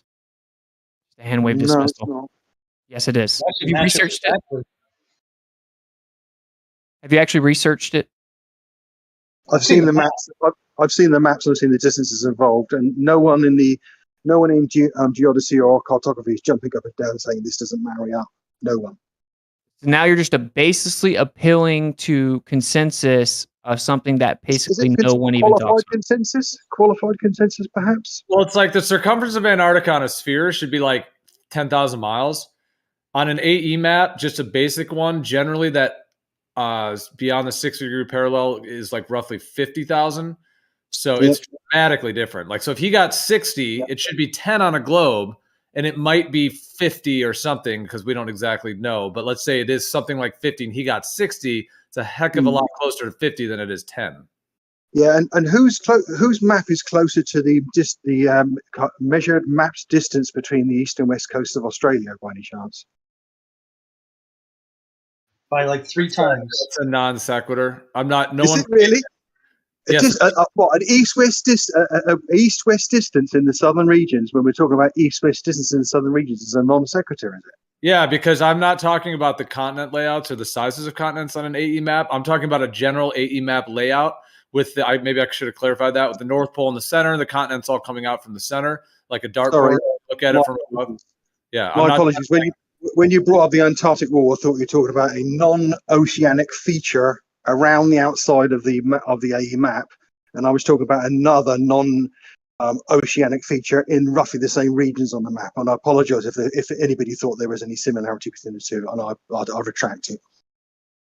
No, that's fine. I mean, I hear what you're saying, but I'm just saying I'm not claiming that the AE map is completely correct or that the continents are the right sizes or even in the exact right locations. I'm just I just mentioned it in terms of like I said, the like looking at it like a dartboard from the top, where everything, the continents are all coming out, and there's an icy region in the south.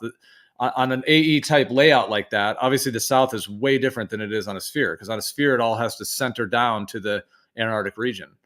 For a time standard map, you would have to have it correct east to west. All I know is that they consistently wrote about how they found discrepancies with their charts with the sphere. Oh, we got the data? Well, yeah, I'm going to get it. Right. You ever Well, researched it? We can. No, that's why we want to see it. Okay, so why are you so confident that it must be wrong if you've never looked into it? Because you're saying it. Oh, nice. That should not be allowed. That should not be allowed here. Oh, it's that fine, dude. that is a fallacy. Which Yeah, one it's is called poisoning the well, but it's Yeah. Yeah, but but sometimes No, the well is what's there's the other it's like the origin. What's the name? It's like the point of origin. Yeah, but sometimes wells are poisoned. It's called the genetic fallacy. Genetic. Yeah, That's the word I The was looking for. genetic. The whole point, if they were interested, they would go right now or as soon as they could and go research it as much as they can and come back and explain to us and teach us what they found. Not want to point out and try and find out everything Witsit is wrong about because of things, but they never. He's going to be right about everything he says. It's getting ridiculous, actually. You guys are correct. It is like a textbook genetic fallacy, right? Where you like dismiss the information based solely on the source or accept it, vice versa. But are wells sometimes not poisoned, or some people not typically bad sources of information? Did you not hear what I just said? Genetic fallacy? Yes. I said, is that not true that there are some people that you don't trust, like NASA? You don't trust at face value anything NASA says. Yeah, but that doesn't mean that anything NASA says is automatically wrong. That would be ignorant. That's how you treat it. I mean, every time I've brought it up, now I know not you specifically, but flat Earth. You say, "Oh, I see satellite." Oh, no, that's not real. That's a lie. They've looked into it. Whether this is a structured debate or not, I mean, that it's not necessarily, but if this was a structured debate, Moyak, and you responded with that would absolutely be a fallacy, and it would be like a foul. And whether it's a structured debate or not, if you're trying to have any type of intellectual conversation, you can't use fallacies. It invalidates your argument. Like, it doesn't have to be a structured debate. It's just illogical, inadmissible, and not acceptable in intellectual forum, meaning like you're not making a good argument at all. So there's like your point can be dismissed. It doesn't necessarily mean that your conclusion's wrong, because that's called the fallacy. So like fallacies are important just in everyday conversation. It's like because it just maintains coherent logic. Right? It's just illogical to say, "Oh, well, I haven't researched Captain Cook. I don't know what happened. I don't know what he said in his logs. I don't know about the government keeping it sealed up, but it must not be the case because Witsit said it." Right? Like that's not exactly what's saying. Basically, we've had this argument many times. Not you again. This flat Earth brought it up. 60,000 miles. Whenever they say it, they say as if that was the perimeter, the circumference of Antarctica, when it was not.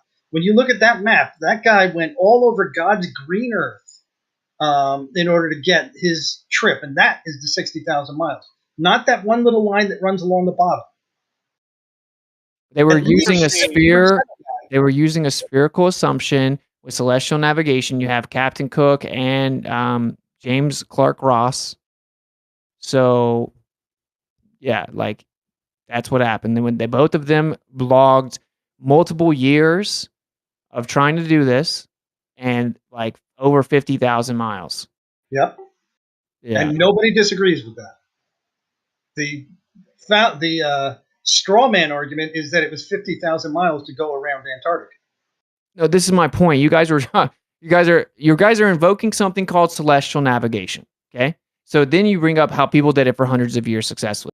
Then we bring up the best sellers and navigators during that time period you invoked using the very method you're invoking, and it didn't work.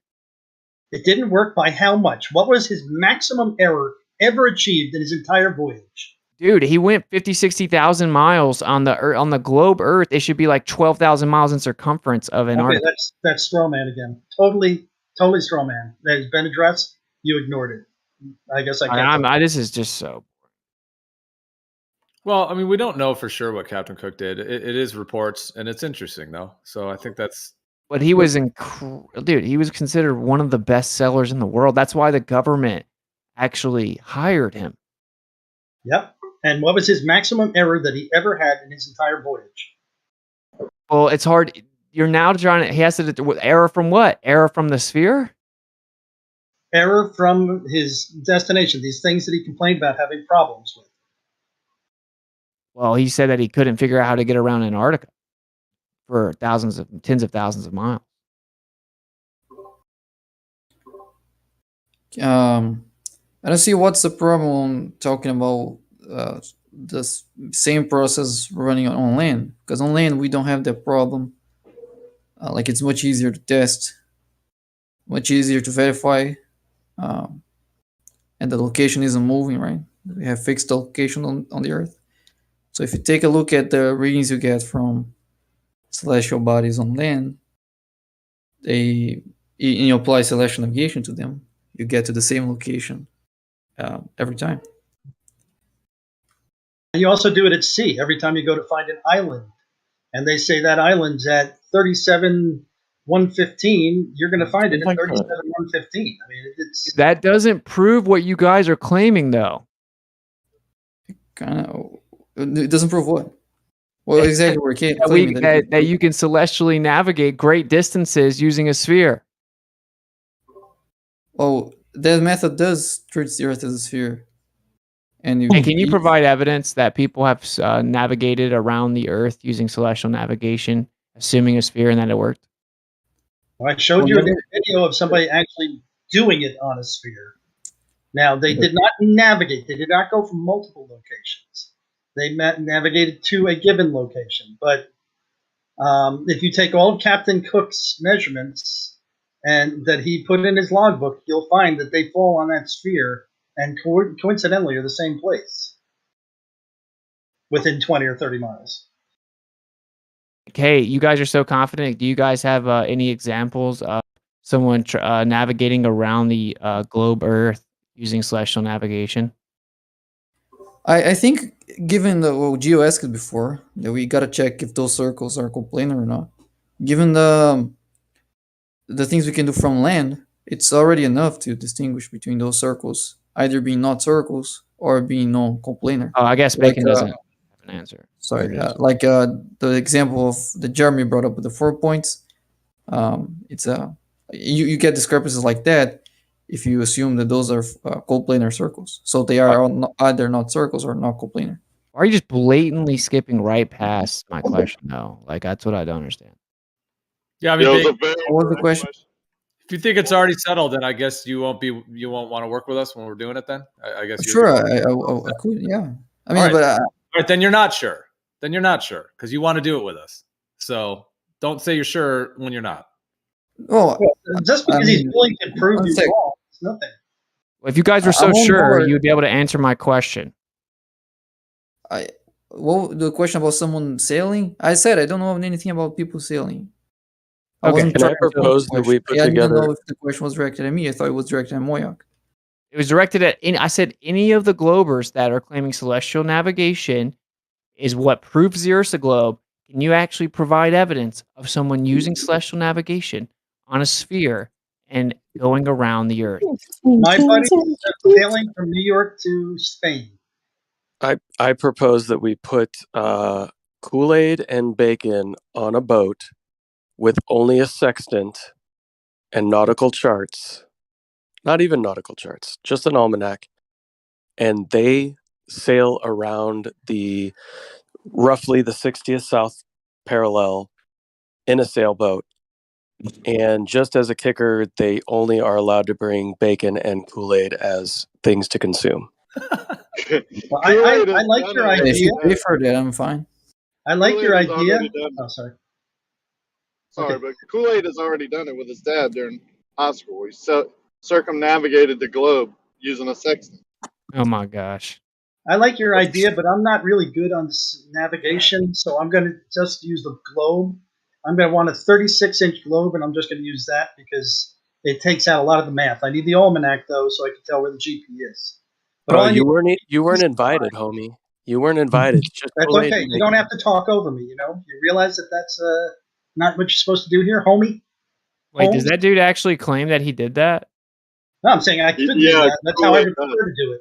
It didn't sound like an interruption to me. It sounded like you were done, but either way, He go ahead. was joking anyway, Moyak. But yeah, Kool-Aid says that with his dad during high school, he was homeschooled. They lived on a sailboat and circumnavigated the globe using a sextant. No way. Just ask. Yeah, just ask Oh him, my. Kool-Aid. You know, there's always someone here in the 20 or 30 people that come here, right, regularly that have gone to the moon, know someone that got on the moon, has everything. Did everything. Yeah, like Xanax done almost 80% of it himself.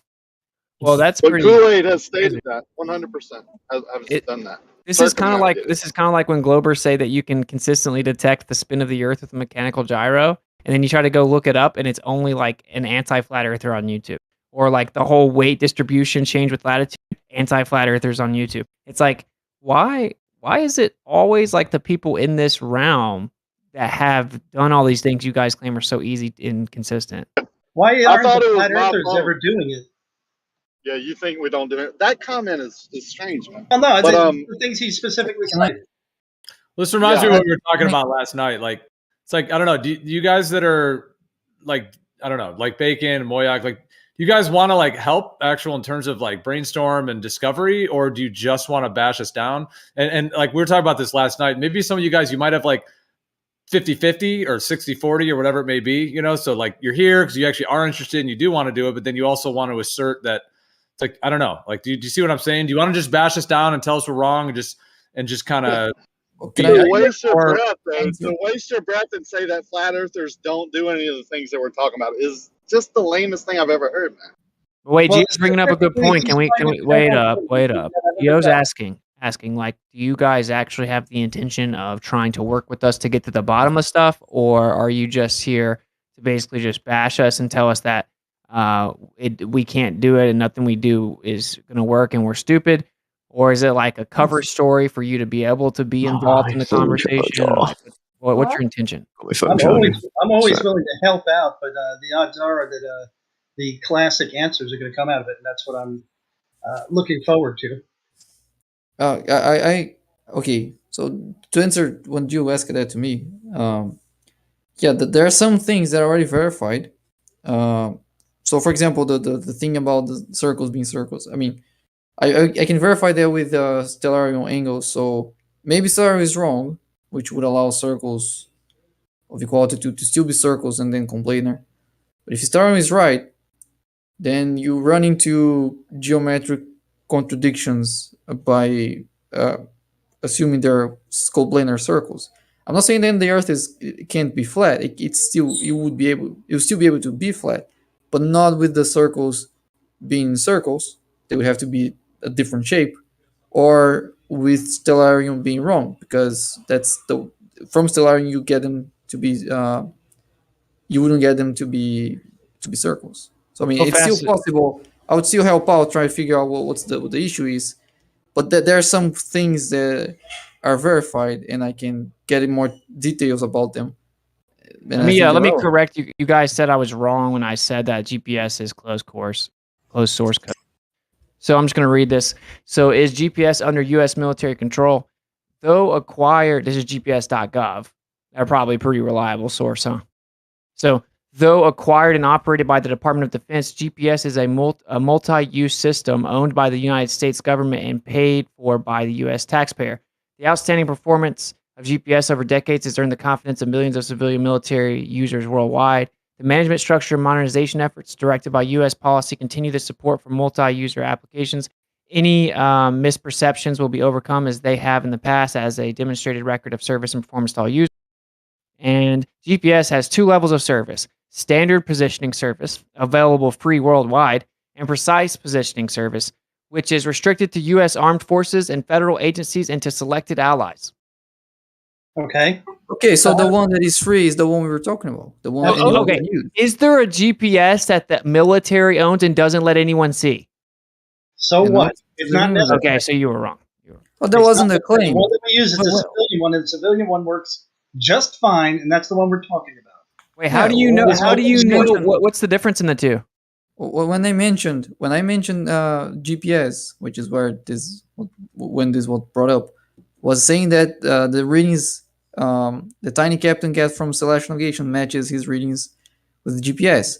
So that GPS is not the one you're mentioning. That is not open source. Hey, what's so the why is difference that in the two? relevant? Why is there 2 different ones? Yeah. Why is there? I don't Why know. is there Why even is 2 that different? relevant? Because there's more accuracy and more readily available accuracy in the government one, so that they can target missiles and stuff.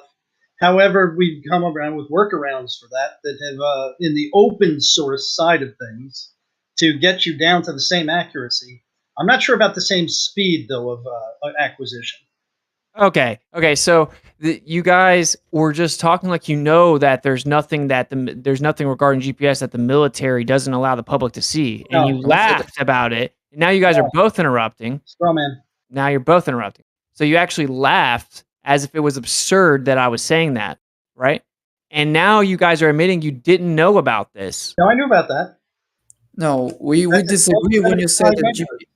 Or gigahertz. We disagree. I'm sorry. Go ahead. This is why I don't get you sources, by the way. This is why I don't run around and get sources, because when I do, you guys pretend like we weren't all sitting here, right? And actually, this works perfectly with what you said. It didn't. I explained that the Air Force and that the military actually has closed code source for GPS. You guys said that wasn't true, okay? And I went and found it, and it clearly is true. There's a GPS that's supposedly more accurate and more precise, and it's not open to the public. And that makes literally no sense. The idea that, they use it for missiles, that doesn't matter. How does that matter? Why are the people not allowed to see the most precise GPS? Why is it closed course? Why is it sealed and classified through the Air Force? Because they've decided that is military grade, and they want to have that precision for what they do. It was their decision. Whether it's the right decision or not is arguable. However, the argument has been always that GPS is open source, and we have access to that open source. So you have to admit, if you're honest with us, that there is an open source GPS that we all can use. Yeah, but it's not the accurate one. It's not the precisely accurate. It's not the precisely accurate one. Neither is the most accurate. It is still accurate. Okay, so how much different is it? The one we use is down to what, 2 centimeters? So the military is. Your claim is that the military is only classifying the GPS because of an accuracy and precision of That's less than 2 irrelevant to the centimeters. conversation. Oh my God, less than 2 centimeters. So the military had to classify it. No, it's because originally, targets are they first hit? off, the original system Wise. gave you the original system gave you 100-meter accuracy, and that was only like 70% of the time, I believe it was. So that was the original system they allowed. Then they took off selective availability back in the early 2000s, I think, and that allowed us to get down to, I believe it was 10-meter accuracy. And so it's the difference between the 10-meter accuracy and then the centimeter accuracy.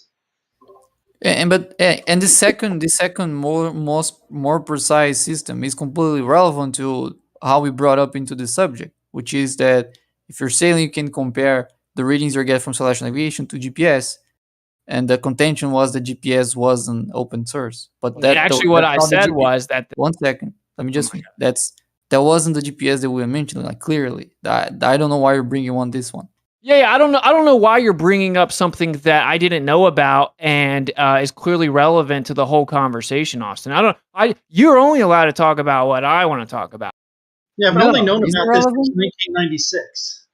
So first of all, what actually happened was originally GPS was just closed source, and then they just released a little bit of it, and it was owned by the military. This is what they say, not what Moyock and Bacon say. This is what the military. Then the military decided to allow the public to have access to a limited version that they choose to let the public see, and now they created a separate version that they keep completely classified.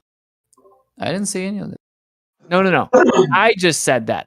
That's objectively what happened. Yeah, I said despite whatever you guys say. I didn't even say you said anything. You're just trying to find a way to dismiss everything. You're trying to dismiss everything I say. That's all you're doing. Your entire objective, and I'm not trying to be ugly, but it's effectively sophistry, right? What you're doing is just trying to find a way to dismiss the point I'm making. Like, oh, no, well, we were talking about something else. No, actually, I was talking about this. I was talking about the fact that the most precisely accurate GPS is actually classified, and you're not allowed to see it, and the military keeps it under wraps. And that's right. fact. Change anything. Yeah, all I said about that is that was irrelevant because it doesn't relate to. I agree with you. I agree with that narrative entirely. And of course, now Bacon's claiming that the one we have is accurate within 2 centimeters. So the military is that's not even what they say, by the way. But what? Yeah, they claim that the Earth is spinning faster now. It's already off by 10 additional centimeters. You guys just make all kinds of stuff up. So the point is that there's obviously something other than just 2 centimeters improved accuracy that the military is not letting us see. So why is the military not letting us see the most accurate, most precise GPS system? Why would you? I asked it. 1 second. Let me respond to that. I asked it. 1 second. I asked it if it was up to 2 centimeters. I don't know. I asked it. That's all. No one's claiming that's down to 2 centimeters. Just ask it if that was the case. No, you said that. You literally said as an affirmative statement. I asked it. No, you said as an affirmative statement that it's accurate up to 2 centimeters. Go back to the live stream and check it. I didn't say it. I asked it. I remember precisely asking it. I don't know. That's why I asked it. I remember. Okay, so what's the argument here, guys? What's the argument? I mentioned that that the real GPS is actually a closed code source, and that we don't have access to it, and that the military and the Air Force own it, and we're not allowed to see it. And they said that it wasn't true. And now they're saying, oh, they were just talking about the other GPS, as if to say they knew there was another one. But then Bacon said that he knew there was another one. Moyock says he knew there was another one. Bacon says he didn't know there was another one, but that he wasn't talking about that one. Well, what really happened was they said, yeah, now you know there's another one because I've told you. No, I knew that already. No, I knew that already. I know there's a much higher encryption key on the data in the military realm. We know this. The military have slowly allowed us to use more and more of the GPS network over time, in the sense that they've given it back to the people of the world to use for all the purposes we use it for now. The military are holding back on some level of accuracy, and the reason they're doing that is because they use it in weapons, in guidance systems, on ground reconnaissance mechanisms, all kinds of military equipment. If you put it in the public domain, that means all your enemies can use it as well. That's why it's locked up. Whoa, what are you talking? Dude, this has nothing to do with military equipment. We're talking. Yes, it does. Yes, it does. It has everything to do with military equipment. Everything to do with it. No, this is not like a missile technology. It's so dishonest to try to represent it like. But this is what really happened. Just like you said, the military used to completely not let us have access to it. And then they slowly over time leak out a little bit more of what they've come up with, formulated over decades, and then decided the people are allowed to see. Okay? That's what happened. And they still keep it, the most precise one locked away. Exactly. So what's the difference in the two? Specifically, what's the difference? Okay, as far as I know, the only differences are these the speed. The top speed GPS that's allowed for civilians is not able to be used for missiles over like 700 miles per hour, as I recall. And I think the military is capable of guiding missiles with high rates of speed. That's the main difference. And then the precision back in the 90s when I first got my GPS. That was the selective availability, and the military one can be treated separately with regard to the selective availability. So this is the reality, right? This is reality. The military has a map, and the most accurate map of the Earth is classified by the military. No, and the most precise and accurate GPS is classified by the military. Yeah. Now, hey. in our understanding, that kind of makes sense. Oh, we're not allowed to see the most accurate map. We're not allowed to see the most accurate GPS. That makes sense. They're Do you lying about understand? the Earth. To you guys, it makes literally no sense. And you decided to not even step back for a second and think about it. You immediately started being a defense attorney, explaining why it's justifiable that the military hides the information about the Earth from us. It's not hidden. Do you understand?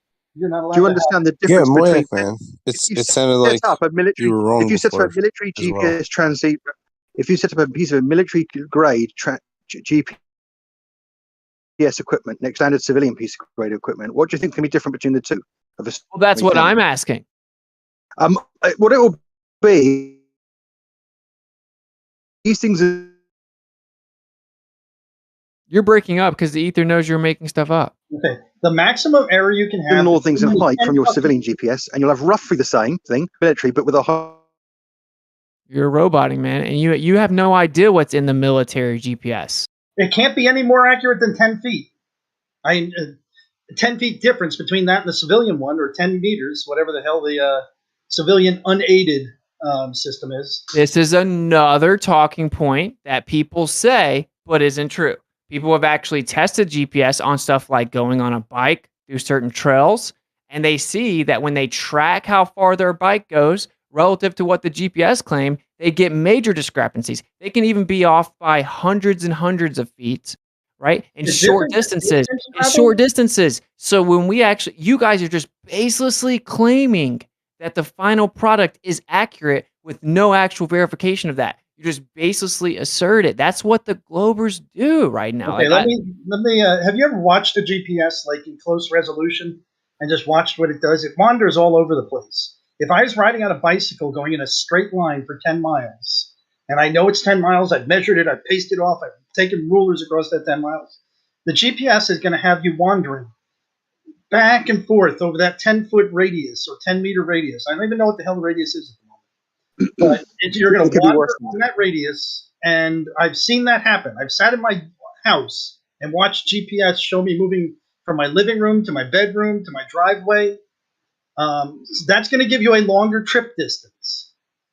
Now, if you take that trip if I take the distance from my mother's house to my house, and I say, what does GPS say is the difference? And I take a reading down at my mother's house and my house, there'll only be a 10-foot error. But if I ride my bike there, I might get a trip distance of 30, 40, 50 feet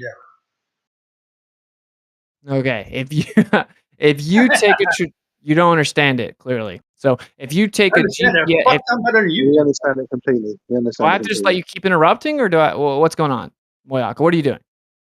So if I'm going to ride my bike to a certain location, I put in my GPS and I push the bike button, okay, and then I follow that exact path on my bike.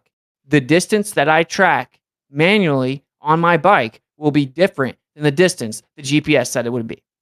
Yeah, absolutely. The GPS is not perfect. You guys That's act like your database. It's Okay. no good. It has a limited amount of accuracy if you're moving across a surface and you're expecting it to measure the distance you're moving, because it jitters around considerably, and all of those line vectors are put in, and there's becomes an apparent accuracy. No, it's not measuring it. It's you have some. You can buy things to measure your distance that you travel on a bike. You don't have to use GPS. Yeah, they work off the wheels and so forth. Yeah, I understand. Right. That. Okay. So that's going to be accurate. Yeah. Yep. Right. And it doesn't match the GPS prediction. Okay. I know. I've seen It where doesn't. people have done it over 20 miles. They've been off by like 0.4 miles.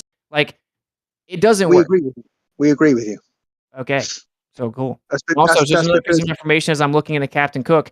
So then he brought his information back to the government. The government kept his logs sealed, wouldn't release them to anybody. Okay, you gotta repeat this again. Then a few years later, he released them. And then the official story is that he went to some island and they didn't know who he was. So all of Cook's men ran away and swam back to the boat. But Cook couldn't swim. So then the Hawaiians ate him. And then they just found his hand and were able to tell that it was Cook's hand. Well, at least it was a new story you came up with. The whole story about Cook is super sketchy. He was obsessed with the South. He was saying, look, this is not matching what we thought it was, not matching our charts. It's not working. He kept trying to figure it out. He went to multiple different voyages, and then all of a sudden he disappeared, as if he found something and was like, I'm going to keep going. And then they came up with a narrative about how he died, but his whole body just coincidentally is gone, and his whole crew didn't die, just he died. But here's his hand. I promise, this is his hand. But just take my word for it. We won't show you the evidence that it's his hand. So, And this is so right is after the government was not letting people read the logs that he had written. And who's to say they didn't just change or take things out of the logs? Why would they have to keep the logs sealed for years? who's to say they didn't make all Captain Cook up completely, eh? Okay. See, and it's like you guys never just whatever, Well, bro. the bits that you don't like about the narrative, you think you're saying so called and allegedly and so they say, but the bits where the government locked He it said up, sketchy too. you're absolutely certain of those bits where they locked it up. You know, somebody so famous as Cook that worked for the government got ate by Hawaiians. Did they cook Yeah. him? Hey, But- Kool-Aid's in the chat if you want to ask him anything. Not really. Kool-Aid, I hear that you traveled the entire world with a sextant. He said he read Captain Cook's logs too. Yep. I've also read Captain Cook's logs. What's your point? They're Oh, not drop sealed. They're Captain public. Cook's logs in the They're chat, public. please. Okay. Will you drop his logs in the chat? I'm sorry. I am out walking my service dog right now. I don't have access to do that. Okay. And we're supposed to believe that you navigated the entire Earth with a sextant. Well, the section was the backup reading. We used GPS as our primary. Wow, that changed really quick. Okay. Does when you No, do that's your what it's always been. I'm So sorry. that doesn't help us at all. Somebody told you Yeah, it was different. that's what you told us. You said you circumnavigated. When we talked about this months ago about navigation, you said you circumnavigated during your high school days with your dad on the boat because y'all homeschooled using Correct. I did. celestial navigation. I guess this It's is a what I back- want to point out real fast to the room, right? You see how, like, I'm bringing up some information that you guys don't know about, right? You didn't know how Captain Cook died. You didn't know that there was a... I know, I've heard all this about how Captain Cook died. I've heard Yeah, that. Pazzi, you know everything. Other than you, I know, right, I because you don't know know everything. everything. I don't know everything. So- I don't know everything. You learned it at school because he's a British bloke, and you know we tend to get that kind of. It's an interesting story for history, that one. Like Churchill and like Henry VIII, but we have these Nelson. We have all these iconic historical figures we learn a bit about. Hey, can I make my point? Yeah, go for it. Thank you. So, whenever we bring up the new information, the other people in the room, like the true earthers, they're like, never have heard it. They're taking it in. They're like, whoa. You guys are instantly responding with like a defense attorney mentality, right? It's like immediately you guys are explaining to us why it's reasonable and justifiable that the government has a precise GPS system they don't let the public see. Immediately, you're trying to tell us why it's perfectly fine. It's basically Stockholm syndrome. You know, it's like then I tell you guys about his death, and you're like immediately going into just gaslighting me about, oh, you want to pick and choose what you believe. Oh, it's just all a conspiracy. Oh, instead of being like, wow, that's a crazy story. I've never heard that. I should look into it. Or thanks for bringing me new information so I can learn new things. It's like you have this motivation to just shit on everything. That's what Gio's entire point was. What is your intention to be here? Because we want to build, learn new information, and figure out what's going on. You guys want to shit on everything we bring up. No, but the point I was trying to make, okay, with all due respect, was the fact that the military GPS, if you are in any position in the world, it doesn't reveal anything about your position that the military one does, except the military one is a bit more precise, and the military one can cope with giving you lots of readings with accuracy at high velocities. That's the difference. It's literally impossible for you to know what's in the military one. It's literally impossible. It's the positioning system. What do you think is being put in it other than that? What if it's way more accurate in the South? In the Southern Oceans? You have no idea. There's literally a 0% chance that you could know. Conjure up conspiracy theories about stuff that in the signal that we don't know about. But why use GPS? They could be putting out on the radio in an encrypted manner. There's a 0% chance you could possibly you don't need to know. piggyback that on GPS. You don't need to piggyback it on GPS to make it tenable, do you? There's a 0% chance you could possibly know what you're talking about. It's Well, I do classified know- by the I do- military, I do- and you're trying to tell us what the differences are. It's strange. It's insane. The differences are inaccuracy. You're just proceeding to do what I just said, which is You you did guys it just again. act like defense attorneys and talk about stuff you don't actually know to try to explain away the point that the other person's bringing up because you just want to shit on it. That's all you're doing. No. The difference is the absolute precision is limited by absolute precision. if you are within accuracy of 10 feet, which I think is the number, if you're within an accuracy of 10 feet with normal GPS, then Is that the close to your worst it can grandma's house be or no? is 20 feet left or right of that central dot. Are we all Oh, man, it's operating whatever, under the bro. I'm gonna presumption chill that out the because you guys are. That's military good. tells us You've the said that truth? 100 times.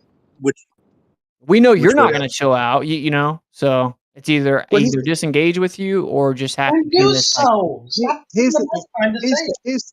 here's the thing. Yeah, everybody, the military says that all the differences is a difference in accuracy, and that's not a good starting point if you want to be completely sure, because they could be lying. Yeah, but I also know people who worked in military equipment who just say the utility of it is just accuracy, and when it's used on equipment at speed.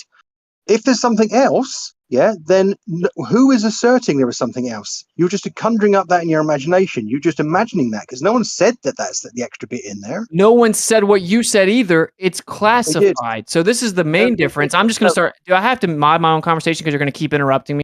Because like all three of you are constantly interrupting me. Well, can I just say one last thing? Yeah. No. Okay, you carry on then. Carry on. Just please show respect, man. Like I let you finish and then I go to talk.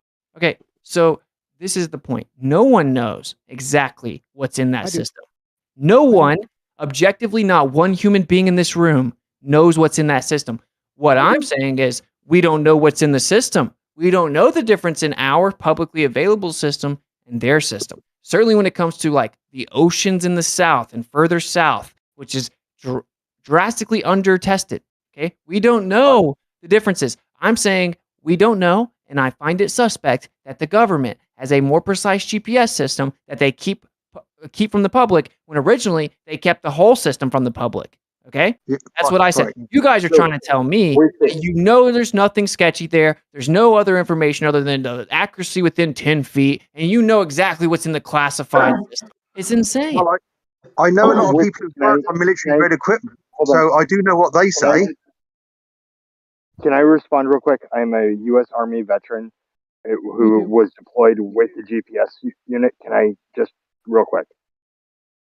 My GPS unit came from Garmin. It was a civilian GPS unit. That was the unit that I used to give my defensive positions and the positions I needed fire support on. The accuracy was not an issue, and it was able to rain down hell and damnation from any position that I gave. We don't care. That's irrelevant. What That's year was completely that? irrelevant to the fact that the government has a precise system that's not open to the public, and we don't know what it's going to show regarding the differences in the South. Literally nothing to do with what you use is a Cartesian coordinate system coming from what you use for target acquirement is a Cartesian coordinate system coming from a central position using transmission of signals off of you, with you in the center as the central position, mapped out a Cartesian coordinate from there, and you can hit close range target. Yes. No, I would give a 10-digit. I would give a 10-digit grid coordinate that I wanted fire at. The fire would hit within 3 meters, which is the accuracy of the fire support weapon that was engaged at that target. Yeah, how far away did you hit people? How far away did I hit people with artillery? With your little GPS, yeah. The farthest I called away artillery would have been 5.5 miles. Okay. Because I was only responsible for my small area, but that wouldn't have changed those grid coordinates. So the 10-digit grid coordinate I could give you would be the exact same if you looked it up right now or if I did. Okay, so how does that help us at all when we're talking about how the government, the military, has a closed course, private classified global positioning system, quote unquote, ground positioning system, right? Ground positioning system that's classified, and how would we know what it shows as pertaining to the differences in the South with the normal open core open? You wouldn't know. I'm sorry. You missed the part where I was a deployed military member calling in military airstrikes using civilian systems to do it. Are you saying they don't have a private classified system? That is used. That makes my point even stronger. that whenever they actually use the GPS in the military, they just use the regular one everyone knows about. So why do they have a closed course one? How do you know what it shows in the South? I had a Garmin system that was on my person. I also had a military embedded one that was on my vehicle. The difference shown by those two was never more than 10 meters. What about in the South? Yeah, in the South. You were not in the Southern Oceans, dude. 100% you were not. So, what? I've just got a No. question for you. Hold okay? on. No, fuck that. I've never been in the Southern Oceans. Really? You were Whitney? not in the Southern Oceans. You were not in the You wanna Southern consider Oceans who with you're access to talking both the military and the publicly accessible consider- GPS. No. You want to consider who you're talking to? Now with it. So wait, are you claiming that you were in fact in the Southern Oceans with both the military and the publicly accessible GPS, and that you show that they were the same? Is that now your claim? You've done everything. You're now Zenic. My claim is I have traveled the Southern Oceans using GPS. It has never been more than 10 meters off my actual position as determined by celestial navigation. Wow. Okay. What's funny So- about that? You got that little snide, cocky, Yeah. self-important wow. Yeah, because he's trying to pretend that he had access to both things and went and tested Oh, the quick, whole call world him a with it liar and knows that again. they're the Quick, same. call him a liar, on. quick.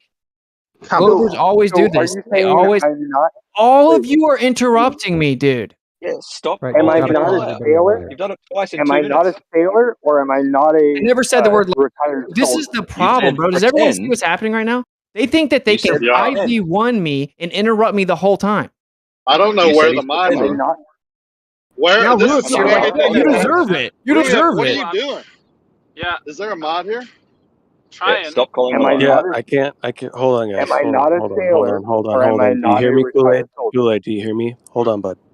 Guys, we gotta go one at a time. If Witz is gonna finish a point, let him finish his point. If you got a rebuttal to that, get in when you can, but be respectful. Don't just overtalk. I know you guys can hear each other over talking. Just be Yes, respectful. Be respectful. Thank you. I don't need your comments for if we can Why? just mute you straight Oh, up. you can mute me. That's fine. I'll just leave. With That's okay. Please But mute be him. respectful. Am I not a sailor, or am I not a retired soldier? I never said either one of those things. So what I So, said, so I have had. So what you're saying is I right have back had to access interrupt. to You military. have an actual I'm mental because problem, I'm bro. going to make my point. I'm going to make my point.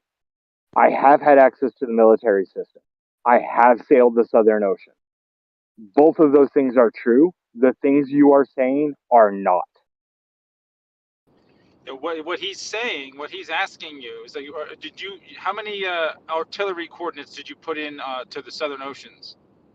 And what you said was that you were accurate to within celestial navigation, not according to a secondary GPS system that you had access to in the military to confirm your accuracy. Well, this is the real reality here. We've already talked about all that, which is that when people I'm don't not use allowed to celestial respond. navigation. Okay, I'm gonna start muting you. Bro, Drink. yeah, come on. You What the hell? definitely heard Witted talking, right? Yeah, So I understand that he was responding to the question that was directed at me. Go ahead with it. Why don't you answer the question? No, I was not directing it towards anybody. I was stating what was happening. okay, so Right. just What is happening is okay. So we just talked about how celestial navigation is not you don't use marine sextants to go navigate the whole world. It's a complete fabricated script that globe earthers on the internet say. Okay? That's not how it works. In fact, we've shown that back in the day, the most advanced sailors in the world used the spherical Earth assumption with celestial navigation. It had major problems. You also have to worry about refraction, according to you guys. Celestial objects refract all the time, and timekeeping discrepancies, and weather conditions, and all kinds of things that are going to mess up this very primitive, archaic methodology of navigating. Okay, so stop bringing celestial navigation up. That's blatantly a red herring. What we're talking about, how is when I first brought up that the military has a GPS system that is classified and not open to the public, and it's not open source code. It's closed source. They told me that I was wrong. So then I went and got the evidence and proved that the military themselves on their own websites say that the military does have a private, precise ground positioning system that is not open to the public. Now, what exactly all the differences are between the publicly accessible one and the private one, no one in this room could possibly know. I do. So you made a claim that I would like to address. You said no one uses celestial navigation. Are you aware of the ongoing sailboat race known as the GGR, or the Golden Globe Race, that is currently ongoing? Where they go off of their route all the time and don't take a super efficient route? Yeah, I'm well aware of it. Where they use celestial navigation as their only means of actual input onto the location of the boats? And they have all kinds of problems with their routes, yeah. No, And how they do you don't. know? Yes, they do. How are you confirming the No, they don't. accuracy against a GPS system? If that's Because all they're doing, then how are you recognizing the exact accuracy? Well then, would you like the answer? These boats are currently being tracked by GPS systems, which gives you a every 5-minute update on the actual location of the boats, as well as being tracked by private corporations that are using the painted boat decks in order to measure the sea level of the Southern Ocean. Right. So no one is debating whether or not celestial navigation works eventually. We all know that it can work. We're talking about Yeah, it hyper works just accuracy fine, here. right? We're talking about hyper accuracy. You said that you were in the Southern Oceans and that you were accurate up until a few meters or wherever you were saying in the ocean, only using celestial navigation. Which is incorrect. The celestial navigation fix that I have made, it confirms my GPS coordinates within 10 meters every single time. You're just saying that. And believe it or not, I'm not just going to blindly believe you, right? And what I've already broken down in detail is why don't you address like, what are you doing, dude? I'm addressing You have to call him a liar where you So I have to do it. No one else is going to do it. I'm going to do it. I'm getting there. I'm getting there, man. You don't have to mute him. Kool-Aid, you cannot interrupt people. This is like you were on mute for a very long time today for doing this exact same thing. This is going to be like your warning before you get an official warning for continuing to overtalk people. Okay? Just control yourself. Let somebody speak. Respond afterwards. Go ahead, Witz. Okay, so I pointed out that in the real world, people do not use this primitive marine sextant celestial navigation. You can bring up one anomaly, like one outlier, where people do it in a race. Okay, well, I've looked into the race, and there's tons of discrepancies with their routes. They fall off their route a ton. There's all kinds of crazy weather in the south that pushes them off their route. They're constantly trying to figure out how to get around. That's the reason it's like such an impressive race, because it's so difficult to do it. Okay, so if that's all you have is one little race to talk about, then why would the Globers be bringing up pretending that it works perfectly every time it proves the Earth's a globe? Because it doesn't. Okay. Then they said, oh, it was used for hundreds of years. Well, we talked about it specifically. The most advanced and skilled settlers in the world that used this had tons of problems back in the day. And for example, Captain Cook, who worked for the government took his logs and kept them sealed and classified for multiple years. He documented that there were tons of discrepancies whenever he used the spherical Earth assumption and used a celestial navigation chart, that their charts were wrong, consistently inaccurate, and that they didn't work. Okay. So in the real world now, people don't use that to navigate. That's not how people navigate now. Hey, Gio, is there any way we can get him to not just do this reading of the same tired trope over and over and over again? That take all the mic time? Are y'all kidding? Ruhif interrupted 5 times. You think you're going to get the mic now, Ruhif? Over my dead body. How did the So sailors? let's just start How did meeting the people. sailors? No, Ruhif. Why did you interrupt him? Know they were Why off did you course? interrupt He was monologuing. Hey, Rakia, He was monologuing for 2.5 it's minutes. not your time to come in. How Ruhif, did it's the also not sailors your time know to they come were in. off course? Why is No, Ruhif able no. to talk right now? No, neither of you should be talking right now. I I'm agree. gonna unmute Noodles spoke. Kool-Aid. I'm gonna unmute Kool-Aid so he can respond to Witsit. Go ahead, Kool-Aid. Witsit, everything you said was demonstrably false. Celestial navigation has been used as a secondary or tertiary navigation form since the invention of GPS, where it has been much easier and much quicker to get a reading from. These things are not possible on a flat Earth. I don't care if you say that the GGR is only a single thing. I disagree with the current U.S. rulings that makes celestial navigation no longer required for a captain's license, a law that took effect less than 5 years ago. None of that matters. I've already explained that in short distances, it doesn't prove either way. None of that matters. Yeah, I've already explained that in short distances, it doesn't prove either way. And that is a very archaic system that people only use in the real world whenever they don't have access to some other type of navigation tools. And that there are tons of discrepancies. According to you guys yourself, the positions of the stars and the sun and the moon constantly refract and change. You can never know. Plus, you have to worry about weather conditions, and you have to have very precise timekeeping accuracies. If you don't, then those errors will begin to compound. And that you just do it in small increments. If you travel 100 miles, doesn't mean anything, doesn't prove anything. We need you to go all the way around the earth or something. And whenever you guys say people have been doing it for hundreds of years, I have to keep repeating myself because you guys keep ignoring what I'm saying. So whenever you say, please, seriously, you mentioned that you've been investigating the GGR. Could you please show me where Christina has gone off track other than when she was rerouted in order to save a down competitor? I'm going to actually say my point. You don't run the room, nor do you. I have to just answer whatever questions you decide to come up with. So when you guys falsely claim that celestial navigation has been used for hundreds of years and proves the Earth's sphere, that is demonstrably false. That is patently wrong. Okay. Whenever the most skilled sellers, I'm talking about way more skilled than you, way more skilled than you. Okay. We're talking about Captain Cook, who did it for way longer than you have, right? And he traveled the world just You stop interrupting. Jesus, bro. No, monologue for 2.5 minutes. I'm going to have a response. Now he's using Ruhev. That's why you don't let Ruhev say monologue. Because now this dude interrupts to say it. All right, you guys. I don't know. I was on a phone call. Can we? I don't know where we're at. Can we just reset whoever was, and just not do the? Can you please tell me? It's what it is every day. The Globers are just constantly interrupting. That's what it is. All right. Hey, hold on. We don't want to have to mute people, but if someone interrupts, you will be temporarily muted. So just please don't interrupt. But who was speaking? Can you please tell me where Christina has fallen off her route and been completely lost using celestial navigation on the GGR? Mind you, I have the actual positions of her boat every 5 minutes. Creepy.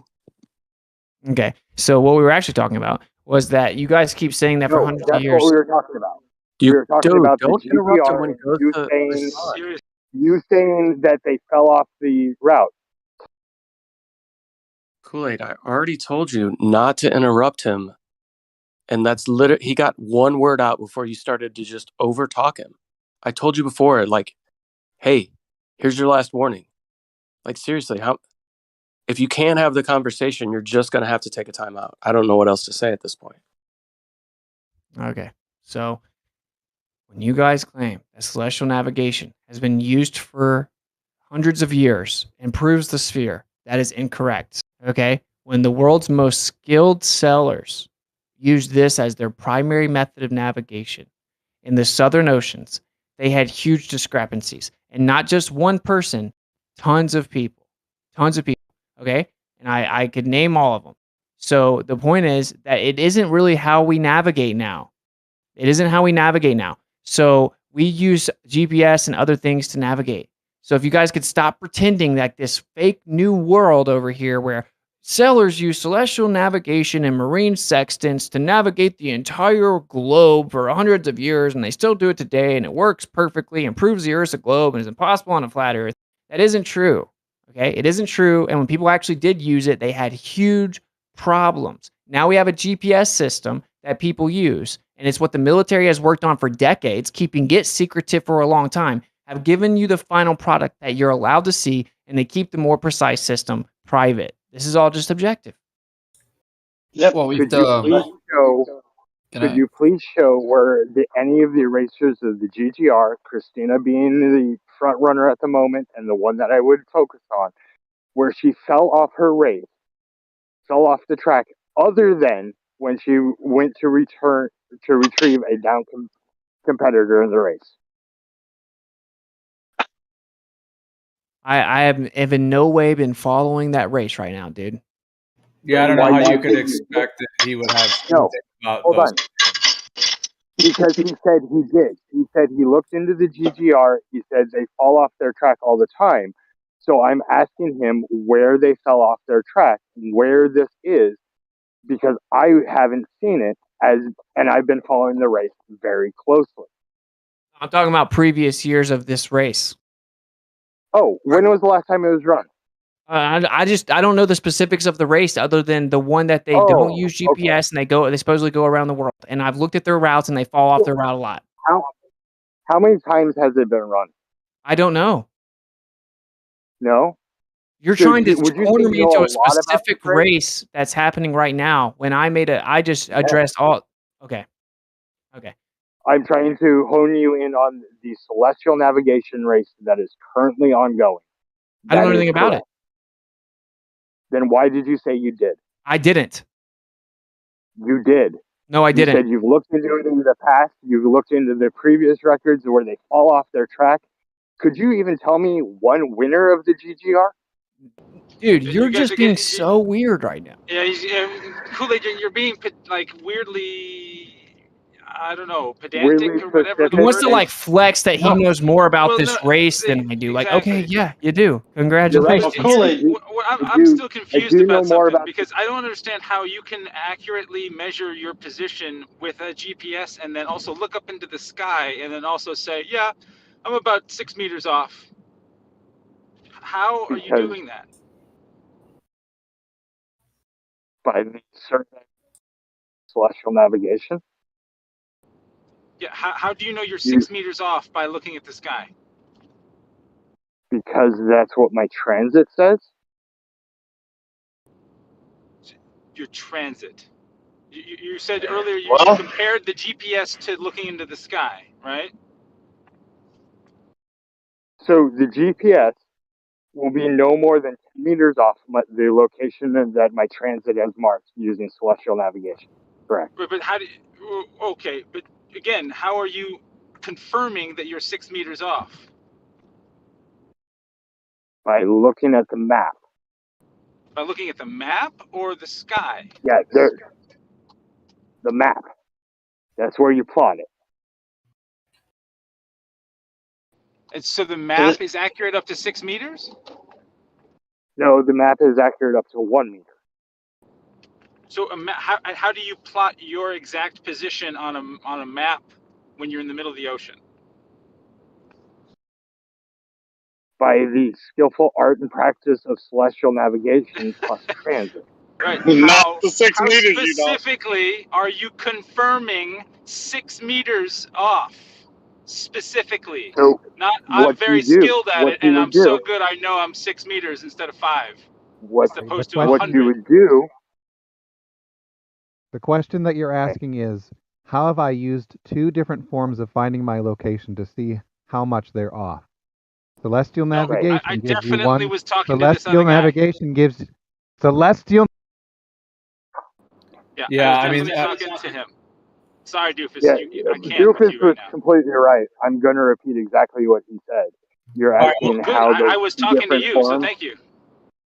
You're asking how two different forms of telling where I am tell me where I am. One No, is that's not what I using asked. celestial I asked, navigation. how are you confirming that you are actually within 6 meters of what you say in the middle of the ocean? Oh, that's easy because I don't run into shit.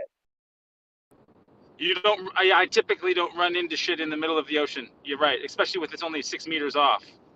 Dude, look at I dropped the route, by the way. I just dropped the live tracker. Look at their route. They don't just go in a circle around the globe. That's not the live tracker, dude. Come on. It says Upgrade your shit. goldenglobe.com/live tracker. Upgrade your shit. It's on YB boats, and it's got a much better tracking system. Come on. Are you? At least pretend to like. Dude, that's totally irrelevant. This is called goldenglobe.com/live tracker. It doesn't matter how accurate or live it is. It's showing their route. Could you show me on that route where they didn't know where they were? Okay, now you're asking me to personally attest to what they knew on a boat in the ocean. He's trying to ignore the question. Yeah, I'm because they wondering. don't do a perfect circle around the globe. I'm sitting here You're looking at it. floating up and down. You're floating in the water in the middle of the ocean, and you look up into the celestial navigation, and because you're so skilled, you can somehow realize that I'm only 6 meters off. How? Yeah, I gotta say that's a little bit of a stretch. When most celestial navigation is in, when most celestial navigation is like really good fixes are like in the 5 mile range. And because you don't crash into an island, do you think that you're accurate? Okay, let's try this one more time. Hopefully, I won't get muted in the middle of it. If you have one data source that tells you where you are, celestial navigation, and you have another data source, GPS, that tells you where you are, the difference between those two positions is how far you could be off by. Do you understand? Hey, you guys can just look at the tracker. It's all over the place. It's not just a circle around a globe. Right. Yeah, it's an upwind race. I completely agree. The VMG is not the orthometric. It's not just upwind. They go up and down. They go up and down in the same area. Do you not know what an upwind race means? It goes north and south.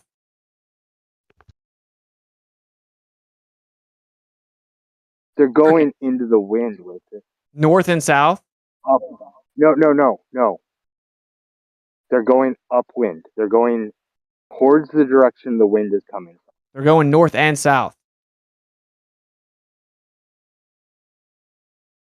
I think what he's saying is their overall direction would be against the wind when they're tacking north and south. I think that's what he's trying to say there.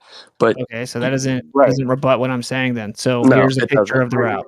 What you're looking for is you want to look at the VMG. Look at that route, That bro. is the actual. I know the route, dude. Okay, so how does I it? scaled most of that route myself. it perfectly matches celestial navigation for the globe, dude. Come on. Yeah, come on, bro. It does. It perfectly matches the distance between land masses as depicted by the globe. Could you please show me how it works on a flat Earth? Yeah, you're seeing it. Are you still walking your service dog, or are you done? Can you get the cook's logs? No, I'm still out with my puppets. But where the cook's logs are at your house? Well, they're on my computer. Yeah. By the way, I'm sitting here looking at their routes. They're all over the place. You said show where they messed up. They're all over the place. No. These people are all off their routes. Are you kidding me? Almost every single ship is off the route. By how much? Right. Well, they're constantly trying to correct back to the route, clearly, which just supports my point. Why don't they follow the VMG track? Wait, why is their track not work? Why are they off their route if it's so easy and perfect? Can I repeat my question? How do they know they're off track? Hold on, Ruhif. Let Austin figure out why they would be off the VMG track in an upwind race. You're saying that they have to follow the wind. I get that. But the point is that you claim that you guys pretend you just pull your sextant out and you go in a perfect circle around the globe. None of that happens. None of that happens at all whatsoever. Not in an upwind race, no. That's why the orthometric view is not the VMG. And the VMG is the important line, not We'll let the orthometric. truth seekers actually go look at the website. How about that? Can I ask a clarifying question? How do they know they're off track? Ruh, if you hear Bacon trying to get in, go ahead, Bacon. I've asked this question 3 times now. Witsit won't answer it because he's scared. They're trying to find a general location based on the stars. Right? You said they went off track. How do they know they're off track? Well, apparently they don't know for a while, but they just look at the stars. They're trying to correct with the stars. It's not this hyper precise, exactly down to 10 meters bullshit. That's not how it works at all. So they use celestial navigation to get back on track? They are trying to use celestial navigation to get back on track, or if that's right. Thank you. That's all. And the fact you think that was some type of victory shows that you don't know what you're talking about. That's your champ. Have you ever done celestial navigation? Have you ever done it? Yes. Really? You traveled around the world doing celestial navigation? I have not Used a traveled marine around the world sextant doing roof celestial and you dropped some proof of navigation.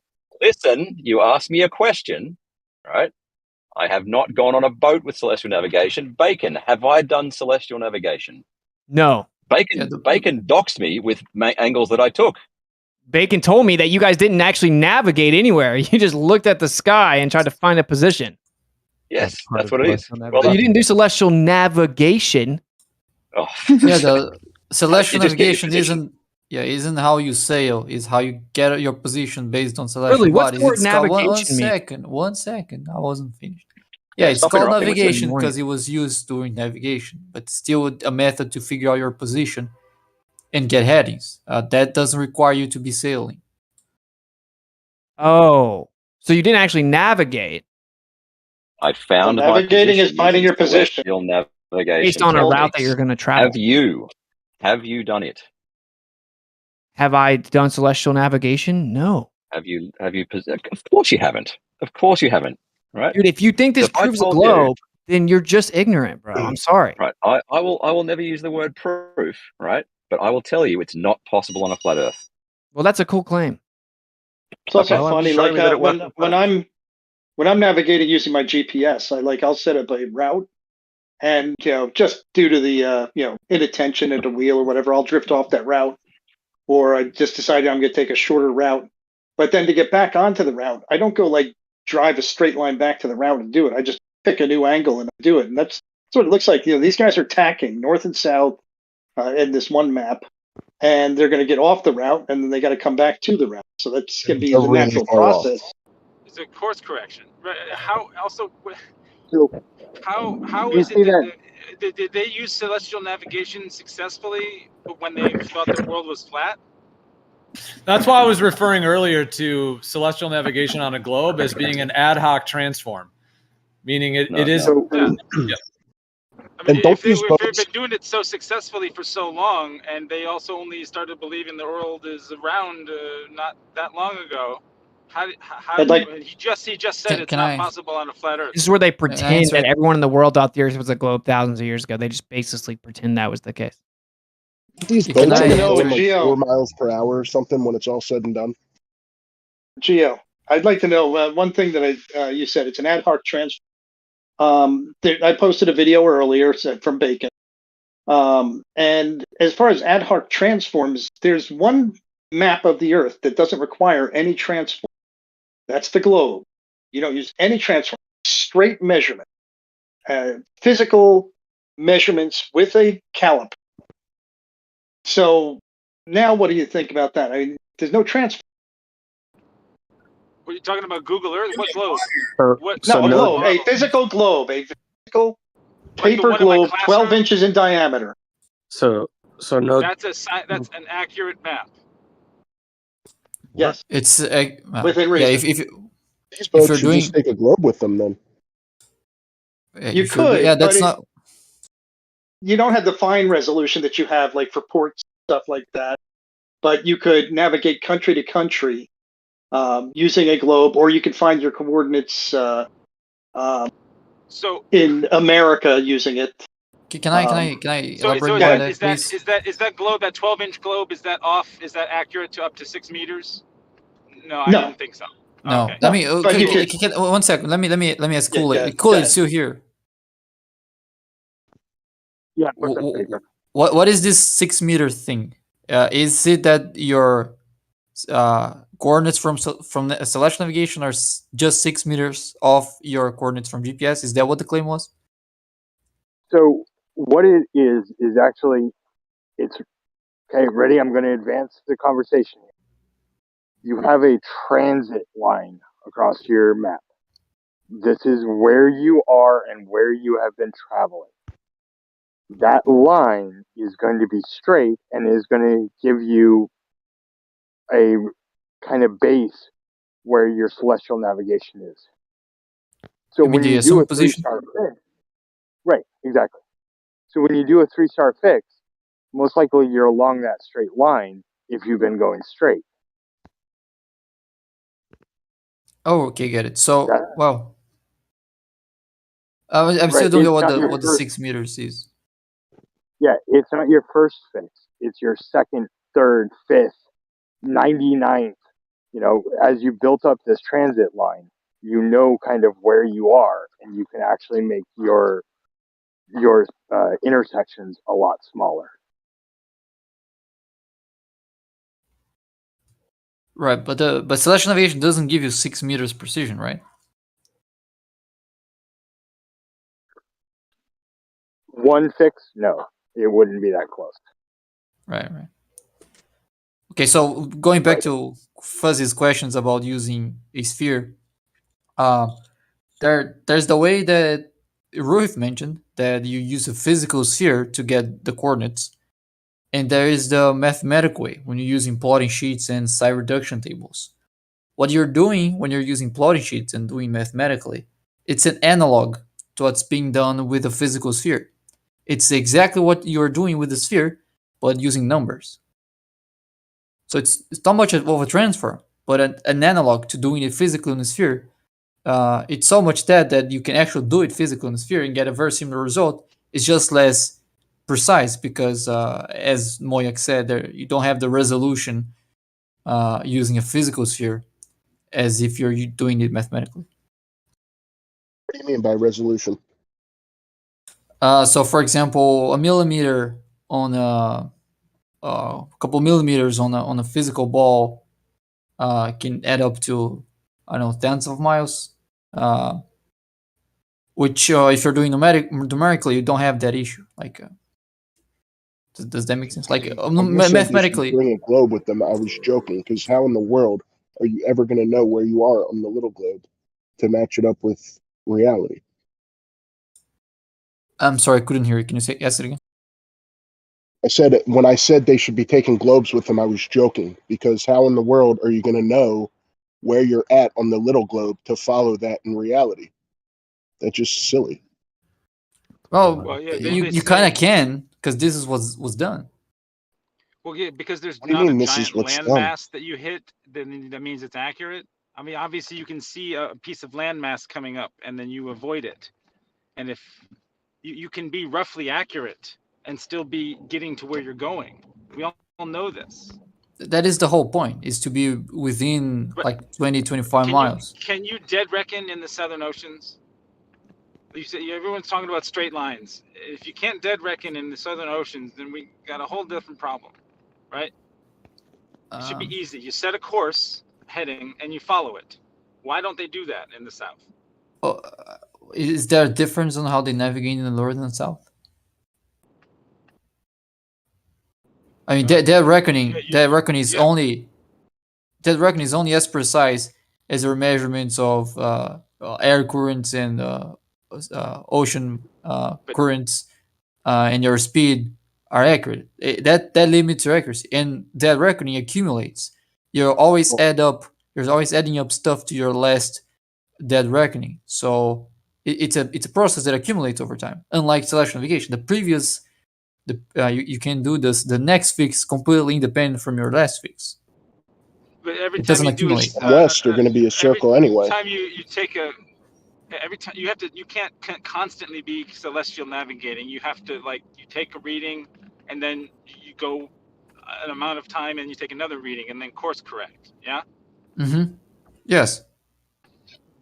Right. So when you course correct, I was okay. As far as I maybe Cooley might correct me on that, but as far as I understand, if you're doing that reckoning, you can get up to, let's say, 50 miles off, something like that, and then you do navigation, then you get a position that instead of being 50 miles off, it's just like 6 or 10 miles off. And if there is let's say a storm or something, and you don't have any way to get your position for like 3 days, it can put you like hundreds of miles off. And in that case, you do celestial navigation again, you're back to 6 to 10 to 15 miles off. No, that's why they got often lost and hit rocks and did whatever, because they would get in the storms and bad weather where they couldn't take readings at all. I'm not saying it doesn't work. It's just not as accurate as depicted. And even the sailors that used it to the best of their abilities. Cook was a great sailor because he had it within him to give that reckoning, without having any markers. Like he just had it naturally in him. That's what they said.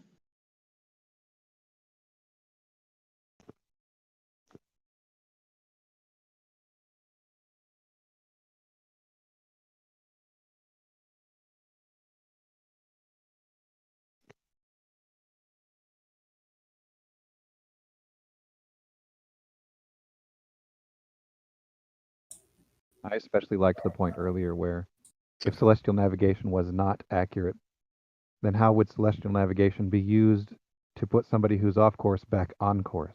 Obviously, celestial navigation would have to be accurate at some point. Correct. That was my point. Yes. Thanks, Doofus. And I think there's also another point that. Okay, I think I lost myself. Yeah. Are there any flat earthers in here that have actually done it? Is there anyone in here that's actually ever seen the curve? Yes. No, you haven't. So, okay, one second. We're going to go off on that topic now. Yes. Before There's no flat you earther get there. can do a 3-star pick. One second. Before I get there. Yeah, James Cook was a flat earther that did it. Well, yeah, I heard that on this VC that they don't use celestial navigation anymore. Now they use GPS. But the thing is, there's people that still do it from time to time, sometimes from a hobby and sometimes from a backup system. But the fact is, people still do it, and when they do it, they get similar results from celestial navigation and GPS. So if GPS is accepted as a good way to navigate, and celestial navigation give you very similar results than GPS, then it should follow that celestial navigation is also currently a good way to navigate. It might not be the best, but if it gives you similar results than GPS, and GPS is a good one, then it should follow the celestial navigation still stands. Yeah, I don't can think ask, that anyone's Tora. arguing that celestial navigation can't get you somewhere. I don't know. You're breaking up, Fuzzy. Well, Fuzzy reconnects. Can I explain the difference between orthometric and VMG? Because I think Witsit missed it, and I would like to make it crystal clear. So orthometric when you're looking at a sailboat race like the GGR. The fact that the military was talking about something that they have that they don't let us use. Well, that's the funniest one that I think. The one that the military uses. The accuracy difference between that and civilian is about. So it doesn't really matter. That's the worst that you can get is 10 meters wrong. Whoopee. Hey, Tora, who did you say was a flat earther that did celestial navigation? Captain Cook. How do you know he's a flat earther? Everyone is a flat earther. Just Okay, some are in thanks for your denial. input.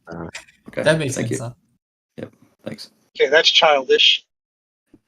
Captain Cook observed. Is whoopee considered an adult language? Whoopee. I think Cole is trying to say something. Yeah, my mic's fucked. I'll be right back. I remember when this celestial navigation first came out, I checked into it, and what I found was pretty surprising. First of all, we all know this is like a lost art, right? Hardly nobody uses it. Yeah, besides these boat races and a few enthusiasts.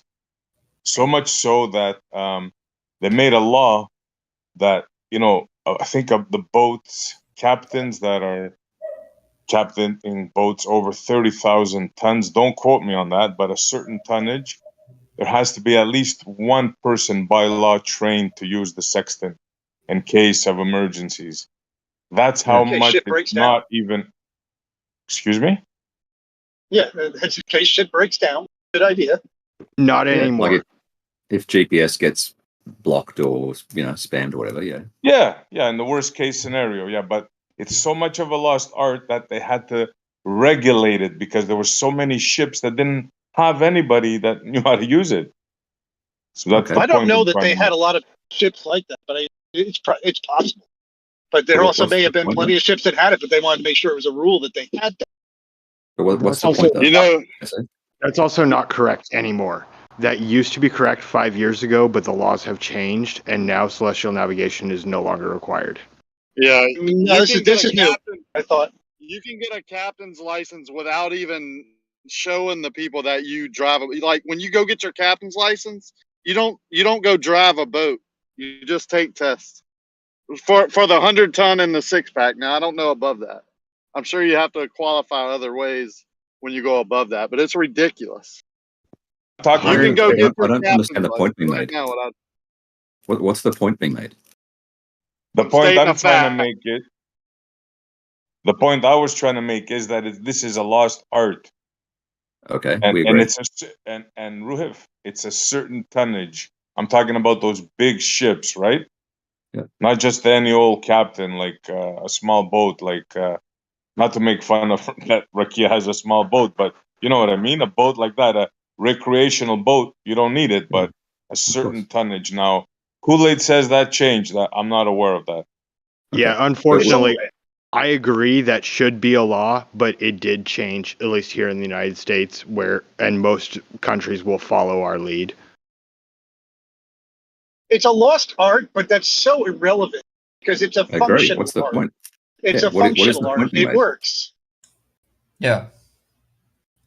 That's why I'm asking what the point being And made it's- is, because The And point it's being not made that- is nobody here has a clue anything to do with celestial navigation, but everybody seems to be an expert about it. Okay, With the put your hand exception up of if you've Kool-Aid. done it. With the Put your exception of hand up if Kool-Aid. you've You, done it. Ruhif, I don't believe anything you say. But with the Okay, thanks, exception Ed. of I Kool-Aid, don't- I don't think anybody here has done it. I've done it. Bacon's done it. Have you done it, SE?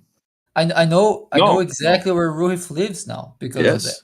I gave him some angles from my house, and now he knows where I live. And then did you sail from your house to his house? That's By- what by I'm moving talking about. around? Yeah, This is not about giving. getting a. No, you this is didn't sail about anywhere. So you getting- sailed in your arguing- backyard? This Ruhif? is about getting a position fix, not about What getting kind from of point boat A to did you point use B. in your backyard, Ruhif? What kind of This is about navigation getting. This system? is about getting a position fix, not about Guys, getting please- from A to B. Please try to let each other speak one at a time. Thank you. A route They is don't just believe a that set most of navigation can positions, find your way. a whole bunch of positions. All it is. Yeah, but the question here is, what we're talking about is celestial navigation. And Ruhif comes in and he says, I've done it. So, and like I'm saying, Have you? okay, you've done it, you've been on a boat. And he's saying, didn't I've say done that. it in my I didn't backyard. say I that. mean, that's comical, Ruhif. Is there any I got a difference? position fix. I got a position fix by using the stars. Have you done that? Don't need to. We have GPS now. We're talking I about agree. We've got celestial. GPS. I'm still asking the question. Have you done it? No, I haven't done it, but we're talking No. about Okay, then shut the celestial. fuck up about celestial navigation. Ooh, are you Hey, tripping? Ruth, stop We're talking acting- about stop. celestial Ruth, navigation, Stop acting Ruhif. like that, dude. So- It's ridiculous. I'll give an Montreal. example. Sorry, go ahead. No, when I learned celestial navigation and when I taught the class, and we're sitting in a classroom on the dock, are we doing celestial navigation? Yes. Anytime you Well, take yeah, a fix, it's but celestial that's not what navigation. we're talking about on a boat going from point No. A to point B. I get your No. point. No, I get wasn't. your I point. wasn't. I wasn't. I was actually specifically talking about the class where we learned how to do it, which is as viable, if not a little bit less, than what both Bacon and Ruhif have done. In my book, they have done celestial navigation. But what is the difference between See, this is navigation again. Why is and getting a fix? It's the exact same thing. It's Why just is doing there, it is there over a and doubt over that again. it doesn't work? Is there a doubt that it doesn't work? I mean, he got a fix. They validate where he is, but you want to see him get in a boat and actually do it, and get in the boat and follow those coordinates to get to the location. Is that the only way it's going to prove that celestial navigation works? why do the Globers not understand this, dude? The globe model was made by looking at the sky, and over the course of hundreds of years, you mapped it out on a globe. You guys are turning around after all of that and saying, look, if it matches the sky, it proves it was made. No, that's Duh. that doesn't, That's how you guys doesn't can work chart. like that. So it what's doesn't it? work. So what's it saying? It's affirmative consequence. Is that right? What's it? Yes, What's it? Are you that saying- yeah. literally you So guys you're are going. You guys are Let going me- backwards. Where they yeah, built let me the globe speak with it from real the quick, sky. everybody. You built the globe from the sky, and Right. then you're pointing at the sky to say that it proves the globe. Okay, so in case you missed it, Witsit says that we use the sky to make these maps, and now we're using the sky to verify that these maps work, which is circular reasoning from his perspective.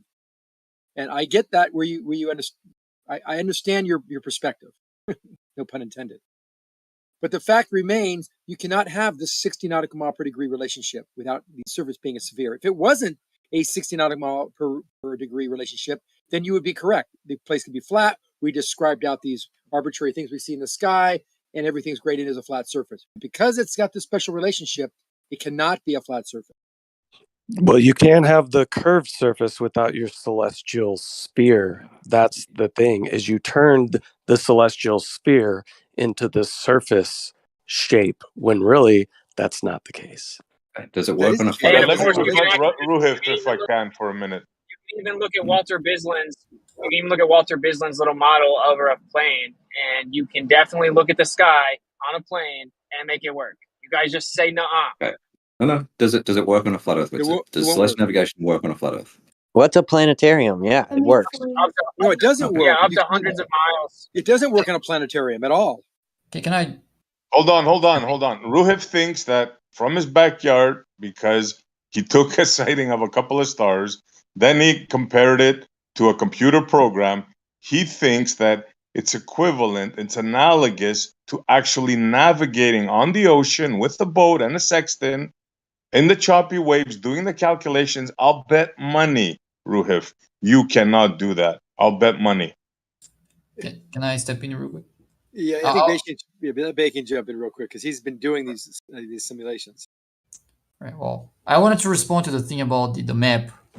We creating the map based on the sky, so of course it's gonna match.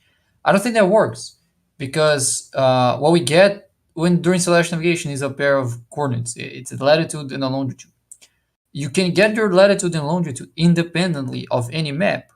If you get the angle of the celestial equator, that's your latitude. How much that's tilted from zenith, that's your latitude.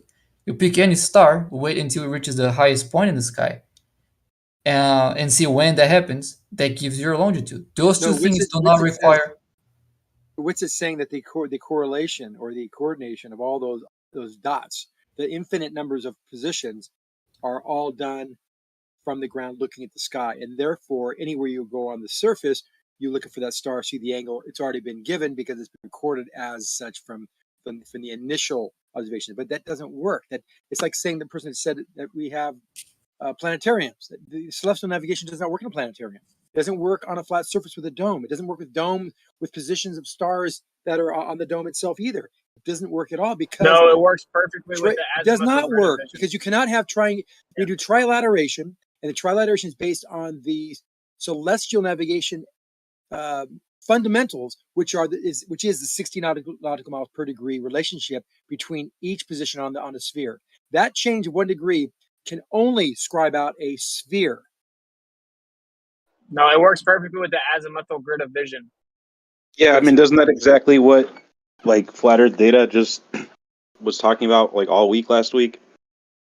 It's nonsense. He's said nonsense, and you're They're just they don't respond specifically. They just gaslight you. no, That's all it's they not. have. You cannot have your field of vision or your dome of vision does not work either, because we have stars. Yeah, it For does. example, okay, tell me how it works. If I have the North Star in sight, and you're in Canada and I'm in California, and you say it's at 50 degrees, and I say it's at 35 degrees, we both can tell.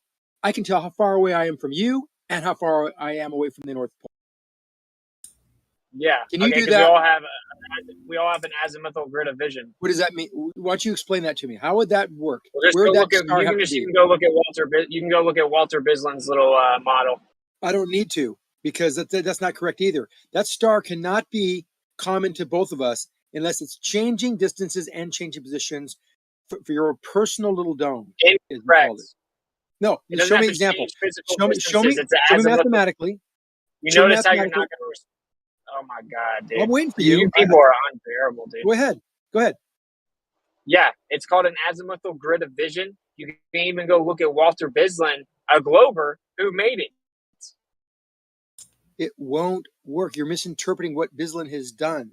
I'm telling you right now, just as something as simple as the North Star, that idea, this azimuthal grid, will not work if you have the North Star that is 45 degrees for somebody and 35 degrees for somebody else, and we know the distance is 60 nautical miles per degree.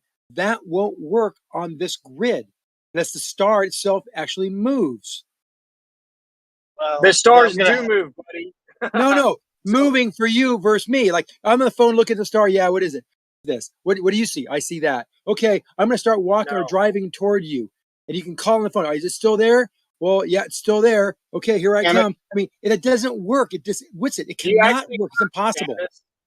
You actually don't understand that you have the stars over different places on the earth, and you have azimuthal grid of vision. It's not either or. Dude, just go look at Walter. You don't even know what that Bislin's model. means. You just go look at Walter Bislin's model. Zanuck, I got to say one thing in the argument here.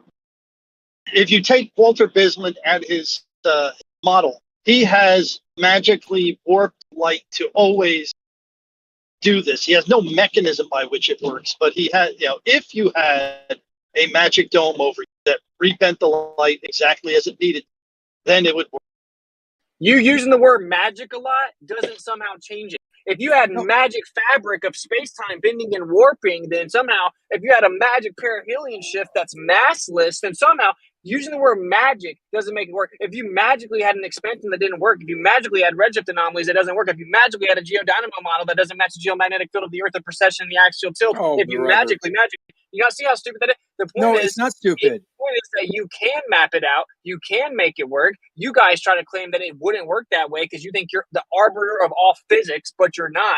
Okay, we have azimuthal grid of vision. We have stars over top of us. We have a limited view of visual space, right? And that's how it works. You guys can say, nuh-uh. You guys can say, I don't think that's how it would work. That doesn't change anything. You guys claim that it was impossible to map it out, and you were wrong. How an azimuthal grid of vision affect azimuths? If I'm measuring an azimuth to celestial body, and it's because of my azimuthal grid, I'm seeing somewhere else. What's the difference in azimuth between what I'm reading and where they would actually be? Wait. Have you looked at Walter Bislin's model? So why is it that you're asking me this question? Because Walter Bislin's model doesn't answer that. What Walter Bislin's model does. One second. The azimuths that you get from in Walter Bislin's model and the elevation angles come from spherical geometry. Don't come from where the stars are. The dome that you have above the Earth there is completely disconnected to the directions of the celestial bodies. That's just added. So It shows there's a discrepancy. Correctamundo.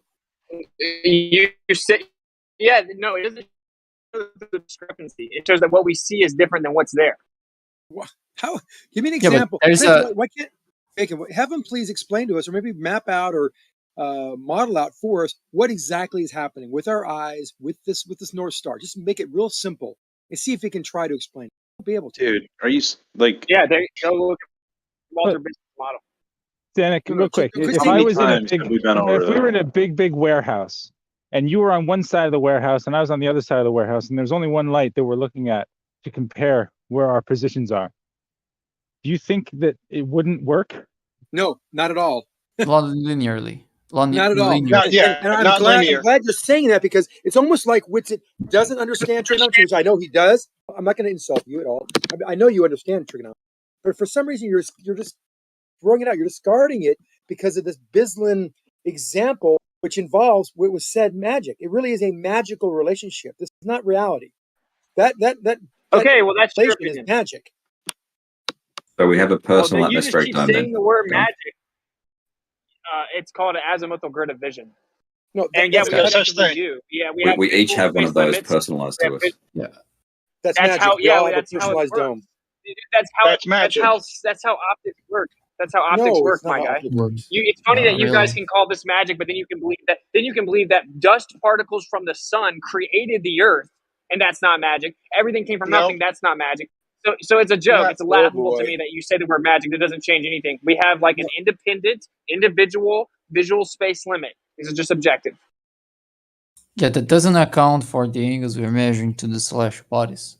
It doesn't affect angles. Yeah, it does. Yes, it does.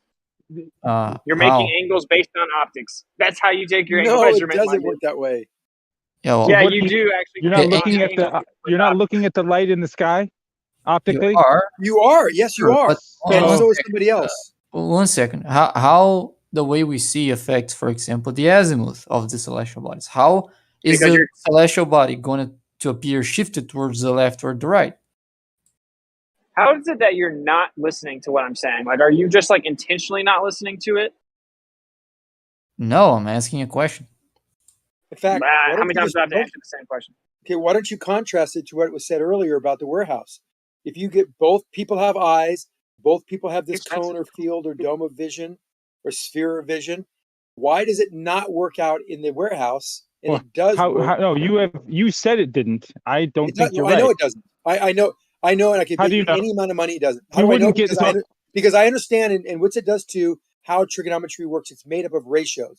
These ratios are commonly known and understood to be three: sine, cosine, tangent. If you understand that alone, which is the fundamental building block of that part of math, then you understand why it doesn't work in a warehouse. Well, I can use the lights of a warehouse to plot the positions that I'm at with the angles of the lights. I most certainly Right. can do But that. it doesn't fall. That's true. Well, one second. That's all we're saying that's happening. That's all we're saying is Can I respond to happening. that, please? Yes, exactly. And so we can all do it. But the numbers we're going to get are cosine, sine, tangent ratios. We won't get that. We will not get those ratios on a sphere at all. All we have to go back on is the equation. Why would we for a expect sphere. to? Hold on. All we have to go back on is the equation for a sphere, which is going to be 1 degree per 60 miles, or that relationship of 1 to 60. That's for this particular perspective, size. maybe. So you're talking over me. That's not As a helping mental with grid of Canwall. vision. It's not. As Well, I'm just just- either. Okay, can I you don't work see out how an you- example in which the azimuthal, forgot the term you said, as sphere of vision, Grid creates a linear relationship, like an example that justifies using a linear relationship for the hard slash wise. It makes no sense. Well, I'm sure You I do it can linear. if you give me Maybe using infinite amounts of refraction and whatever else is happening through the medium that the projected light to the individual in that position on the flat plane is having, or on top of a mountain, or going up and down on a wave after they create a horizontal line. But I don't think it has to be, on a sphere. Like Well, it can be that's not mapped. My ceiling is, if my ceiling is 10 feet high above my head, 10 feet above my head, and I back up 10 feet from underneath a light, that light will be at 45 degrees. That's I back not up what the another 10 atmosphere. feet. That is not what we're saying. The stars are in a medium through an atmosphere that you're looking through at a certain angle. That angle changes as you move away and closer. You say that's not perspective because the light we see is so far away. Well, if we can see it, then it damn sure has perspective in it. Well, That's not true either. That's not justifying Wittet's claim. That's Wittet's claim wasn't refraction; it was perspective. Right. Okay, so he just I just said perspective. no, but you mentioned the amount of refraction on the atmosphere. No, yeah. Stop talking over him, Whit. I'm just trying to understand what Arkia's point is. No, you're not. You're not trying to understand. So when I am. said You perspective, don't speak for my brain, please. Okay, so when I said perspective and you said I didn't mention perspective or don't take perspective into account, what did you mean before I move on?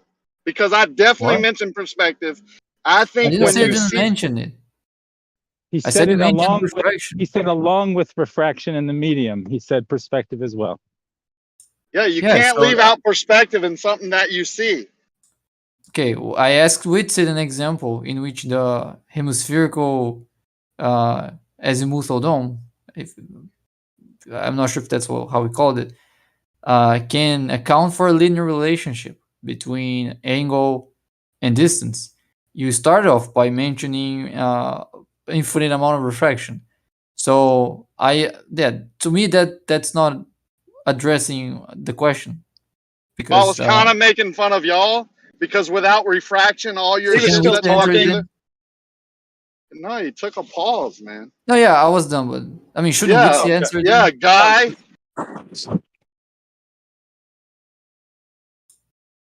Yeah, I mean, don't I know want if to that was understand direct. Witsi. I don't know if that. All right, Witsit, did you want to respond? Well, I have really bad service, but it's very business model. I don't know why this is so complicated. I genuinely don't. You were breaking up a I bit. still Maybe try also don't again. understand Rakia was next.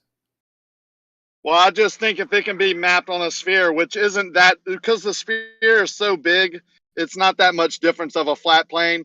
you can just tweak it a little bit. How did the guy say it earlier? I think Bob, just smudge it just a little bit, and it would work on a flat plane. I mean, surely the mathematicians could figure it out some way, right? Exactly. To say that it wouldn't work on some sort of flat area is kind of utterly absurd. No, They're it's not. exactly accurate, and I'll tell you again why. Those ratios they reign paramount and true, all without exceptions. You cannot be in a warehouse and like I think even Doofus had mentioned or brought up the fact that you could be something 60 feet high on the ceiling and you move back 60 feet. We know that angle would be 45 degrees. Well, here's what I would say.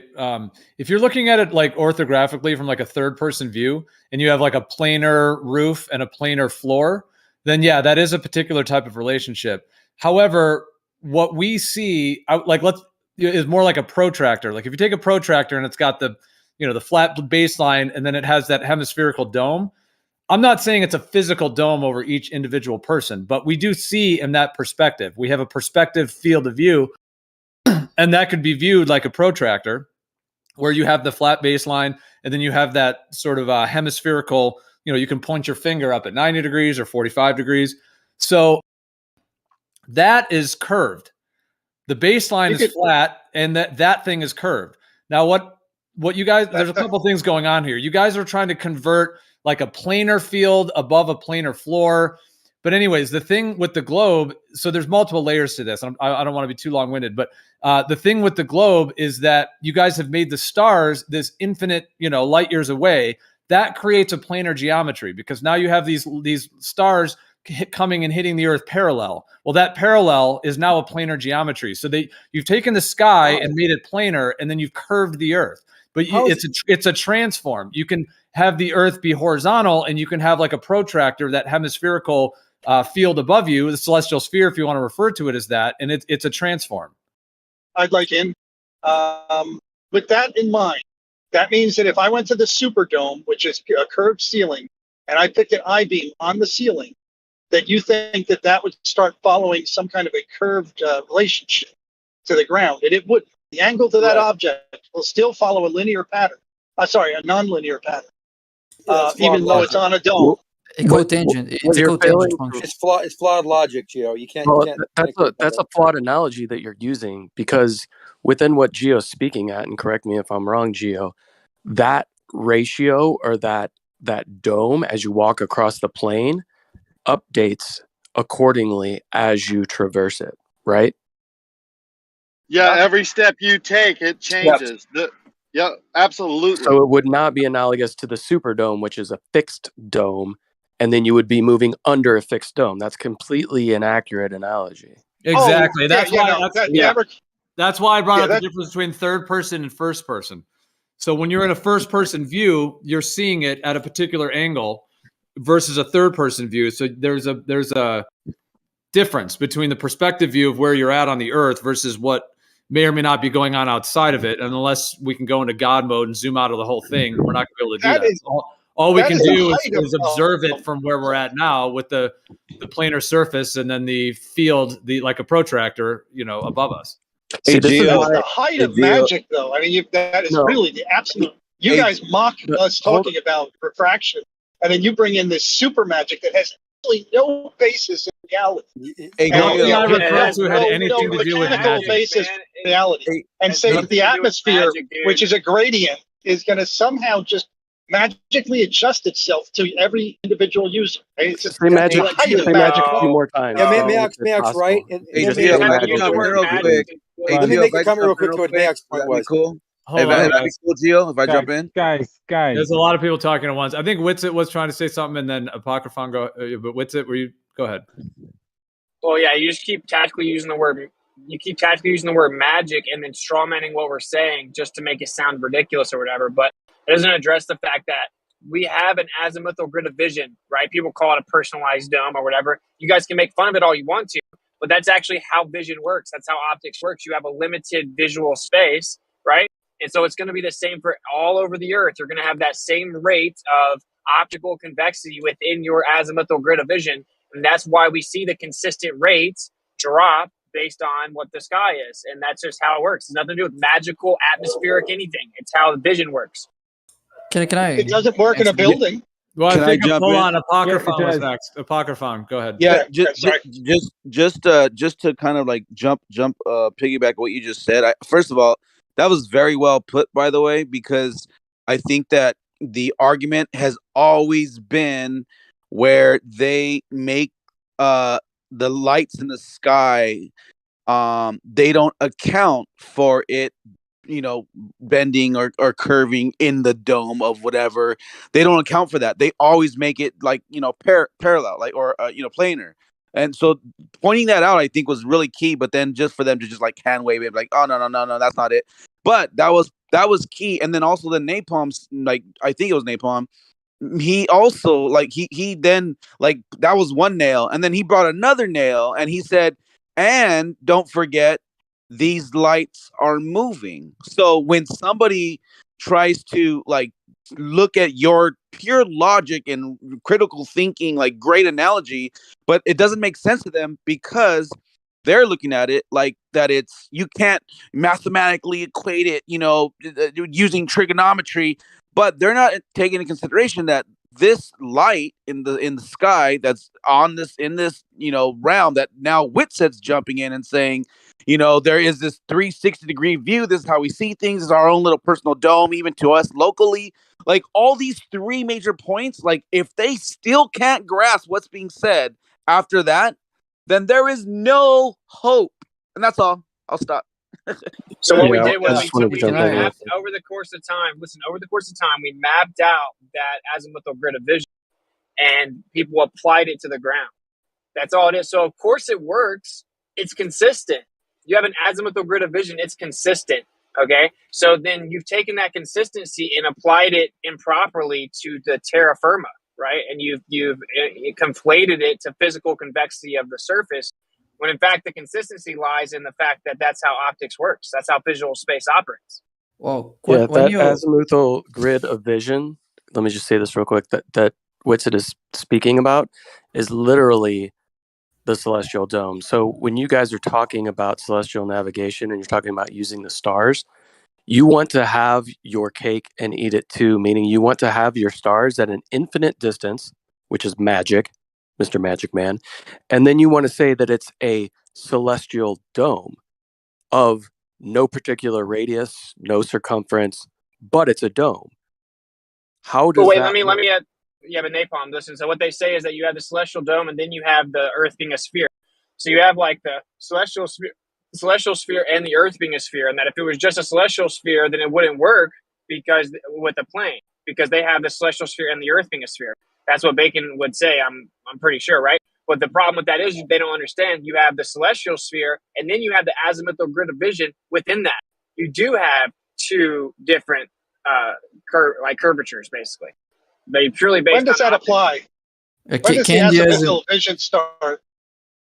Yeah, because okay, as so soon as you if apply it always, any optics to anything, I mean, come on, like, Can how I- long have we can been going over dude, this? I'm trying to Like, respond nothing- like for ages. Dude, like, nothing made me a flat Earth faster than seeing all these globers not being able to understand like simple optics. I don't get it. Thanks, Maybe Apocryphon. wait and get the answer. That was an apocryphon. But if okay, Oh, sorry. if you have a very high tower and there's a light in the top of the tower, and you're right below it, that light is right overhead to you. As you start walking forward, that angle to that not start, so the angle of that light is gonna drop, but it's not gonna drop linearly. It's going to follow a function that is it's going to be the tangent of your angle divided by the height of that tower. That's how you get the angle to that tower. And that works so well, you can actually get the height of buildings by using that relationship, that trigonometric relationship that Zenik and Moyak were talking about. That relationship doesn't exist with celestial bodies. We don't use that relationship. So we use a linear one, which is we just okay. Now, when you're saying that there's an azimuthal dome vision that accounts for that and applies always, why doesn't it apply to towers, but it applies to celestial body? Why one is a trigonometrical function, the other one is a linear function, if they're the same thing according to you? It's super simple, yeah. So the stars are really The stars are really far away, so celestial observations are all beyond the visual space limits. So your azimuthal grid of vision applies to everything in the sky. You can laugh. It doesn't change what I said. I bet you won't rebut it. So a building is right there. You have something, once you reach the azimuthal grid of vision limits, that's when you begin to get the convexity. You have to be beyond the limits so that you then will be seeing the byproduct of that curved limit. Okay, so how can we adjust? How can we fix that's wrong trigonometric relationship that only works up to buildings, doesn't work for celestial body? What do we have to do to that equation? So you're going to both work with buildings and also with celestial bodies on a flat surface. Dude, I just explained that it's once you reach the limit of view that you have the azimuthal grid of vision. And in fact, Well, Walter Bislin even maps it out. And there's other people that have mapped it out. And we know this is how vision works. So I'm it's not like, asking. this is the point. How about this? When you said it was impossible, can you just admit you were wrong? What does it say when it's impossible? You said it's impossible for us to have these angles to stars on a flat Earth, and that's Zanuck said that. I didn't say it was Zanuck impossible. said that. Zanuck said that. They were all saying that. They were all I saying didn't that. say Well, that. that's true. That's true. They all have to I didn't assume say that. that. I never You said it did. was You were impossible. talking about what I don't you think and it. Ruth did. No, I didn't say that was impossible. I never said it. So then it's possible to do on a flat Earth. Then thank you. That's what we're trying to tell Yeah, you. but no one demonstrated a viable way to do that on flat Earth. It doesn't mean when I'm saying it's not impossible. When I say it's not impossible, I'm not considering that you guys have. How about this? How about you go to Walter Bislin's model, right, and try and use Walter Bislin's model to get a 3-star fix? If you said it's possible, Okay. go for it, buddy. Okay. That's all you got? So yeah, we have Yes, like if a you rate said of it's possible, go ahead we and have do a rate that. of we have a rate of optical convexity with our azimuthal grid of vision. You guys say that's impossible. No. because Don't light explain it to me. Don't explain it I to me. don't I do want you to things go to to you. the model. Do you think I'm in a Go to classroom the and you tell model me what and to do do? it. Do you think, Bacon I'm in a just said classroom? it was Do possible. you think I'm your employee or something? I Do you didn't think that say when that. you tell me when you tell me to do something, I must drop all things and run and do it or something? That's not how reality works, bud. I'm sorry. It probably should for your betters. Yeah, it's Bacon was the one who said it was possible. And if you're going to say you didn't say it was possible, what's the opposite of I not didn't say impossible? that. You said it's I not didn't say that. impossible. If I something's don't know not whether or not, impossible, that dude. means it's What? possible, bro. No, that's not how it works. If I give you two numbers and I ask you if it's possible that the result is then a second number, and that multiplication is just too big so for you to do with from the top of your head, you can't just say whether or not it is possible or it is impossible to be that number. There's only one answer for which number it is, and you can't know if it can be that number or not until you do the math yourself. I don't know if But it's you think the possible or number is impossible. exclusive. I won't claim that it is impossible, but I haven't found anyone showing that it is actually a viable way to do it. That there is a viable way to do it on flat Earth. I haven't seen that so far, so I can't agree that it's also possible. It's because Okay. there hasn't been millions of dollars worth of research to try to prove these things for the last 100 years, because everyone just accepts the fact that they're living on a globe. You don't wait, need hold that on, much. Bacon, As why I can't said Bacon, before, why can't I use the Walter Bislin model? Specifically, why can't I use it? if you can show me, like the model isn't getting the angles to stars from the model. The angles you get from the stars are using the angles you get from the stars, both the azimuth and the elevation, are calculations that assume a sphere. They're just being plotted on a flat surface. They have no relationship to the dome on top of it. So that's not a flat Earth Dude, model getting angles from a hemispherical dome of vision. That is Dude, a flat Earth model plotting globe angles. This is back to what I said at the beginning, where you guys, the globe model was created over hundreds of years using the sky. And now when we take, so the sky is just what the sky is. Okay. And whether or not the Earth's a flat or a sphere, the sky is what the sky is. Everywhere we are on the Earth, we have what the sky looks like. Okay. It has a consistent relationship with how it changes based on where we are. That's what the sky is. That's the data. That data is not exclusive to the globe. You don't get to do what MC Toon does and says, here's $10,000, but you can't use that data. No, that data is what the sky is. Okay. You guys took the optical change and said that it's caused by the Earth curving. Okay. That's a cool claim, But the truth is we have the same data, and we're going to map it out based on how vision actually improvably works, which is that you have a limit to visual space. And like you guys think you should see forever, you think you see back in time and all this crazy nonsense. None of that's real. And so then we can plot it. And I said, what's wrong with Walter Bislin's model? And you said, oh, it uses the spherical map. Dude, when we look at the sky, it changes optically. We got that data. That's the data that it uses. You claim it changes because the Earth's a sphere. You engineered the Earth being a sphere based on that. Then you got a model called the globe. And now you're claiming that the data is only possible with the Earth being a globe. And that's where we got the data. But that isn't true. That isn't where we got the data. Well, that again, as I said before, you don't have to rely on any map to verify those things. You can get your coordinates without looking to any map. You don't have to trust on any source.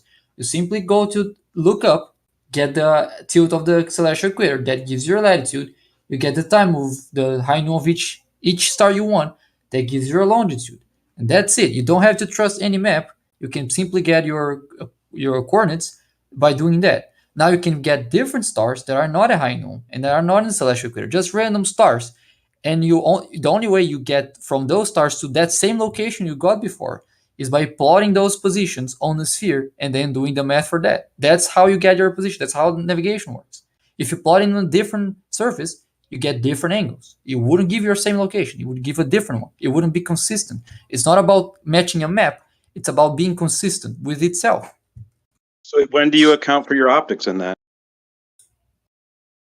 The whole math accounts for how you would see on a sphere. That's the optics of being on a sphere. Oh, Yeah, I but what thought you about said your- we didn't need the sphere. I thought you said we just looked at the data. Yes, where those positions are on the surface of the sphere is relevant. They're still, you still need a sphere assumption, but that there's no need for any mapping of that sphere. That's the only assumption, that the Earth is a Okay. sphere. If you, that's Like, what I'm why are saying. you You not don't have listening to. to what I Yeah, said? so No, but you said Why are that you not this listening was. to what I said? You said that this came from data of how many years, and what I'm saying is you don't need none of the data. Saying Earth is a sphere is not a bunch of data. It's just saying the Earth is a sphere. That's all the information you Oh need. my. Yeah, look, here's the deal. The sky, when we look at the sky, okay, it changes position. The angles to the stuff in the sky changes position as Breaking up. okay. Right. You claim that it's because the Earth is curving and we're moving on the curved Earth, and so we're dropping when we have just this plane of infinite distant stars above it. In reality, the reason it changes is because we have a limit to perspective, and it's equidistant. That's why it's always the same everywhere, because there's an equidistant azimuthal grid of vision. You can map it out with it being optical. You guys then have to claim, oh, it's just impossible. That would make light have to bend a certain way. And it's because you don't understand it. That's not our problem. Well, it is your problem if that gives you things like spherical axis. Because if you get azimuths of stars, you get the same x as you'd get on the surface of a sphere with the radius 3959.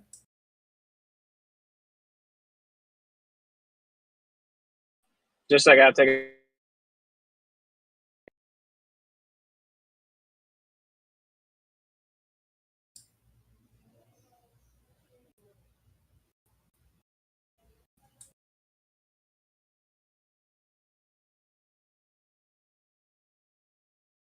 Funny, Whitson said he's going to bail out like a dozen times. Keeps on wasting more time telling us he's going to bail out than does providing legends. What was the topic just now? Yeah, I don't think there was anything about bailing. I think Navigation. his connection dropped, and he said he had to do something. It sounds like he's on his phone.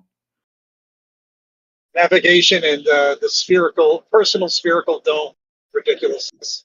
Dude, it's not ridiculous, man. That's what a planetarium is. A planetarium, you can have a planetarium with a flat floor and a dome of vision. That's what a planetarium is. And you can position it in any way that we see the sky, you can position it.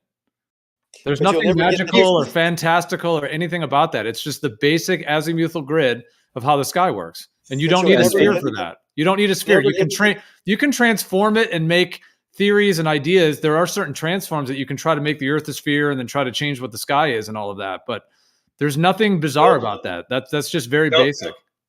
No transforms needed. We use a globe.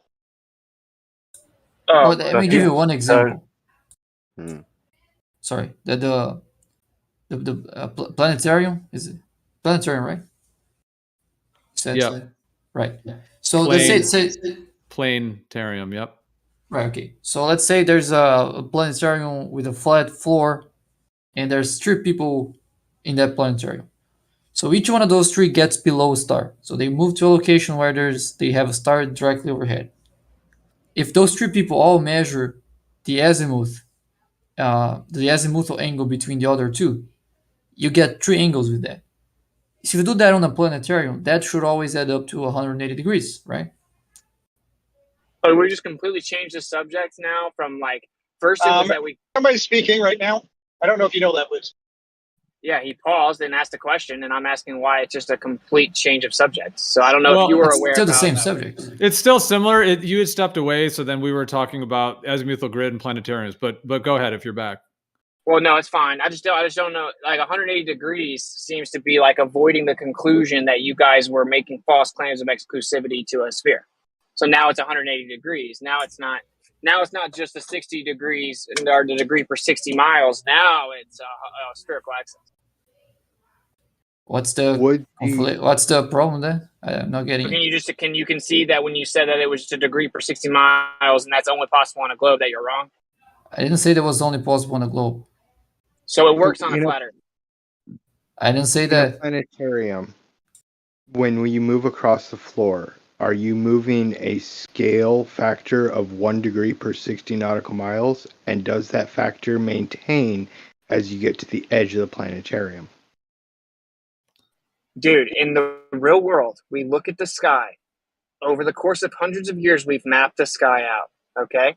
We found out that it looks a certain way based on where we are on the Earth.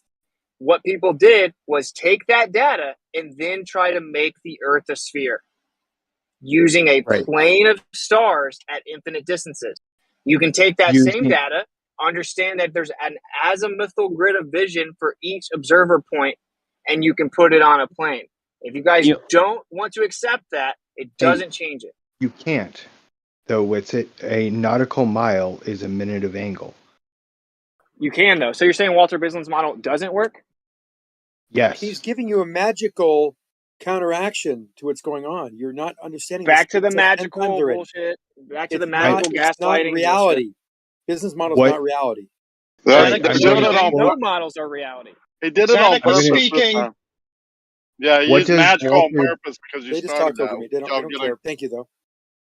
You're just guessing. I'm not guessing. I've seen the model. Look, you're so wrong. I don't know where to even start. You know you have to be wrong. You can't be serious. We don't have. If these stars are infinite distance, it wouldn't matter whether they're out as a flat plane, as Gio said, or a curved distribution. If they're that far away, it won't matter. It doesn't counteract the fact that we're on a sphere or a flat surface. That is fundamental in the understanding of this perspective versus perception issue you're inferring here.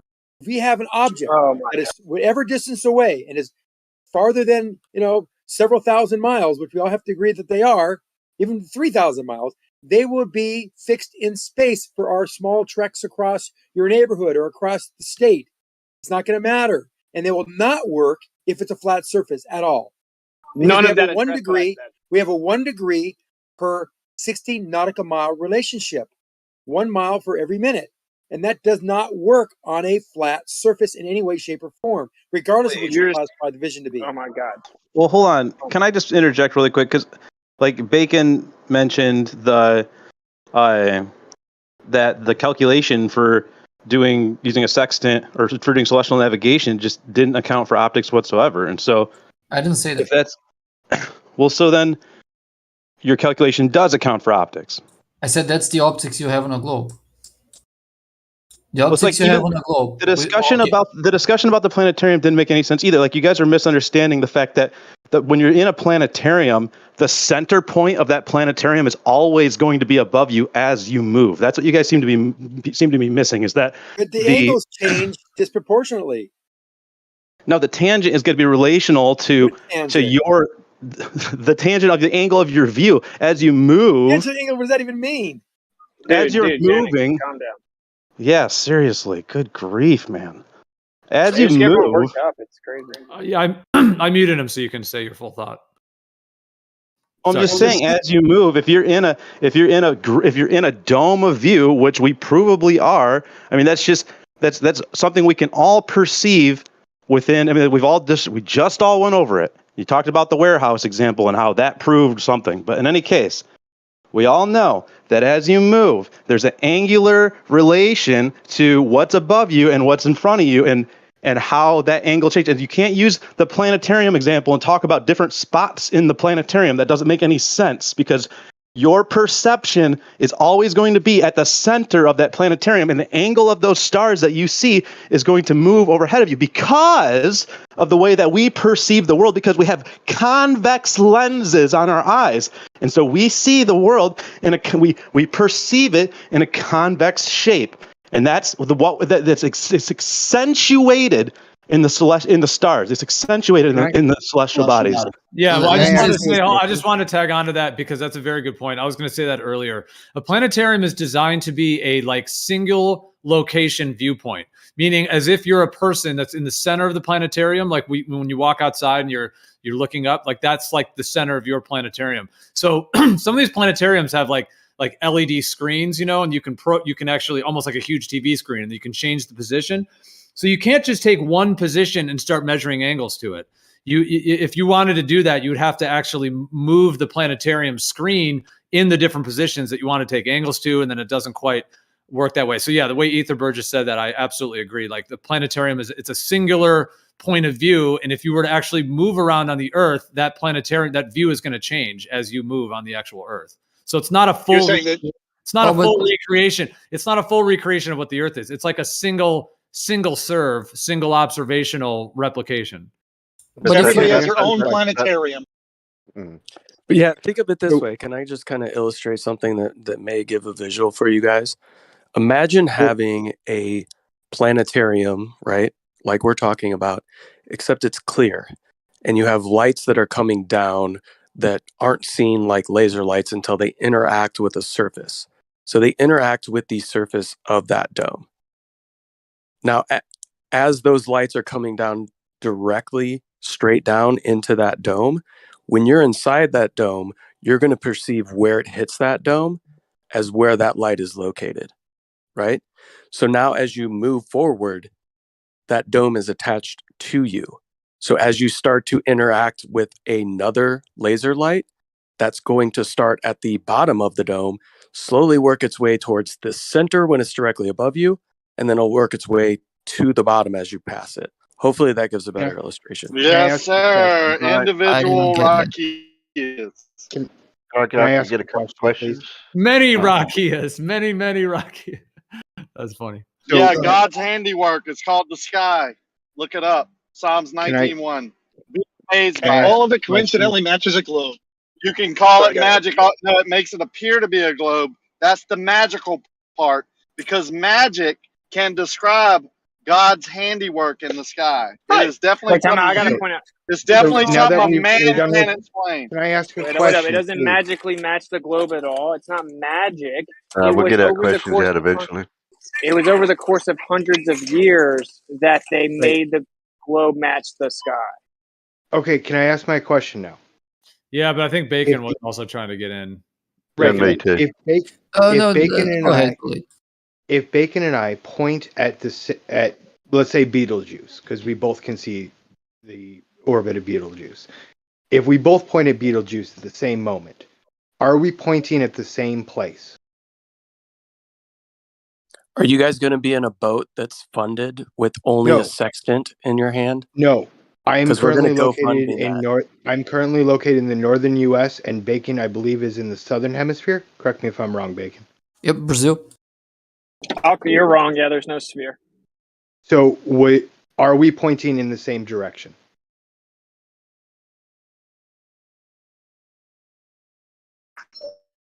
What do you mean by are you pointing in the same Okay, direction? let's say Pointing at the same object. Pointing at the same object, but that might be a different direction.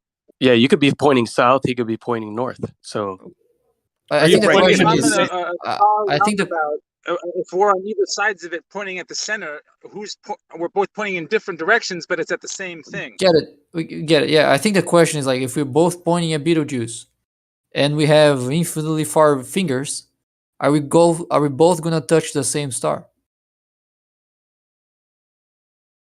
We have no way to validate that, but let's go. You're with not if you point at where you see the star, you wouldn't touch the star. Yeah, Bacon, remember what we talked about the other day with the mirrors on the ceiling, the pink champagne on ice, the dome? Yep. Yeah. So if you were in that situation, right, and you had even if you did it from the bottom projected up onto a mirror, if there was people on different sides and you're pointing at that same light, are you going to hit the same spot on that mirror? No. I mean, if you can go through the mirror, they should at least be consistent with each other. But, okay. So if you walk towards that light and put it at your zenith, are you both going to be in the same location? You both who? You have two people pointing at zenith. this mirrored dome, like we talked about previously, right? And we agreed that they might not be pointing at the exact same spot on that mirrored ceiling. But now if those two people walk to where that light is going to be at their zenith, they'll be in the same location. Yeah. Hey, something else that you guys should realize is just like with the ferrocell, right? You have the ferrofluid with another fluid, then you have glass and squeezing them together, and then you line the outside with LED light. When you put a magnet there, you then see what looks like the light bending, but actually it's just the fluid illuminating the light, or illuminating the fluid, the light illuminating the fluid, looking like it bends. Well, there's also a fluid-like medium in the sky, and we're perceiving everything through our own personal azimuthal grid of vision through that fluid and the energy involved within it. So we have a personalized observation for everything we see in the sky in multiple ways. Okay. Yeah, the thing is that each response gives a different notion of what's going on. So at some point we have a analogy of a planetarium. At some point we have mirrors. And at some point we have how do you call it? Hemispherical dome vision or something. We can't different concepts. Right. We can't analyze all of them at the same time. We got to take one at a time and understand what's the implications of each. We can't keep jumping from idea to idea. Otherwise, we're never going to properly address any of those or properly evaluate. You were the guys, though. You were the one that does that, right? We talked about the azimuthal grid of vision. I was the guy. And you guys thought it was a critique to bring up the planetarium. Mic check. What? Yeah, the Globers brought up the planetarium, right? Or am I tripping? What? You're tripping. Geo brought up the planetarium. We were responding to his very precise thing. Sorry, I think I disconnected. Well, I brought it up mentioning how you can map the sky. You can have a flat floor on a planetarium, and you can map the sky above you. That's accurately. That's part of what. Yeah. I was just saying you're where the planetarium came from. It wasn't from a Glober. It was from you. Right, but you can you can have a huge LED screen planetarium. You can have a flat floor, and you can move adjust the planetarium to all different locations, and that can all be done over a flat surface. So for someone to say that the stars can't work or anything like that is just not the case. It's an azimuthal grid. Also, you guys are acting like you know exactly how it all works, and like Bacon's like, oh well, no, you have to take one at a time. There's a fluid-like medium. We're perceiving lights through that fluid-like medium, and everything is electromagnetic. We're perceiving it through potentially a superfluid, which is what even your side starting to say there's superfluid in space. I don't know if you guys have caught up with that yet. And then we're also having a limit to visual space and azimuthal grid of vision. Both of these things are going to play a factor into the consistency in which we see the stars relative to where we are on the Earth. But claim exclusivity. No, that wasn't the point. Shout out to superfluid and waters above. Yeah, the point was Can I point out another example? Can I point out another example? Okay, go ahead. No, I'll go after you. Right. Just to clarify, I wasn't saying those can't all be true at the same time. Let's say they are, but I can't understand all of them and their implications at the same time. When I'm asking to go one concept at a time, It's not that only one of those can be true and exclusively. But I can't address if we keep jumping from one to the other because those are all complex ideas. And it doesn't help if we keep jumping from one idea to the other without getting deep into any of those. That was my point. Well, they Okay. combine together, like your azimuthal grid and the way that light perceives to bend, that all works together. So I just want to point out that the claims of celestial navigation and the globe Earth, and it works perfectly. It maps. There's a one-to-one relationship there. So with that said, each star has a zenith location at any point in time. So if you take a snapshot of a point in time, each star is going to have a zenith location on the Earth. We're talking about, like, let's say GP? Roughly, yeah, it's going to have a zenith location, which we call a GP. Hopefully that's not too confusing. Now, what we could do to illustrate how this dome of vision works, like I said before with the laser lights, hopefully you guys got that concept of a dome over the top of you, lights coming straight down, and as you move that dome, the next light that you hit is gonna hit at the bottom of that dome, and as you're moving that dome forward, that light's gonna raise up and go to your zenith, and then go down as it goes further away. Hopefully, you understand that concept.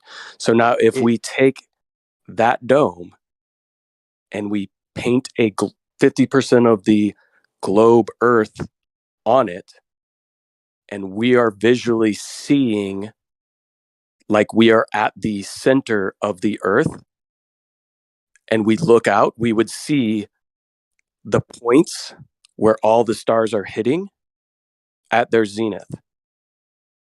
So if the celestial dome, your azimuthal grid of vision, if you could take a snapshot and move without the stars moving, you would be able to do that with lights that are coming down from a plane intersecting with a dome that is 3,959 miles in radius. And that is your dome of vision. The stars are actually above that, interacting with your limitation, which is that dome. I have a question. And that works perfectly on a flat surface as you move, that being your celestial dome. So you say our vision is limited at 3,959 miles, which is where you place the dome. If I travel across the ground and I move further away from a specific part of this dome, why can I still see the stars?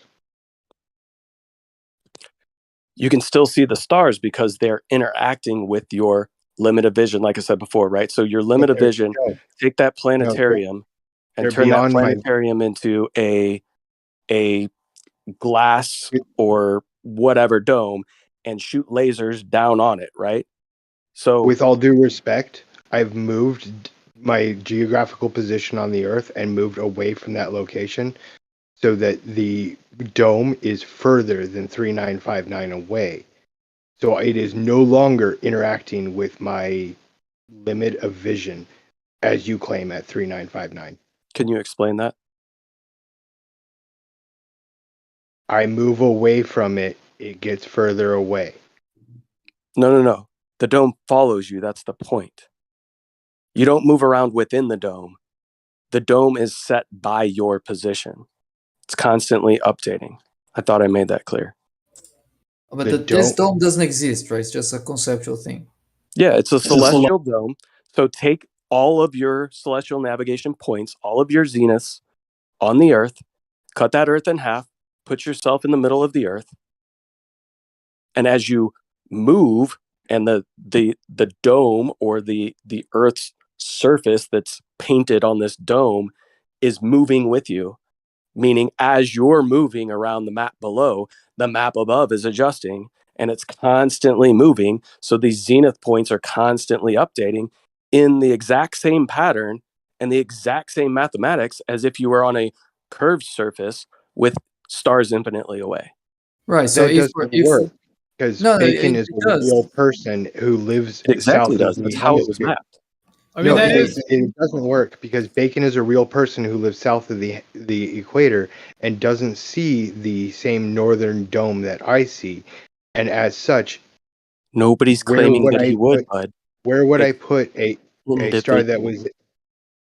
Well, dude, hold on. Let me just say real quick. You can map this like a video game. There's certain games these days that have huge worlds, and they create these worlds, that you can run around on and do stuff in the game, and then there's a sky in the game. So just using that analogy, Minecraft or whatever one you want to pick, you can have just what Napalm's saying. Like you can have a massive, massive sky that's way bigger than what you could render in any one time on the screen. So you have a massive sky, and then you have your dude that's running around on the ground. And as your dude moves, the sky moves because you're only seeing that personal field of view. And as you move, you're seeing a different part of the sky. Now, if the world is so big that Bacon or whoever else is in another area, you're not going to see the same section of sky. That doesn't mean that you're not seeing your own sections of the larger sky, the whole grid that was programmed into the game. You're just seeing a portion of it, and it moves as you move. It's pretty basic.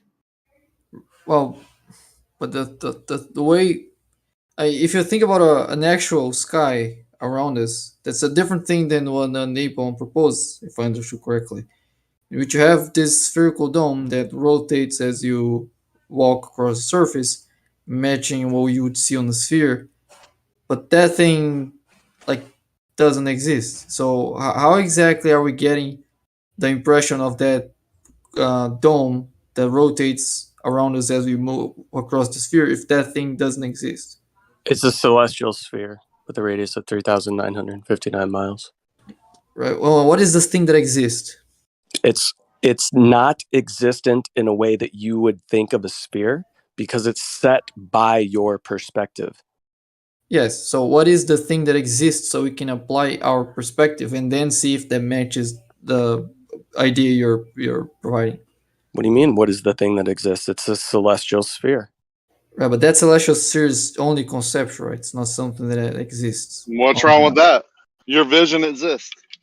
The what stars you are see only and how you see it exists. Yeah, I just posted one of the Walt from Walter Bisland's thing. Yeah, I mean, I'm not saying that that's exactly what it all is, but it just shows how you can have a larger field of sky, and then you have your hemispherical region of which you can see.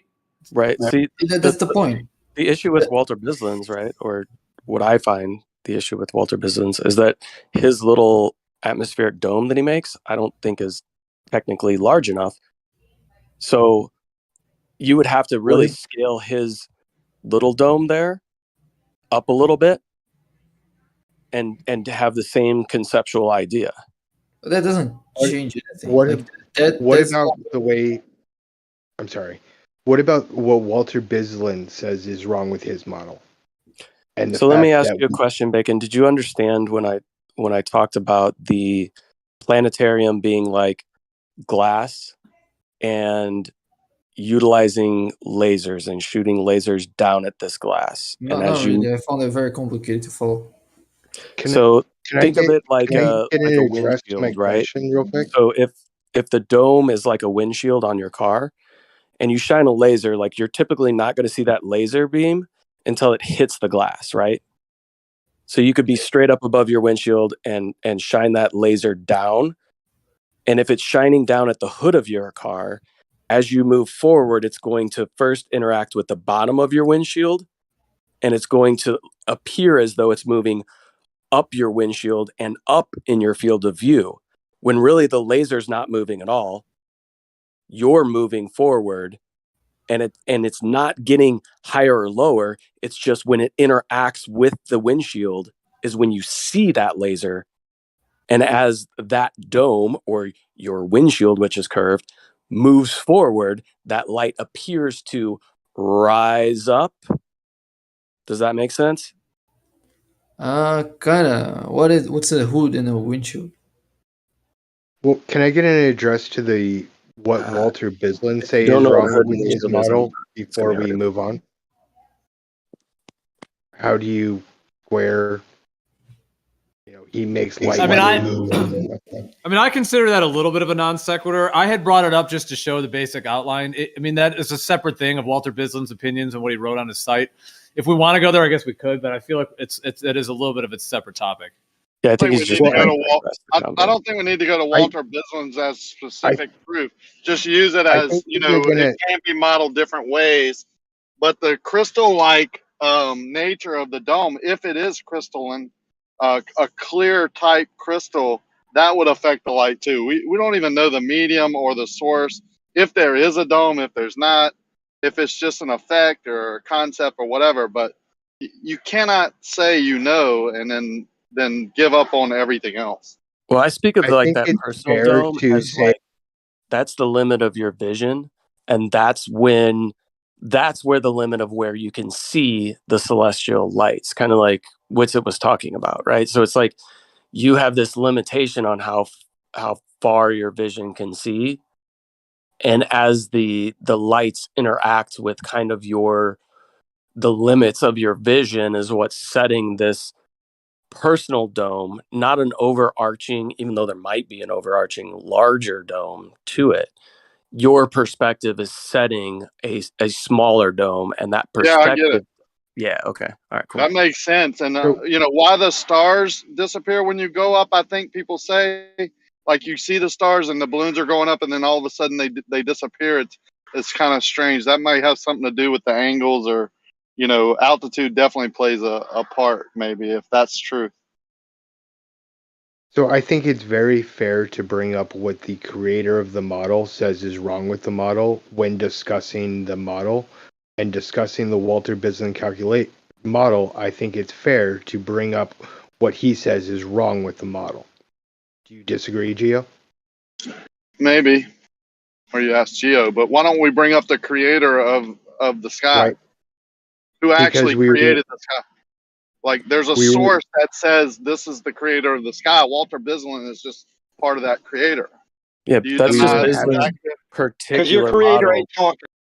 It's because we were having a very specific conversation about the Walter Bislin model that I would like to talk about the Walter Bislin model and not anything else. No, I think it was referenced in the conversation, but I don't think we should go there yet. I mean, we can go there. But it's only referenced conceptually. Nobody here claimed that it is specifically what's taking place, right? It was only brought up conceptually, right? Actually said that it's not specifically what's happening. It's just something that we can reference. Look, this can be done this way. It's not perfect yet, but it can be done. Can we address the fact that that model? Well, the thing is, hold on. The thing is that I didn't bring up Walter Bislin's thing to talk about his opinions on it or really anything about his model. I simply just showed it as a visual to show what we were discussing in terms of your personal field of view and how that works over a larger grid system. So I'm just saying that's why I brought it up. So we're just going to be okay with the fact that in order to make that model, he has light bending in ways that it's never been shown to bend. You're completely missing the point, bud. No, I think that is the point. So how far away are the stars in Walter Bislin's model? Put them at any distance you want.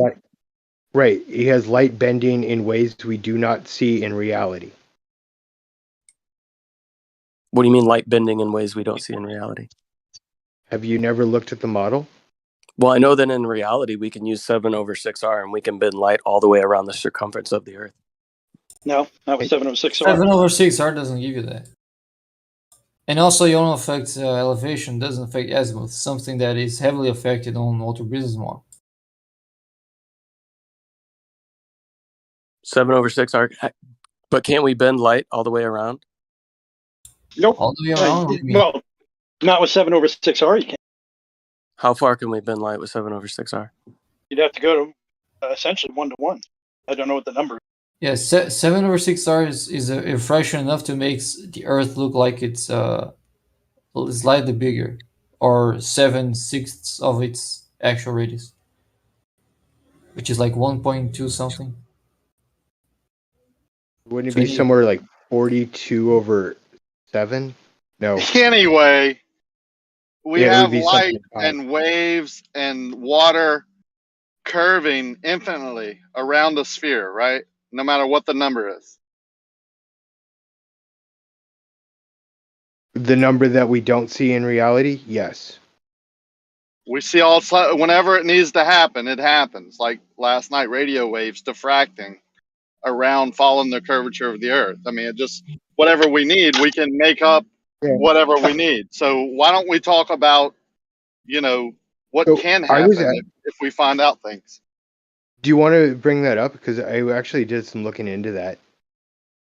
What's the angle of your beam? Maybe after we finish this topic. I don't know why Okay. you're looking to change topics so much. But yeah, I'd love to talk to you about that. I'm going to what's the lunch angle right of your dinner. beam? I'm going to dinner right now, so after we finish this topic, maybe it'll be time to move on. I'll be Cool. here. Yeah, Simran actually gives the answer. It's in your manual.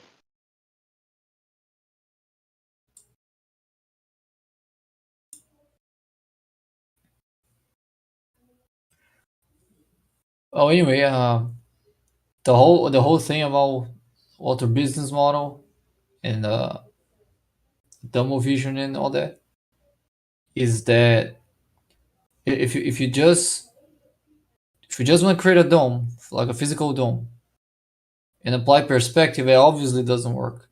Now you can try to We create all didn't the try. artifacts. So before you go too far forward, right? Nobody's claiming Walter Bislin's model is 100% correct. Nobody's saying to construct a physical dome. I'm right? aware. I'm aware. So Then- you can add other artifacts like putting mirrors on a dome, or there's a fluid or an ether something, something that would either make light bend the way it bends on Walter business model, or in any other way, given where you're putting the stars or what you're saying the stars are. But currently, there's no such model that will predict the same elevation angles and azimuths that we get from coordinates to coordinates. That would be my point. Like, I'm not saying that's impossible, but I would say this haven't been demonstrated yet. If it would exactly work in what I told to you previously, where you set a celestial dome, right? Meaning the interaction of the stars with that dome at 3,959 mile radius, and that dome updates as you traverse the plane. Okay, so that dome is a thing that actually exists in the model you're referring to, or is it just a perceptual thing?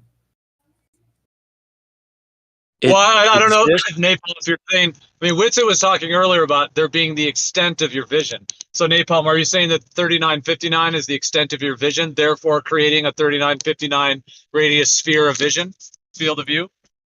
Correct. And the interaction with the celestial bodies and that extent of your vision would have it be very similar to, and I wish somebody could at least say, I get what you're talking about when I say the laser lights onto a glass dome. Like,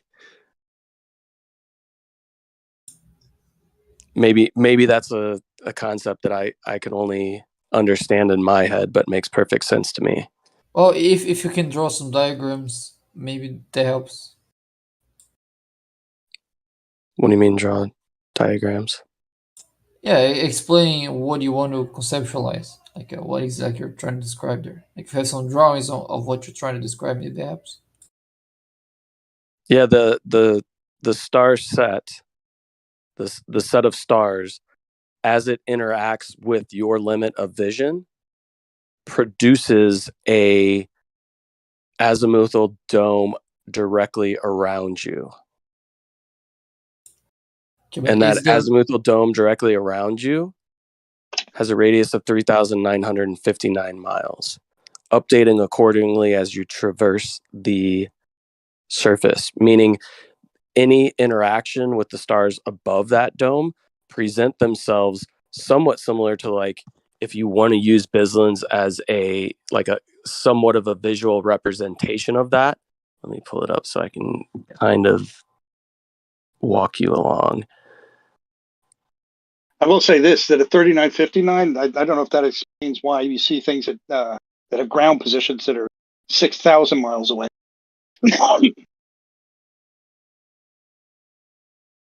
Well, again, I'm very hard trying understanding if the dome is something that is real and part of the model, or if something conceptual. If it's something conceptual, how is light interacting with it? I'm very like hard. I said before, it's conceptual. I didn't say it's an actual physical dome that follows you around. So how is light interacting with it if it's not a real thing? It's the limit of your vision. Which then comes back to my 6,000 mile observation, which you can see things at over 6,000 miles. Well, Moyak, where are you getting that? I know where you are, but just tell us where you're getting that, because do you have any proof of that? Like, for example, if it is 4,000 miles, then you've got an 8,000 mile stretch of when the sun rises to the sun sets, and that does fit pretty well in terms. Yeah, so you're getting. Go ahead, just tell us where you're getting your 6,000.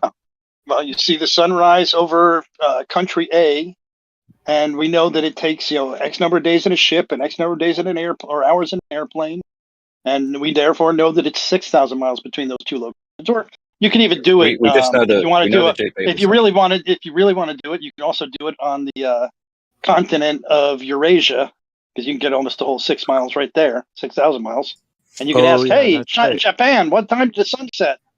I forgot. Where's the sun right now? 6,000. Like we were talking about previously, Bacon. Remember we came up with the 6,000? Maybe I misspoke. It's probably 6,000. Your model seems wishy-washy if you can jump like that.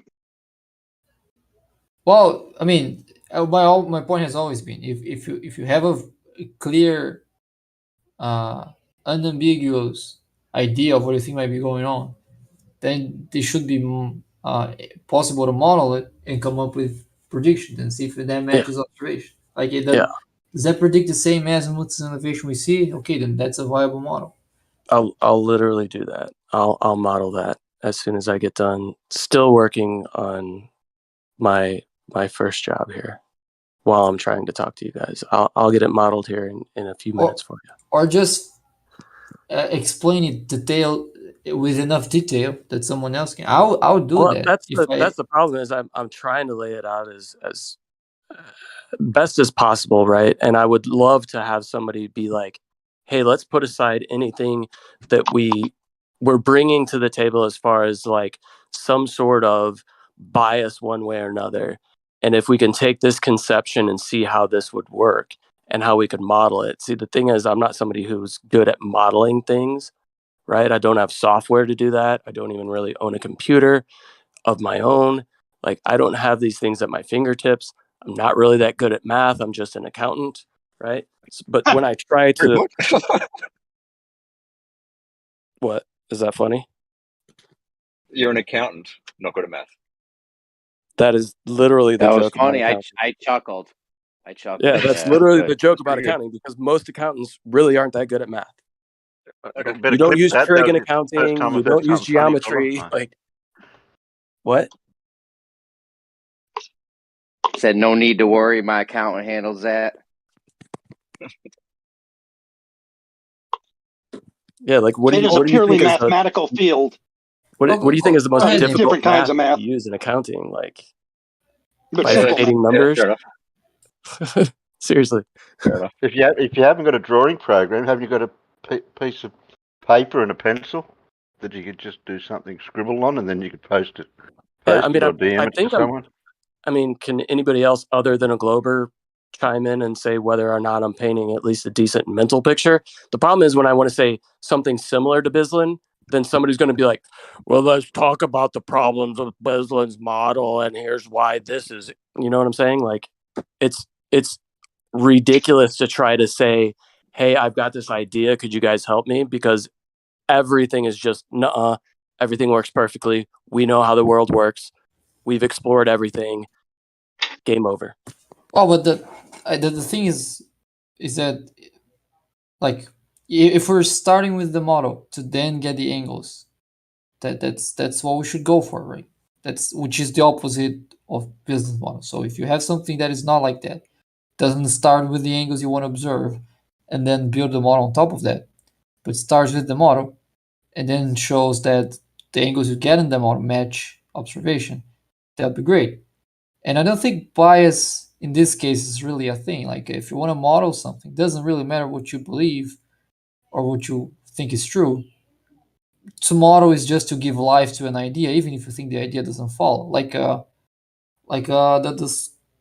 model I did for Brian to test his equations. Like I don't believe he's right. I don't think his equation can work, but I still get him a model in which he can test them. So I think if you can describe it in such a way that another person can then make an actual model out of it, I don't think bias is a problem there.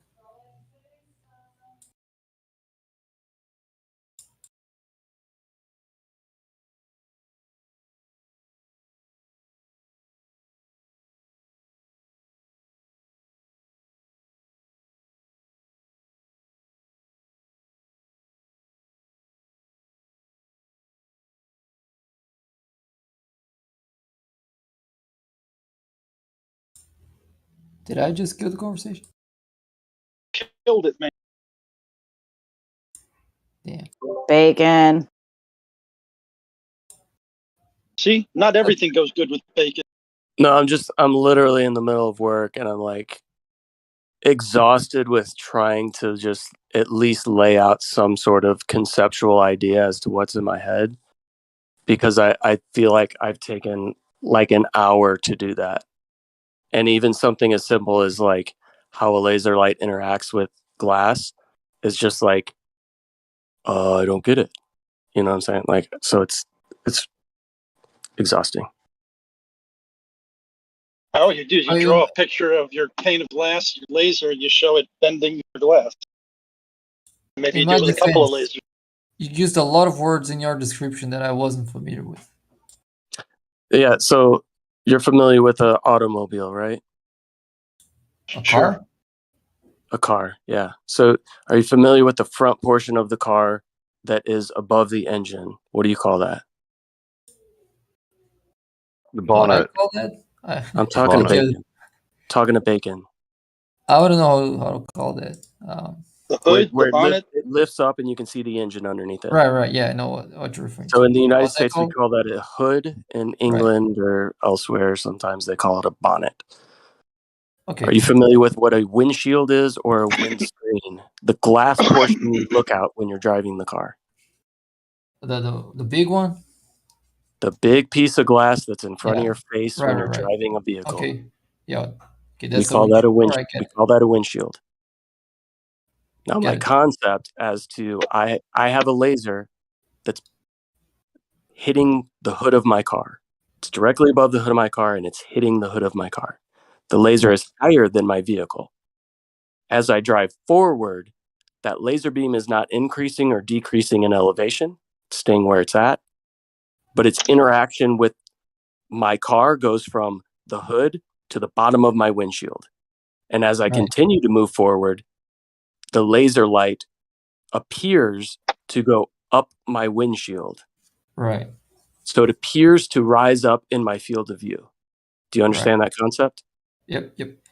Right. I mean, So but when I was talking about conceptually the planetarium, do you understand that word that Gio brought up, planetarium? Yeah. Okay. So if you took that planetarium and you made it just glass, like your windshield, and this thing was attached to you, let's say you had a hat on that had this huge planetarium attached to you so that the middle of this planetarium was always directly above your head. Now, the world is filled with laser lights that are higher than that planetarium, all pointing straight down towards where your feet are. You're traversing a flat area. And as you move that glass planetarium, when a laser light interacts with it, the farther away laser lights you will not see, even though they're above you. You won't see them because they're out of your field of view. But when your glass planetarium dome, as you're walking towards those, when it first interacts with the laser light, it's going to be at the very bottom of that dome. And as you move closer towards that laser light, that light appears to move upwards on that glass dome until eventually you're directly below the laser light where it appears to be at your zenith. Right. Okay, get it. Does that concept now make a little more sense? Okay. Yes, it does. Yes. So that that glass still dome doesn't. is like what we would call the celestial sphere, and or like the azimuthal grid, or the limitation of your vision. Okay, so the stars would be like intersection of a beam with my dome. You would not see them within your perspective until they hit that dome. Yes. Yeah, so I see them at the intersection, right? Only when they intersect the dome, correct. Yeah, exactly. So, well, if the dome is a hemisphere, you would still not be getting that linear relationship. Maybe if you change the shape to a different shape, maybe you could get a linear relationship. I think so. So I think I understand what you're talking about, and I'm going to try to clear it up if I can here. The problem isn't with when we first see the stars. The problem is while we can see the stars and we can traverse across the surface. And I also don't see how that model could account for azimuths. I think you at best could account for elevation, but not for azimuths. Well, the thing is, mapping that to the Earth, you then have to have the correct map of the Earth, like the way that the soil, the ground is actually mapped to the sky. And you have to have correct distances and all of those factors. So you can't just take a globe Earth map thing that you found on the internet and just somehow link it in. You know what I mean? Like, this is an authentic process of discovery of figuring out what the real map is and how that actually maps to the ground. So I don't think we're going to get that until we do that and get the actual real answer. Well, but I don't think you do. I think you can map it to the astronomical horizon and just have a map of the stars and not have the surface that you're standing on in there at all. I'm pretty sure this concept is literally like how the celestial dome was mapped, right? You're giving infinite distance to the stars. My laser beams are infinite distances away, right? And they're moving in a circle over something like an azimuthal equidistant map, right? Not claiming that is the fucking map, so please don't somebody go off on that fucking tangent. But I think this is literally how the sky maps to the ground 1-to-1, with the celestial dome actually being what I'm talking about and the surface being flat, as opposed to being on a curved surface with a infinite distant field of stars. How do you address? Sorry, go ahead, Bacon. I was just gonna mention the thing I said before about not matching azimuths. I'm not sure if what Gio said was a response to that, but the problem with azimuths that I mentioned isn't related to any map. It's related to if you pick again 3 points on the surface and you get the azimuthal angle between celestial bodies. I think that notion that you just had about that dome and the interaction with stars would still give you like a sum of 180 degrees for the azimuthal angle between different stars, because it wouldn't change the direction that they are. It would just change that up and down, not left to right. So it would still end up with 180 degrees if you're measuring azimuthal angle between stars in your scenario. So that's not a pretty map. It does work, and that's why, even and don't hold me to his modeling of it, even in Bislan's, that's why he says that the sun, moon, stars, and constellations work perfectly, right, within his illustration of this. And he's using something very similar to what I'm talking about. Like I said before, I think some of his sizes are incorrect as far as the dome is concerned that he's using, like the atmospheric dome that he's using. But that's why I don't know. I know you can adjust a bunch of things on his thing. I don't know if you can adjust that. I think you might be able to adjust the size of that. Maybe not, but. Oh. The only way that I think you can adjust the size of that little dome is if you. Let me mess with it here really quick to see which one actually adjusts that, so that if people can follow along if they want. This is a little bit of a yeah. side anecdote. I'll just say real quick. This is kind of a side. Oh, am I coming through? Yep. Okay, I was gonna say it's kind of a side anecdote, but if the Earth was hold on, sorry. Well, like I said, it's kind of a side anecdote, but what I would say is this: if the Earth really was a sphere, humans would have known it since the beginning, since the dawn of time. Well, once we went out and did celestial navigation, started mapping the sky to the ground, we would have been like, oh yeah, we're on a sphere. It would have been basic. It would have been absolutely known since the dawn of time. Of course, it's the opposite. Since the dawn of time, it's been known to be a planar surface with what Napalm is describing and what we're talking about. That's the way it's been mapped. Celestial navigation, all of those components. That's why every cosmology since the dawn of time that's been what it is. And the globe thing is this kind of Johnny come lately, NASA, government based kind of this whole recent 100 to 150 years, which, connected to world wars and all of these things that they've been able to, and now there's this sort of ad hoc system. Many of us are isolated from being able to go out on the earth and actually access all the lands and be able to do all of this stuff. And then we're all, because of these world wars and all this stuff, there's the financial crunch that we're all living in. So we're sort of living in this different era now where the ancient ways have been lost to this modern day, just, put GPS on your phone and just drive to your job, unfortunately. So I'm just saying that, just saying that there's a reason that foundationally the Earth has always been planars, because that's how the sky works with the ground. And that was just linking back to my original point. If it was a sphere, it would have been known from the very beginning.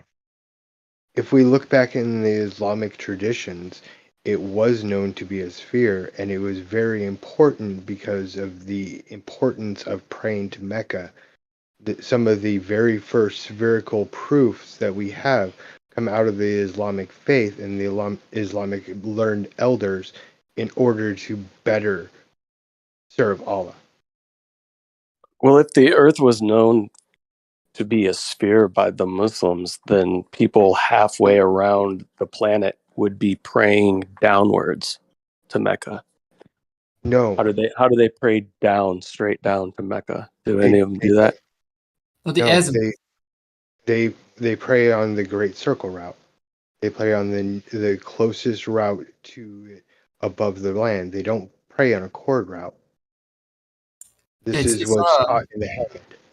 Sorry, go ahead, Megan. I don't know. Well, we were right on something before this. I'm sorry if I somewhat derailed it, but I don't know if you want to understand before, but either way. No, I was just going to say with somebody asked a question about the adjustment of the little personal dome on Bislin's thing. It's the dome size. You can start very small with it, and it stops getting any larger once you get to 5,000, roughly 5,000 kilometers high. So, yeah. Well, but you can continue to increase the dome outside of that one much, much larger. But the smaller little personal dome stops at about 5,000 kilometers. The issue that I had with the glass dome and intersecting with the laser beams is that as soon as it interacts with your dome, the horizontal direction of that intersection is the same as the horizontal direction of the beam, of the laser beam. So that is not changing the azimuth of the stars. If it's not changing the azimuth of the stars, then you got a problem. That problem doesn't exist in Walter Business Model, because as you can see in Walter Business Model, the azimuth is also don't match the star and the sun. Like if you plot the sun there, the azimuth of the sun doesn't point where the sun is. So you have something being changing the position of the sun left and right. Which, if that doesn't happen in your model, then your model is also not going to match observation. So you're saying Walter Bislin's model doesn't follow azimuth? I'm saying the direction you see the sun in Walter Bislin's model doesn't point to the azimuthal direction of the sun. It points to a different azimuthal direction. See, that's the problem. Is you guys continually try to point back to where the sun actually is, as opposed to where it appears to be. So within his model, where he plots it out, everything within that little dome from the observer directly below that on the surface of the Earth is matching exactly how the sun, moon, and stars appear to that observer. Yes, Correct. but I'm Yeah. saying Here's your another model. depiction of how it works. Can I ask a question about this model we're working on here? Wait, real fast. I just like, why do you guys if you guys, are you really want to consider it, then what? I explained to you guys that in a fluid-like medium, light will look like it's bending and drastically, although it's actually just illuminating relative to the fluid being affected by a magnetic source. So that would apply to the sun. It would apply to this. The light has to bend like it doesn't in reality. Well, it appears to bend like that in reality with the ferrocell, and no one's even like. So can you guys stop saying it now that you know that there is actually an answer to that? Will you guys stop saying the light has to bend like it doesn't in reality now that I've refuted that? Or are you going to keep saying it?